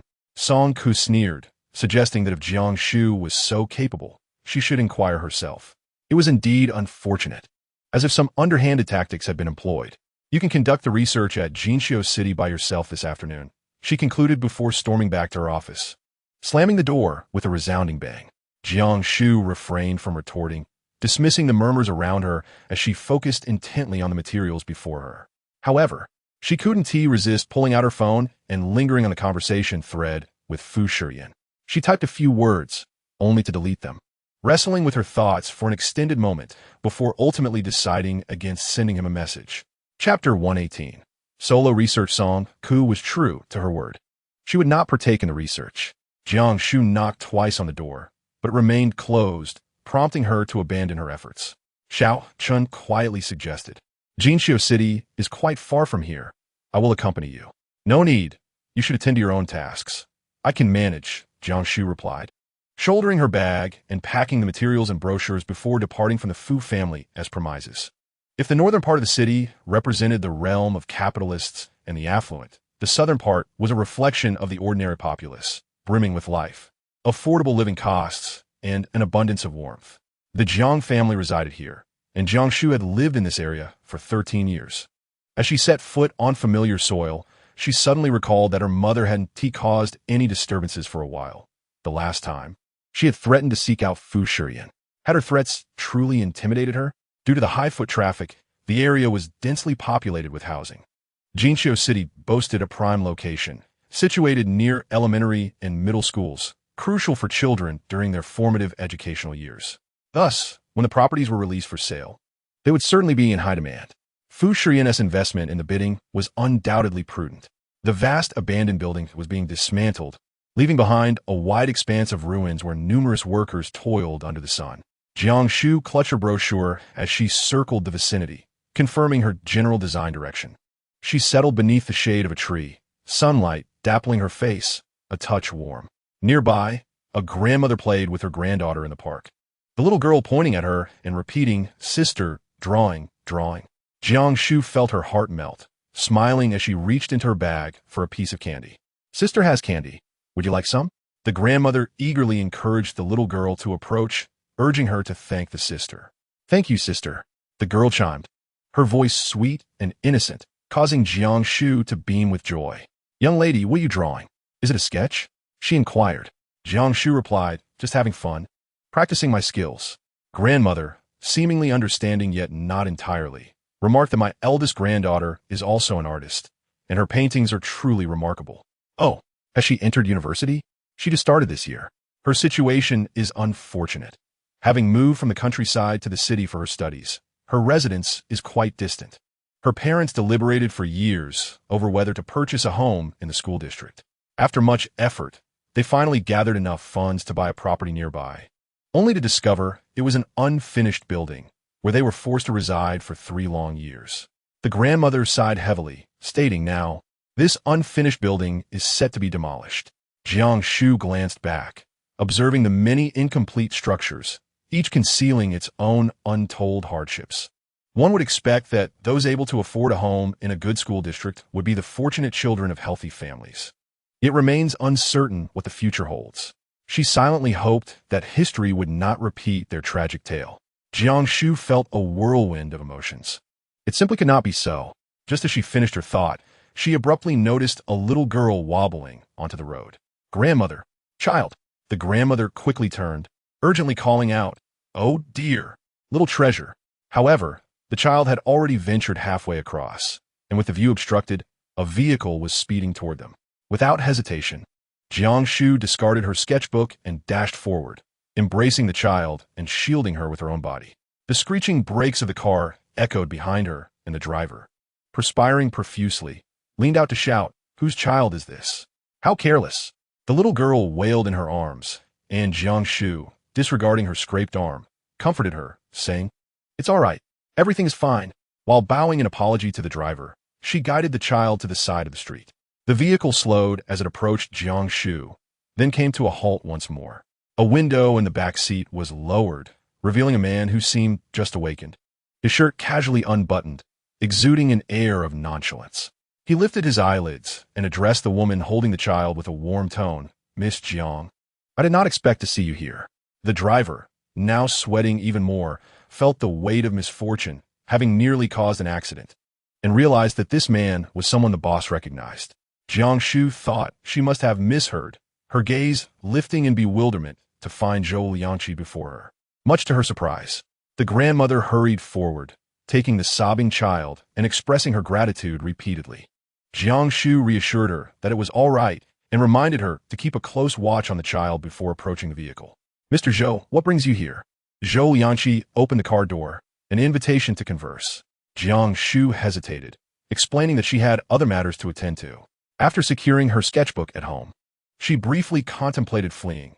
Inexplicably, she felt that Zhou Liangqi possessed an unsettlingly keen gaze. Moreover, he was a rival of Fu Shiyan. After much contemplation, she ultimately decided against escaping. "Mr. Zhou, are you here for business?" she inquired as she entered the vehicle. Zhou Liangqi raised the window, holding a glass filled with vibrant red liquid, its exquisite patterns reflecting the light. "I am here for personal matters, to meet an acquaintance." This was not a topic for further inquiry. He placed the glass before Jiang Shu, stating, "I recall you are quite the drinker." Jiang Shu remained unmoved. "Mr. Zhou, it is currently daytime, and our encounter is merely coincidental. May I decline this drink?" Zhou Liangqi smiled at her. "You could have refused the last 2 glasses, yet you chose to drink them. Wasn't that thanks to me?" The mere thought of Fu Shiyan's words, that if she had not been led inside, Zhou Liangqi would have dealt with her, sent shivers down her spine. That occasion was related to business. This one seemed otherwise. "You do differentiate between public and private matters," Zhou Liangqi remarked, not pressing her, but casually inquired. "Yet both public and private matters serve Fu Shiyan, do they not?" Upon the mention of Fu Shiyan, Jiang Shu found herself at a loss for words. He pulled out a corner of the art book, flipping through its pages. She attempted to intervene, but to no avail. As Zhou Liangqi perused, he commented, "Over the years, I have scarcely seen any women around him. You're the first." Jiang Shu feigned ignorance. "Does Assistant Mu not count?" "She does not," he replied, "for she has yet to possess the ability to risk Fu Shiyan offending his partners." With that, Zhou Liangqi raised his gaze. "But you do." Jiang Shu's palms began to sweat. Fu Shiyan cared for his employees. Zhou Liangqi chuckled, lifting the art book. Initially, Fu's stance on the Jinshu City project was not one of inevitable acquisition. Such collaborations are typically sought by the Zhou family, who require public recognition, while Fu's reputation alone renders such pursuits unnecessary. He spoke in riddles, and Jiang Shu struggled to comprehend, only aware that Fu Shiyan had appropriated yet another project from him. I too have not grasped why Fu's company suddenly increased their bidding price. However, just moments ago, upon seeing you here, it all became clear. The taunting glint in Zhou Liangqi's eyes was intimidating. Jiang Shu straightened her back, Being astute, she understood. Soon she too smiled. Mr. Zhou, I never anticipated I held such value. You overthink. Mr. Fu is kind-hearted, but he would not alter the trajectory of his company for a mere employee. Just a mere employee? As their conversation unfolded, Jiang Shu almost faltered under his probing gaze. Indeed, Chapter 120. Only 5% emotion having ascended the elevated road. The vehicle sped swiftly back to the northern part of the city. Miss Jiang, do you recall when I referred to you as Baosi? Zhou Liangqi cut to the chase. Would you be interested in working for me? I assure you my offer will not be less than Fu Shiyan's. Jiang Shu maintained her smile. Mr. Zhou, are you suggesting I take on 2 salaries? Alas, my capabilities and energy are insufficient to manage both. If she dared to betray Fu Shiyan, he would have to eliminate her. Do not be hasty in your refusal. Perhaps at this moment, you find Fu Shiyan to be exceedingly charming, making your heart flutter. However, you will soon realize that he is a rather indifferent man, intelligent and arrogant, with no one able to penetrate his heart. Zhou Liangqi spoke swiftly but with gentle motions, returning the art book to her bag. Mr. Zhou knows Mr. Fu quite well, I presume? Jiang Shu queried. After years of rivalry, naturally, as you mentioned, I am of such importance to Mr. Fu. Yet why should I believe that Mr. Zhou has conducted a background check on me? My family is ordinary, my appearance is unremarkable, and my resources are minimal. He has no reason to take notice of me. Jiang Shu spoke the truth. In this world, men who have achieved a certain level of success do not concern themselves with the worth of their women. Fu Shiyan epitomizes such a man. Zhou Liangqi leaned closer to Jiang Shu, exuding an air of intimacy. Miss Jiang, you need not undervalue yourself. Jiang Shu's body stiffened further. Yet she maintained her composure and inquired, since you are so well informed, could you tell me if Mr. Fu has had any women in the past? He has. Zhou Liangqi replied swiftly. Jiang Shu raised an eyebrow. I am not referring to mere companions. Once again, he has. Fu Shiyan had indeed experienced relationships. After all, how could a successful man go so many years without having feelings for someone? A fleeting shadow crossed Jiang Shu's smile. Knowing he had loved before, she felt her own chances of success dwindling. For a detached individual does not place great value on emotions. My expectations are not high. Zhou Liangqi murmured teasingly by her ear. Just a fraction of his affection. 5 points will suffice. As long as Fu Shiyan harbors 5 points of feeling for you, I shall achieve my goal. Jiang Shu's breath hitched, leaving her momentarily speechless. The vehicle had come to a steady halt. Zhou Liangqi returned to his seat and opened the door for her once more, his smile enchanting. I am unaware of your current residence, so I shall escort you back to the Fu family estate. Jiang Shu hastily gathered her belongings, expressing her gratitude. Thank you, Mr. Zhou, for your thoughtfulness. I await your visit for a drink. Zhou Liangqi's parting words caused her to pause momentarily. Night had descended, and most employees had departed the company. The security guard greeted Jiang Shu warmly. Working late again? She replied with a wry smile. Indeed, the corporate life is arduous. However, after lingering in the elevator for what felt like an eternity, she hesitated before finally pressing the button for the top floor. Zhou Liangqi's words lingered in her mind, stirring a tumult of emotions that compelled her to take a risk. Should she succeed, the top floor would be deserted, save for the light emanating from Fu Shiyan's office. She entered, where only the wall lamp illuminated the dim atmosphere. Fu Shiyan stood tall by the expansive window, a cigarette poised between his fingers, gazing out at the dazzling nightscape, lost in thought. His demeanor was one of striking charisma, yet for reasons unknown, it was subdued, leaving only an aura of darkness and primal intensity, a fierce possessiveness towards everything.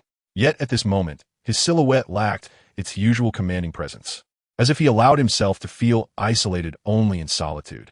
Jiang Shu's heart tightened. Who? Fu Shiyan's sharp voice pierced the silence, tinged with a hint of rasp. Jiang Shu had no choice but to step from the shadows, revealing herself gradually in the light. Is Mr. Fu always this vigilant? She mused as she approached, her canvas bag slung over her shoulder, her work attire starkly contrasting with the opulence of the surroundings.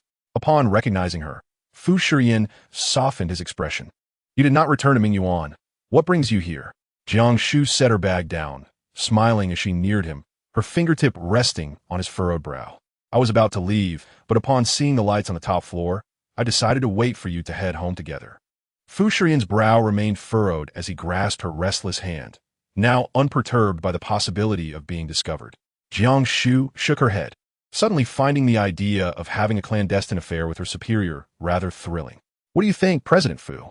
As she spoke, she deliberately pressed her body closer to his, their proximity palpable. Fu Shiyan narrowed his eyes, detecting her fragrance, still lacking in finesse. Every time you intentionally seduce me, you insist on calling me President Fu. He gently pushed her away, a hint of disdain in his tone, for such crude flirtation failed to stir a man's desire. Jiang Shu had no intention of igniting his passions. Under the dazzling lights outside, she tilted her head and smiled. I believe President Fu rather enjoys it. Otherwise, why would you assign me the project at Jiang Shu? She laid her cards on the table. Fu Shiyan's expression remained indifferent as he glanced past her, admiring a celadon vase on the bookshelf, a relic from over 5 centuries ago, exquisite and invaluable. No one in the design department is more suited for this position than you. You should not be ungrateful for the opportunity. Jiang Shu was momentarily taken aback. It was no wonder Fu Shiyan had few friends. With such a sharp tongue, who would dare approach him? Is it truly about suitability? Standing behind him, she felt increasingly perplexed by his demeanor. On the surface, her intervention to save Jiang Shu seemed reasonable, and she believed all parties involved would not find it objectionable in retrospect. Yet, as for you, President Fu, you orchestrated a scheme where we are mere pawns, correct? Fu Shiyan finally turned to face her, scrutinizing her with calmness. I did not understand. Jiang Shu smiled. It was rare to encounter something that President Fu could not grasp. In that moment, she resembled a hedgehog, bristling with defenses, deliberately distant.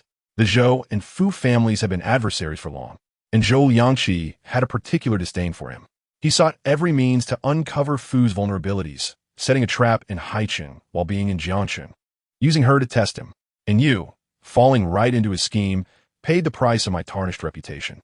Jiang Shu stated this matter-of-factly, concluding that the project at Jiang Shu was a form of recompense. One could not deny that President Fu possessed a certain humanity. Fu Shiyan grasped her meaning this time. After finishing his cigarette, he discarded the smoldering but into a trash bin. A businessman does not rise early without profit. According to your reasoning, what have I gained? You seized the opportunity to get closer to Li Wanli, learned about the launch of Wanjing, and more effectively suppressed Zhou Liangqi. Fu Shiyan smirked. You have met Zhou Liangqi, haven't you? It was a statement, not a question. Jiang Shu felt a twinge of guilt, given the time that had elapsed. All she had were her suspicions. Fu Shiyan pierced through her facade. You carry the scent of Romanicani, a wine exclusive to Zhou Liangqi in Haicheng. Jiang Shu was taken aback by the revelation tied to the wine, for she had not even touched it. Was his sense of smell that keen? Chapter 122. The elevator thrill. Fu Shiyan stepped closer, cupping her face. Let me guess, not only have you met, but you spent quite some time together, am I right? Jiang Shu felt trapped, unable to conceal the truth any longer. I encountered him while conducting research at Jiang Shu. It was an accident, and I had no choice. Fu Shiyan's piercing gaze seemed to see through everything, as if no secret could escape his scrutiny. Jiang Shu. Fu Shiyan repeatedly murmured the address between his lips, quickly grasping the significance. It was indeed today, in the southern part of the city. Jiang Shu's cheeks flushed gradually, her eyes sparkling with a glimmer that, at this moment, lacked any lethal force. Fu Shiyan released her, and since he was aware that this was a trap, he inquired if she understood what Zhou Liangqi gained from it. He attained liberation. Jiang Shu coughed violently for quite a while, responding, I don't know. Zhou Liangqi had tested my vulnerabilities. After Li Qianjing's severe injury, the entire board of Wanjing held a poor opinion of the Fu family. Those who were originally inclined towards us quickly shifted their allegiance to the Zhou family. I expended considerable effort to win back the favor of 2 board members. Jiang Shu, how should we account for this? Jiang Shu swiftly analyzed the implications of his words in her mind. If Fu Shiyan spoke the truth, it was indeed a loss. However, I am aware that you have already located Wanjing's guardian. Once he falls, these board members would amount to nothing. So what if I found him? Bringing him down is not as simple as mere words. Besides, I initially should not have to exert such effort. Fu Shiyan's gaze remained remarkably calm as the flush on her face gradually faded. Jiang Shu furrowed her brow, momentarily at a loss for words. After a while, she suddenly realized something. her head tilting back in laughter. Mr. Fu, you just mentioned that Zhou Liangqi has discovered your weakness.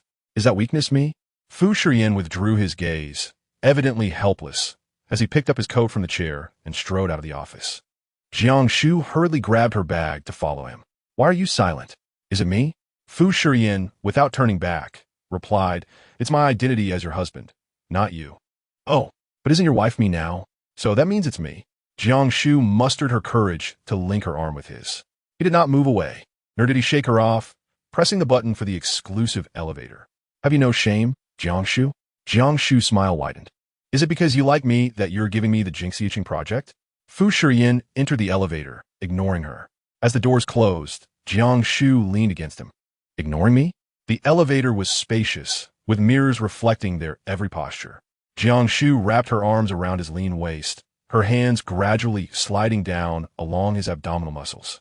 Fu Shiyan, this is your exclusive elevator. Will anyone be monitoring the surveillance? If we were to do something here, will we be seen? His busy schedule had evidently not hindered his disciplined physique. Fu Shiyan turned his head, their faces mere inches apart, a little closer, and their lips would meet. His gaze darkened, recalling their previous transgression, tinged with a hint of anger. Don't get too carried away. Don't you enjoy a bit of excitement? Jiang Shu's hand grew audacious, trailing down the line of his physique. The moment her fingers brushed against his lower abdomen, he tensed, swiftly capturing her hand. Don't move. For a fleeting instant, Jiang Shu nearly succumbed to the thrill, finding the teasing of Fu Shiyan increasingly amusing. Their disheveled attire mirrored a hint of abandon in the reflection. Although Fu Shiyan remained still throughout, he exuded an aura of desire. Chapter 123. More than just 5 minutes, Jiang Shu found herself irresistibly drawn in, her voice deliberately lowered. Fu Shiyan. As enchanting as Daji, one may easily find oneself entranced. At that moment, the elevator arrived, its doors slowly parting to reveal the stifling atmosphere of the parking lot. Fu Shiyan instantaneously suppressed his desires, extricating himself from her embrace, bringing the moment to a close. Jiang Shu, deprived of support, nearly stumbled to the ground, staggering a few steps, her ire directed at the man's unyielding silhouette. Alas, today, the driver was behind the wheel, and with others in the vehicle, she refrained from indulgence, choosing instead to abandon her frustrations and succumb to slumber against the seat.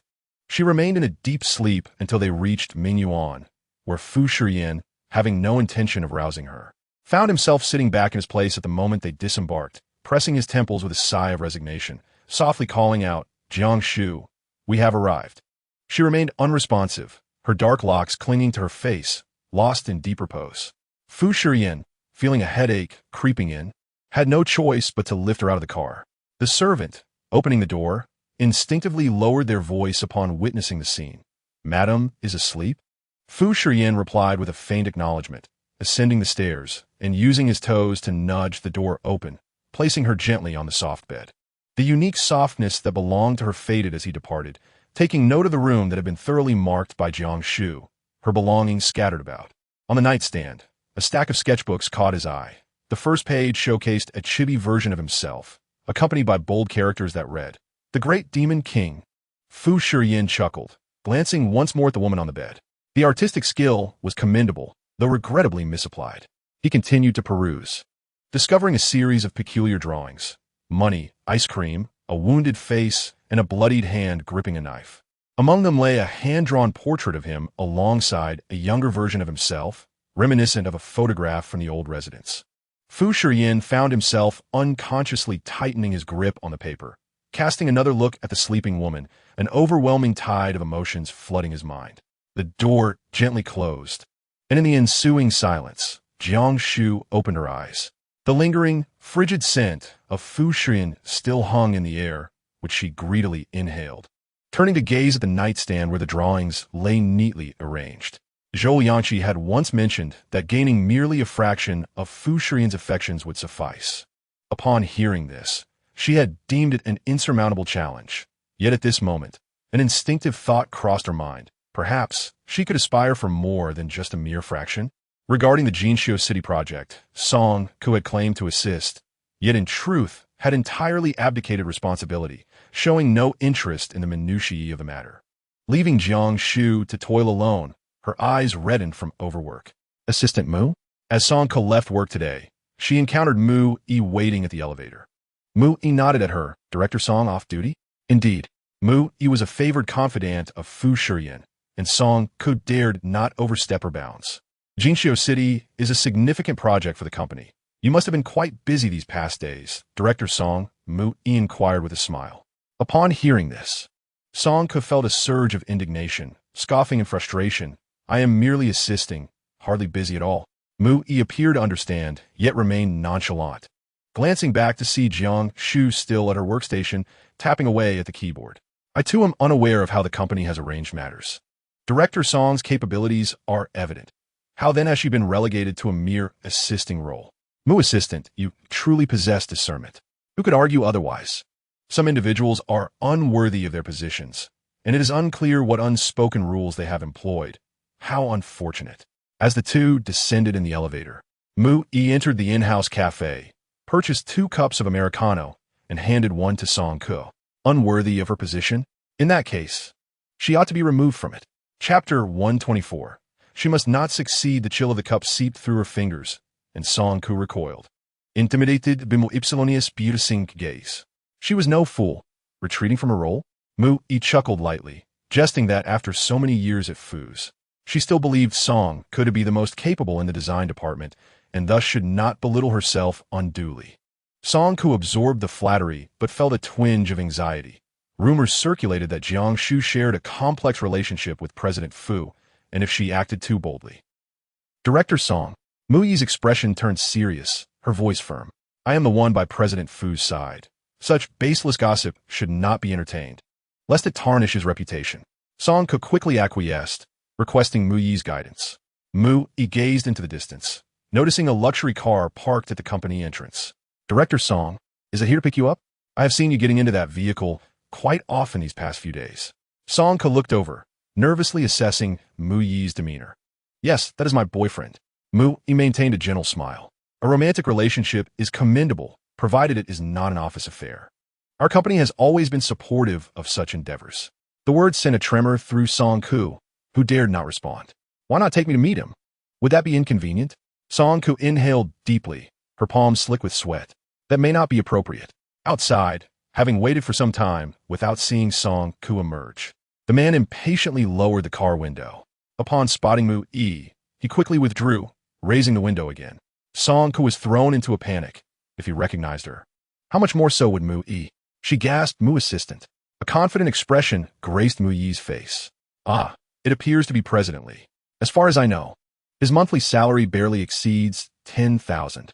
To afford such an expensive vehicle, he must indeed have some means. Observing Song Ke, now drenched in perspiration, Mu Yi reassured her. Do not worry, I shall not disclose this to anyone. However, Director Song, should Jiang Shu's design triumph, your standing may be jeopardized. I am merely looking out for your best interests. Do you understand?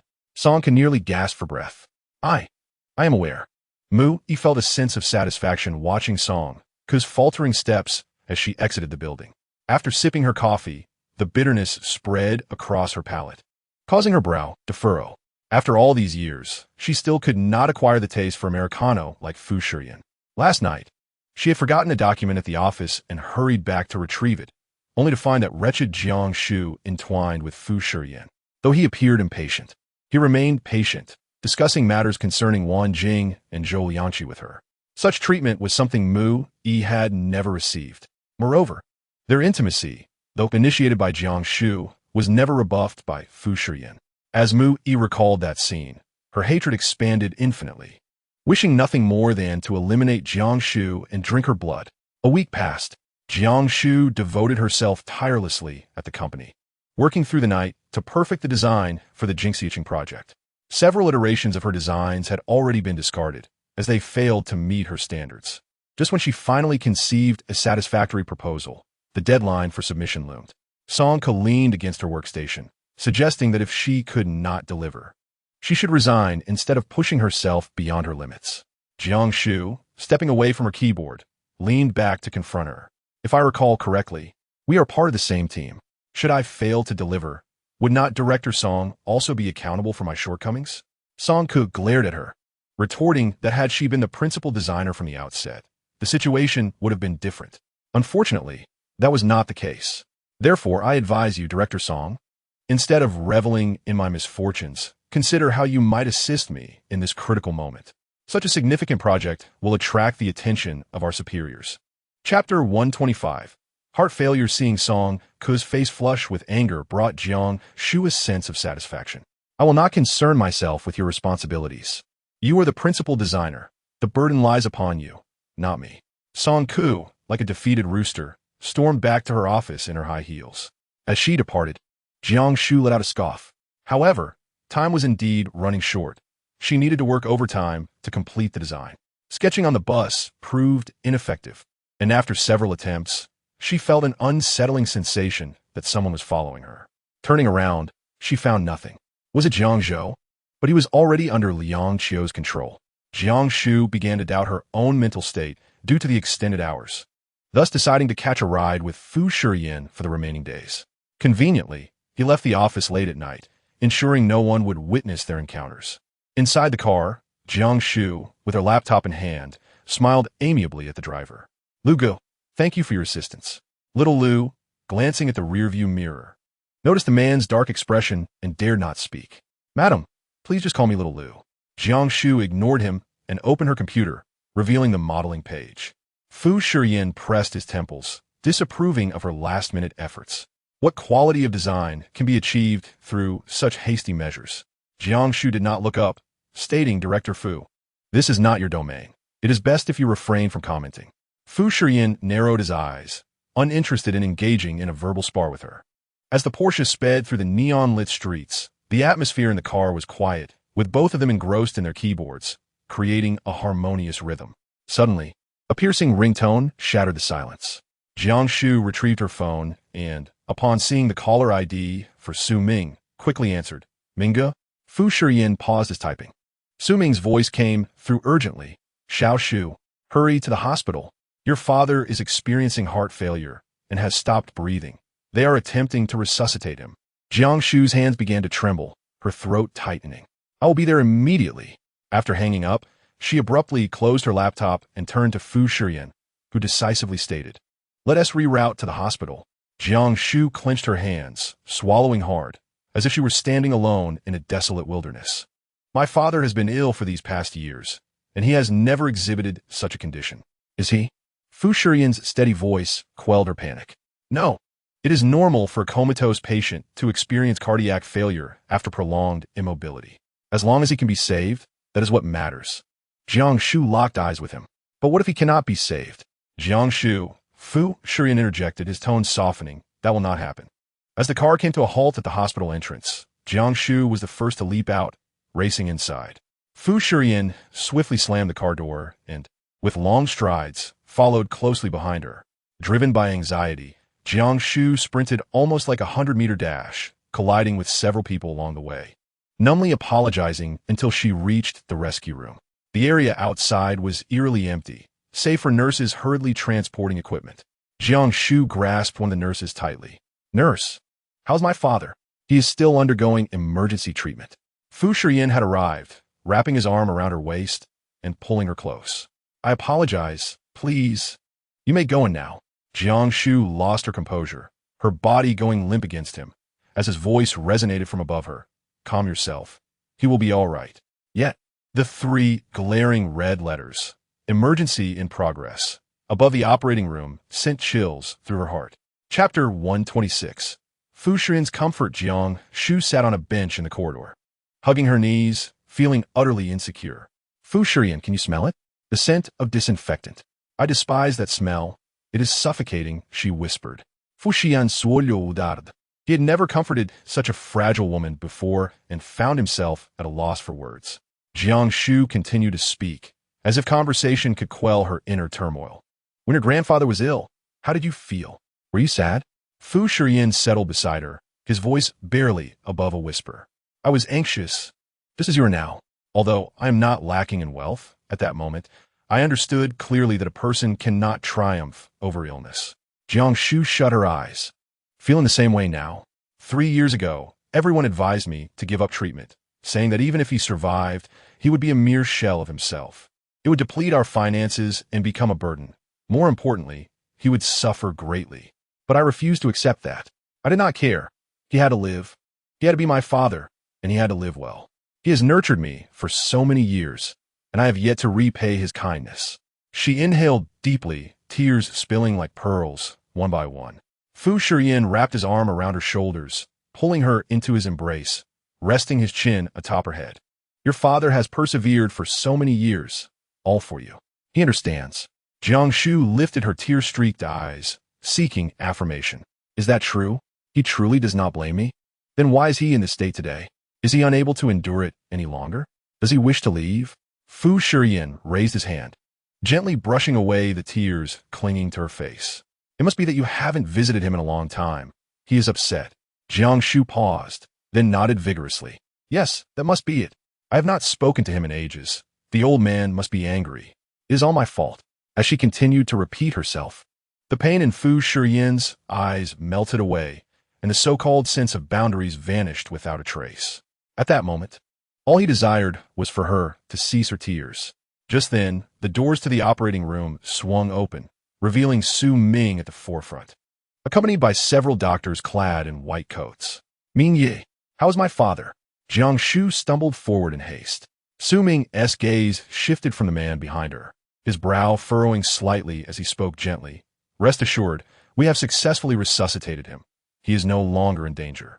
Jiang Shu felt her strength ebb away, patting her chest in relief. That is good to hear. Why did this happen today? Su Ming removed his medical gloves, patiently explaining. Your father has been bedridden for 3 years, and with continuous medication, heart failure is a normal consequence. Although he has been stabilized, if he does not awaken, further complications may arise. Jiang Shu listened intently. In this regard, it is imperative for the family to exert every effort to rouse him. Su Ming's gaze remained fixed on her. Xiao Shu, time is of the essence. Understanding his gravity, Jiang Shu nodded vigorously. Yes, as long as he survives. I will strive to help him wake up. Their conversation concluded, and the doctors behind Su Ming stepped forward, respectfully addressing Fu Shiyan. Mr. Fu, you have arrived. They were the medical team he had assembled. Fu Shiyan lifted his eyelids, his tone calm yet imposing. Ensure that the forthcoming treatment is executed with utmost diligence. Su Ming pressed his lips together, regarding the man exuding an air of nobility. Xiao Shu, who is this? Jiang Shu, momentarily taken aback, struggled to find the words to introduce Fu Shiyan. Before she could respond, a large hand descended upon her shoulder, and Fu Shiyan's voice resonated. I am Xiao Shu's husband, Fu Shiyan. The declaration was like thunderclap. Su Ming's expression shifted from scrutiny to vigilance, with a trace of barely concealed malice. Jiang Shu looked up in disbelief, tears still glimmering at the corners of her eyes. She had not anticipated Fu Shiyan's public acknowledgement of their relationship, especially in front of the medical team and Su Ming, an outsider. So it is you. After a moment, Su Ming chuckled lightly, extending his hand for a shake. I have heard Xiao Shu speak of you. The implication was clear. They were not merely acquaintances, but shared a deeper connection. Fu Shiyan lowered his gaze. Oh, I was unaware that Mrs. Fu and Dr. Su had become so well acquainted. The grip on Jiang Shu's shoulder tightened, sending a shiver down her spine. Yet this was neither the time nor place for explanations. Fortunately, at that moment, Jiang's father was wheeled out of the operating room by a nurse, prompting Jiang Shu to seize the opportunity. Father is out. I must go see him. Let Fu Shiyan contend with the flames he had ignited. He could extinguish them himself. Standing a height of nearly 6 feet, he faced Su Ming, whose stature was slightly imposing, yet his tone remained low. Dr. Su, I understand you have applied to join the medical team for Xiao Shu's father. You were once his primary physician, and I wholeheartedly support this decision. Thank you for your dedication. Su Ming turned to the side and observed Jiang Shu as she leaned down to assess her father's condition. It was her duty as a doctor to be diligent, and I could see that Mr. Fu was equally devoted. However, in the span of 3 years, this was the first time I had laid eyes on you. Fu Shiyan's expression brightened with a smile, stating that although Dr. Su had not seen him before, he had indeed seen Dr. Su. Su Ming furrowed his brow, unable to recall where Mr. Fu had encountered him. In the commercial district near the hospital. At that time you were dining with my wife. What were you eating? Fu Shiyan pondered for a moment, recalling that it was Sichuan cuisine.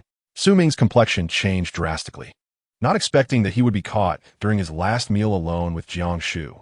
What tone is that, Mr. Fu? I have known Xiao Shu for 3 years. Is it inappropriate to share a meal? Fu Shiyan smiled, of course not. Next time, I will join you in Xiao Shu. I hope Dr. Su will grant us that favor.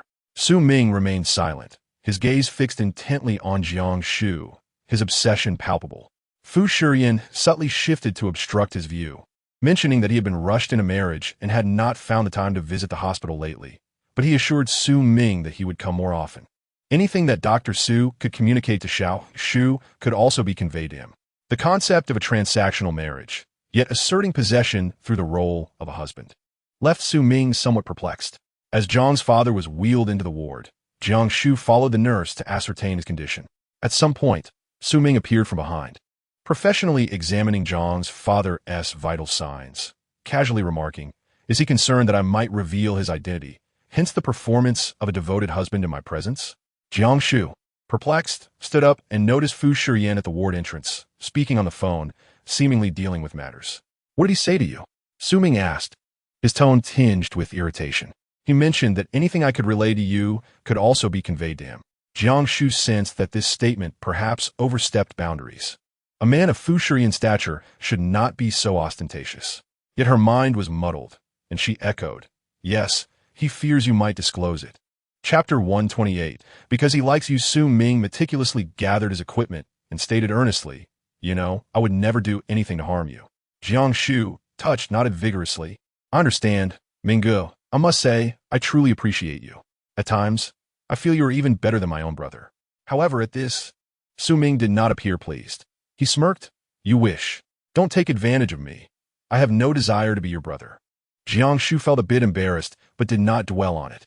Once the medical staff departed, she took a seat, holding her father's frail hand, remaining silent for a long while, pondering how she might awaken him. That night, she chose not to have a caregiver accompany her, opting to stay alone. When she spoke to Fu Shiyan, he was just finishing a phone call as he entered, showing no reaction. "I will stay with you," he said. Jiang Shu was taken aback. While the VIP ward offered excellent treatment, it was not a setting suited for someone of Fu Shiyan's caliber. Noticing her astonished expression, Fu Shiyan gently patted her head. "What else with that look? Life, death, illness, and aging are universal experiences. They exist in every family. There's no need to feel it is something extraordinary." Jiang Shu found comfort in these words and asked, "When you spoke to Dr. Su like that, were you worried he might divulge our conversation?" "Rest assured, he is not that kind of person." Fu Shiyan leaned against the window, casually retrieving a cigarette box and peeling away the thin film on top. "You know him quite well?" he inquired. "He is my father's savior. I have ensured that this floor is secure. No information will leak out. As for Dr. Su, I trust he will remain silent." Fu Shiyan lit the cigarette, exhaling the smoke with a nonchalant demeanor. "It is because he harbors feelings for you." Jiang Shu widened her eyes in disbelief. "Are you out of your mind? Minggu is merely like a brother to me. How could that be possible?" He opened a few windows to let the smoke escape. "And what about your feelings for him?" "Impossible. If he truly liked me, why wouldn't he tell me?" Jiang Shu was unable to accept this notion. Fu Shiyan propped one leg up, gazing at her through the swirling smoke, refraining from arguing. This was the first time Jiang Shu had encountered such a possibility, and her mind swirled with absurdity. Yet, recalling moments spent with Su Ming, her heart began to waver. In the past, she had neither the time nor the courage to entertain such thoughts. Now, reflecting on various details, there seemed to be some hints. "I am ordinary, with nothing to offer. And a sick father. Why would he like me?" Upon hearing her murmurs, Fu Shiyan smirked lightly. "Indeed, just as I never anticipated marrying someone like you." Jiang Shu paid little heed to his words, staring blankly at the elderly man in the hospital bed. "Dr. Su could not possibly like me. He regarded me merely as a friend. Please stop jesting. I just want to know how to wake my father." When Zhang's father initially fell into a coma, Jiang Shu had tried every possible means, pulling Jiang Zhou to keep her company, speaking endlessly. A year passed without any change in her father's condition, and gradually, she could only focus on her own life, working tirelessly to gather funds for his medical treatment. Fu Shiyan's eyes momentarily closed, and he extinguished the cigarette. Let things unfold naturally. Life and death should not be forced. Jiang Shu's spine stiffened, and she did not turn around. "You truly have a cold heart." His movements halted, and she suddenly asked, Fu Shiyan, have you ever had a relative you were reluctant to part with? I mean, aside from your grandfather. Fu Shiyan sat in the sliver of light, his face half illuminated, and after a pause, replied softly, there was once. Chapter 129. Different bonds of kinship where you sat at that time? You must have been heartbroken. Perhaps that person treated you well, and suddenly leaving your life. How could you allow that? Jiang Shu had no ulterior motive. She was lost in her own sorrowful emotions. Sad? Fu Shiyan pondered the word, recalling that long, rainy season. The once graceful and composed woman had gone mad that day, striking him without mercy. If only I had never given birth to you. You wretched child have ruined my life, do you know? A servant rushed forward, pulling her away while shouting, Ian, run. 7-year-old Fu Shiyan stood frozen, blood filling his mouth, staring blankly at her. Mom, but I love you dearly. In his youth, he remained oblivious to the nuances of expressing his emotions, merely uttering, I love you. But I love you very much. Upon hearing this, the woman was driven to madness. She seized a cup from the table and struck him fiercely on the brow, exclaiming, Who asked you to love me? Why don't you just die? Blood gushed forth, yet the boy stood motionless, uttering not a single cry of pain. As chaos reigned within the villa, Fu Shiyan withdrew from his reverie, absent-mindedly prodding his cheek with his tongue, for he was too young to recall the details. All he knew was that from that moment onward, he ceased to articulate his feelings. Jiang Shu remained unaware of his thoughts, providing a vague response as she spoke for herself. To me, my father represents such a presence. The whole world may forsake me, but he has not. Our family struggles financially. He endures frostbite on his hands, yet refrains from purchasing gloves. Yet he willingly buys me an ice cream after school every day. One for me. Not even for Jiang Shu. As I grew older, I believed that I must possess everything other girls had. Despite his youth, he worked extra jobs for me, ultimately succumbing to illness. Fu Shiyan listened in silence, lost in contemplation. Her voice quivered as she added, I shall fetch my computer from the car. She departed, leaving the hospital room in a profound stillness, dust particles dancing in the air, rendering Jiang's father's visage almost surreal. Fu Shiyan exhaled slowly, shifting closer, and after a prolonged silence, finally spoke. Hello, I am Jiang Shu's husband, and sensing a potential impropriety, he appended, perhaps merely temporarily. No response ensued. Jiang's father lay motionless on the hospital bed, the only sound being the rhythmic beeping of the four, a reminder of his existence. Fu Shiyan seldom indulged in sentimental dialogue, for he found it distasteful. Even in his current cold demeanor, his tone softened. These past years have not been easy for her, rest assured. I shall care for her to the best of my abilities. Yet, her soul wishes for you. If you do not wish to burden her further, please awaken soon. After his words, Jiang's father remained unresponsive. Fu Shiyan did not press him. Jiang Shu had spent 3 years without coaxing him awake, and his few utterances were insignificant by comparison. When Jiang Shu returned downstairs for her computer, she noticed several bodyguards stationed at the entrance and beside Fu Shiyan's vehicle. More guards stood vigilant. She furrowed her brow, inquiring, What is this? Young Lu quickly replied, It was arranged by Mr. Fu. Naturally, given his stature, any sighting of him at the hospital would undoubtedly attract unwarranted attention. Jiang Shu retrieved her computer and returned to the ward, finding Fu Shiyan still seated, gazing out at a sycamore tree, his expression inscrutable, lost in thought. His presence here was unexpected, yet he remained an overwhelming force. Jiang Shu composed herself and placed her computer on the table before the sofa. Upon hearing the sound, Fu Shiyan asked, Are you going to work? Without lifting her gaze, she concentrated on refining her model, aware that the meeting day was imminent. If she failed to submit the design, she would not require Song Ku to pressure her. She would resign of her own accord. Chapter 130. He will stand behind her. Fu Shiyan remained silent, suddenly realizing that she was desperately clinging to this job.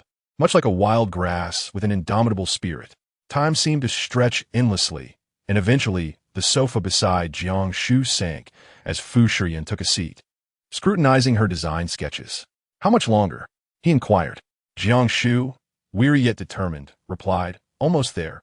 Fu Shiyan chose not to speak further, leaning against the back of the sofa, and once he had a clearer view, he asked, School district property? Jiang Shu let out an incredulous laugh. You invested a substantial amount in this project, and you don't even know its type? Fu Shiyan genuinely did not know. His initial intention was merely to use it as a practice opportunity. However, at that moment, the owner of this practice seemed rather displeased. Take your time. If we run out of time, I will find a way to extend it, Fu Shiyan said in a low voice, absent-mindedly toying with a cigarette case. Jiang Shu paused in her typing, turning to gaze into his misty eyes. Are you offering to back me up? What of it? He replied with an untroubled candor that left her speechless. Jiang Shu fell silent for a moment, a smile quietly spreading across her lips. Once she believed that Fu Shiyan, with his cold and aloof demeanor, harbored little emotion. Yet, in truth, his kindness was understated, as if it permeated the surroundings without a sound. Once felt, it was difficult for the seedling in her heart not to sprout and grow. Jiang Shu did not pressure herself. Having done enough, she leaned aside and drifted into sleep. The following morning, she awoke to Su Ming checking in on her. The space beside her was empty. Fu Shiyan had already departed. Unbeknownst to her, a coat had been draped over her shoulders, a well-crafted suit belonging to Fu Shiyan. After Su Ming and the nurse completed an examination for Jiang's father, the caregiver entered. Jiang Shu tidied her belongings, preparing to head to work. Xiao Shu, Su Ming called out to her. Jiang Shu turned, feeling inexplicably unsettled since Fu Shiyan had suggested that Su Ming harbored feelings for her. Minggu, she responded. Su Ming bit his lip, the soft glow of the rising sun casting a warm light upon him. I thought about it all night. Your husband's demeanor is anything but ordinary. He is capable of managing an entire floor's worth of information, and his methods are undoubtedly effective. Please be cautious and call me if you ever feel in danger. Jiang Shu was taken aback, realizing the truth in his words. Fu Shiyan seldom made appearances, and it was understandable that Su Ming was unaware of his background. However, the danger was not as imminent as he implied. She forced a smile. Minggu, I appreciate your concern, but he won't harm me. You needn't worry. Su Ming furrowed his brow, hesitating to voice his thoughts. You seem to know him quite well? Not exactly, she replied. You see, we have mutual needs. He certainly wouldn't harm me. Su Ming still harbored reservations. Xiao Shu, when your father wakes up, will you consider divorce? Seeing his expression, Jiang Shu began to connect more with Fu Shiyan's words. Did he truly have feelings for her? Minggu, I'm running late. I must leave now, but I'll come by again this evening. She anxiously pointed to the time and then hurriedly dashed out of the corridor. Su Ming stared blankly at her unsteady figure. Jiang Shu raced downstairs, only to find Fu Shiyan's car still there, along with Xiao Lu, who respectfully said, Madam, the sir has asked me to take you to the company. Jiang Shu was taken aback. What about him? The sir left in another car earlier, specifically instructing me to stay behind. Chapter 131. Nourishing soup time was of the essence. Jiang Shu, without any pretense, directly entered the car. Throughout the journey, her mind replayed Su Ming's question. If her father awakened, would she divorce? At the beginning, she believed she would resolutely choose divorce, escaping from Fu Shiyan's side. But now, the entanglement between them was too complex, seemingly beyond the mere decision of whether to divorce or not. Tomorrow was the meeting day, and Jiang Shu spent the entire day meticulously reviewing the design drawings. As soon as work ended, she immediately gathered her belongings, preparing to head to the hospital. Xiaoqin called out to her, Why the rush? Is the project finished? Jiang Shu shoved her computer into her bag, her eyes weary. It's nearly done. My dad was resuscitated last night. The doctor said we must find a way to wake him up quickly, so I need to go to the hospital today. The entire design department was aware that Jiang Shu's father was in a vegetative state, and upon hearing this, they expressed their sympathy. Someone interjected, Why not let your husband take care of him? You're working overtime. Can you manage? Jiang Shu shuddered at the thought of asking Fu Shiyan for help. She lacked the courage to do so. Xiaoqin echoed, Yes, tomorrow is the meeting day. You should be more cautious. It wouldn't hurt to let your husband take care of him for a day. Jiang Shu was left speechless. Xiaoqin lowered her voice and asked, What? Is it inconvenient? It's exceedingly inconvenient, Jiang Shu replied, forcing a smile. Haven't I told you? He is not in good health himself. I'll manage. It's fine. After saying this, she walked towards the elevator, feeling somewhat guilty. Behind her, murmurs arose. What a pity. Jiang Shu is not bad looking. Yet she married such a man. She'll face much hardship ahead. At that moment, Songke returned from outside and collided directly with Jiang Shu. She regarded her with a peculiar gaze. Are you finished? Jiang Shu, feeling a headache, replied tiredly. Thanks to Director Song, I've completed it. Song Ku smirked, raising an eyebrow. You'd better ensure there are no mistakes.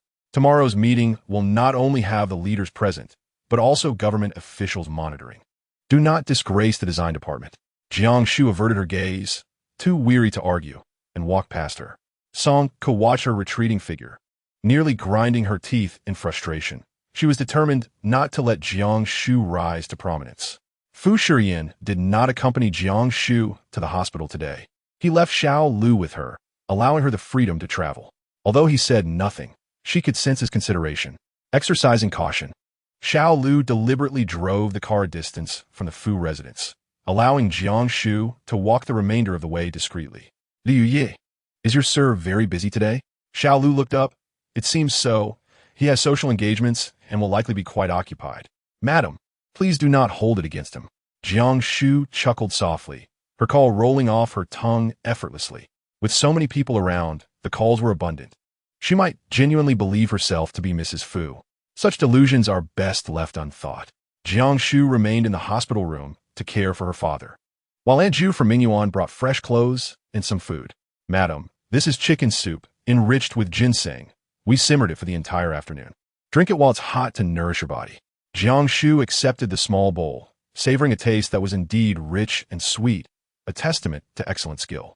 Aunt Ju beamed with kindness. It was specifically instructed by the gentleman that I must deliver it on time. I cannot let you go hungry. Upon hearing this, Jiang Shu felt a warmth on her tongue. He instructed this. Chapter 132, a birthday gift indeed. Aunt Ju saw nothing amiss. However, Jiang Shu found herself lost in thought, pondering how considerate Fu Shiyan could be. As night deepened and Aunt Ju departed, Jiang Shu lay on the sofa, tossing and turning, unable to find rest. She took out her phone, contemplating playing a game, but the desire waned. Ultimately, she opened the chat with Fu Shiyan. What might he be doing at this moment? Is he still socializing? Would he be drinking? Surely, he would not overindulge. He always exercised restraint. If he wished not to, no one could force liquor upon him. Facing the drawings for the upcoming meeting, Jiang Shu was, in fact, quite anxious. This was her first time managing such a significant project, and whether it could mark her debut in the industry hinged on this moment, especially with many prominent figures expected to attend. Suddenly, she wondered if Fu Shiyan would feel nervous. Probably not. He had witnessed countless grand occasions. Today, Fu Shiyan made an appearance at Zhao Qian's birthday celebration, surrounded by friends. The atmosphere lively and boisterous. The wealthy elite often gravitated towards internet celebrities, and a few were in attendance. Fu Shiyan was not particularly fond of such gatherings. Upon seeing him, Zhao Qian nearly leaped with joy. Brother Fu, I thought you wouldn't come. How could I miss your first birthday back in the country? Amidst the revelry, Fu Shiyan turned to receive a box from Mu Yi, presenting it as a gift. Zhao Qian's eyes sparkled as he eagerly unwrapped it, revealing a car key inside. The vehicle you insisted I modify before you went abroad, I've been holding off on giving it to you because you were still a minor. Now it is yours. In his youth, Fu Shiyan had indulged in wild pursuits, excelling in racing and tattoos alike. Zhao Qian had always admired him, dreaming of the modified G-Class that Fu Shiyan had worked on with his own hands. Overwhelmed with emotion, he exclaimed, Brother Fu, you are truly wonderful to me. Fu Shiyan merely smiled faintly.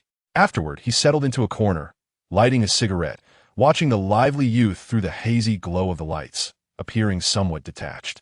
A few internet celebrities attempted to approach him for a toast, but the aura surrounding this man was exceptionally unique, both wild and aristocratic. They had encountered many wealthy individuals, yet few possessed such charm. However, Zhao Qian intercepted them, warning, do not set your sights on my brother Fu. He will not be interested in you. With that, they reluctantly retreated, casting lingering glances at Fu Shiyan. He remained seated, lost in thought in the corner, having ceased smoking and refraining from engaging with his phone, staring into space with a somewhat distracted demeanor. At that moment, his phone, resting on the table, rang. Without hesitation, he answered, though he remained immobile. Jiang Shu heard a cacophony on the other end, furrowing her brow. Are you in a nightclub? She inquired. Fu Shiyan did not expect her to take the initiative to call, and instinctively asked, is there a problem at the hospital? Jiang Shu pondered for a moment before replying. No. Thus, Silence enveloped the conversation. As she listened to the sounds from his end, she felt increasingly awkward. In truth, there was nothing pressing. She was merely bored alone. "Do you have a moment to talk?" she ventured. Fu Shiyan raised an eyebrow, responding, "If you wish for me to head to the hospital, I am unable to do so at the moment." Upon hearing this, Jiang Shu couldn't help but chuckle. She knew she lacked the authority to summon him. "No, could you just talk to me? I'm feeling rather anxious." For reasons unknown, after mustering the courage to make this call, her anxiety only intensified, stemming from her interaction with him. At that moment, Mu Yi entered the room, hesitating upon noticing him on the phone. Fu Shiyan gestured for her to speak. Mu Yi leaned closer to his ear and whispered, "There are indeed personnel from the investigation team present. They are in plain clothes, stationed at the left. This is the latest information." Chapter 133. Tracing the routes, Fu Shiyan nodded, adjusting his phone to begin relaying information. Mu Yi understood and swiftly exited the private room.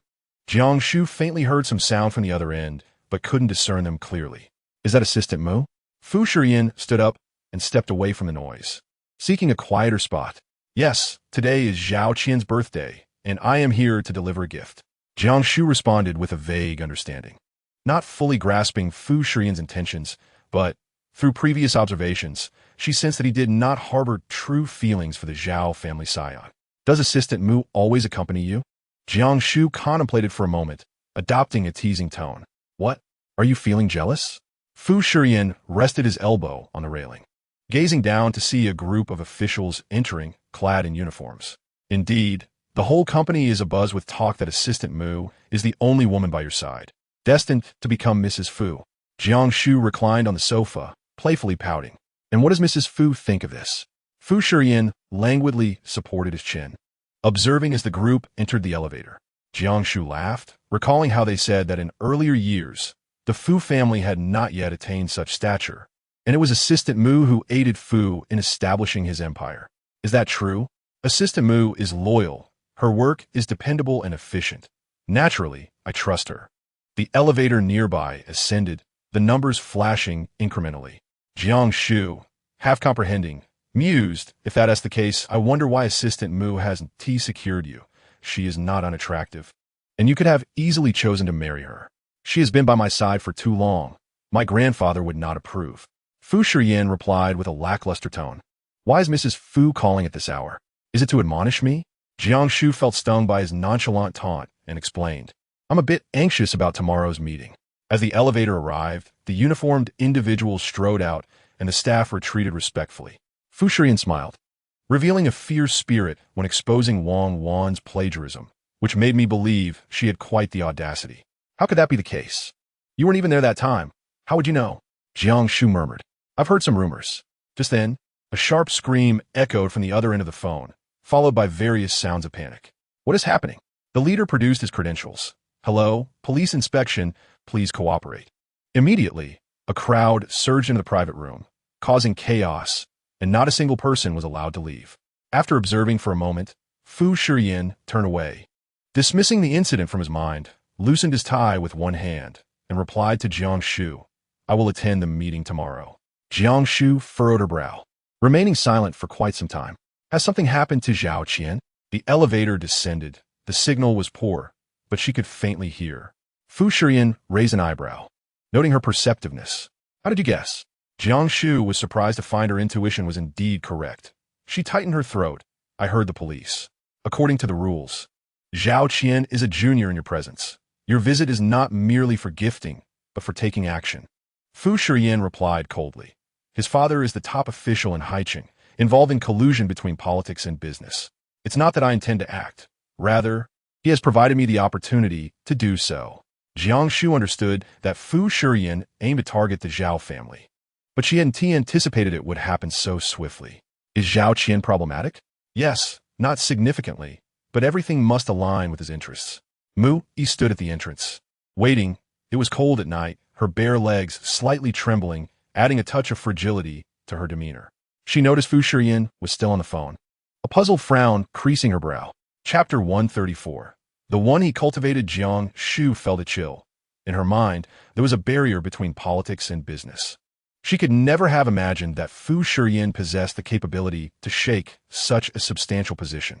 So, you weren't actually delivering gifts, but rather creating difficulties. Zhao Qian has feelings for you, and if he knew, he would surely resent you. Fu Shiyan got into the car, and Mu Yi followed suit. He lowered his gaze and casually tossed the coat he had set aside earlier onto her lap. The latter was surprised and delighted. I can only guarantee that if something goes wrong, his life won't be too difficult. Fu Shiyan switched the phone to his other hand. Still awake? I spoke with him, and Jiang Shu suddenly felt that her concerns for tomorrow were not of great significance, easing her tension. Now sleep, Fu Shiyan. The man waited for a moment before hearing her continue. Please be safe. Once she finished, the call was abruptly disconnected. Fu Shiyan listened to the beeping tone on the other end, a faint smile playing at the corners of his mouth. Mu Yi gazed at that fleeting smile, instinctively guessing who was on the other end. Was it Jiang Shu? Where is she? Madame Zhao has been waiting for quite some time. Mu Yi quickly responded. Please have her come up. The car door opened, and a woman, exquisitely made up, entered. At first glance, she noticed the coat draped over Mu Yi's legs and smiled at the man, who was resting with his eyes closed, remarking that Mr. Fu was quite kind to his assistant. Mu Yi tightened her grip on the coat and coldly retorted. Let us get to the point. The manner in which this woman spoke was distinctly sultry, tinged with the marks of her profession. In the current circumstances, I find myself uncertain of my ability to remain unscathed. If President Fu could offer me protection, I would certainly devote my efforts to serve him. Fu Shiyan kept his eyes closed, a slight frown appearing as he caught the scent of her perfume. Mu Yi's tone was harsh. After nurturing you for so long, do you now seek to buy back? Assistant Mu, mind your language, he replied, his voice cold as winter snow, penetrating to the very marrow. Zhao Tai gazed at his exquisite face, one hand slithering up her thigh like a water snake. I possess a list of Zhao Weisher's abuses of power over the years, which includes Li Wanli. I wonder if this leverage will suffice to sway President Fu. Mu Yi's gaze was fixed intently on her hand. Fu Shiyan still did not open his eyes, exerting strength in his legs to shake her hand away. Where's the list? After years of navigating this world, she had never managed to conquer this man. Such a thing cannot be carelessly presented. This is part of video. Shall I show you, President Fu? He remained unmoved. Mu Yi, understanding, took the document, glanced at it, and said, President Fu, this is authentic. Fu Shiyan slowly lifted his eyelids, finally meeting Zhao Tai's gaze. She had dressed deliberately for this occasion, wearing a fitted cheongsam that accentuated her curves. He glanced once before diverting his eyes. What do you want? 20 million, along with my freedom. I'll add another 10 million if you report it in your own name. Once the matter is settled, I will ensure your exit. Fu Shiyan's tone was typically indifferent, but carried significant weight. Zhao Tai wavered at the numbers. How can I be certain you will protect me? At that moment, Mu Yi interjected, consider this with your limited intellect. If we do not protect you, what if you decide to turn against Fu Enterprises later? Upon hearing this, she finally grasped the implications. Yet Zhao Weisher had recently become wary, barring her from entering his study. Chapter 135. Departure for Fu Enterprises. What if I make a move and am discovered? His methods were ruthless. I have endured many beatings. If he were to harbor murderous intent, I would not escape unscathed. Zhao Weisher had wielded authority throughout his life, particularly in matters concerning men. Unfortunately, such prowess proved futile, leading him to seek excitement elsewhere. She had endured considerable hardship to rise to her position, and surviving had not been easy. As autumn deepened, the winds outside howled ominously. Tomorrow promised to be a fine day. Fu Shiyan rested one hand on his forehead, idly tapping with the other. In a few days, a newcomer will take your place, and you will gracefully step down. Zhao Tai's spirits lifted at his words. Really? Finally, Fu Shiyan regarded her directly.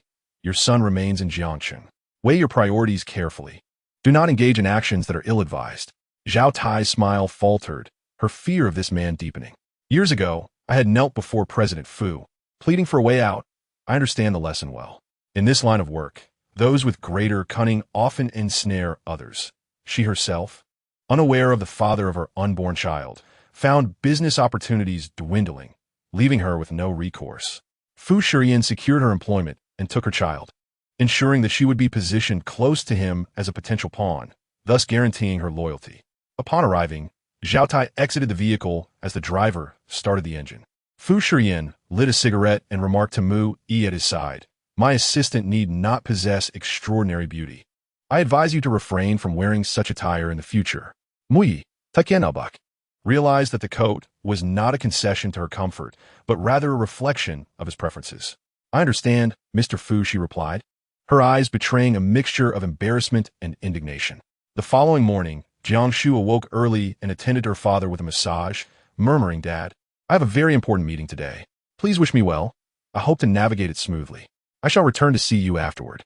When Su Ming arrived for his rounds, he found Jiang Shu in a flurry, hastily gathering her belongings. Noticing the time, he questioned her urgency. "Brother Ming, I have a meeting and must leave early just in case," she exclaimed before dashing out. Xiaolu was already waiting downstairs. As Jiang Shu entered the car, she instructed, "Lu Gu, please drive steadily. I need to apply my makeup." Xiao Lu, surprised, remarked, "Can one even do makeup in this car? You must not understand. This is an essential skill for every professional woman," Jiang Shu playfully replied, proceeding to create a refined look suitable for her meeting. However, there was no need for careful driving, as the traffic had come to a standstill. Jiang Shu grew increasingly anxious. How could there be a traffic jam? This route had never been so congested. After Xiao Lu inquired further, he returned with news, "Madam, there's been an accident ahead, and the police are managing the situation." "Is it serious?" Jiang Shu felt a twinge of unease, aware that they were still some distance from the Fu Corporation. "I saw blood on the ground," he added. Accidents involving blood could take time to resolve. As Jiang Shu sat in the vehicle, her anxiety mounted as she watched the clock. Time was slipping away, and if she were to arrive late today, it would be disastrous. After contemplating her options, she shouldered her bag and declared, "I will ride a shared bicycle from here. You need not worry about me, Lu Ge." Xiao Lu hesitated, unable to abandon the car, and called after her, "Madam, how am I to explain this? Please be cautious." Chapter 136. The accident. Jiang Shu hurriedly procured a shared bicycle and pedaled away, finding it indeed faster than the car. It would take 20 minutes to reach the Fu Corporation, and though the presence of her bag and the need to navigate traffic lights might delay her slightly, she reassured herself that the worst outcome would merely be missing the clock in time. Jiang Shu remained vigilant about her surroundings, navigating through the bustling morning rush, where every vehicle was in a hurry, making her precarious position on the bicycle even more perilous. After riding for a while, she suddenly sensed the presence of a black Mercedes trailing closely behind her. Uncertain, she turned sharply at two corners, the car relentlessly pursuing her. It would be one thing if they were simply heading to the Fu Corporation for work, but the intentions of the driver were unmistakable, consistently trailing her. When she sped up, so did they. When she slowed down, they matched her pace. Jiang Shu furrowed her brow, unable to fathom who could be targeting her in such a manner. Unsure of their intentions, she rode with one hand and struggled to retrieve her phone to call Xiao Chun. When the line connected, she heard a frantic voice on the other end. "Ancestor, do you realize you have just 1 minute before clocking in? You better be downstairs." Jiang Shu felt a headache coming on. "It's too late. I'm still en route." "How's the situation at the company?" "The conference room is all set. The leadership will arrive shortly. Should I buy you some time?" "That would be best. I'm facing some complications here. I'll get there as soon as possible." Jiang Shu finished her sentence, her gaze fixed on a fork in the road. One path led into an alley where vehicles could not pass. Gritting her teeth, she made a quick decision to veer off her original route and enter the alley. She slammed the brakes, balancing on one foot, and glanced back to see the Mercedes abruptly halt, blocked with no way forward. Jiang Shu couldn't help but smile. Foolish to challenge her. Although she was unaware of the driver's identity, it appeared they had surrendered, driving straight away. She resumed pedaling, navigating through the alley, and soon approaching the Fu Corporation. Along the way, she pondered who could be in that car. Surely it couldn't be someone sent by Fu Shiyan, as Xiao Lu was still stuck in traffic. Yet she hadn't made any enemies. Could it be Zhou Yangqi? As she exited the alley and looked up to see the Fu Corporation logo, a smile broke on her face. Hope was just ahead. However, as she crossed the tree-lined path onto the road, the Mercedes sprang forth like a long-hidden leopard. Racing from the left with clear intent, barreling straight toward Jiang Shu. Her pupils dilated. The car's purpose was evident, its speed leaving no room for evasion. There was no time to brake. The next moment, a deafening crash resonated as she was thrown to the ground, her insides twisting with pain. Jiang Shu lay on the pavement, her laptop scattered beside her, and soon she caught sight of vivid red blood, surrounded by an ever-growing crowd of onlookers. Her glimmer of hope vanished completely. She wished to move but found herself utterly powerless. Inside the Fu Corporation, Song-ku paced anxiously outside the conference room, her gaze fixed on the elevator, palms slick with sweat. What was going on? It was still early, and the meeting was about to commence. Her voice was barely above a whisper, tinged with anxiety. The conference room had already filled with leaders from various departments. Everyone had arrived. Xiao Chun clenched her jaw. Balancing coffee cups, I'll attend to the leaders. Just wait a bit longer. Director Song, Jiang Shu will definitely arrive. She is on her way. Xiao Chun rushed into the conference room, serving tea and water while explaining the traffic situation, urging everyone to be patient. As the clock struck 10, Fu Shiyan descended from the top floor, Mu Yi following closely behind. Mr. Fu, you need not attend the small design meeting, they suggested. Chapter 137, Resolving Her Issues. He placed his hands in his pockets. It's no trouble. Let me take a look. In a small meeting, the woman from yesterday had been quite anxious, and Fu Shiyan couldn't help but smile at the recollection of Jiang Shu's tone. Upon reaching the 27th floor, he found a crowd gathered at the conference room door and paused his steps. Song-ku exchanged a glance with Mu Yi, both visibly sweating. Mr. Fu, what brings you here? I asked you a question. No one had anticipated Fu Shiyan's presence at the meeting, and they all stepped aside. Jiang Shu hasn't arrived yet. Song-ku dared not lift her head. Mu Yi stood upright, astonished. What do you mean? It's already 10 o'clock. Where is she? At that moment, Xiao Chun emerged from the conference room. Upon seeing Fu Shiyan, her legs turned to jelly. This time, Jiang Shu was truly in trouble. Song-ku immediately pulled her. You need to explain? Jiang Shu is closest to you. Where did she go? Xiao Chun, caught in a bind, stammered. She told me 20 minutes ago that she was still on her way and asked me to stall for time. Absurd. How could she treat such a significant meeting as a joke? Mu Yi scolded. Fu Shiyan's expression darkened as he turned to Xiao Chun. Call her. I already called, but she didn't answer. Fu Shiyan's demeanor shifted entirely, his inscrutable eyes filled with a chilling sharpness. He walked a short distance away and made a call from his private phone. Where is she? The voice on the other end was surprised. What? Madam hasn't arrived at the company yet? What do you mean? Fu Shiyan's voice gradually sank. A minute later, he hung up, emanating an aura of frostiness. He passed through the crowd and pushed open the conference room door, his previously grim expression transforming into one of calm composure the moment he stepped inside. Director Jiang, we meet again. He extended his hand. Mr. Fu, what brings you here? Director Jiang, responsible for the Jinshu City project, stood up in astonishment. The surrounding leaders, who had been waiting for quite some time, also rose, many of them growing impatient, but surprised by Fu Shiyan's appearance. How's the coffee from Fu's? I truly apologize for the delay. It was our oversight. Director Jiang laughed, shaking Fu Shiyan's hand. Your staff certainly has a flair for drama, making us wait so long. Fu Shiyan accepted the jest with a faint smile. That staff member encountered an unexpected incident and cannot attend the meeting today. I apologize on her behalf and will certainly treat you another day to make amends. I hope you can understand. Gasps of surprise filled the room. Regardless of the veracity of this reason, Fu Shiyan had personally stepped in to address the matter, leaving them no grounds to show disrespect. The design drawings will be sent tomorrow, and the meeting will be held online. Fu Shiyan spoke with measured patience. I hope today's minor disruption will not affect our future collaboration. With this, no one dared to stir any further trouble. Merely being able to gain his favor was already a significant advantage. That's of little concern. The person is what matters. I wish for your staff's swift recovery. After leaving the 27th floor, Fu Shiyan headed straight for the parking lot, with Mu Yi jogging behind him. His phone rang, revealing the caller as his assistant. Mr. Fu, Madam was involved in a car accident at Fu's Road. Fortunately, her injuries are not life-threatening, and she is currently receiving treatment at the City First Hospital. The vehicle involved was a Mercedes, and the identity of the owner is under investigation. Continue the investigation. Hold the person. Fu Shiyan's voice echoed in the parking lot, imbued with a palpable aura of menace. Mu Yi could not help but shudder, remaining silent throughout.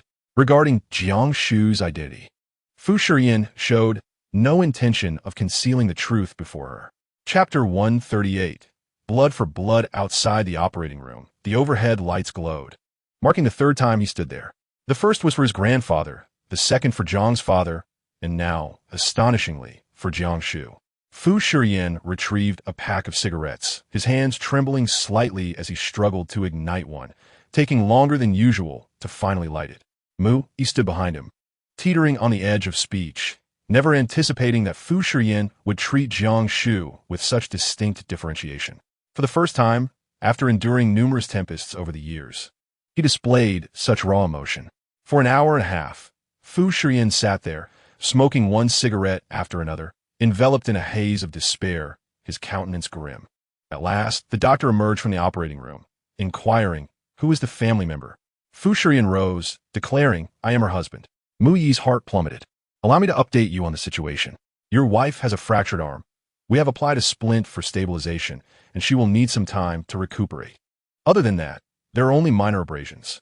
Fu Shiyan's gaze shifted to Jiang Shu, who lay unconscious on the hospital bed, her left forearm encased in plaster, her face marred by scratches, devoid of vitality, resembling a fragile porcelain doll on the brink of collapse. His heart tightened painfully. "You will need to complete the admission formalities. She must be monitored for a few days." Mu Yi clenched her vibrating phone tightly, speaking with difficulty. "I will handle it, Mr. Fu." Fu Shiyan remained noncommittal, lost in his thoughts as the ember burned down to the filter, jolting him back to reality. Was it a car accident? Has a full examination been conducted? Are her internal organs unharmed? The doctor handed him a form for signature, stating, "We have conducted the necessary examinations. There are no other issues." Although her psychological state is concerning, during the surgery, she awakened several times, mumbling about wanting to go to the office. "Your wife is quite the workaholic." Fu Shiyan paused, his heart constricted. Mu Yi had arranged for a VIP ward. Jiang Shu had yet to awaken. He sat at her bedside, staring blankly at her. Before long, someone appeared at the door, holding a folder. "Mr. Fu, all the detailed information is here." Fu Shiyan accepted it, quickly opening it to reveal a stack of photographs, including several of Jiang Shu lying in the street, a shared bicycle crushed atop her, the bloodstain stark against the pavement, reminiscent of a shattered porcelain doll. "Today, there was an accident on the route to the Fu Corporation. There was significant traffic. Madam exited the vehicle to ride a shared bike and was targeted. The driver is a petty criminal who recently emerged from incarceration. According to him, he sought to exact revenge on society. We have reviewed the surveillance footage along the route. He has been specifically tailing your wife for days. This was intentional and likely orchestrated by someone behind the scenes." One piece of footage revealed Jiang Shu realizing she was being followed and taking a detour, yet she was still struck. Fu Shiyan scoffed coldly as he perused the assailant's profile. A petty criminal driving a Mercedes? The individual was momentarily taken aback, contemplating whether the Zhou family intended to investigate Zhou Lianqi.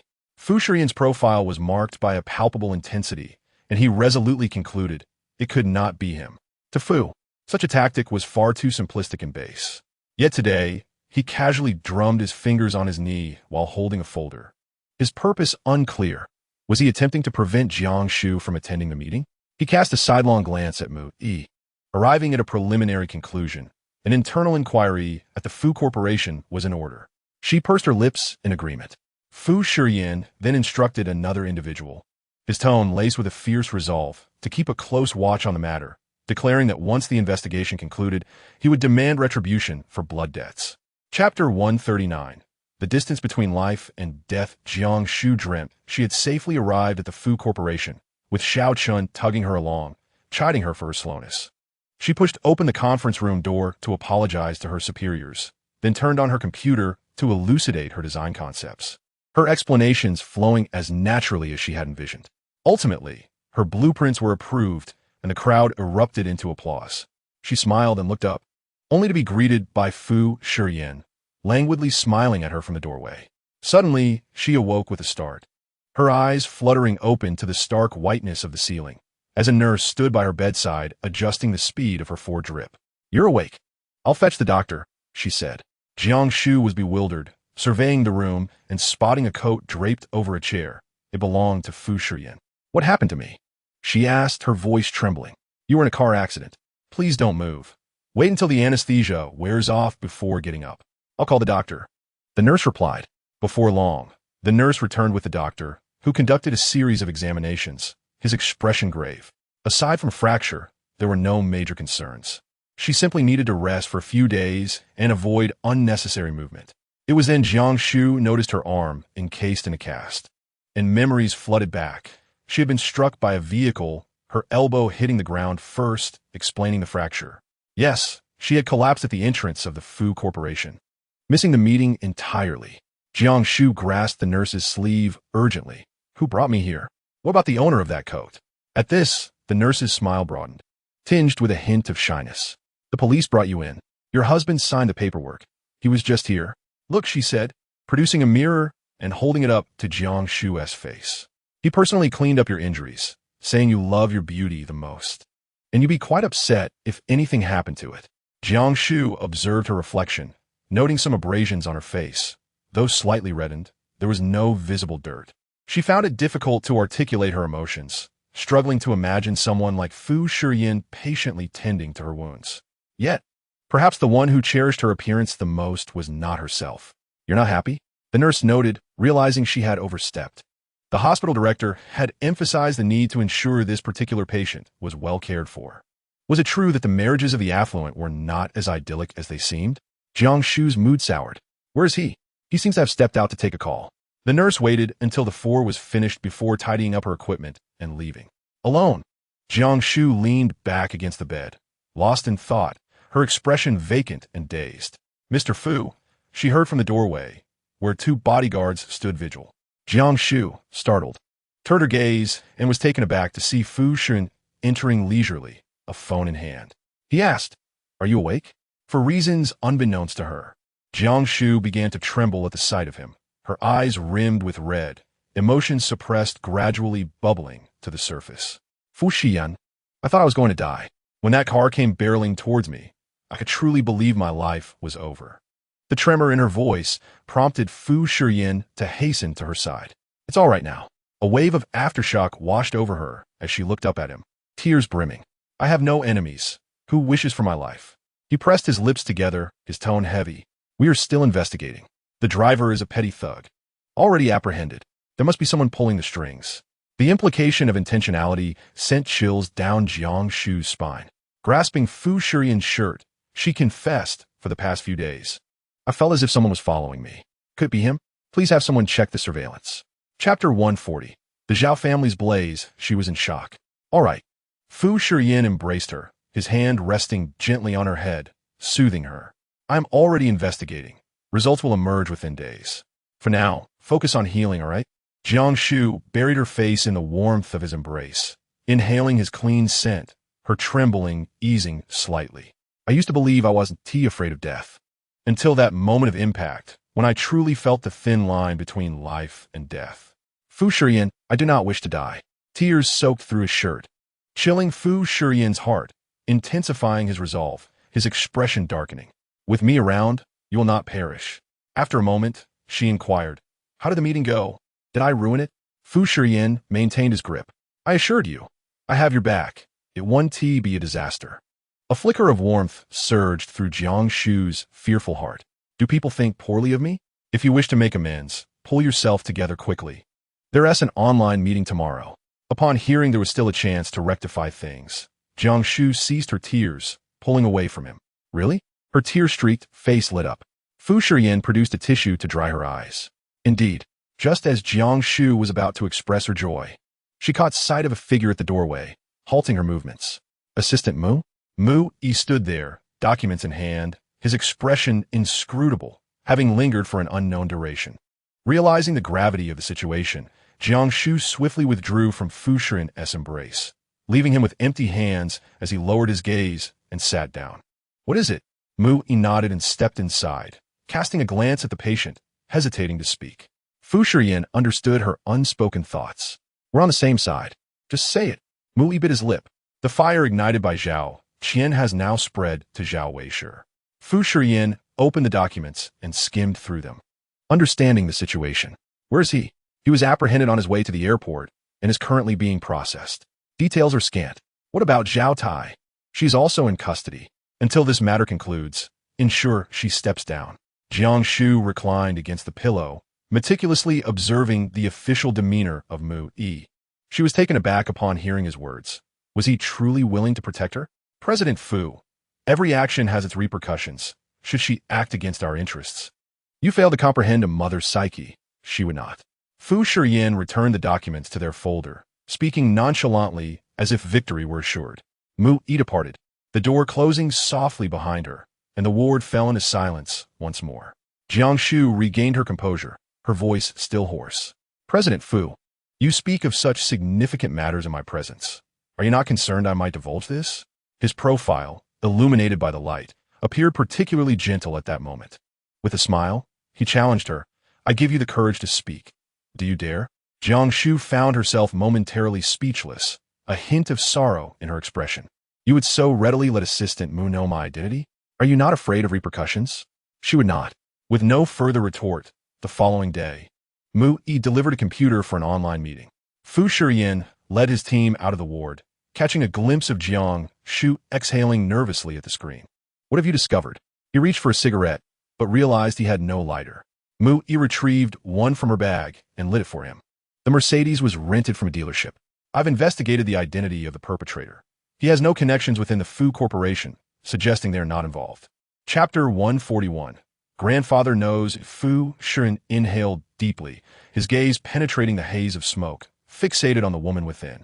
She appeared quite anxious, despite the barrier of the screen. Her demeanor composed as she apologized and explained. Your inquiry is too superficial. Investigate who in the design department may harbor animosity towards Jiang Shu. He turned slightly, recalling the new director, who seemed to disapprove of her. Mu Yi's heart sank. She had already attained the position of director. Was there truly no need for such hostility? Human greed is insatiable. I appointed Jiang Shu as the project's lead designer, and one cannot guarantee her satisfaction. Then I shall review her recent communications. Mu Yi understood the necessity for resolution in this matter. Fu Shiyan merely responded with a nonchalant his gaze unwavering. Following his lead, Mu Yi hesitated before inquiring. President Fu, may I interject? He acknowledged her with another Why Jiang Shu? She pressed, voicing the doubts that had plagued her for days. She had never truly believed that Fu Shiyan could be enamored with Jiang Shu. A fragment of ash fell to the ground, and Fu Shiyan, seemingly unsurprised, simply replied, She is suitable. Mu Yi refrained from probing further into what made her suitable. As an assistant, it was inappropriate to delve into her superior's personal affairs. This response brought her some relief. Thankfully, it was merely suitability, not love. She remained still for a moment, and Fu Shiyan extinguished his cigarette. Is there anything else? No. I shall take my leave, President Fu. Jiang Shu's designs were naturally approved soon after. She closed her computer with a smile, and upon seeing him enter, she playfully asked, You didn't manipulate things behind the scenes, did you? Do you lack confidence in my design? That was not my intent. Do you know what the leadership just praised me for? Jiang Shu's desire to smile was hindered by the pain from her facial injury, causing her to grimace. He said my design was truly original. In that moment, she resembled a schoolchild who had scored a perfect 100, eagerly seeking affirmation. Fu Shiyan chuckled lightly, contemplating whether to remain in the hospital for recuperation or return home.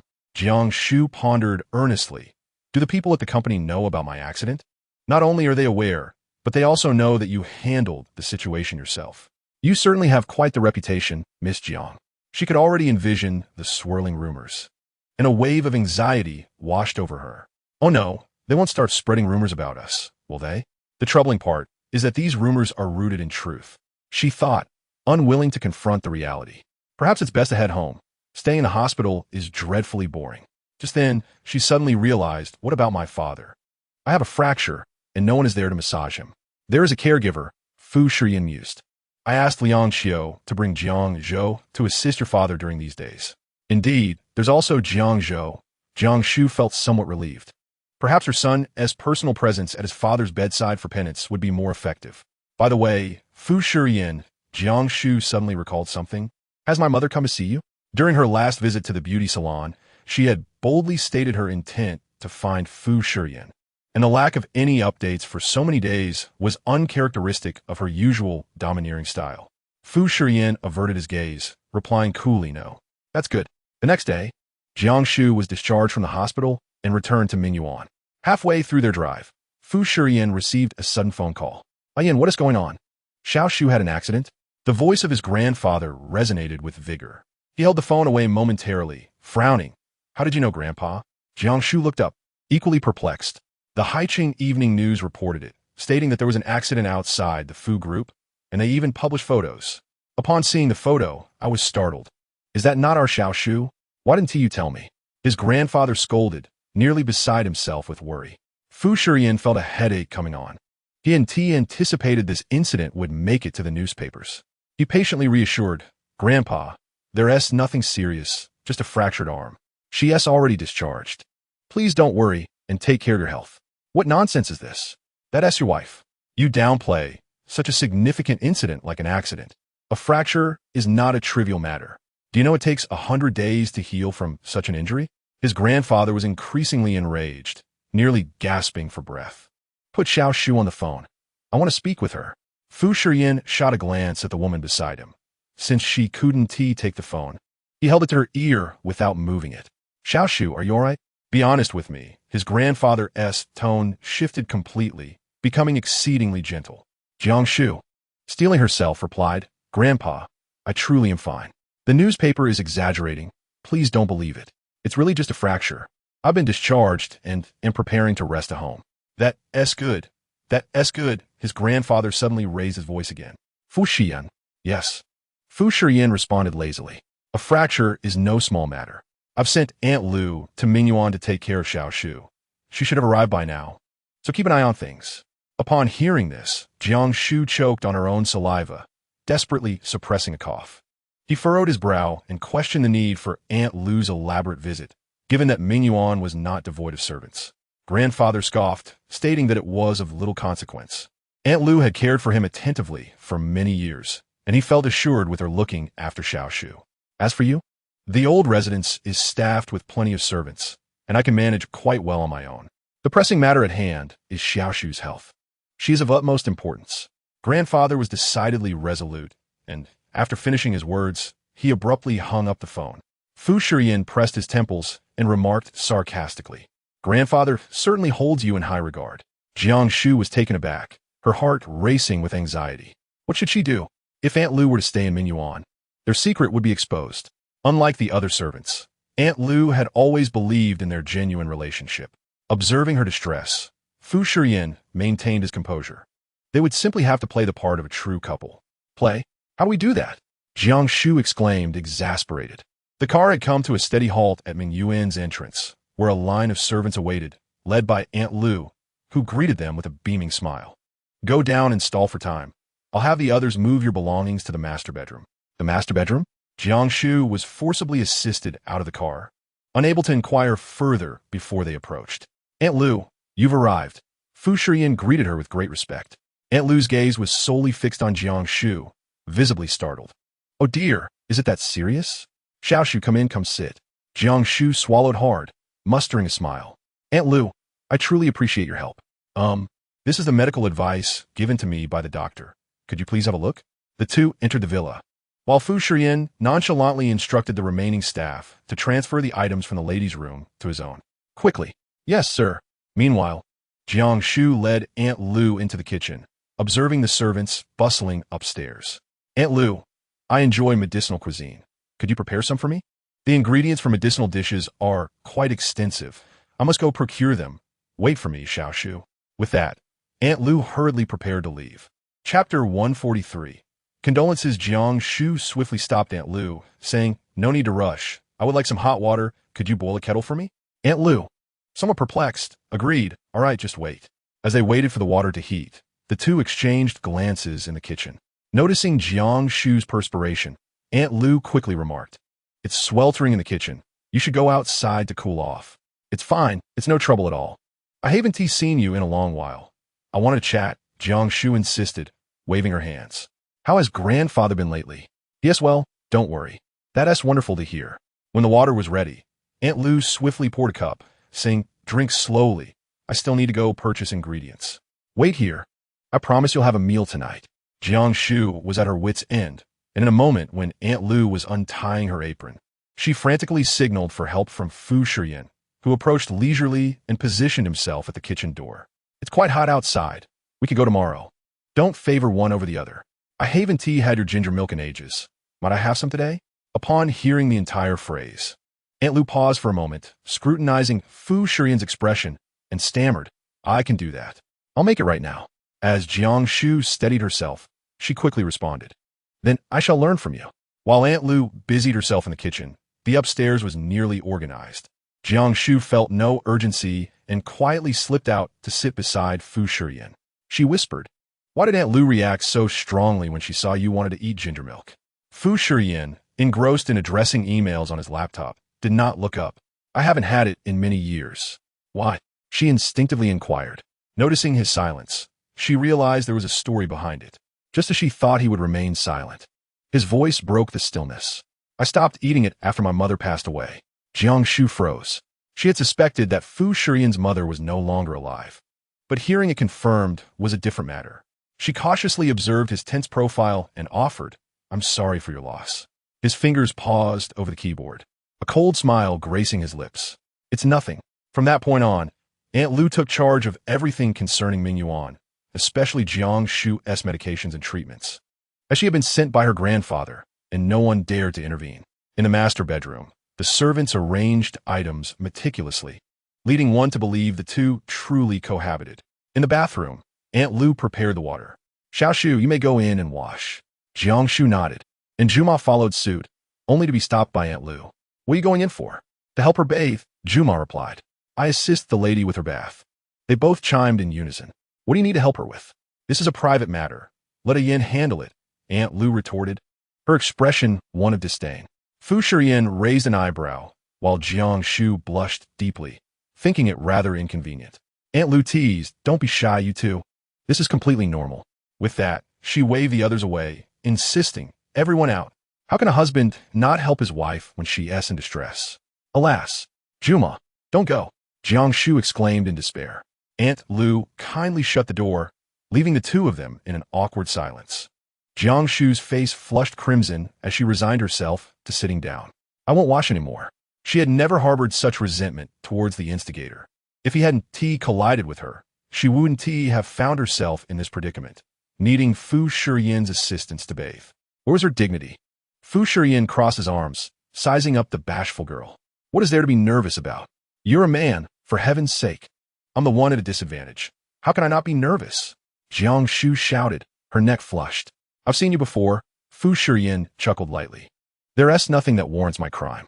You, Jiang Shu pointed at him, speechless for a moment, then glanced down at her chest.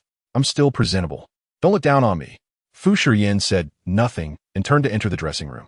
Jiang Shu grew more anxious, crossing her arms and shouting, I will not yield. Do not think you can make me compromise. After half a minute, Fu Shiyan emerged holding a black tie. I offer you two choices. One, I cover my eyes. Two, you don't wash. Jiang Shu was taken aback. The option of covering his eyes was acceptable, but you would still be able to touch. Fu Shiyan scoffed, whether you wash or not is irrelevant. Jiang Shu, feeling uncomfortable after a day without a shower, decided to wash up. To ensure her modesty, she tested the thickness of the tie, confirming it would obscure her enough before allowing Fu Shiyan into the bathroom. As her clothes fell away, the warm light illuminated her fair skin, which seemed to radiate a gentle glow, accentuating her slender and curvaceous figure. She scrutinized Fu Shiyan with a neutral expression. The tie made her feel oddly formal. When is Aunt Lu leaving? Jiang Shu asked as she stepped into the bathtub, the warm water eliciting a soft sigh from her lips. Fu Shiyan raised his hand to support her, responding, probably when your arm is healed. Does that mean you'll be giving me a bath every day? Jiang Shu exclaimed in surprise. Do you think I relish the idea of bathing you? Fu Shiyan retorted, dampening her hair and applying shampoo. Despite living together, their shampoos were different. Jiang Shu enjoyed the scent, closing her eyes to relish the massage. Mr. Fu, if you ever stop being the executor, you could consider a career as a hairstylist. Fu Shiyan chuckled, amused by her cheekiness. If you utter one more word, I might just take care of your other hand as well, making it a double blessing. Jiang Shu, unafraid, smiled and replied, Then you'll have to give me double the baths. I'll 1T be at a loss. You certainly know how to console yourself, Fu Shiyan remarked, his tone leisurely. But if I remove the tie now, you might find yourself at a disadvantage. In an instant, silence enveloped the room, and Jiang Shu promptly fell silent, fearful of speaking further. After rinsing her hair, she managed to wash the areas her other hand could reach, only calling on Fu Shiyan for assistance when absolutely necessary. She directed him without hesitation, the sounds of the shower gel gliding over her skin causing her cheeks to flush with warmth. Looking over at Fu Shiyan, who was meticulously drying her ankles with an impassive expression, she felt a sudden impulse. She splashed some water from her other foot onto him and teased, "Mr. Fu, I've heard that wealthy individuals have unique preferences in that regard. Do you?" Fu Shiyan firmly grasped her flailing foot, now damp. "What do you mean?" Jiang Shu hesitated. "I mean in bed. What specific preferences?" Jiang Shu attempted to retract her foot, but he held her fast, feigning ignorance. "You know, high-status men often enjoy bondage play. Like S and M," she said, emphasizing the letters as she observed Fu Shiyan's expression. He released her foot, a significant portion of his attire now wet. "Not all. How very restrained," she mumbled, "but you certainly don't seem like the type to indulge in frivolities." Chapter 145. A denial of 300 tales. Fu Shiyan retrieved a towel to dry his hands, saying, "Enough of this nonsense. You can dress yourself." At that moment, illuminated against the light, his angular features appeared gilded, the water clinging to him and the black tie obscuring his eyes, lending an air of restrained allure. Jiang Shu leaned over the edge of the bathtub, unabashedly admiring him before he had a chance to remove the tie. What would it feel like to lead a restrained soul into temptation? As she merely contemplated it, the pulse on her wrist quickened. Jiang Shu? Not hearing a response, he furrowed his brow. As Jiang Shu stepped out of the bathtub, the sound of water rippled. She dried her body with a towel and struggled to put on her nightgown, finding it somewhat challenging to fasten the button at the back with one hand. With a hint of resentment, she looked up, her voice deliberately laced with seduction. "Fu Shiyan, I can't fasten my button." He blurted out, "What button?" In the next moment, Jiang Shu had already approached him, taking his visibly strong hand and placing it on her smooth, fair shoulder, letting it slide down slightly. "It's just a nightgown. What do you think it is?" The man's breath behind her tightened in an instant, his palm turning cold. He paused. "How can I fasten it with my eyes covered?" "I'll go call Aunt Lu." Jiang Shu suddenly clasped his hand tightly. "No, I've already taken a bath. Do I really need to find someone else to fasten my button? Isn't that rather obvious?" Fu Shiyan remained silent, the scent belonging to a woman wafting to his nostrils. "I'm not in a hurry. Take your time," Jiang Shu said, her back to him, the outline of her figure appearing near and far before him. She wore a playful smile, wondering, has the ascetic fallen? She genuinely wanted to see Fu Shiyan's expression. He had never dressed a woman before and was utterly clueless about how the back button was designed, resulting in a haphazard attempt. Occasionally, he would brush against her soft back, and Jiang Shu, teasingly, would exclaim, "To the left, to the right, a bit to the right." "Fu Shiyan, why can't you fasten it properly?" How dare she say that? "Jiang Shu, don't push your luck," he said, his voice hoarse, deliberately restrained. Yet she boldly continued, turning to face him provocatively. "Why can't you fasten it? Or perhaps you should take off your tie." Fu Shiyan esse tempos twitched violently. He pressed his thin lips together and raised his hand to remove his tie, his eyes failing to convey innocence. Jiang Shu, caught off guard, covered her clothes and jumped back. "What? You really took it off?" She anticipated that Fu Shiyan would dare to do it for real. The anger that Fu Shiyan had initially felt was extinguished upon seeing her like that. He approached her, holding the tie in his hand. "What do you intend to do?" "I'm calling someone." He then moved behind her, fastening the nightgown that had never been secured properly. He took his time, leaning down to whisper in her ear. "With such audacity, you dare to seduce others? You might as well seek Liang Qiu's guidance in the realm of the celestial. He undoubtedly had a way with women." The masculine scent enveloped her earlobe, causing Jiang Shu to become flustered, her face turning a shade of crimson. "I was just joking." At this moment, she wore only a thin nightgown, her neck and skin exposed, her damp hair cascading over her shoulders, droplets of water falling to the ground, exuding an indescribable allure. Fu Shiyan's eyes grew slightly red, and he reached out, his large hand resting on her lower abdomen, pulling her closer into his embrace. The unprecedented intimacy between them rapidly spread at that moment. She trembled, and Fu Shiyan chuckled softly, lowering his head slightly to see the enchanting sight beneath her pressure. "Are you afraid?" The masculine aura was overwhelming, and Jiang Shu realized she could not withstand it. She wanted to declare her fearlessness, but the words failed to escape her lips. Chapter 146. Blow-drying hair, their hips pressed tightly together, and Jiang Shu's small face was held in his grasp, forcing her to look up. She shut her eyes tightly, hearing him ask, "Have you never?"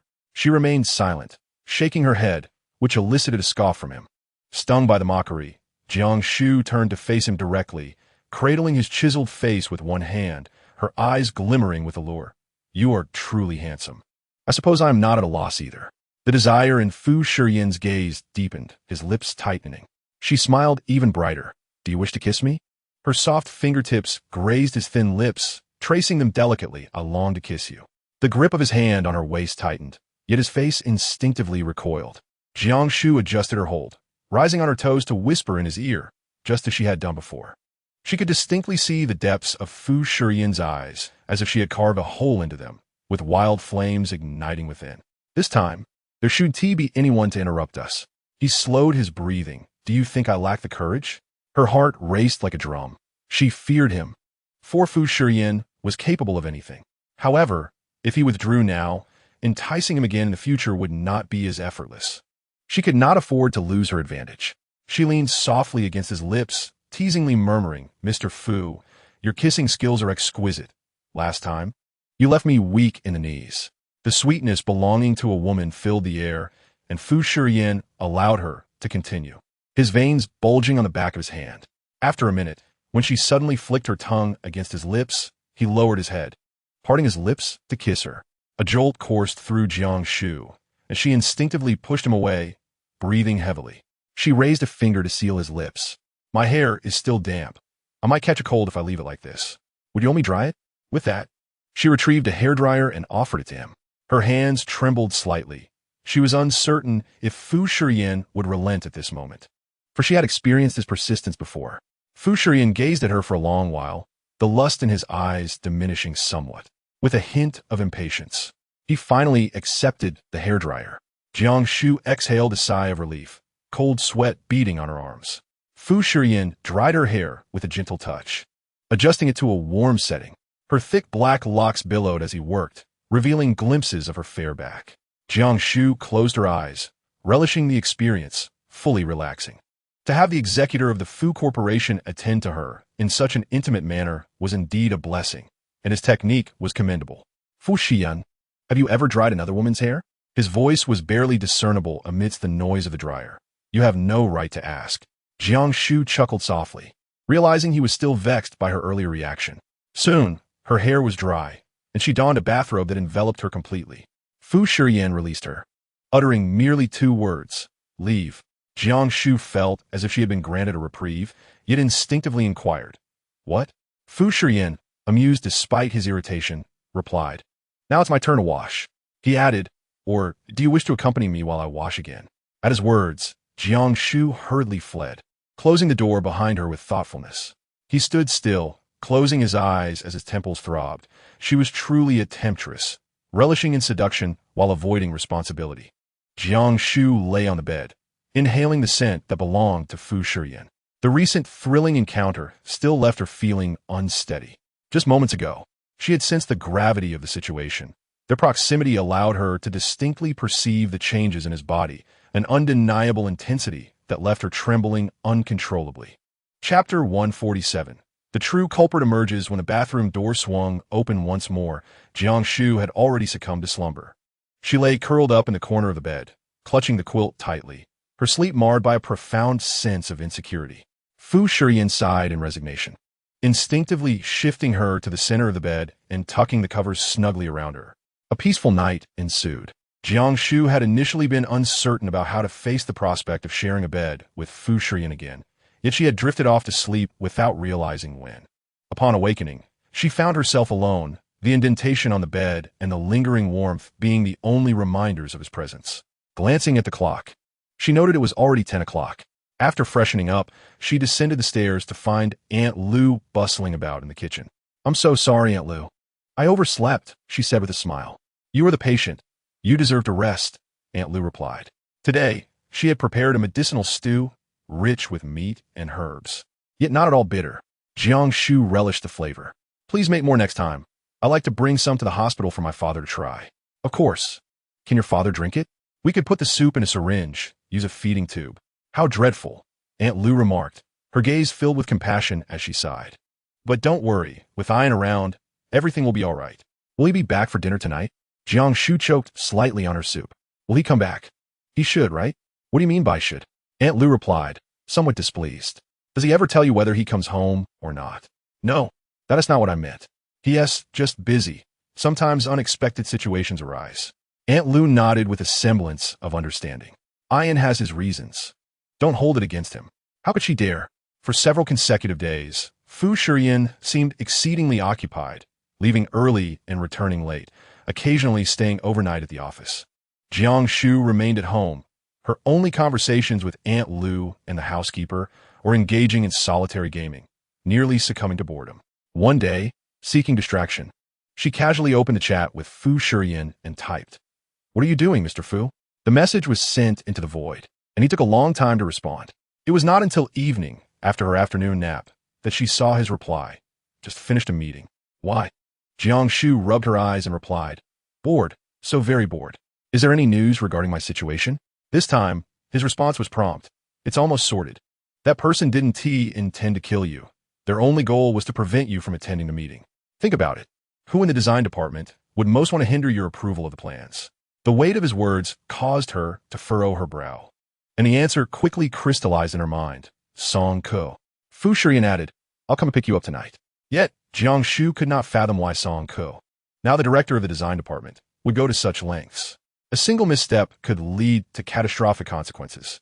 She anxiously awaited the arrival of dusk, and when Fu Shiyan's car came to a halt at the entrance of Mingyuan, she hurriedly entered the vehicle, only to abruptly halt her words upon realizing the presence of another individual within the spacious confines of the car. Mu Yi sat rigidly beside her, her expression taut. Miss Jiang, Fu Shiyan remarked, his demeanor as calm as still water, gesturing for her to take a seat. Mu Yi promptly presented the documents, and under his silent encouragement, elucidated. We discovered that among Song Ko's recent calls, one originated from out of town. That phone card is no longer in service. Following the IP address, we traced it back and found it corresponds with that of a local thug. This cannot be mere coincidence. Jiang Shu began perusing the printed call records. Mu Yi added cautiously, of course, we cannot definitively conclude that it is indeed her. It could merely be a coincidence. Chapter 148. Do not cast unjust blame upon me. There are no such things as coincidences in this world, and Jiang Shu had already formed an opinion in her heart. The scenery outside the window was ever-changing. Where are we headed now? She inquired. Song Ko has a social engagement at Tianshang Runjian today. We are en route there now. Mu Yi assessed Fu Shiyan's expression and noted that his gaze remained fixed on Jiang Shu. Mr. Fu, I have other matters to attend to. What do you suggest? Consequently, Fu Shiyan instructed the driver to stop, allowing her to disembark. She crossed the street to hail a taxi, realizing that her destination was in the opposite direction. Once she departed, Jiang Shu exhaled a sigh of relief, a playful smile gracing her lips. Assistant Mu bears a striking resemblance to you. I find myself somewhat intimidated by her. Fu Shiyan toyed with a strand of her hair, saying, you may choose between imprisonment or retaliation. He referred to the matter concerning Song Ko. Jiang Shu leaned against her seat, pondering for a moment. Will you dismiss her? Yes. Then let us retaliate. A less than pleasant smile emerged on her face. After all, she was still alive. Once dismissed by the Fu Corporation, Song Ko would find no foothold in the industry. This would wound her more deeply than imprisonment. Fu Shiyan's gaze lingered on her. You excel at manipulating emotions. Upon arriving at Tianshang Runjian, his bodyguards were already stationed there, suggesting that arrangements had been made in advance. He selected 2 of them to accompany him, instructing the rest to follow Jiang Shu. He led her to a private booth, sitting with her for a moment before leaning closer to her ear and asking, are you capable of handling this alone? Jiang Shu chuckled lightly. What? Do you wish to witness women engage in hair pulling? Fu Shiyan displayed little interest, as if preoccupied with other matters, and rose to leave, ascending to the private room upstairs. Jiang Shu waited for a considerable time until she finally spotted Song Ko, who hurriedly entered, her revealing attire accentuating her urgency. President Liang, I'm late. Upon raising her head and recognizing Jiang Shu, she recoiled in fright. You, Jiang Shu? What are you doing here? Jiang Shu flicked her uninjured hand, chuckling softly You seem rather disappointed to see me, Supervisor Song. Did you think I was already dead? Song Ku's complexion paled. I don't know what you're talking about. Don't know? Jiang Shu raised her glass, leisurely approaching her. Then why do you seem frightened to see me? Song Ku, already feeling guilty, found herself retreating under Jiang Shu's imposing aura. It was merely an accident. You were supposed to be incapacitated. What are you doing here? Indeed, I am incapacitated. She waved her bandaged arm dramatically, raising her voice. I nearly died, you know. Song Ku, are you playing with fire? Jiang Shu's voice was swallowed by the waves of sound, yet Song Ku understood everything clearly. Terrified, she leaned against the wall, her legs trembling, unable to stand straight. What does this have to do with me? Stop casting aspersions. Jiang Shu then retrieved a stack of papers from her bag. Those were the call records. Do you see clearly now? Song Ku, already feeling guilty, became increasingly tongue-tied upon seeing Jiang Shu produce such evidence. That is not mine. I never made that call. Jiang Shu's smile deepened. I haven't even specified which call I'm referring to, yet you've already begun to refute. None of those calls belong to me. Stop slandering me. Song Ku exclaimed, panicking. Oh, how about you let me see your phone? Are you brave enough? She hesitated, refusing to answer directly. Why should I show you? Jiang Shu, stop imagining things. Just because you have bad luck doesn't mean you can defame others. With that, she suddenly pushed Jiang Shu away. I will report this to President Fu. I will have you fired. Chapter 149. The tables turned. Suit yourself. Jiang Shu replied coldly, no longer wishing to engage. She raised her wine glass and poured it over Song Ku's head, saying, I, Jiang Shu, am not one to be easily bullied. If you break my bones, I'll return the favor twofold. Ah! Song Ku screamed, glaring at her. You dare to spill wine on me. As she rolled up her sleeves, preparing to retaliate. Several bodyguards rushed in and pinned her to the ground. Try to move. Song Ku was kicked several times, crying out in pain. You despicable wretch, you came prepared. The burly bodyguards showed no mercy, and Jiang Shu observed from a distance, leisurely remarking, I initially thought that securing the director's position would suffice for you. I had no idea you were still unsatisfied. Is it jealousy of my superior abilities? Well, now you can forget about sitting in that director's seat. Song Ku collapsed to the ground, her face a mix of red and purple, clutching her stomach in agony, tears streaming down her cheeks. Enjoy my gift, Jiang Shu said with a smirk, leaving behind a parting remark. My demands aren't high. Just ensure she breaks both hands. From a young age, Jiang Shu had a fierce temperament. She never initiated conflict unless provoked, and she believed in repaying grievances double. This philosophy had served her well, as she rarely faced bullying from others. With her anger vented, Jiang Shu felt considerably lighter. Just as she was about to head to the restroom, she encountered a familiar face around the corner. The man was dressed in a cashmere vest, cinched at the waist with a belt, exuding an air of sharp elegance. His expression was playful and teasing as he gazed at her. Startled, she exclaimed, Mr. Zhou? Damn, how did Zhou Yanqi end up here? He had likely been observing for some time. He tilted his chin slightly and chuckled. Miss Jiang, what are you afraid of? What happened to your earlier bravado? Meanwhile, Song Ku was still wailing. I should have had someone run you over. Jiang Shu forced herself to straighten her back. She had been wronged first. Was it wrong to retaliate? Certainly not. Then why was Mr. Zhou mocking her? His striking appearance revealed his seasoned experience in the world of charm. And as he leaned against the wall, a stream of beautiful women passed by, stealing glances at him. I merely find Miss Zhang's talents amusing. It appears that Mr. Shiyan's feelings for you are more than sufficient. He is quite self-assured. Jiang Shu, suppressing her anxiety, replied, No, I'm unaware of how Mr. Zhou perceives this. The few bodyguards I encountered seemed familiar. Her vision darkened. She had never anticipated such an interruption. Mr. Fu, with good intentions, offered me assistance. However, Zhou Yangqi no longer believed her. Shall I invite Miss Jiang for a cup of tea? Given the circumstances, she had no choice but to comply. Jiang Shu found him to be exceedingly enigmatic, as if he existed both within and beyond the realm of romance, his emotions fluctuating effortlessly, unlike Fu Shiyan's persistent indifference. In a spacious private room upstairs, Zhou Yangqi laid out a tea tray and skillfully brewed tea while casually inquiring, Do you also enjoy pua? I generally do not favor tea. It keeps me awake at night. Despite her words, he disregarded her and continued to add tea leaves to his cup. I saw that photograph in the Haicheng Evening News, The image of Miss Jiang collapsed in a pool of blood struck me with pity. If I were Shi Yan, I would certainly demand retribution for such a debt. Jiang Shu, perplexed, asked, "What do you mean?" Zhou Yangqi, realizing something, replied, "Do you not know? Shi Yan has broken the legs of the driver who hit you. He may never drive again." Chapter 150. Cold-blooded and heartless Jiang Shu was unaware. She believed that punishing Song Ku was sufficient. She feigned calmness, stating, "It is only right. If I were in his position, I would do the same." Zhou Yangqi smiled appreciatively, recalling a previous conversation about how heroes often struggle with the charms of beautiful women. Mr. Zhou truly enjoys the 36 stratagems. Jiang Shu sighed, shaking her injured left hand. "Unfortunately, I am not the heroine in your story. I am merely collateral damage at best. Have you heard of sneaking through the empty city?" Jiang Shu remained silent. "It is quite fitting for us both." Zhou Yangqi offered her teacup. She fixated on the rippling tea, saying, "Mr. Zhou, I truly am not the person you seek. Your previous words stirred something within me, and I tried, but Mr. Fu remains unmoved. He will never develop feelings for me. Perhaps we should both give up." Zhou Yangqi feigned ignorance, stating, "While I profess my admiration for the 36 stratagems, I am nowhere near as adept as your Mr. Fu.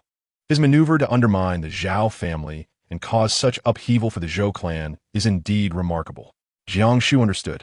The Zhao family's preservation of Wanjing and Li Wanli equated to safeguarding Zhou Yangqi. Fu Shiyan's actions were merciless, effectively killing two birds with one stone.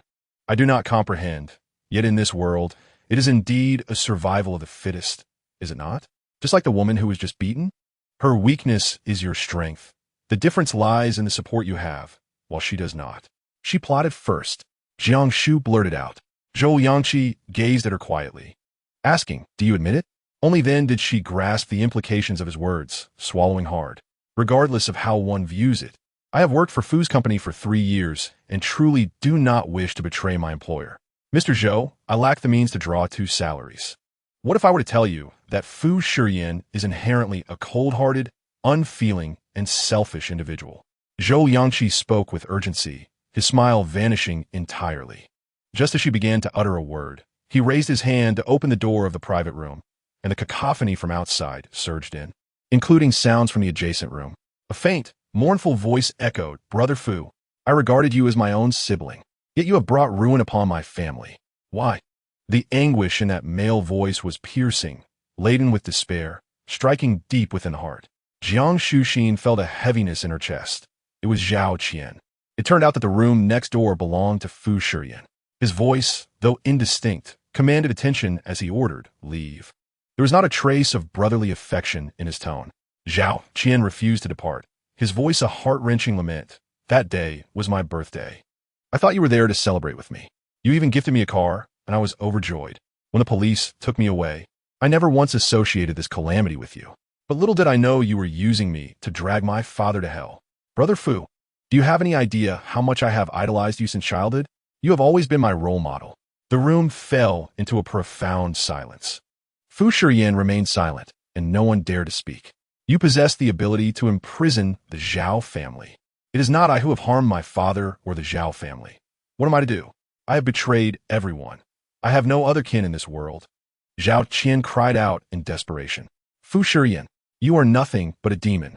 Upon finishing, he seemed to pick something up and hurled it forcefully, causing a cacophony of sounds. Moments later, a panicked voice responded, "President Fu, are you all right?" Jiang Shu felt a surge of anxiety, instinctively wanting to rise. Zhou Yangqi shot her a glance, compelling her to remain seated. Chapter 151. Enduring humiliation and transforming into a wolf, Zhou Yangqi inquired, "What do you wish to see?" Jiang Shu opened her mouth, uncertain if she could bear such a scene. Moreover, in his presence, she could not afford to display too much concern for Fu Shiyan. Thus she shook her head.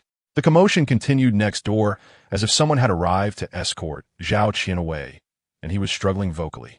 Suddenly, there was a loud thud, the sound of someone collapsing to the ground. Zhao Qian wept, "Brother Fu, this is my final plea to you as Brother Fu. Please save my father, save the Zhao family." Jiang Shu closed her eyes, comprehending the feelings of these second-generation heirs.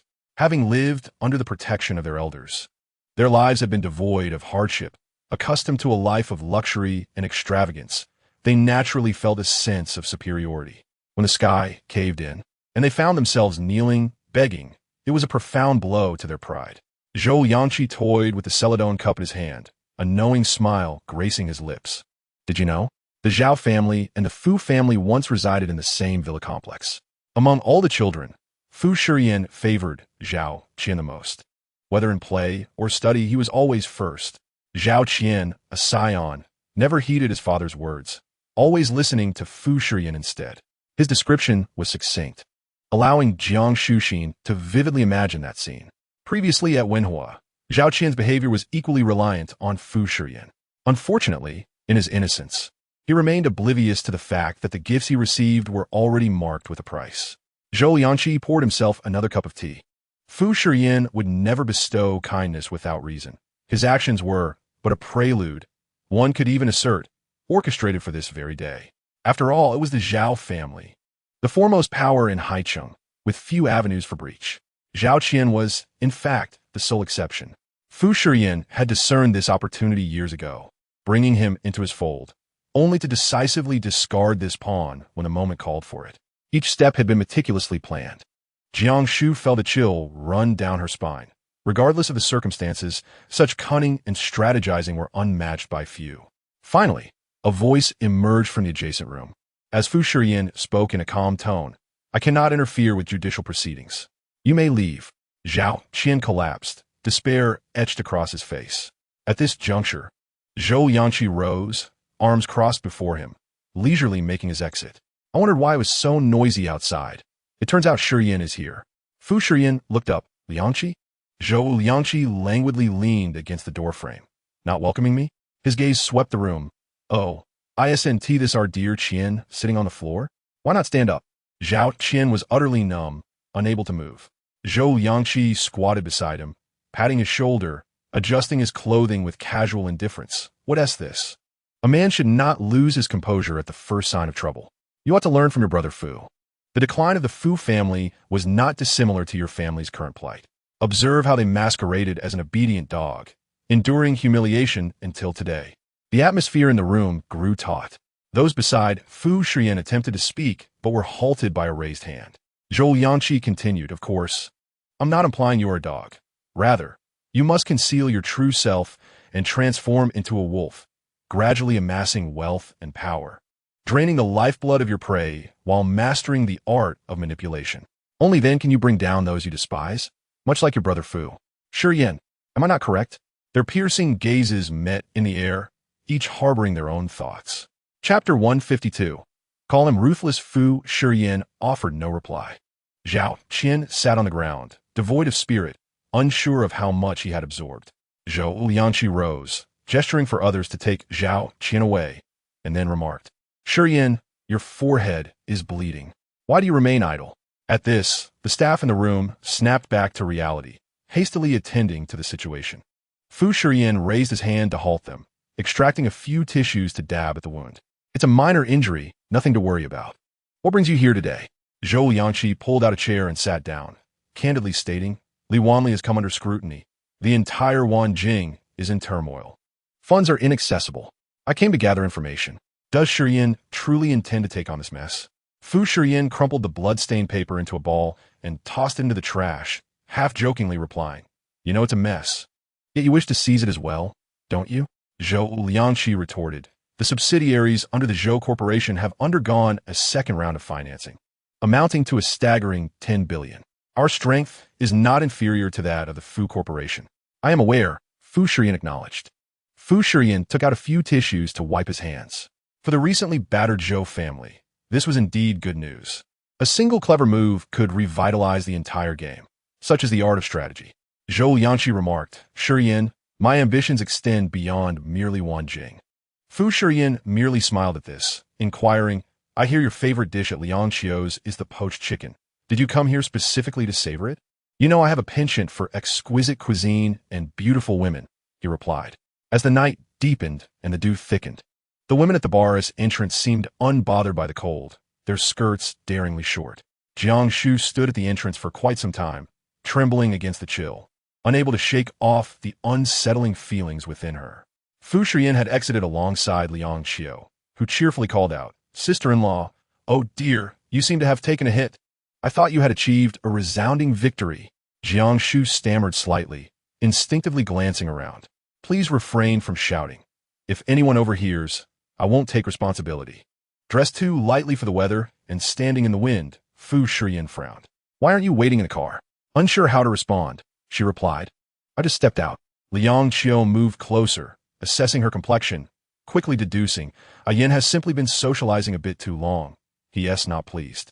His tone resembled that of someone soothing a child, which left Jiang Shu feeling helpless. "I'm not."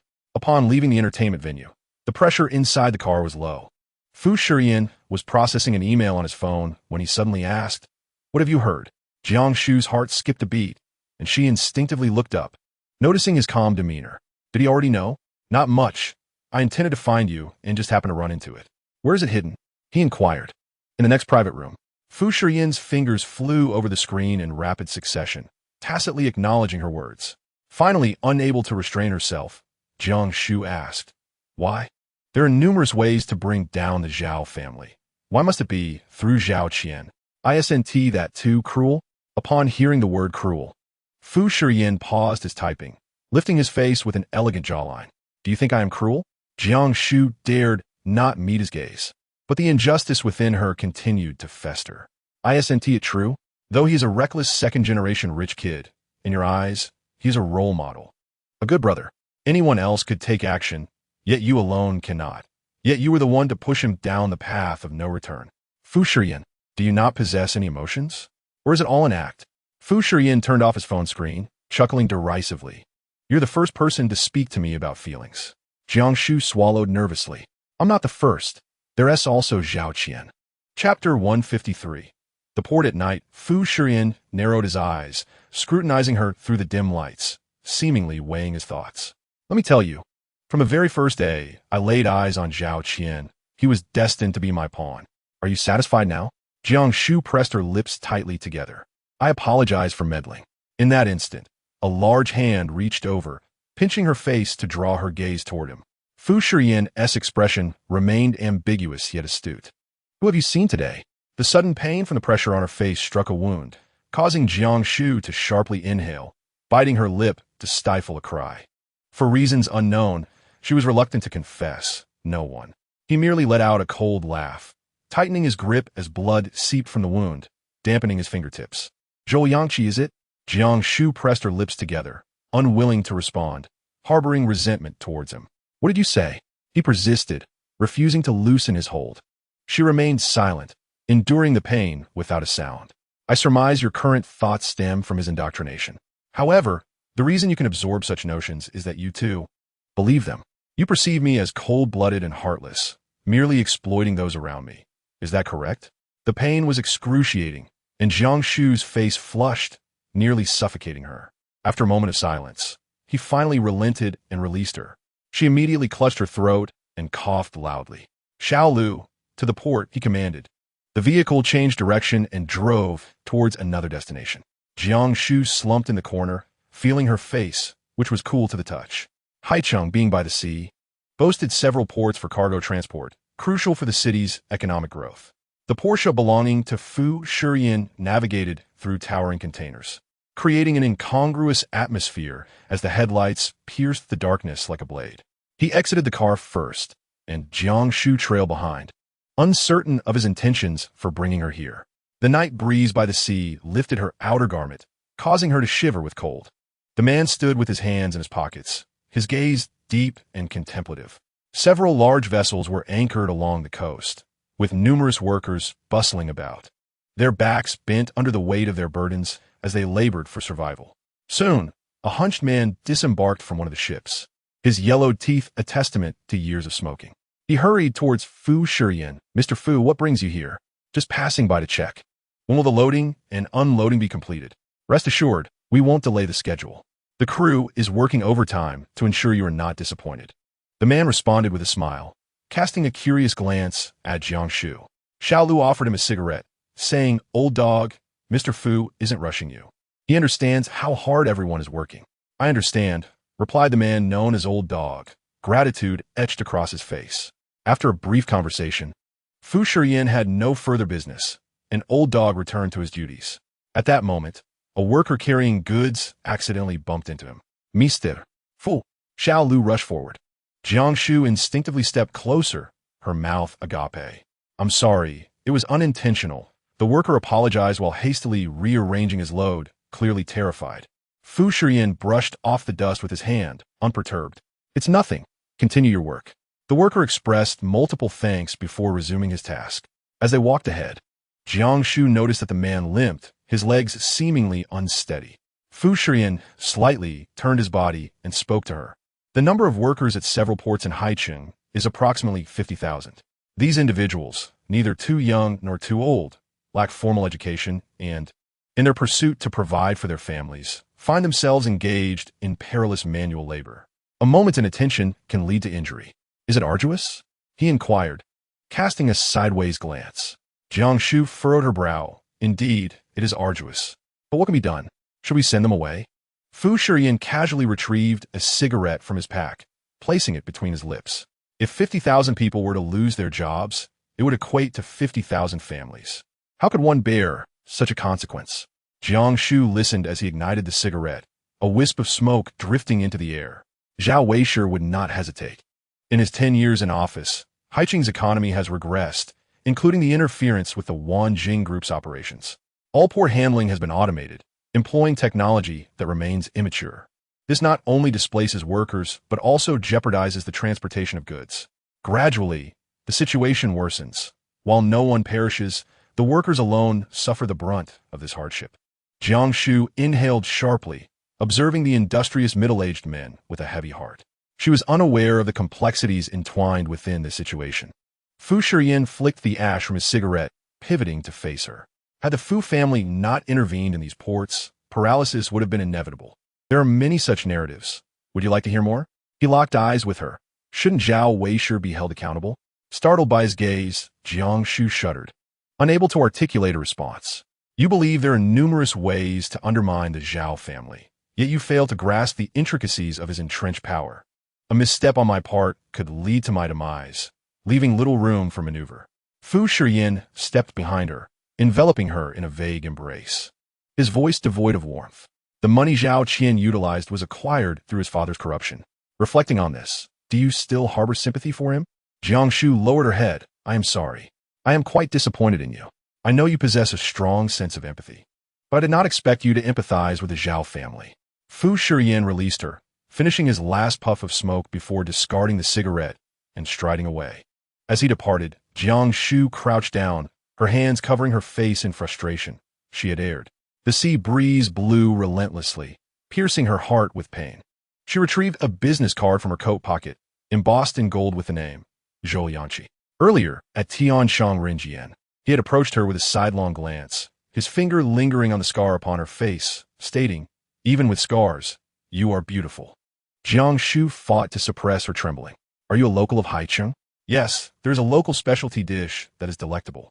I shall invite you next time if the opportunity arises. Zhou Yanqi chuckled lightly, slipping a business card into her hand. Fu Shiyan holds little interest in women, and thus lacks tenderness. But I do, Miss Jiang. I find you quite captivating. Even if we cannot become partners, perhaps we could discuss more romantic matters. His words echoed in her mind, leaving her feeling uneasy. She resented how easily she had been swayed by a single perspective, leading her to empathize with a thoroughly villainous individual.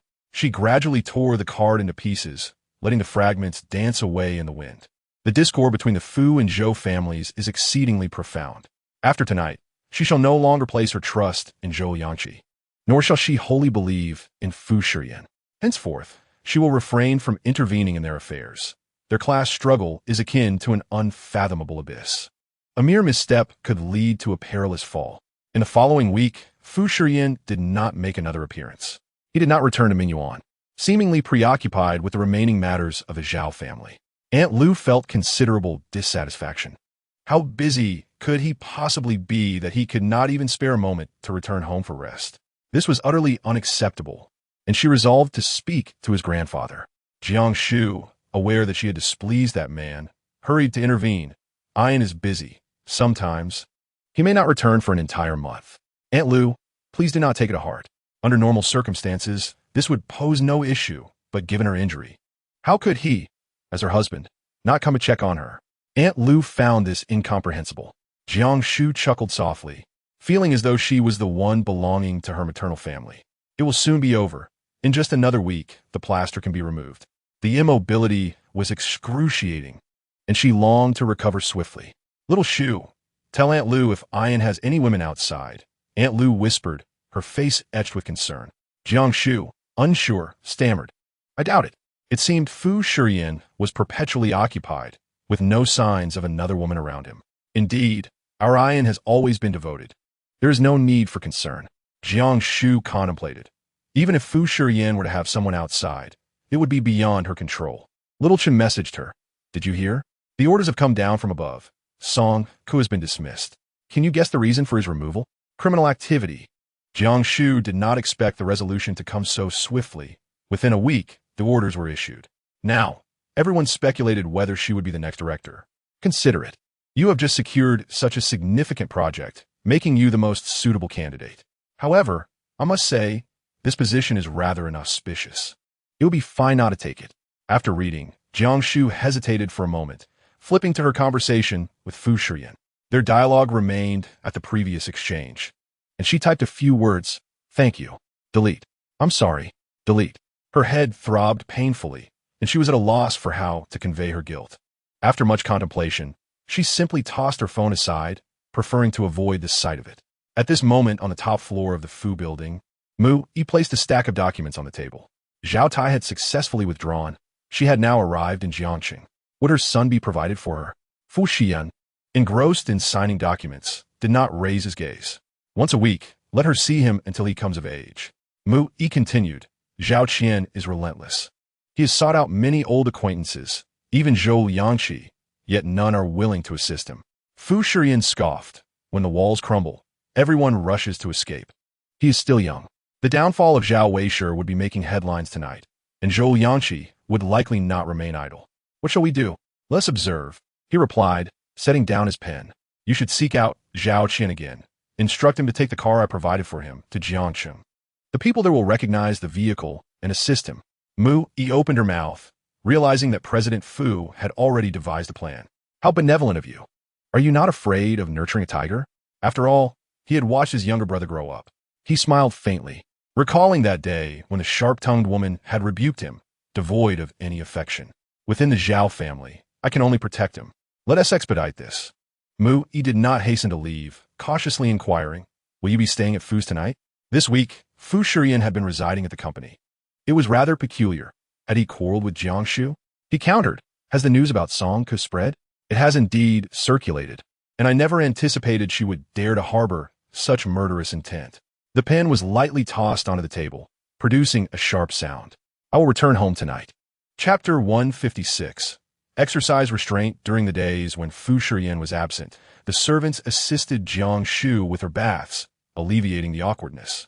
Thus, aside from a hint of guilt, she found living alone in Mingyuan quite comfortable. Come evening, she lay on the couch, tapping away at his chat window, yet failing to compose a single message. When Fu Shiyan pushed the door open, he was greeted by the sight of a woman, her long legs elegantly crossed, glowing under the light. Mr. Fu, you're back. The servant's voice roused Jiang Shu, prompting her to spring up instantly, adjusting her attire, sitting there in a flustered manner. Fu Shiyan withdrew his gaze from her, allowing the servant to take off his outerwear. Aunt Lu, hearing the commotion from the kitchen, rushed out. Yin, you remember to come home. Fu Shiyan pressed his temples. The company has been busy. Aunt Lu cleared her throat and pulled him aside, speaking softly. That's just an excuse. You haven't called in days. Have you two quarreled? Fu Shiyan glanced sideways, noticing Jiang Shu peering at him in fear, quickly turning her head away upon being caught.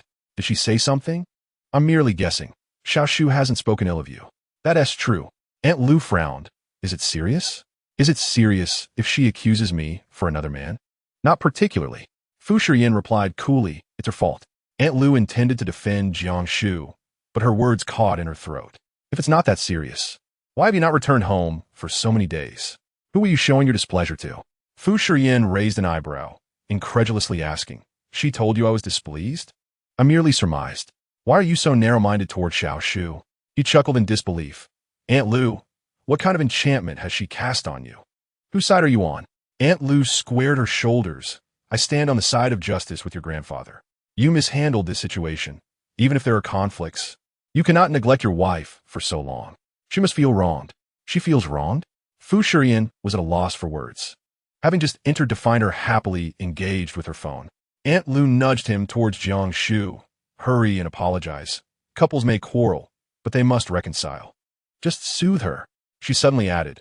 However, Xiao Shu is still recovering. You must exercise restraint and not tire her out.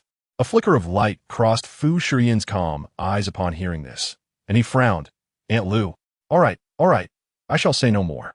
As Jiang Shu observed the man gradually approaching her, her heart raced, and her hands, clutching the edge of her clothing, were slick with perspiration. She wished to speak, but found herself at a loss for words. Fu Shiyan sat beside her, casually peeling an orange from the table, his tone inscrutable. The injury on his face now healed. Jiang Shu instinctively snatched the orange from him, declaring, I'll do it. He was left with nothing in his hands. A subtle smile gracing his lips. She peeled swiftly, but with one hand hindered, the orange rolled to the floor, creating an awkward silence. Jiang Shu's cheeks flushed as she hurried to retrieve it, but it had already become soiled and could only be discarded. I'm sorry, she murmured, as if it was merely an orange. Fu Shiyan picked up another one, casually toying with it. Growing more anxious, Jiang Shu straightened her back, declaring, I wasn't referring to the orange. Then what were you referring to? He inquired, his tone leisurely and coaxing. After a prolonged inner struggle, she gritted her teeth and confessed. I should not have blindly accepted others' words to criticize you. I am sorry, Fu Shiyan. The man's smile widened, and he regarded her with a leisurely gaze, as if he had detected a hint of conscience in her words. Chapter 157. He loved someone once, seeing that Fu Shiyan was not difficult to converse with. Jiang Shu exhaled in relief. He popped a segment of the orange into his mouth, prompting her to ask, Is it sweet? The juice burst forth, yet it paled in comparison to the sweetness of his smile. Fu Shiyan nodded slightly, mediocre. Realizing the proximity was too intimate, Jiang Shu quickly retreated, saying, Let me peel it for you. Fu Shiyan reached out, grasping her wrist to stop her. I won't eat it anymore. Jiang Shu's movement halted abruptly, her gaze lingering on their intertwined hands before she withdrew, pausing in silence before saying, Fu Shiyan, I did not intend to meet Zhou Liangqi that day. He cornered me. I will try my best to avoid him in the future. After some consideration, she felt the need to clarify. Fu Shiyan finished the last segment of the orange. Not responding directly, do you like him? His question was light and airy. Jiang Shu was taken aback, exclaiming, Why would you ask that? The bustling servants downstairs had vanished, leaving only the two of them in a space that felt somewhat hollow. Liangqi was renowned throughout High City as a notorious playboy, possessing politeness, grace, and commendable capabilities. If he desired, there was no woman he could not win over. Every woman who had interacted with him inevitably fell for him. Fu Shiyan described him coolly. You spent time alone with him. Did you ever feel any attraction? Jiang Shu laughed lightly, spreading her hands, her fingers entangled in complex lines. It seems I should be in love with him. Fu Shiyan remained noncommittal. No, not even once, she replied firmly. Zhou Liangqi possesses many admirable qualities, yet I always feel he wears a mask of gentleness. Beneath that facade lies a significant ambition, and his approach towards me is merely for his own advantage. I fear him and could never love him. Upon hearing her response, Fu Shiyan pondered for a moment, feeling satisfied within. Let us head upstairs to sleep. Jiang Shu was once again taken aback. The last time they shared a bed, she had been asleep. This time, however, she was fully awake. Fu Shiyan, Jiang Shu called out, her voice echoing. Have you known Zhou Liangqi for many years? Could you tell me more about him? Fu Shiyan abruptly halted, casting a warning glance at her. She timidly glanced around before altering her address, Yin. He furrowed his brow, placing a hand gently on her shoulder, his voice softening. Let us go upstairs first. Once they entered the master bedroom, Jiang Shu exhaled in relief. I'm sorry, I didn't mean to pry. Fu Shiyan removed his outer garments and headed straight to the bathroom for a shower. Hearing the sound of water from within, she felt an overwhelming shyness and began to pace nervously. After some time, Fu Shiyan emerged clad in a bathrobe, the fabric slightly ajar, revealing his collarbone and well-defined muscles. Water droplets cascading alluringly down his skin. Jiang Shu sat at the corner of the bed, struggling to sketch on her computer with one hand. Fu Shiyan raised an eyebrow. Interested in Zhou Yangqi? She quickly set aside her computer, sitting up straight and nodding vigorously. It was utterly impossible not to be intrigued by someone like him, especially since she yearned to uncover why Fu Shiyan held animosity towards him. He once loved someone, he revealed. Jiang Shu's eyes sparkled with curiosity. Was there an underlying love story amidst the commercial rivalry? Zhou Yangqi had a childhood companion, a woman of similar standing, and the entire city of Haicheng believed they would eventually unite. Fu Shiyan perched on the edge of the bed, his profile sharp and defined. And then, she inquired, her voice rising in disbelief. Could it be that the woman fell in love with you? Fu Shiyan smirked, a hint of sarcasm lacing his words. Close enough. She gasped, covering her mouth in astonishment. It was common knowledge that Zhou Yangqi harbored feelings for Wen Yuan, the second daughter of a prestigious family, renowned for her beauty and admirable character, respected among the elite. The two families lived in proximity, and during his youth, Zhou Yangqi had unabashedly declared his affections. However, Wen Yuan feigned ignorance and continued their friendship. Fu Shiyan, being of a similar age, could sense the underlying emotions, such as when Wen Yuan, after her college entrance examinations, enrolled in the same university he had attended. Moreover, she sought an internship at Fu's company, desperately wanting to be his assistant, her admiration evident. Yet, he could only pretend to be oblivious.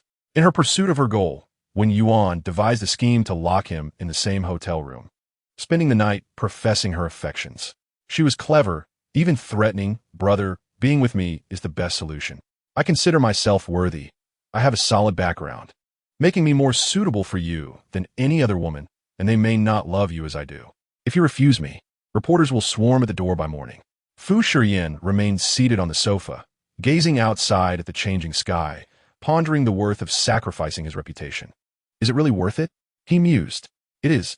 Wen Yuan's tears flowed freely.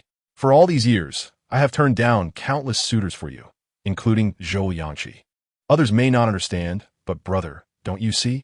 Don't you truly see? He raised an eyebrow, his heart filled with frustration. You have the right to express your feelings, and I have the right to refuse. To me, you are merely a sister. I can offer you anything you desire. Save for love. Wen Yuan was on the brink of collapse, her voice rising in a desperate cry. Brother, but I love you. I have loved you for many years. He, however, chose to remain silent. The following morning, the hotel entrance was indeed crowded with reporters, their cameras capturing numerous ambiguous photographs, all of which were ultimately purchased and destroyed by the Fu family. Soon after Fu Shiyan withdrew, his assistant received the news that Wen Yuan had taken her own life. Mui learned of this news almost immediately. At that moment, Fu Shiyan was resting in the back seat, having tirelessly dealt with business affairs for days on end. After a moment of contemplation, Mui hesitantly relayed the information. After a prolonged silence, she glanced into the rearview mirror, only to meet Fu Shiyan's gaze as he slowly opened his eyes, resembling a beast awakening. The man rubbed his temples and decided to go see her. Wen Yuan had severed her wrist, blood flowing, teetering on the brink of life and death, merely to catch a glimpse of the man who hardly regarded her. She had gambled, and Fu Shiyan indeed came to see her. He examined her wrist, wrapped in gauze, gently tapping it, and then met her gaze. A girl must never demean herself. Wen Yuan, who usually adorned herself beautifully for him, lay on the hospital bed, pale and fragile. Yet this state unexpectedly compelled him to linger a moment longer. She wished to smile, thinking, brother, if I do not demean myself, I cannot see you. Her eyes were swollen and red, traces of tears evident. Brother, do you truly not want me? The soft, desperate tone evoked pity even from Mui, who stood behind her. Fu Shiyan leaned back in his chair, legs crossed, with an expression of utmost gentleness. Xiao Yuan, you may state your demands. I will not refuse. This condition was, of course, material in nature. Wen Yuan's tears soaked her pillow. She was well aware of Fu Shiyan's lavish generosity. The last girl he entangled with reportedly asked for an unlimited black card, which he granted without hesitation, solely for tranquility. Yet, what Wen Yuan desired had never been these material possessions. She lacked for nothing of the sort. What she yearned for was this man to accompany her for a lifetime. Was that possible? Certainly not. Fu Shiyan would never afford her the chance to voice such a request. Ultimately, she remained silent, gazing at him with longing. A yin? If I uphold this promise, can I perhaps see you occasionally? The prospect of merely seeing him was the greatest luxury she could hope for. Fu Shiyan looked deeply in her eyes. Xiao Yuan, be obedient. When Yuan's heart shattered, unable to contain her sorrow, and she broke into a fit of tears. Subsequently, she left the country and has yet to return. Fu Shiyan idly toyed with the prayer beads on the bedside table, speaking in a tone that suggested a disconnection from the events. So it was because of Wen Yuan that Zhou Liangqi harbored resentment towards you. It was said that he had attempted to see Wen Yuan multiple times abroad, but to no avail. He smiled faintly, acknowledging the hotel photographs, the wrist-cutting incident, and her departure from the country as debts he clearly attributed to himself. How could one not harbor resentment? Jiang Shu spoke up for herself. However, this is not something you have caused. Fu Shiyan glanced at the time. It was late. Does it make a difference? She hesitated, realizing that it could not be said there was no difference at all. There was at least a direct connection. Zhou Liangqi had once informed her that Fu Shiyan had been involved with women in the past, and it seemed that this Wen Yuan was indeed one of them. Jiang Shu, somewhat aware yet perplexed, observed him putting aside his prayer beads, signaling that it was time for rest. In the darkness, she clutched the corner of the blanket, acutely aware of the masculine presence beside her, feeling a twinge of nervousness. Suddenly, she asked Fu Shiyan, "Did you ever feel a moment of attraction when Wen Yuan pursued you so relentlessly?" His response was neither quick nor slow, simply stating, "No." How direct. For some reason. Upon hearing his answer, she quickly fell asleep, as if reassured. With someone beside her, Jiang Shu felt somewhat out of her element, instinctively shifting towards the center until she collided with his warm body, jolting awake in the dark. Fu Shiyan, a light sleeper, was roused by the movement, his voice hoarse. "What?" Jiang Shu remained still, not daring to admit she was awake, and continued to feign sleep. After a moment without a response, he gently pulled the blanket over her, his movements slow and tender. In the darkness, Jiang Shu felt her heart race, a sensation uniquely tied to her feelings for a man. The following afternoon, she planned to visit her father in the hospital. Aunt Lu, concerned for her being alone, insisted on accompanying her. Liang Qiu had arranged everything meticulously, ensuring Jiang Zhou would be there daily to care for their father. Perhaps due to his hardships, he had become diligent and devoted. That day, after greeting Liang Qiu, Jiang Shu decided not to bring Jiang Zhou. In the hospital room, she spoke with her father for a while when Su Ming entered. "Xiao Shu," he called. Jiang Shu stood up. "Su Ge, I came to see Dad." Su Ming's gaze fell upon her hand, his pupils constricting. "I heard you had a fractured arm and were admitted to our hospital. I intended to visit, but I didn't expect you to have already been discharged. Are you feeling better now?" "I'm much better, Su Ge. There's no need for concern. I should be able to remove the cast soon," Jiang Shu replied, slightly nervous under Aunt Lu's watchful eye. Su Ming, however, seemed oblivious to her discomfort. "How did the accident happen?" "It was just an unexpected incident." Su Ming's brow furrowed even more. "Is it related to me?" Chapter 160.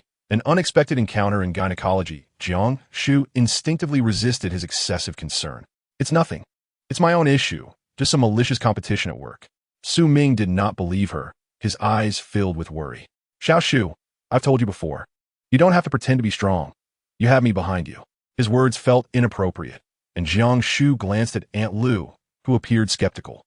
She hastily replied, "Su Ge, I know you regard me as a sister, but I'm actually doing quite well, so don't worry." Su Ming picked up on her hint, becoming slightly more aware, and helplessly shook his head. "Please don't let such incidents happen again to worry me, all right?" "Of course." Jiang Shu smiled. On the way back, Aunt Lu supported her as they descended the elevator, cautiously inquiring, "Xiao Shu, do you have any familial ties to that doctor?" Jiang Shu felt a sense of clarity and quickly responded, "Without Aunt Lu, he is my father's attending physician, a kind-hearted man who understands my struggles and extends exceptional care towards me. Had it not been for him, my father might have departed long ago."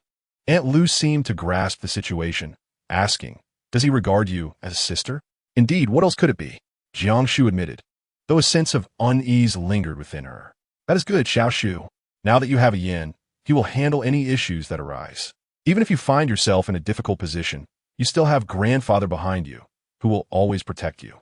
Aunt Lu's words were subtle, hinting at the significance of the two most important individuals in the Fu family, who both hold affection for her. Jiang Shu nodded, biting her lip, hesitant to confess that her relationship with Fu Shiyan was merely one of transactional marriage, devoid of any genuine affection from him. As the elevator reached the lobby, Aunt Lu suddenly exclaimed, "Oh no, I left the thermos in the ward. I must go retrieve it." Consequently, Jiang Shu settled into a seat in the lobby. The hospital, perhaps the most bustling place in the world, was perpetually crowded, with anxiety etched on every face. Ahead lay the gynecology department, where a long queue formed in the corridor, featuring young women weeping alongside expectant mothers beaming with joy. Jiang Shu, absorbed in her surroundings, was taken aback when a familiar figure emerged from within, clutching a slip of paper and limping as she exited. Song Ke. Jiang Shu's expression shifted, her eyes narrowing in disbelief as she confirmed her sighting. What was Song Ke doing here, especially with her injuries? Shouldn't she be in the surgical ward? Was she pregnant? The more she pondered, the more perplexed she became, instinctively rising to follow her through the throng. Song Ke remained oblivious to her presence, making her way towards the underground parking lot, her injuries evidently hindering her pace. The blows from those bodyguards had been neither too light nor too heavy, sufficient to keep her bedded in for half a month. Yet here she was, making a solo visit to the gynecology department. It seemed unlikely that she had driven herself. Someone must have come to fetch her. However, Jiang Shu had not heard of her having a boyfriend for quite some time. As she trailed behind, Jiang Shu messaged Aunt Lu, informing her that she was leaving for the Fu family to find Fu Shiyan. Aunt Lu promptly replied, "Please ensure your safety." Jiang Shu's gaze remained fixed ahead as Song Ke navigated the winding path, finally arriving at a Mercedes. A man emerged from the vehicle, opening the door and assisting her inside. The parking garage was dimly lit, obscuring the man's features. Yet he bore an air of familiarity that Jiang Shu could not quite place. Just as she was about to scrutinize him further, he suddenly turned his gaze towards her, prompting her to swiftly turn away and conceal herself, her heart racing. In that fleeting moment, she had caught a glimpse of him, and it appeared he had also recognized her, as he proceeded to usher Song Ke into the car before advancing towards Jiang Shu, his footsteps echoing ominously. She closed her eyes, contemplating the possibility of fleeing if circumstances became dire. Just as the individual was about to reach her, a pair of large hands enveloped her face, covering her mouth. She opened her eyes wide, catching sight of a figure emerging from the other side. Gradually, the visage became clearer. It was none other than Zhou Liangqi. Dressed impeccably in a suit, he appeared to be here on business, his expression cold when not smiling. He gestured discreetly to her, pulling her behind him. He then strode forward with confidence, stepping into the man's line of sight, appearing utterly innocent. Manager Li? The middle-aged man, addressed as Manager Li, relaxed his previously wary demeanor, his expression shifting to one of confusion, before quickly recognizing Zhou Liangqi. "What brings you here, Mr. Zhou?"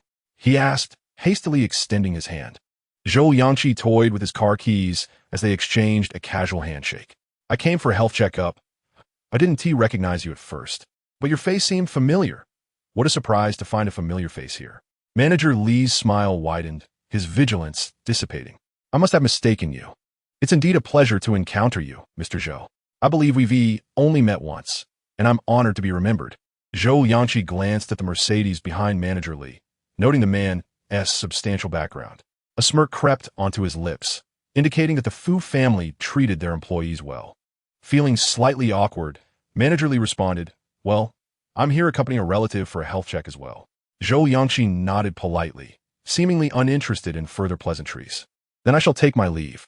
Of course, Manager Li replied, his obsequious demeanor evident as he watched Zhou Liangqi's retreating figure, even rising on his toes for a better view, ensuring he hadn't erred in recognition. Surely not. The man's status could not warrant Zhou Liangqi's assistance. Perhaps he truly had misidentified him. As Zhou Liangqi's Mercedes departed the parking lot, Jiang Shu exhaled a sigh of relief. She had never anticipated Zhou Liangqi's presence here, nor his willingness to intervene on her behalf. Eagerly, she gestured that man is the human resources manager from the Fu family. Zhou Liangqi, lazily leaning against the car door, replied, "I'm aware of that." Jiang Shu stammered, struggling to articulate the complex implications, such as the connection between manager Li and Song Ku. Were they involved? Yet, the Fu family strictly prohibited office romances, especially concerning someone with such a tarnished reputation as Song Ku. If they were indeed together, was manager Li somehow involved in her accident? These were crucial matters.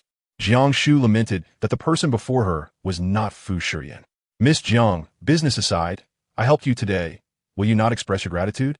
Zhou Yangqi remarked playfully, gesturing toward the car. Thank you. Jiang Shu regained her composure. But I have more pressing matters to attend to. We shall converse another day.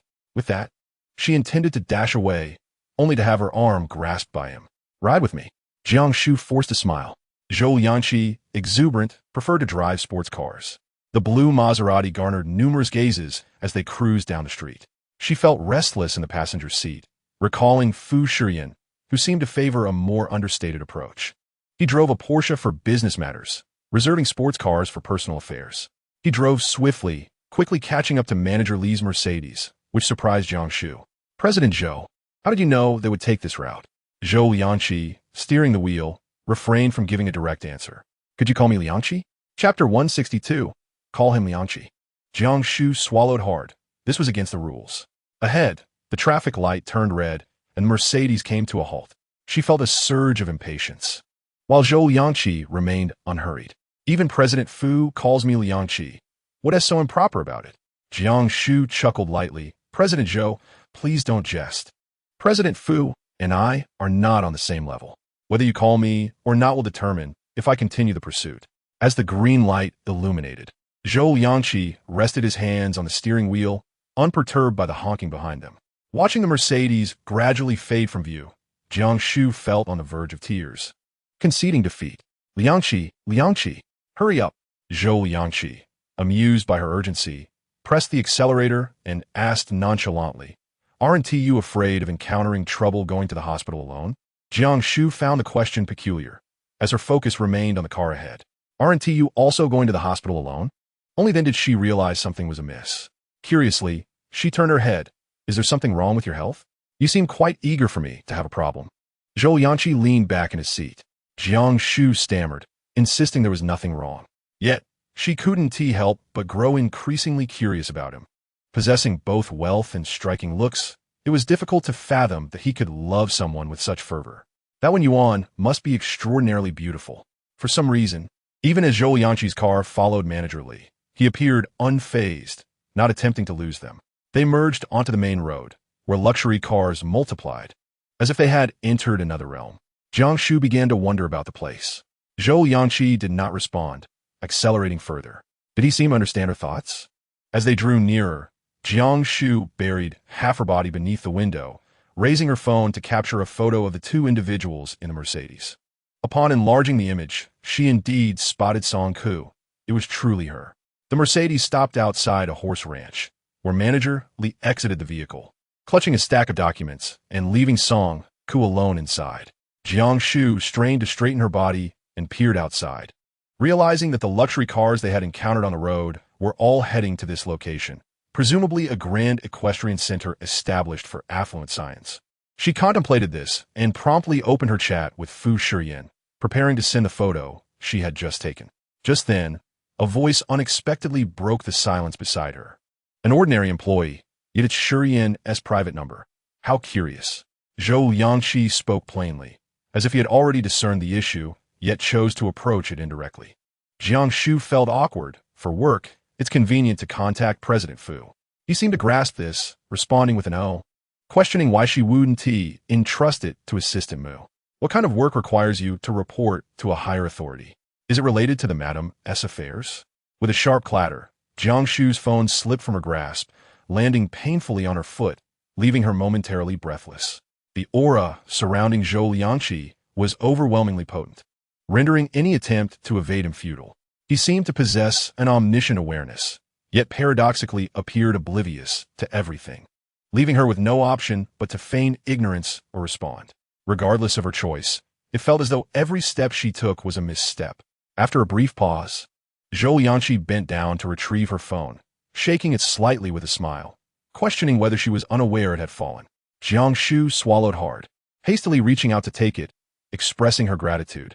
However, he firmly withheld the device, seemingly contemplating whether she wished to confront that woman. Jiang Shu was taken aback. Did he truly wish to witness her confrontation with Song Ke? Today, without her bodyguards, she felt vulnerable. Zhou Yangqi glanced at her phone, an outdated model with several cracks marring its screen, reflecting her frugality. What is there to fear? You have me by your side. It's 2 against 1. An effortless endeavor. With Fu Shiyan absent, Jiang Shu was reluctant to stir trouble, especially with a cunning man by her side. Perhaps it was wise to investigate further into their internal matters. She forcefully reclaimed her phone, only to discover that the photos had failed to send due to a lack of network connectivity. Embarrassment washed over her. It would be too awkward to ask Zhou Liangqi to create a hotspot at this moment. She bit her lip, pondering before speaking. Mr. Zhou, I believe you are overthinking this. My sole focus is on serving the Fu Corporation. I harbor no ambitions for the position of Mrs. Fu. Please refrain from mentioning me in front of Mr. Fu. I still wish to retain my job. Her sincerity echoed the sentiments of every diligent employee. Zhou Yangqi merely smiled, his interest piqued by her expression. Mr. Zhou? The meaning behind his smile eluded her. Liangqi, he corrected her. Manager Li emerged from the racetrack, his documents missing, hastily departing with Song Ke. Noticing Zhou Liangqi's stillness, Jiang Shu cautiously suggested, "Shall we take our leave? Just drop me off at the intersection. I can take a taxi back." It seemed unfortunate that every encounter with him led to unforeseen circumstances. At that moment, Zhou Liangqi unlocked the central control, opened the car door and stepped out. "I just assisted you. Now it is your turn to assist me." Jiang Shu felt herself being guided forward, as though she were being inexorably drawn into an abyss. "I cannot ride horses. I shall teach you." The racetrack was expansive, roughly the size of 2 football fields, requiring a card for entry. However, the staff, upon recognizing Zhou Liangqi, promptly opened the gate, respectfully addressing him as young Master Zhou. Overcome by curiosity, Jiang Shu whispered, "Why do they call you young Master Zhou? Is it possible that my father is also involved?" So that was the case. They boarded the designated vehicle, which sped towards their destination. The driver remarked, "Mr. Zhou, Mr. Fu has been waiting for quite some time." "Mr. Fu? Fu Shiyan? Is he here?" The tension in Jiang Shu's mind snapped, and she grasped Zhou Liangqi's wrist. "What do you intend to do?" No wonder he is so well acquainted with Manager Li's route. After all, he was originally here to meet Fu Shiyan. Zhou Liangqi felt a flicker of astonishment, which swiftly morphed into profound curiosity. "Are you truly so afraid of him? He cannot possibly harm you." "That's not the issue. The crux of the matter lies in the fact that the 2 of us, a man and a woman, are appearing before Fu Shiyan together, which is rather difficult to justify. I am an employee of the Fu Corporation, and mingling with the owner of the Zhou Corporation raises questions." "Zhou, you must understand my predicament and allow me to disembark," Jiang Shu implored, nearly on the verge of tears. "Mingling, I quite fancy that term," Zhou Liangqi retorted, grasping her hand with a significant look. "You present various facets before Shiyan, petulant, vulnerable, intellectually astute. Yet with me, you remain ever so formal. Your progress is rather sluggish. Should the need arise, I could assist you in accelerating your growth. Would you care to give it a try?" Jiang Shu was bewildered, her desire to comprehend waning as she contemplated simply leaping from the vehicle. Chapter 164. Captured Heart. However, Zhou Liangqi did not release her hand, leading her toward the center of the horse arena. Here, several splendidly bred horses were nurtured, their exquisite coats alone worth more than 10 times Jiang Shu's fortune. In the arena's heart, Fu Shiyan rode a purebred Arabian horse with grace. Clad in a denim jacket, his trousers tucked into leather boots, his fitted attire accentuated his striking stature. He galloped with remarkable speed, akin to a gust of wind across the prairie. Upon noticing their arrival, he deftly reined in his steed, exuding an air of confidence as he surveyed them from his elevated position. Especially when his gaze fell upon Jiang Shu, she wished fervently to vanish into the earth. Yet, Zhou Liangqi stubbornly maintained his grip, tilting his chin as if to signify that Shiyan's equestrian skills had notably improved. Fu Shiyan remained mounted, his gaze landing on the woman beside Zhou Liangqi. "Where did you encounter my employee, Liangqi? How did you come to bring her along?" Jiang Shu quickly interjected. "I ran into Zhou at the hospital. It was quite the coincidence." Zhou Liangqi tightened his hold on her hand, reminding her, Do remember to call me Liangqi. Jiang Shu cautiously assessed Fu Shiyan's expression. The chill in his eyes was palpable. After a moment, it dissipated, and he dismounted, a smirk playing on his lips as he removed his gloves.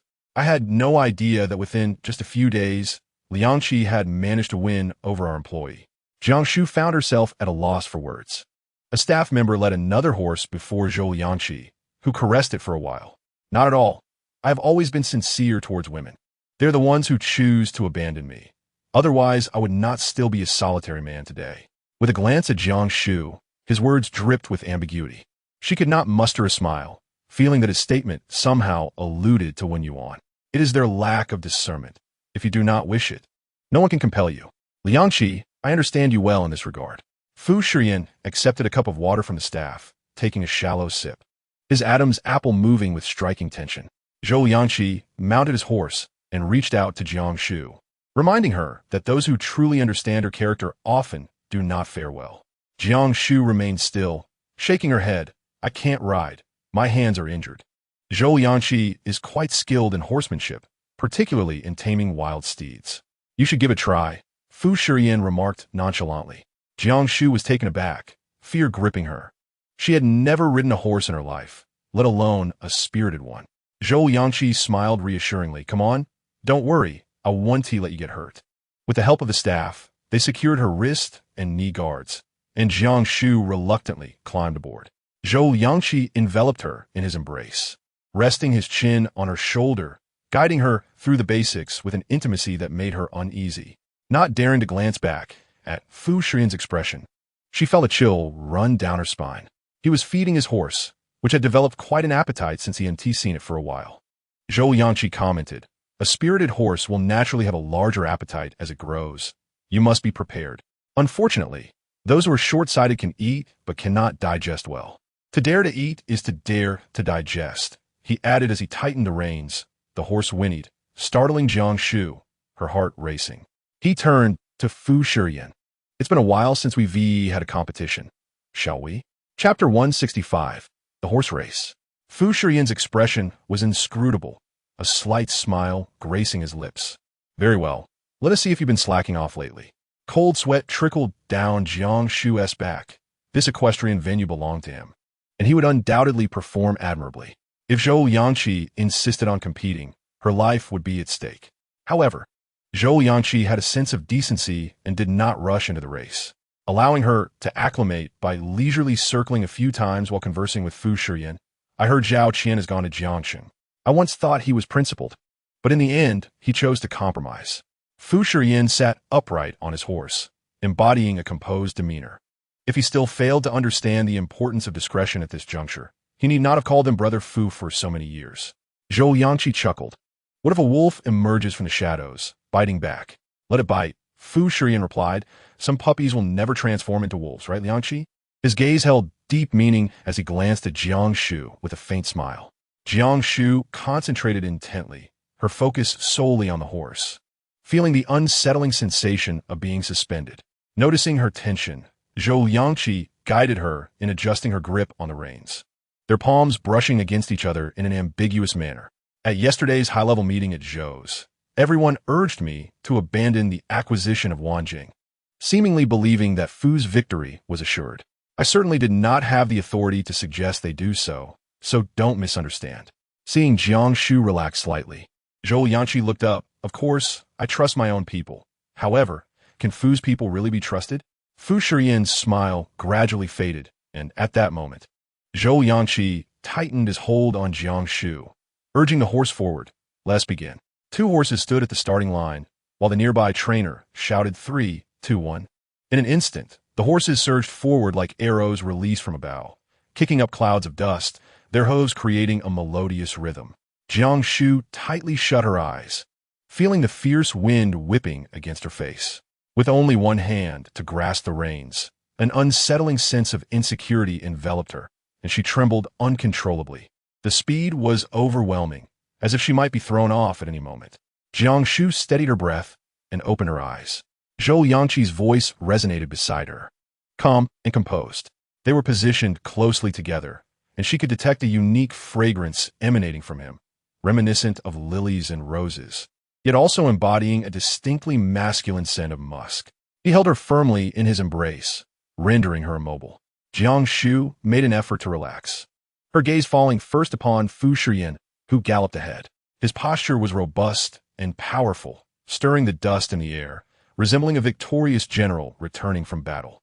Exuding an air of triumph, his speed was remarkable, leaving them behind, and he even had the leisure to glance back at her. Their eyes met suddenly, the intensity of his presence nearly engulfing her. Already tense, she found herself lost in thought. Zhou Liangqi brought her back to reality with a mocking laugh, suggesting that she had lost her nerve. Just as Jiang Shu was about to utter a word, he mischievously accelerated, veering close to Fu Shiyan's side, and called out, "Shiyan, I'm catching up." A smirk danced on Fu Shiyan's lips as he cracked the whip against his horse's flank, which let out a piercing neigh and, as if possessed, surged forward, creating a significant distance between them. Jiang Shu was nearly stunned. The startled horse galloped wildly around the arena, yet astonishingly, Fu Shiyan managed to maintain control over it.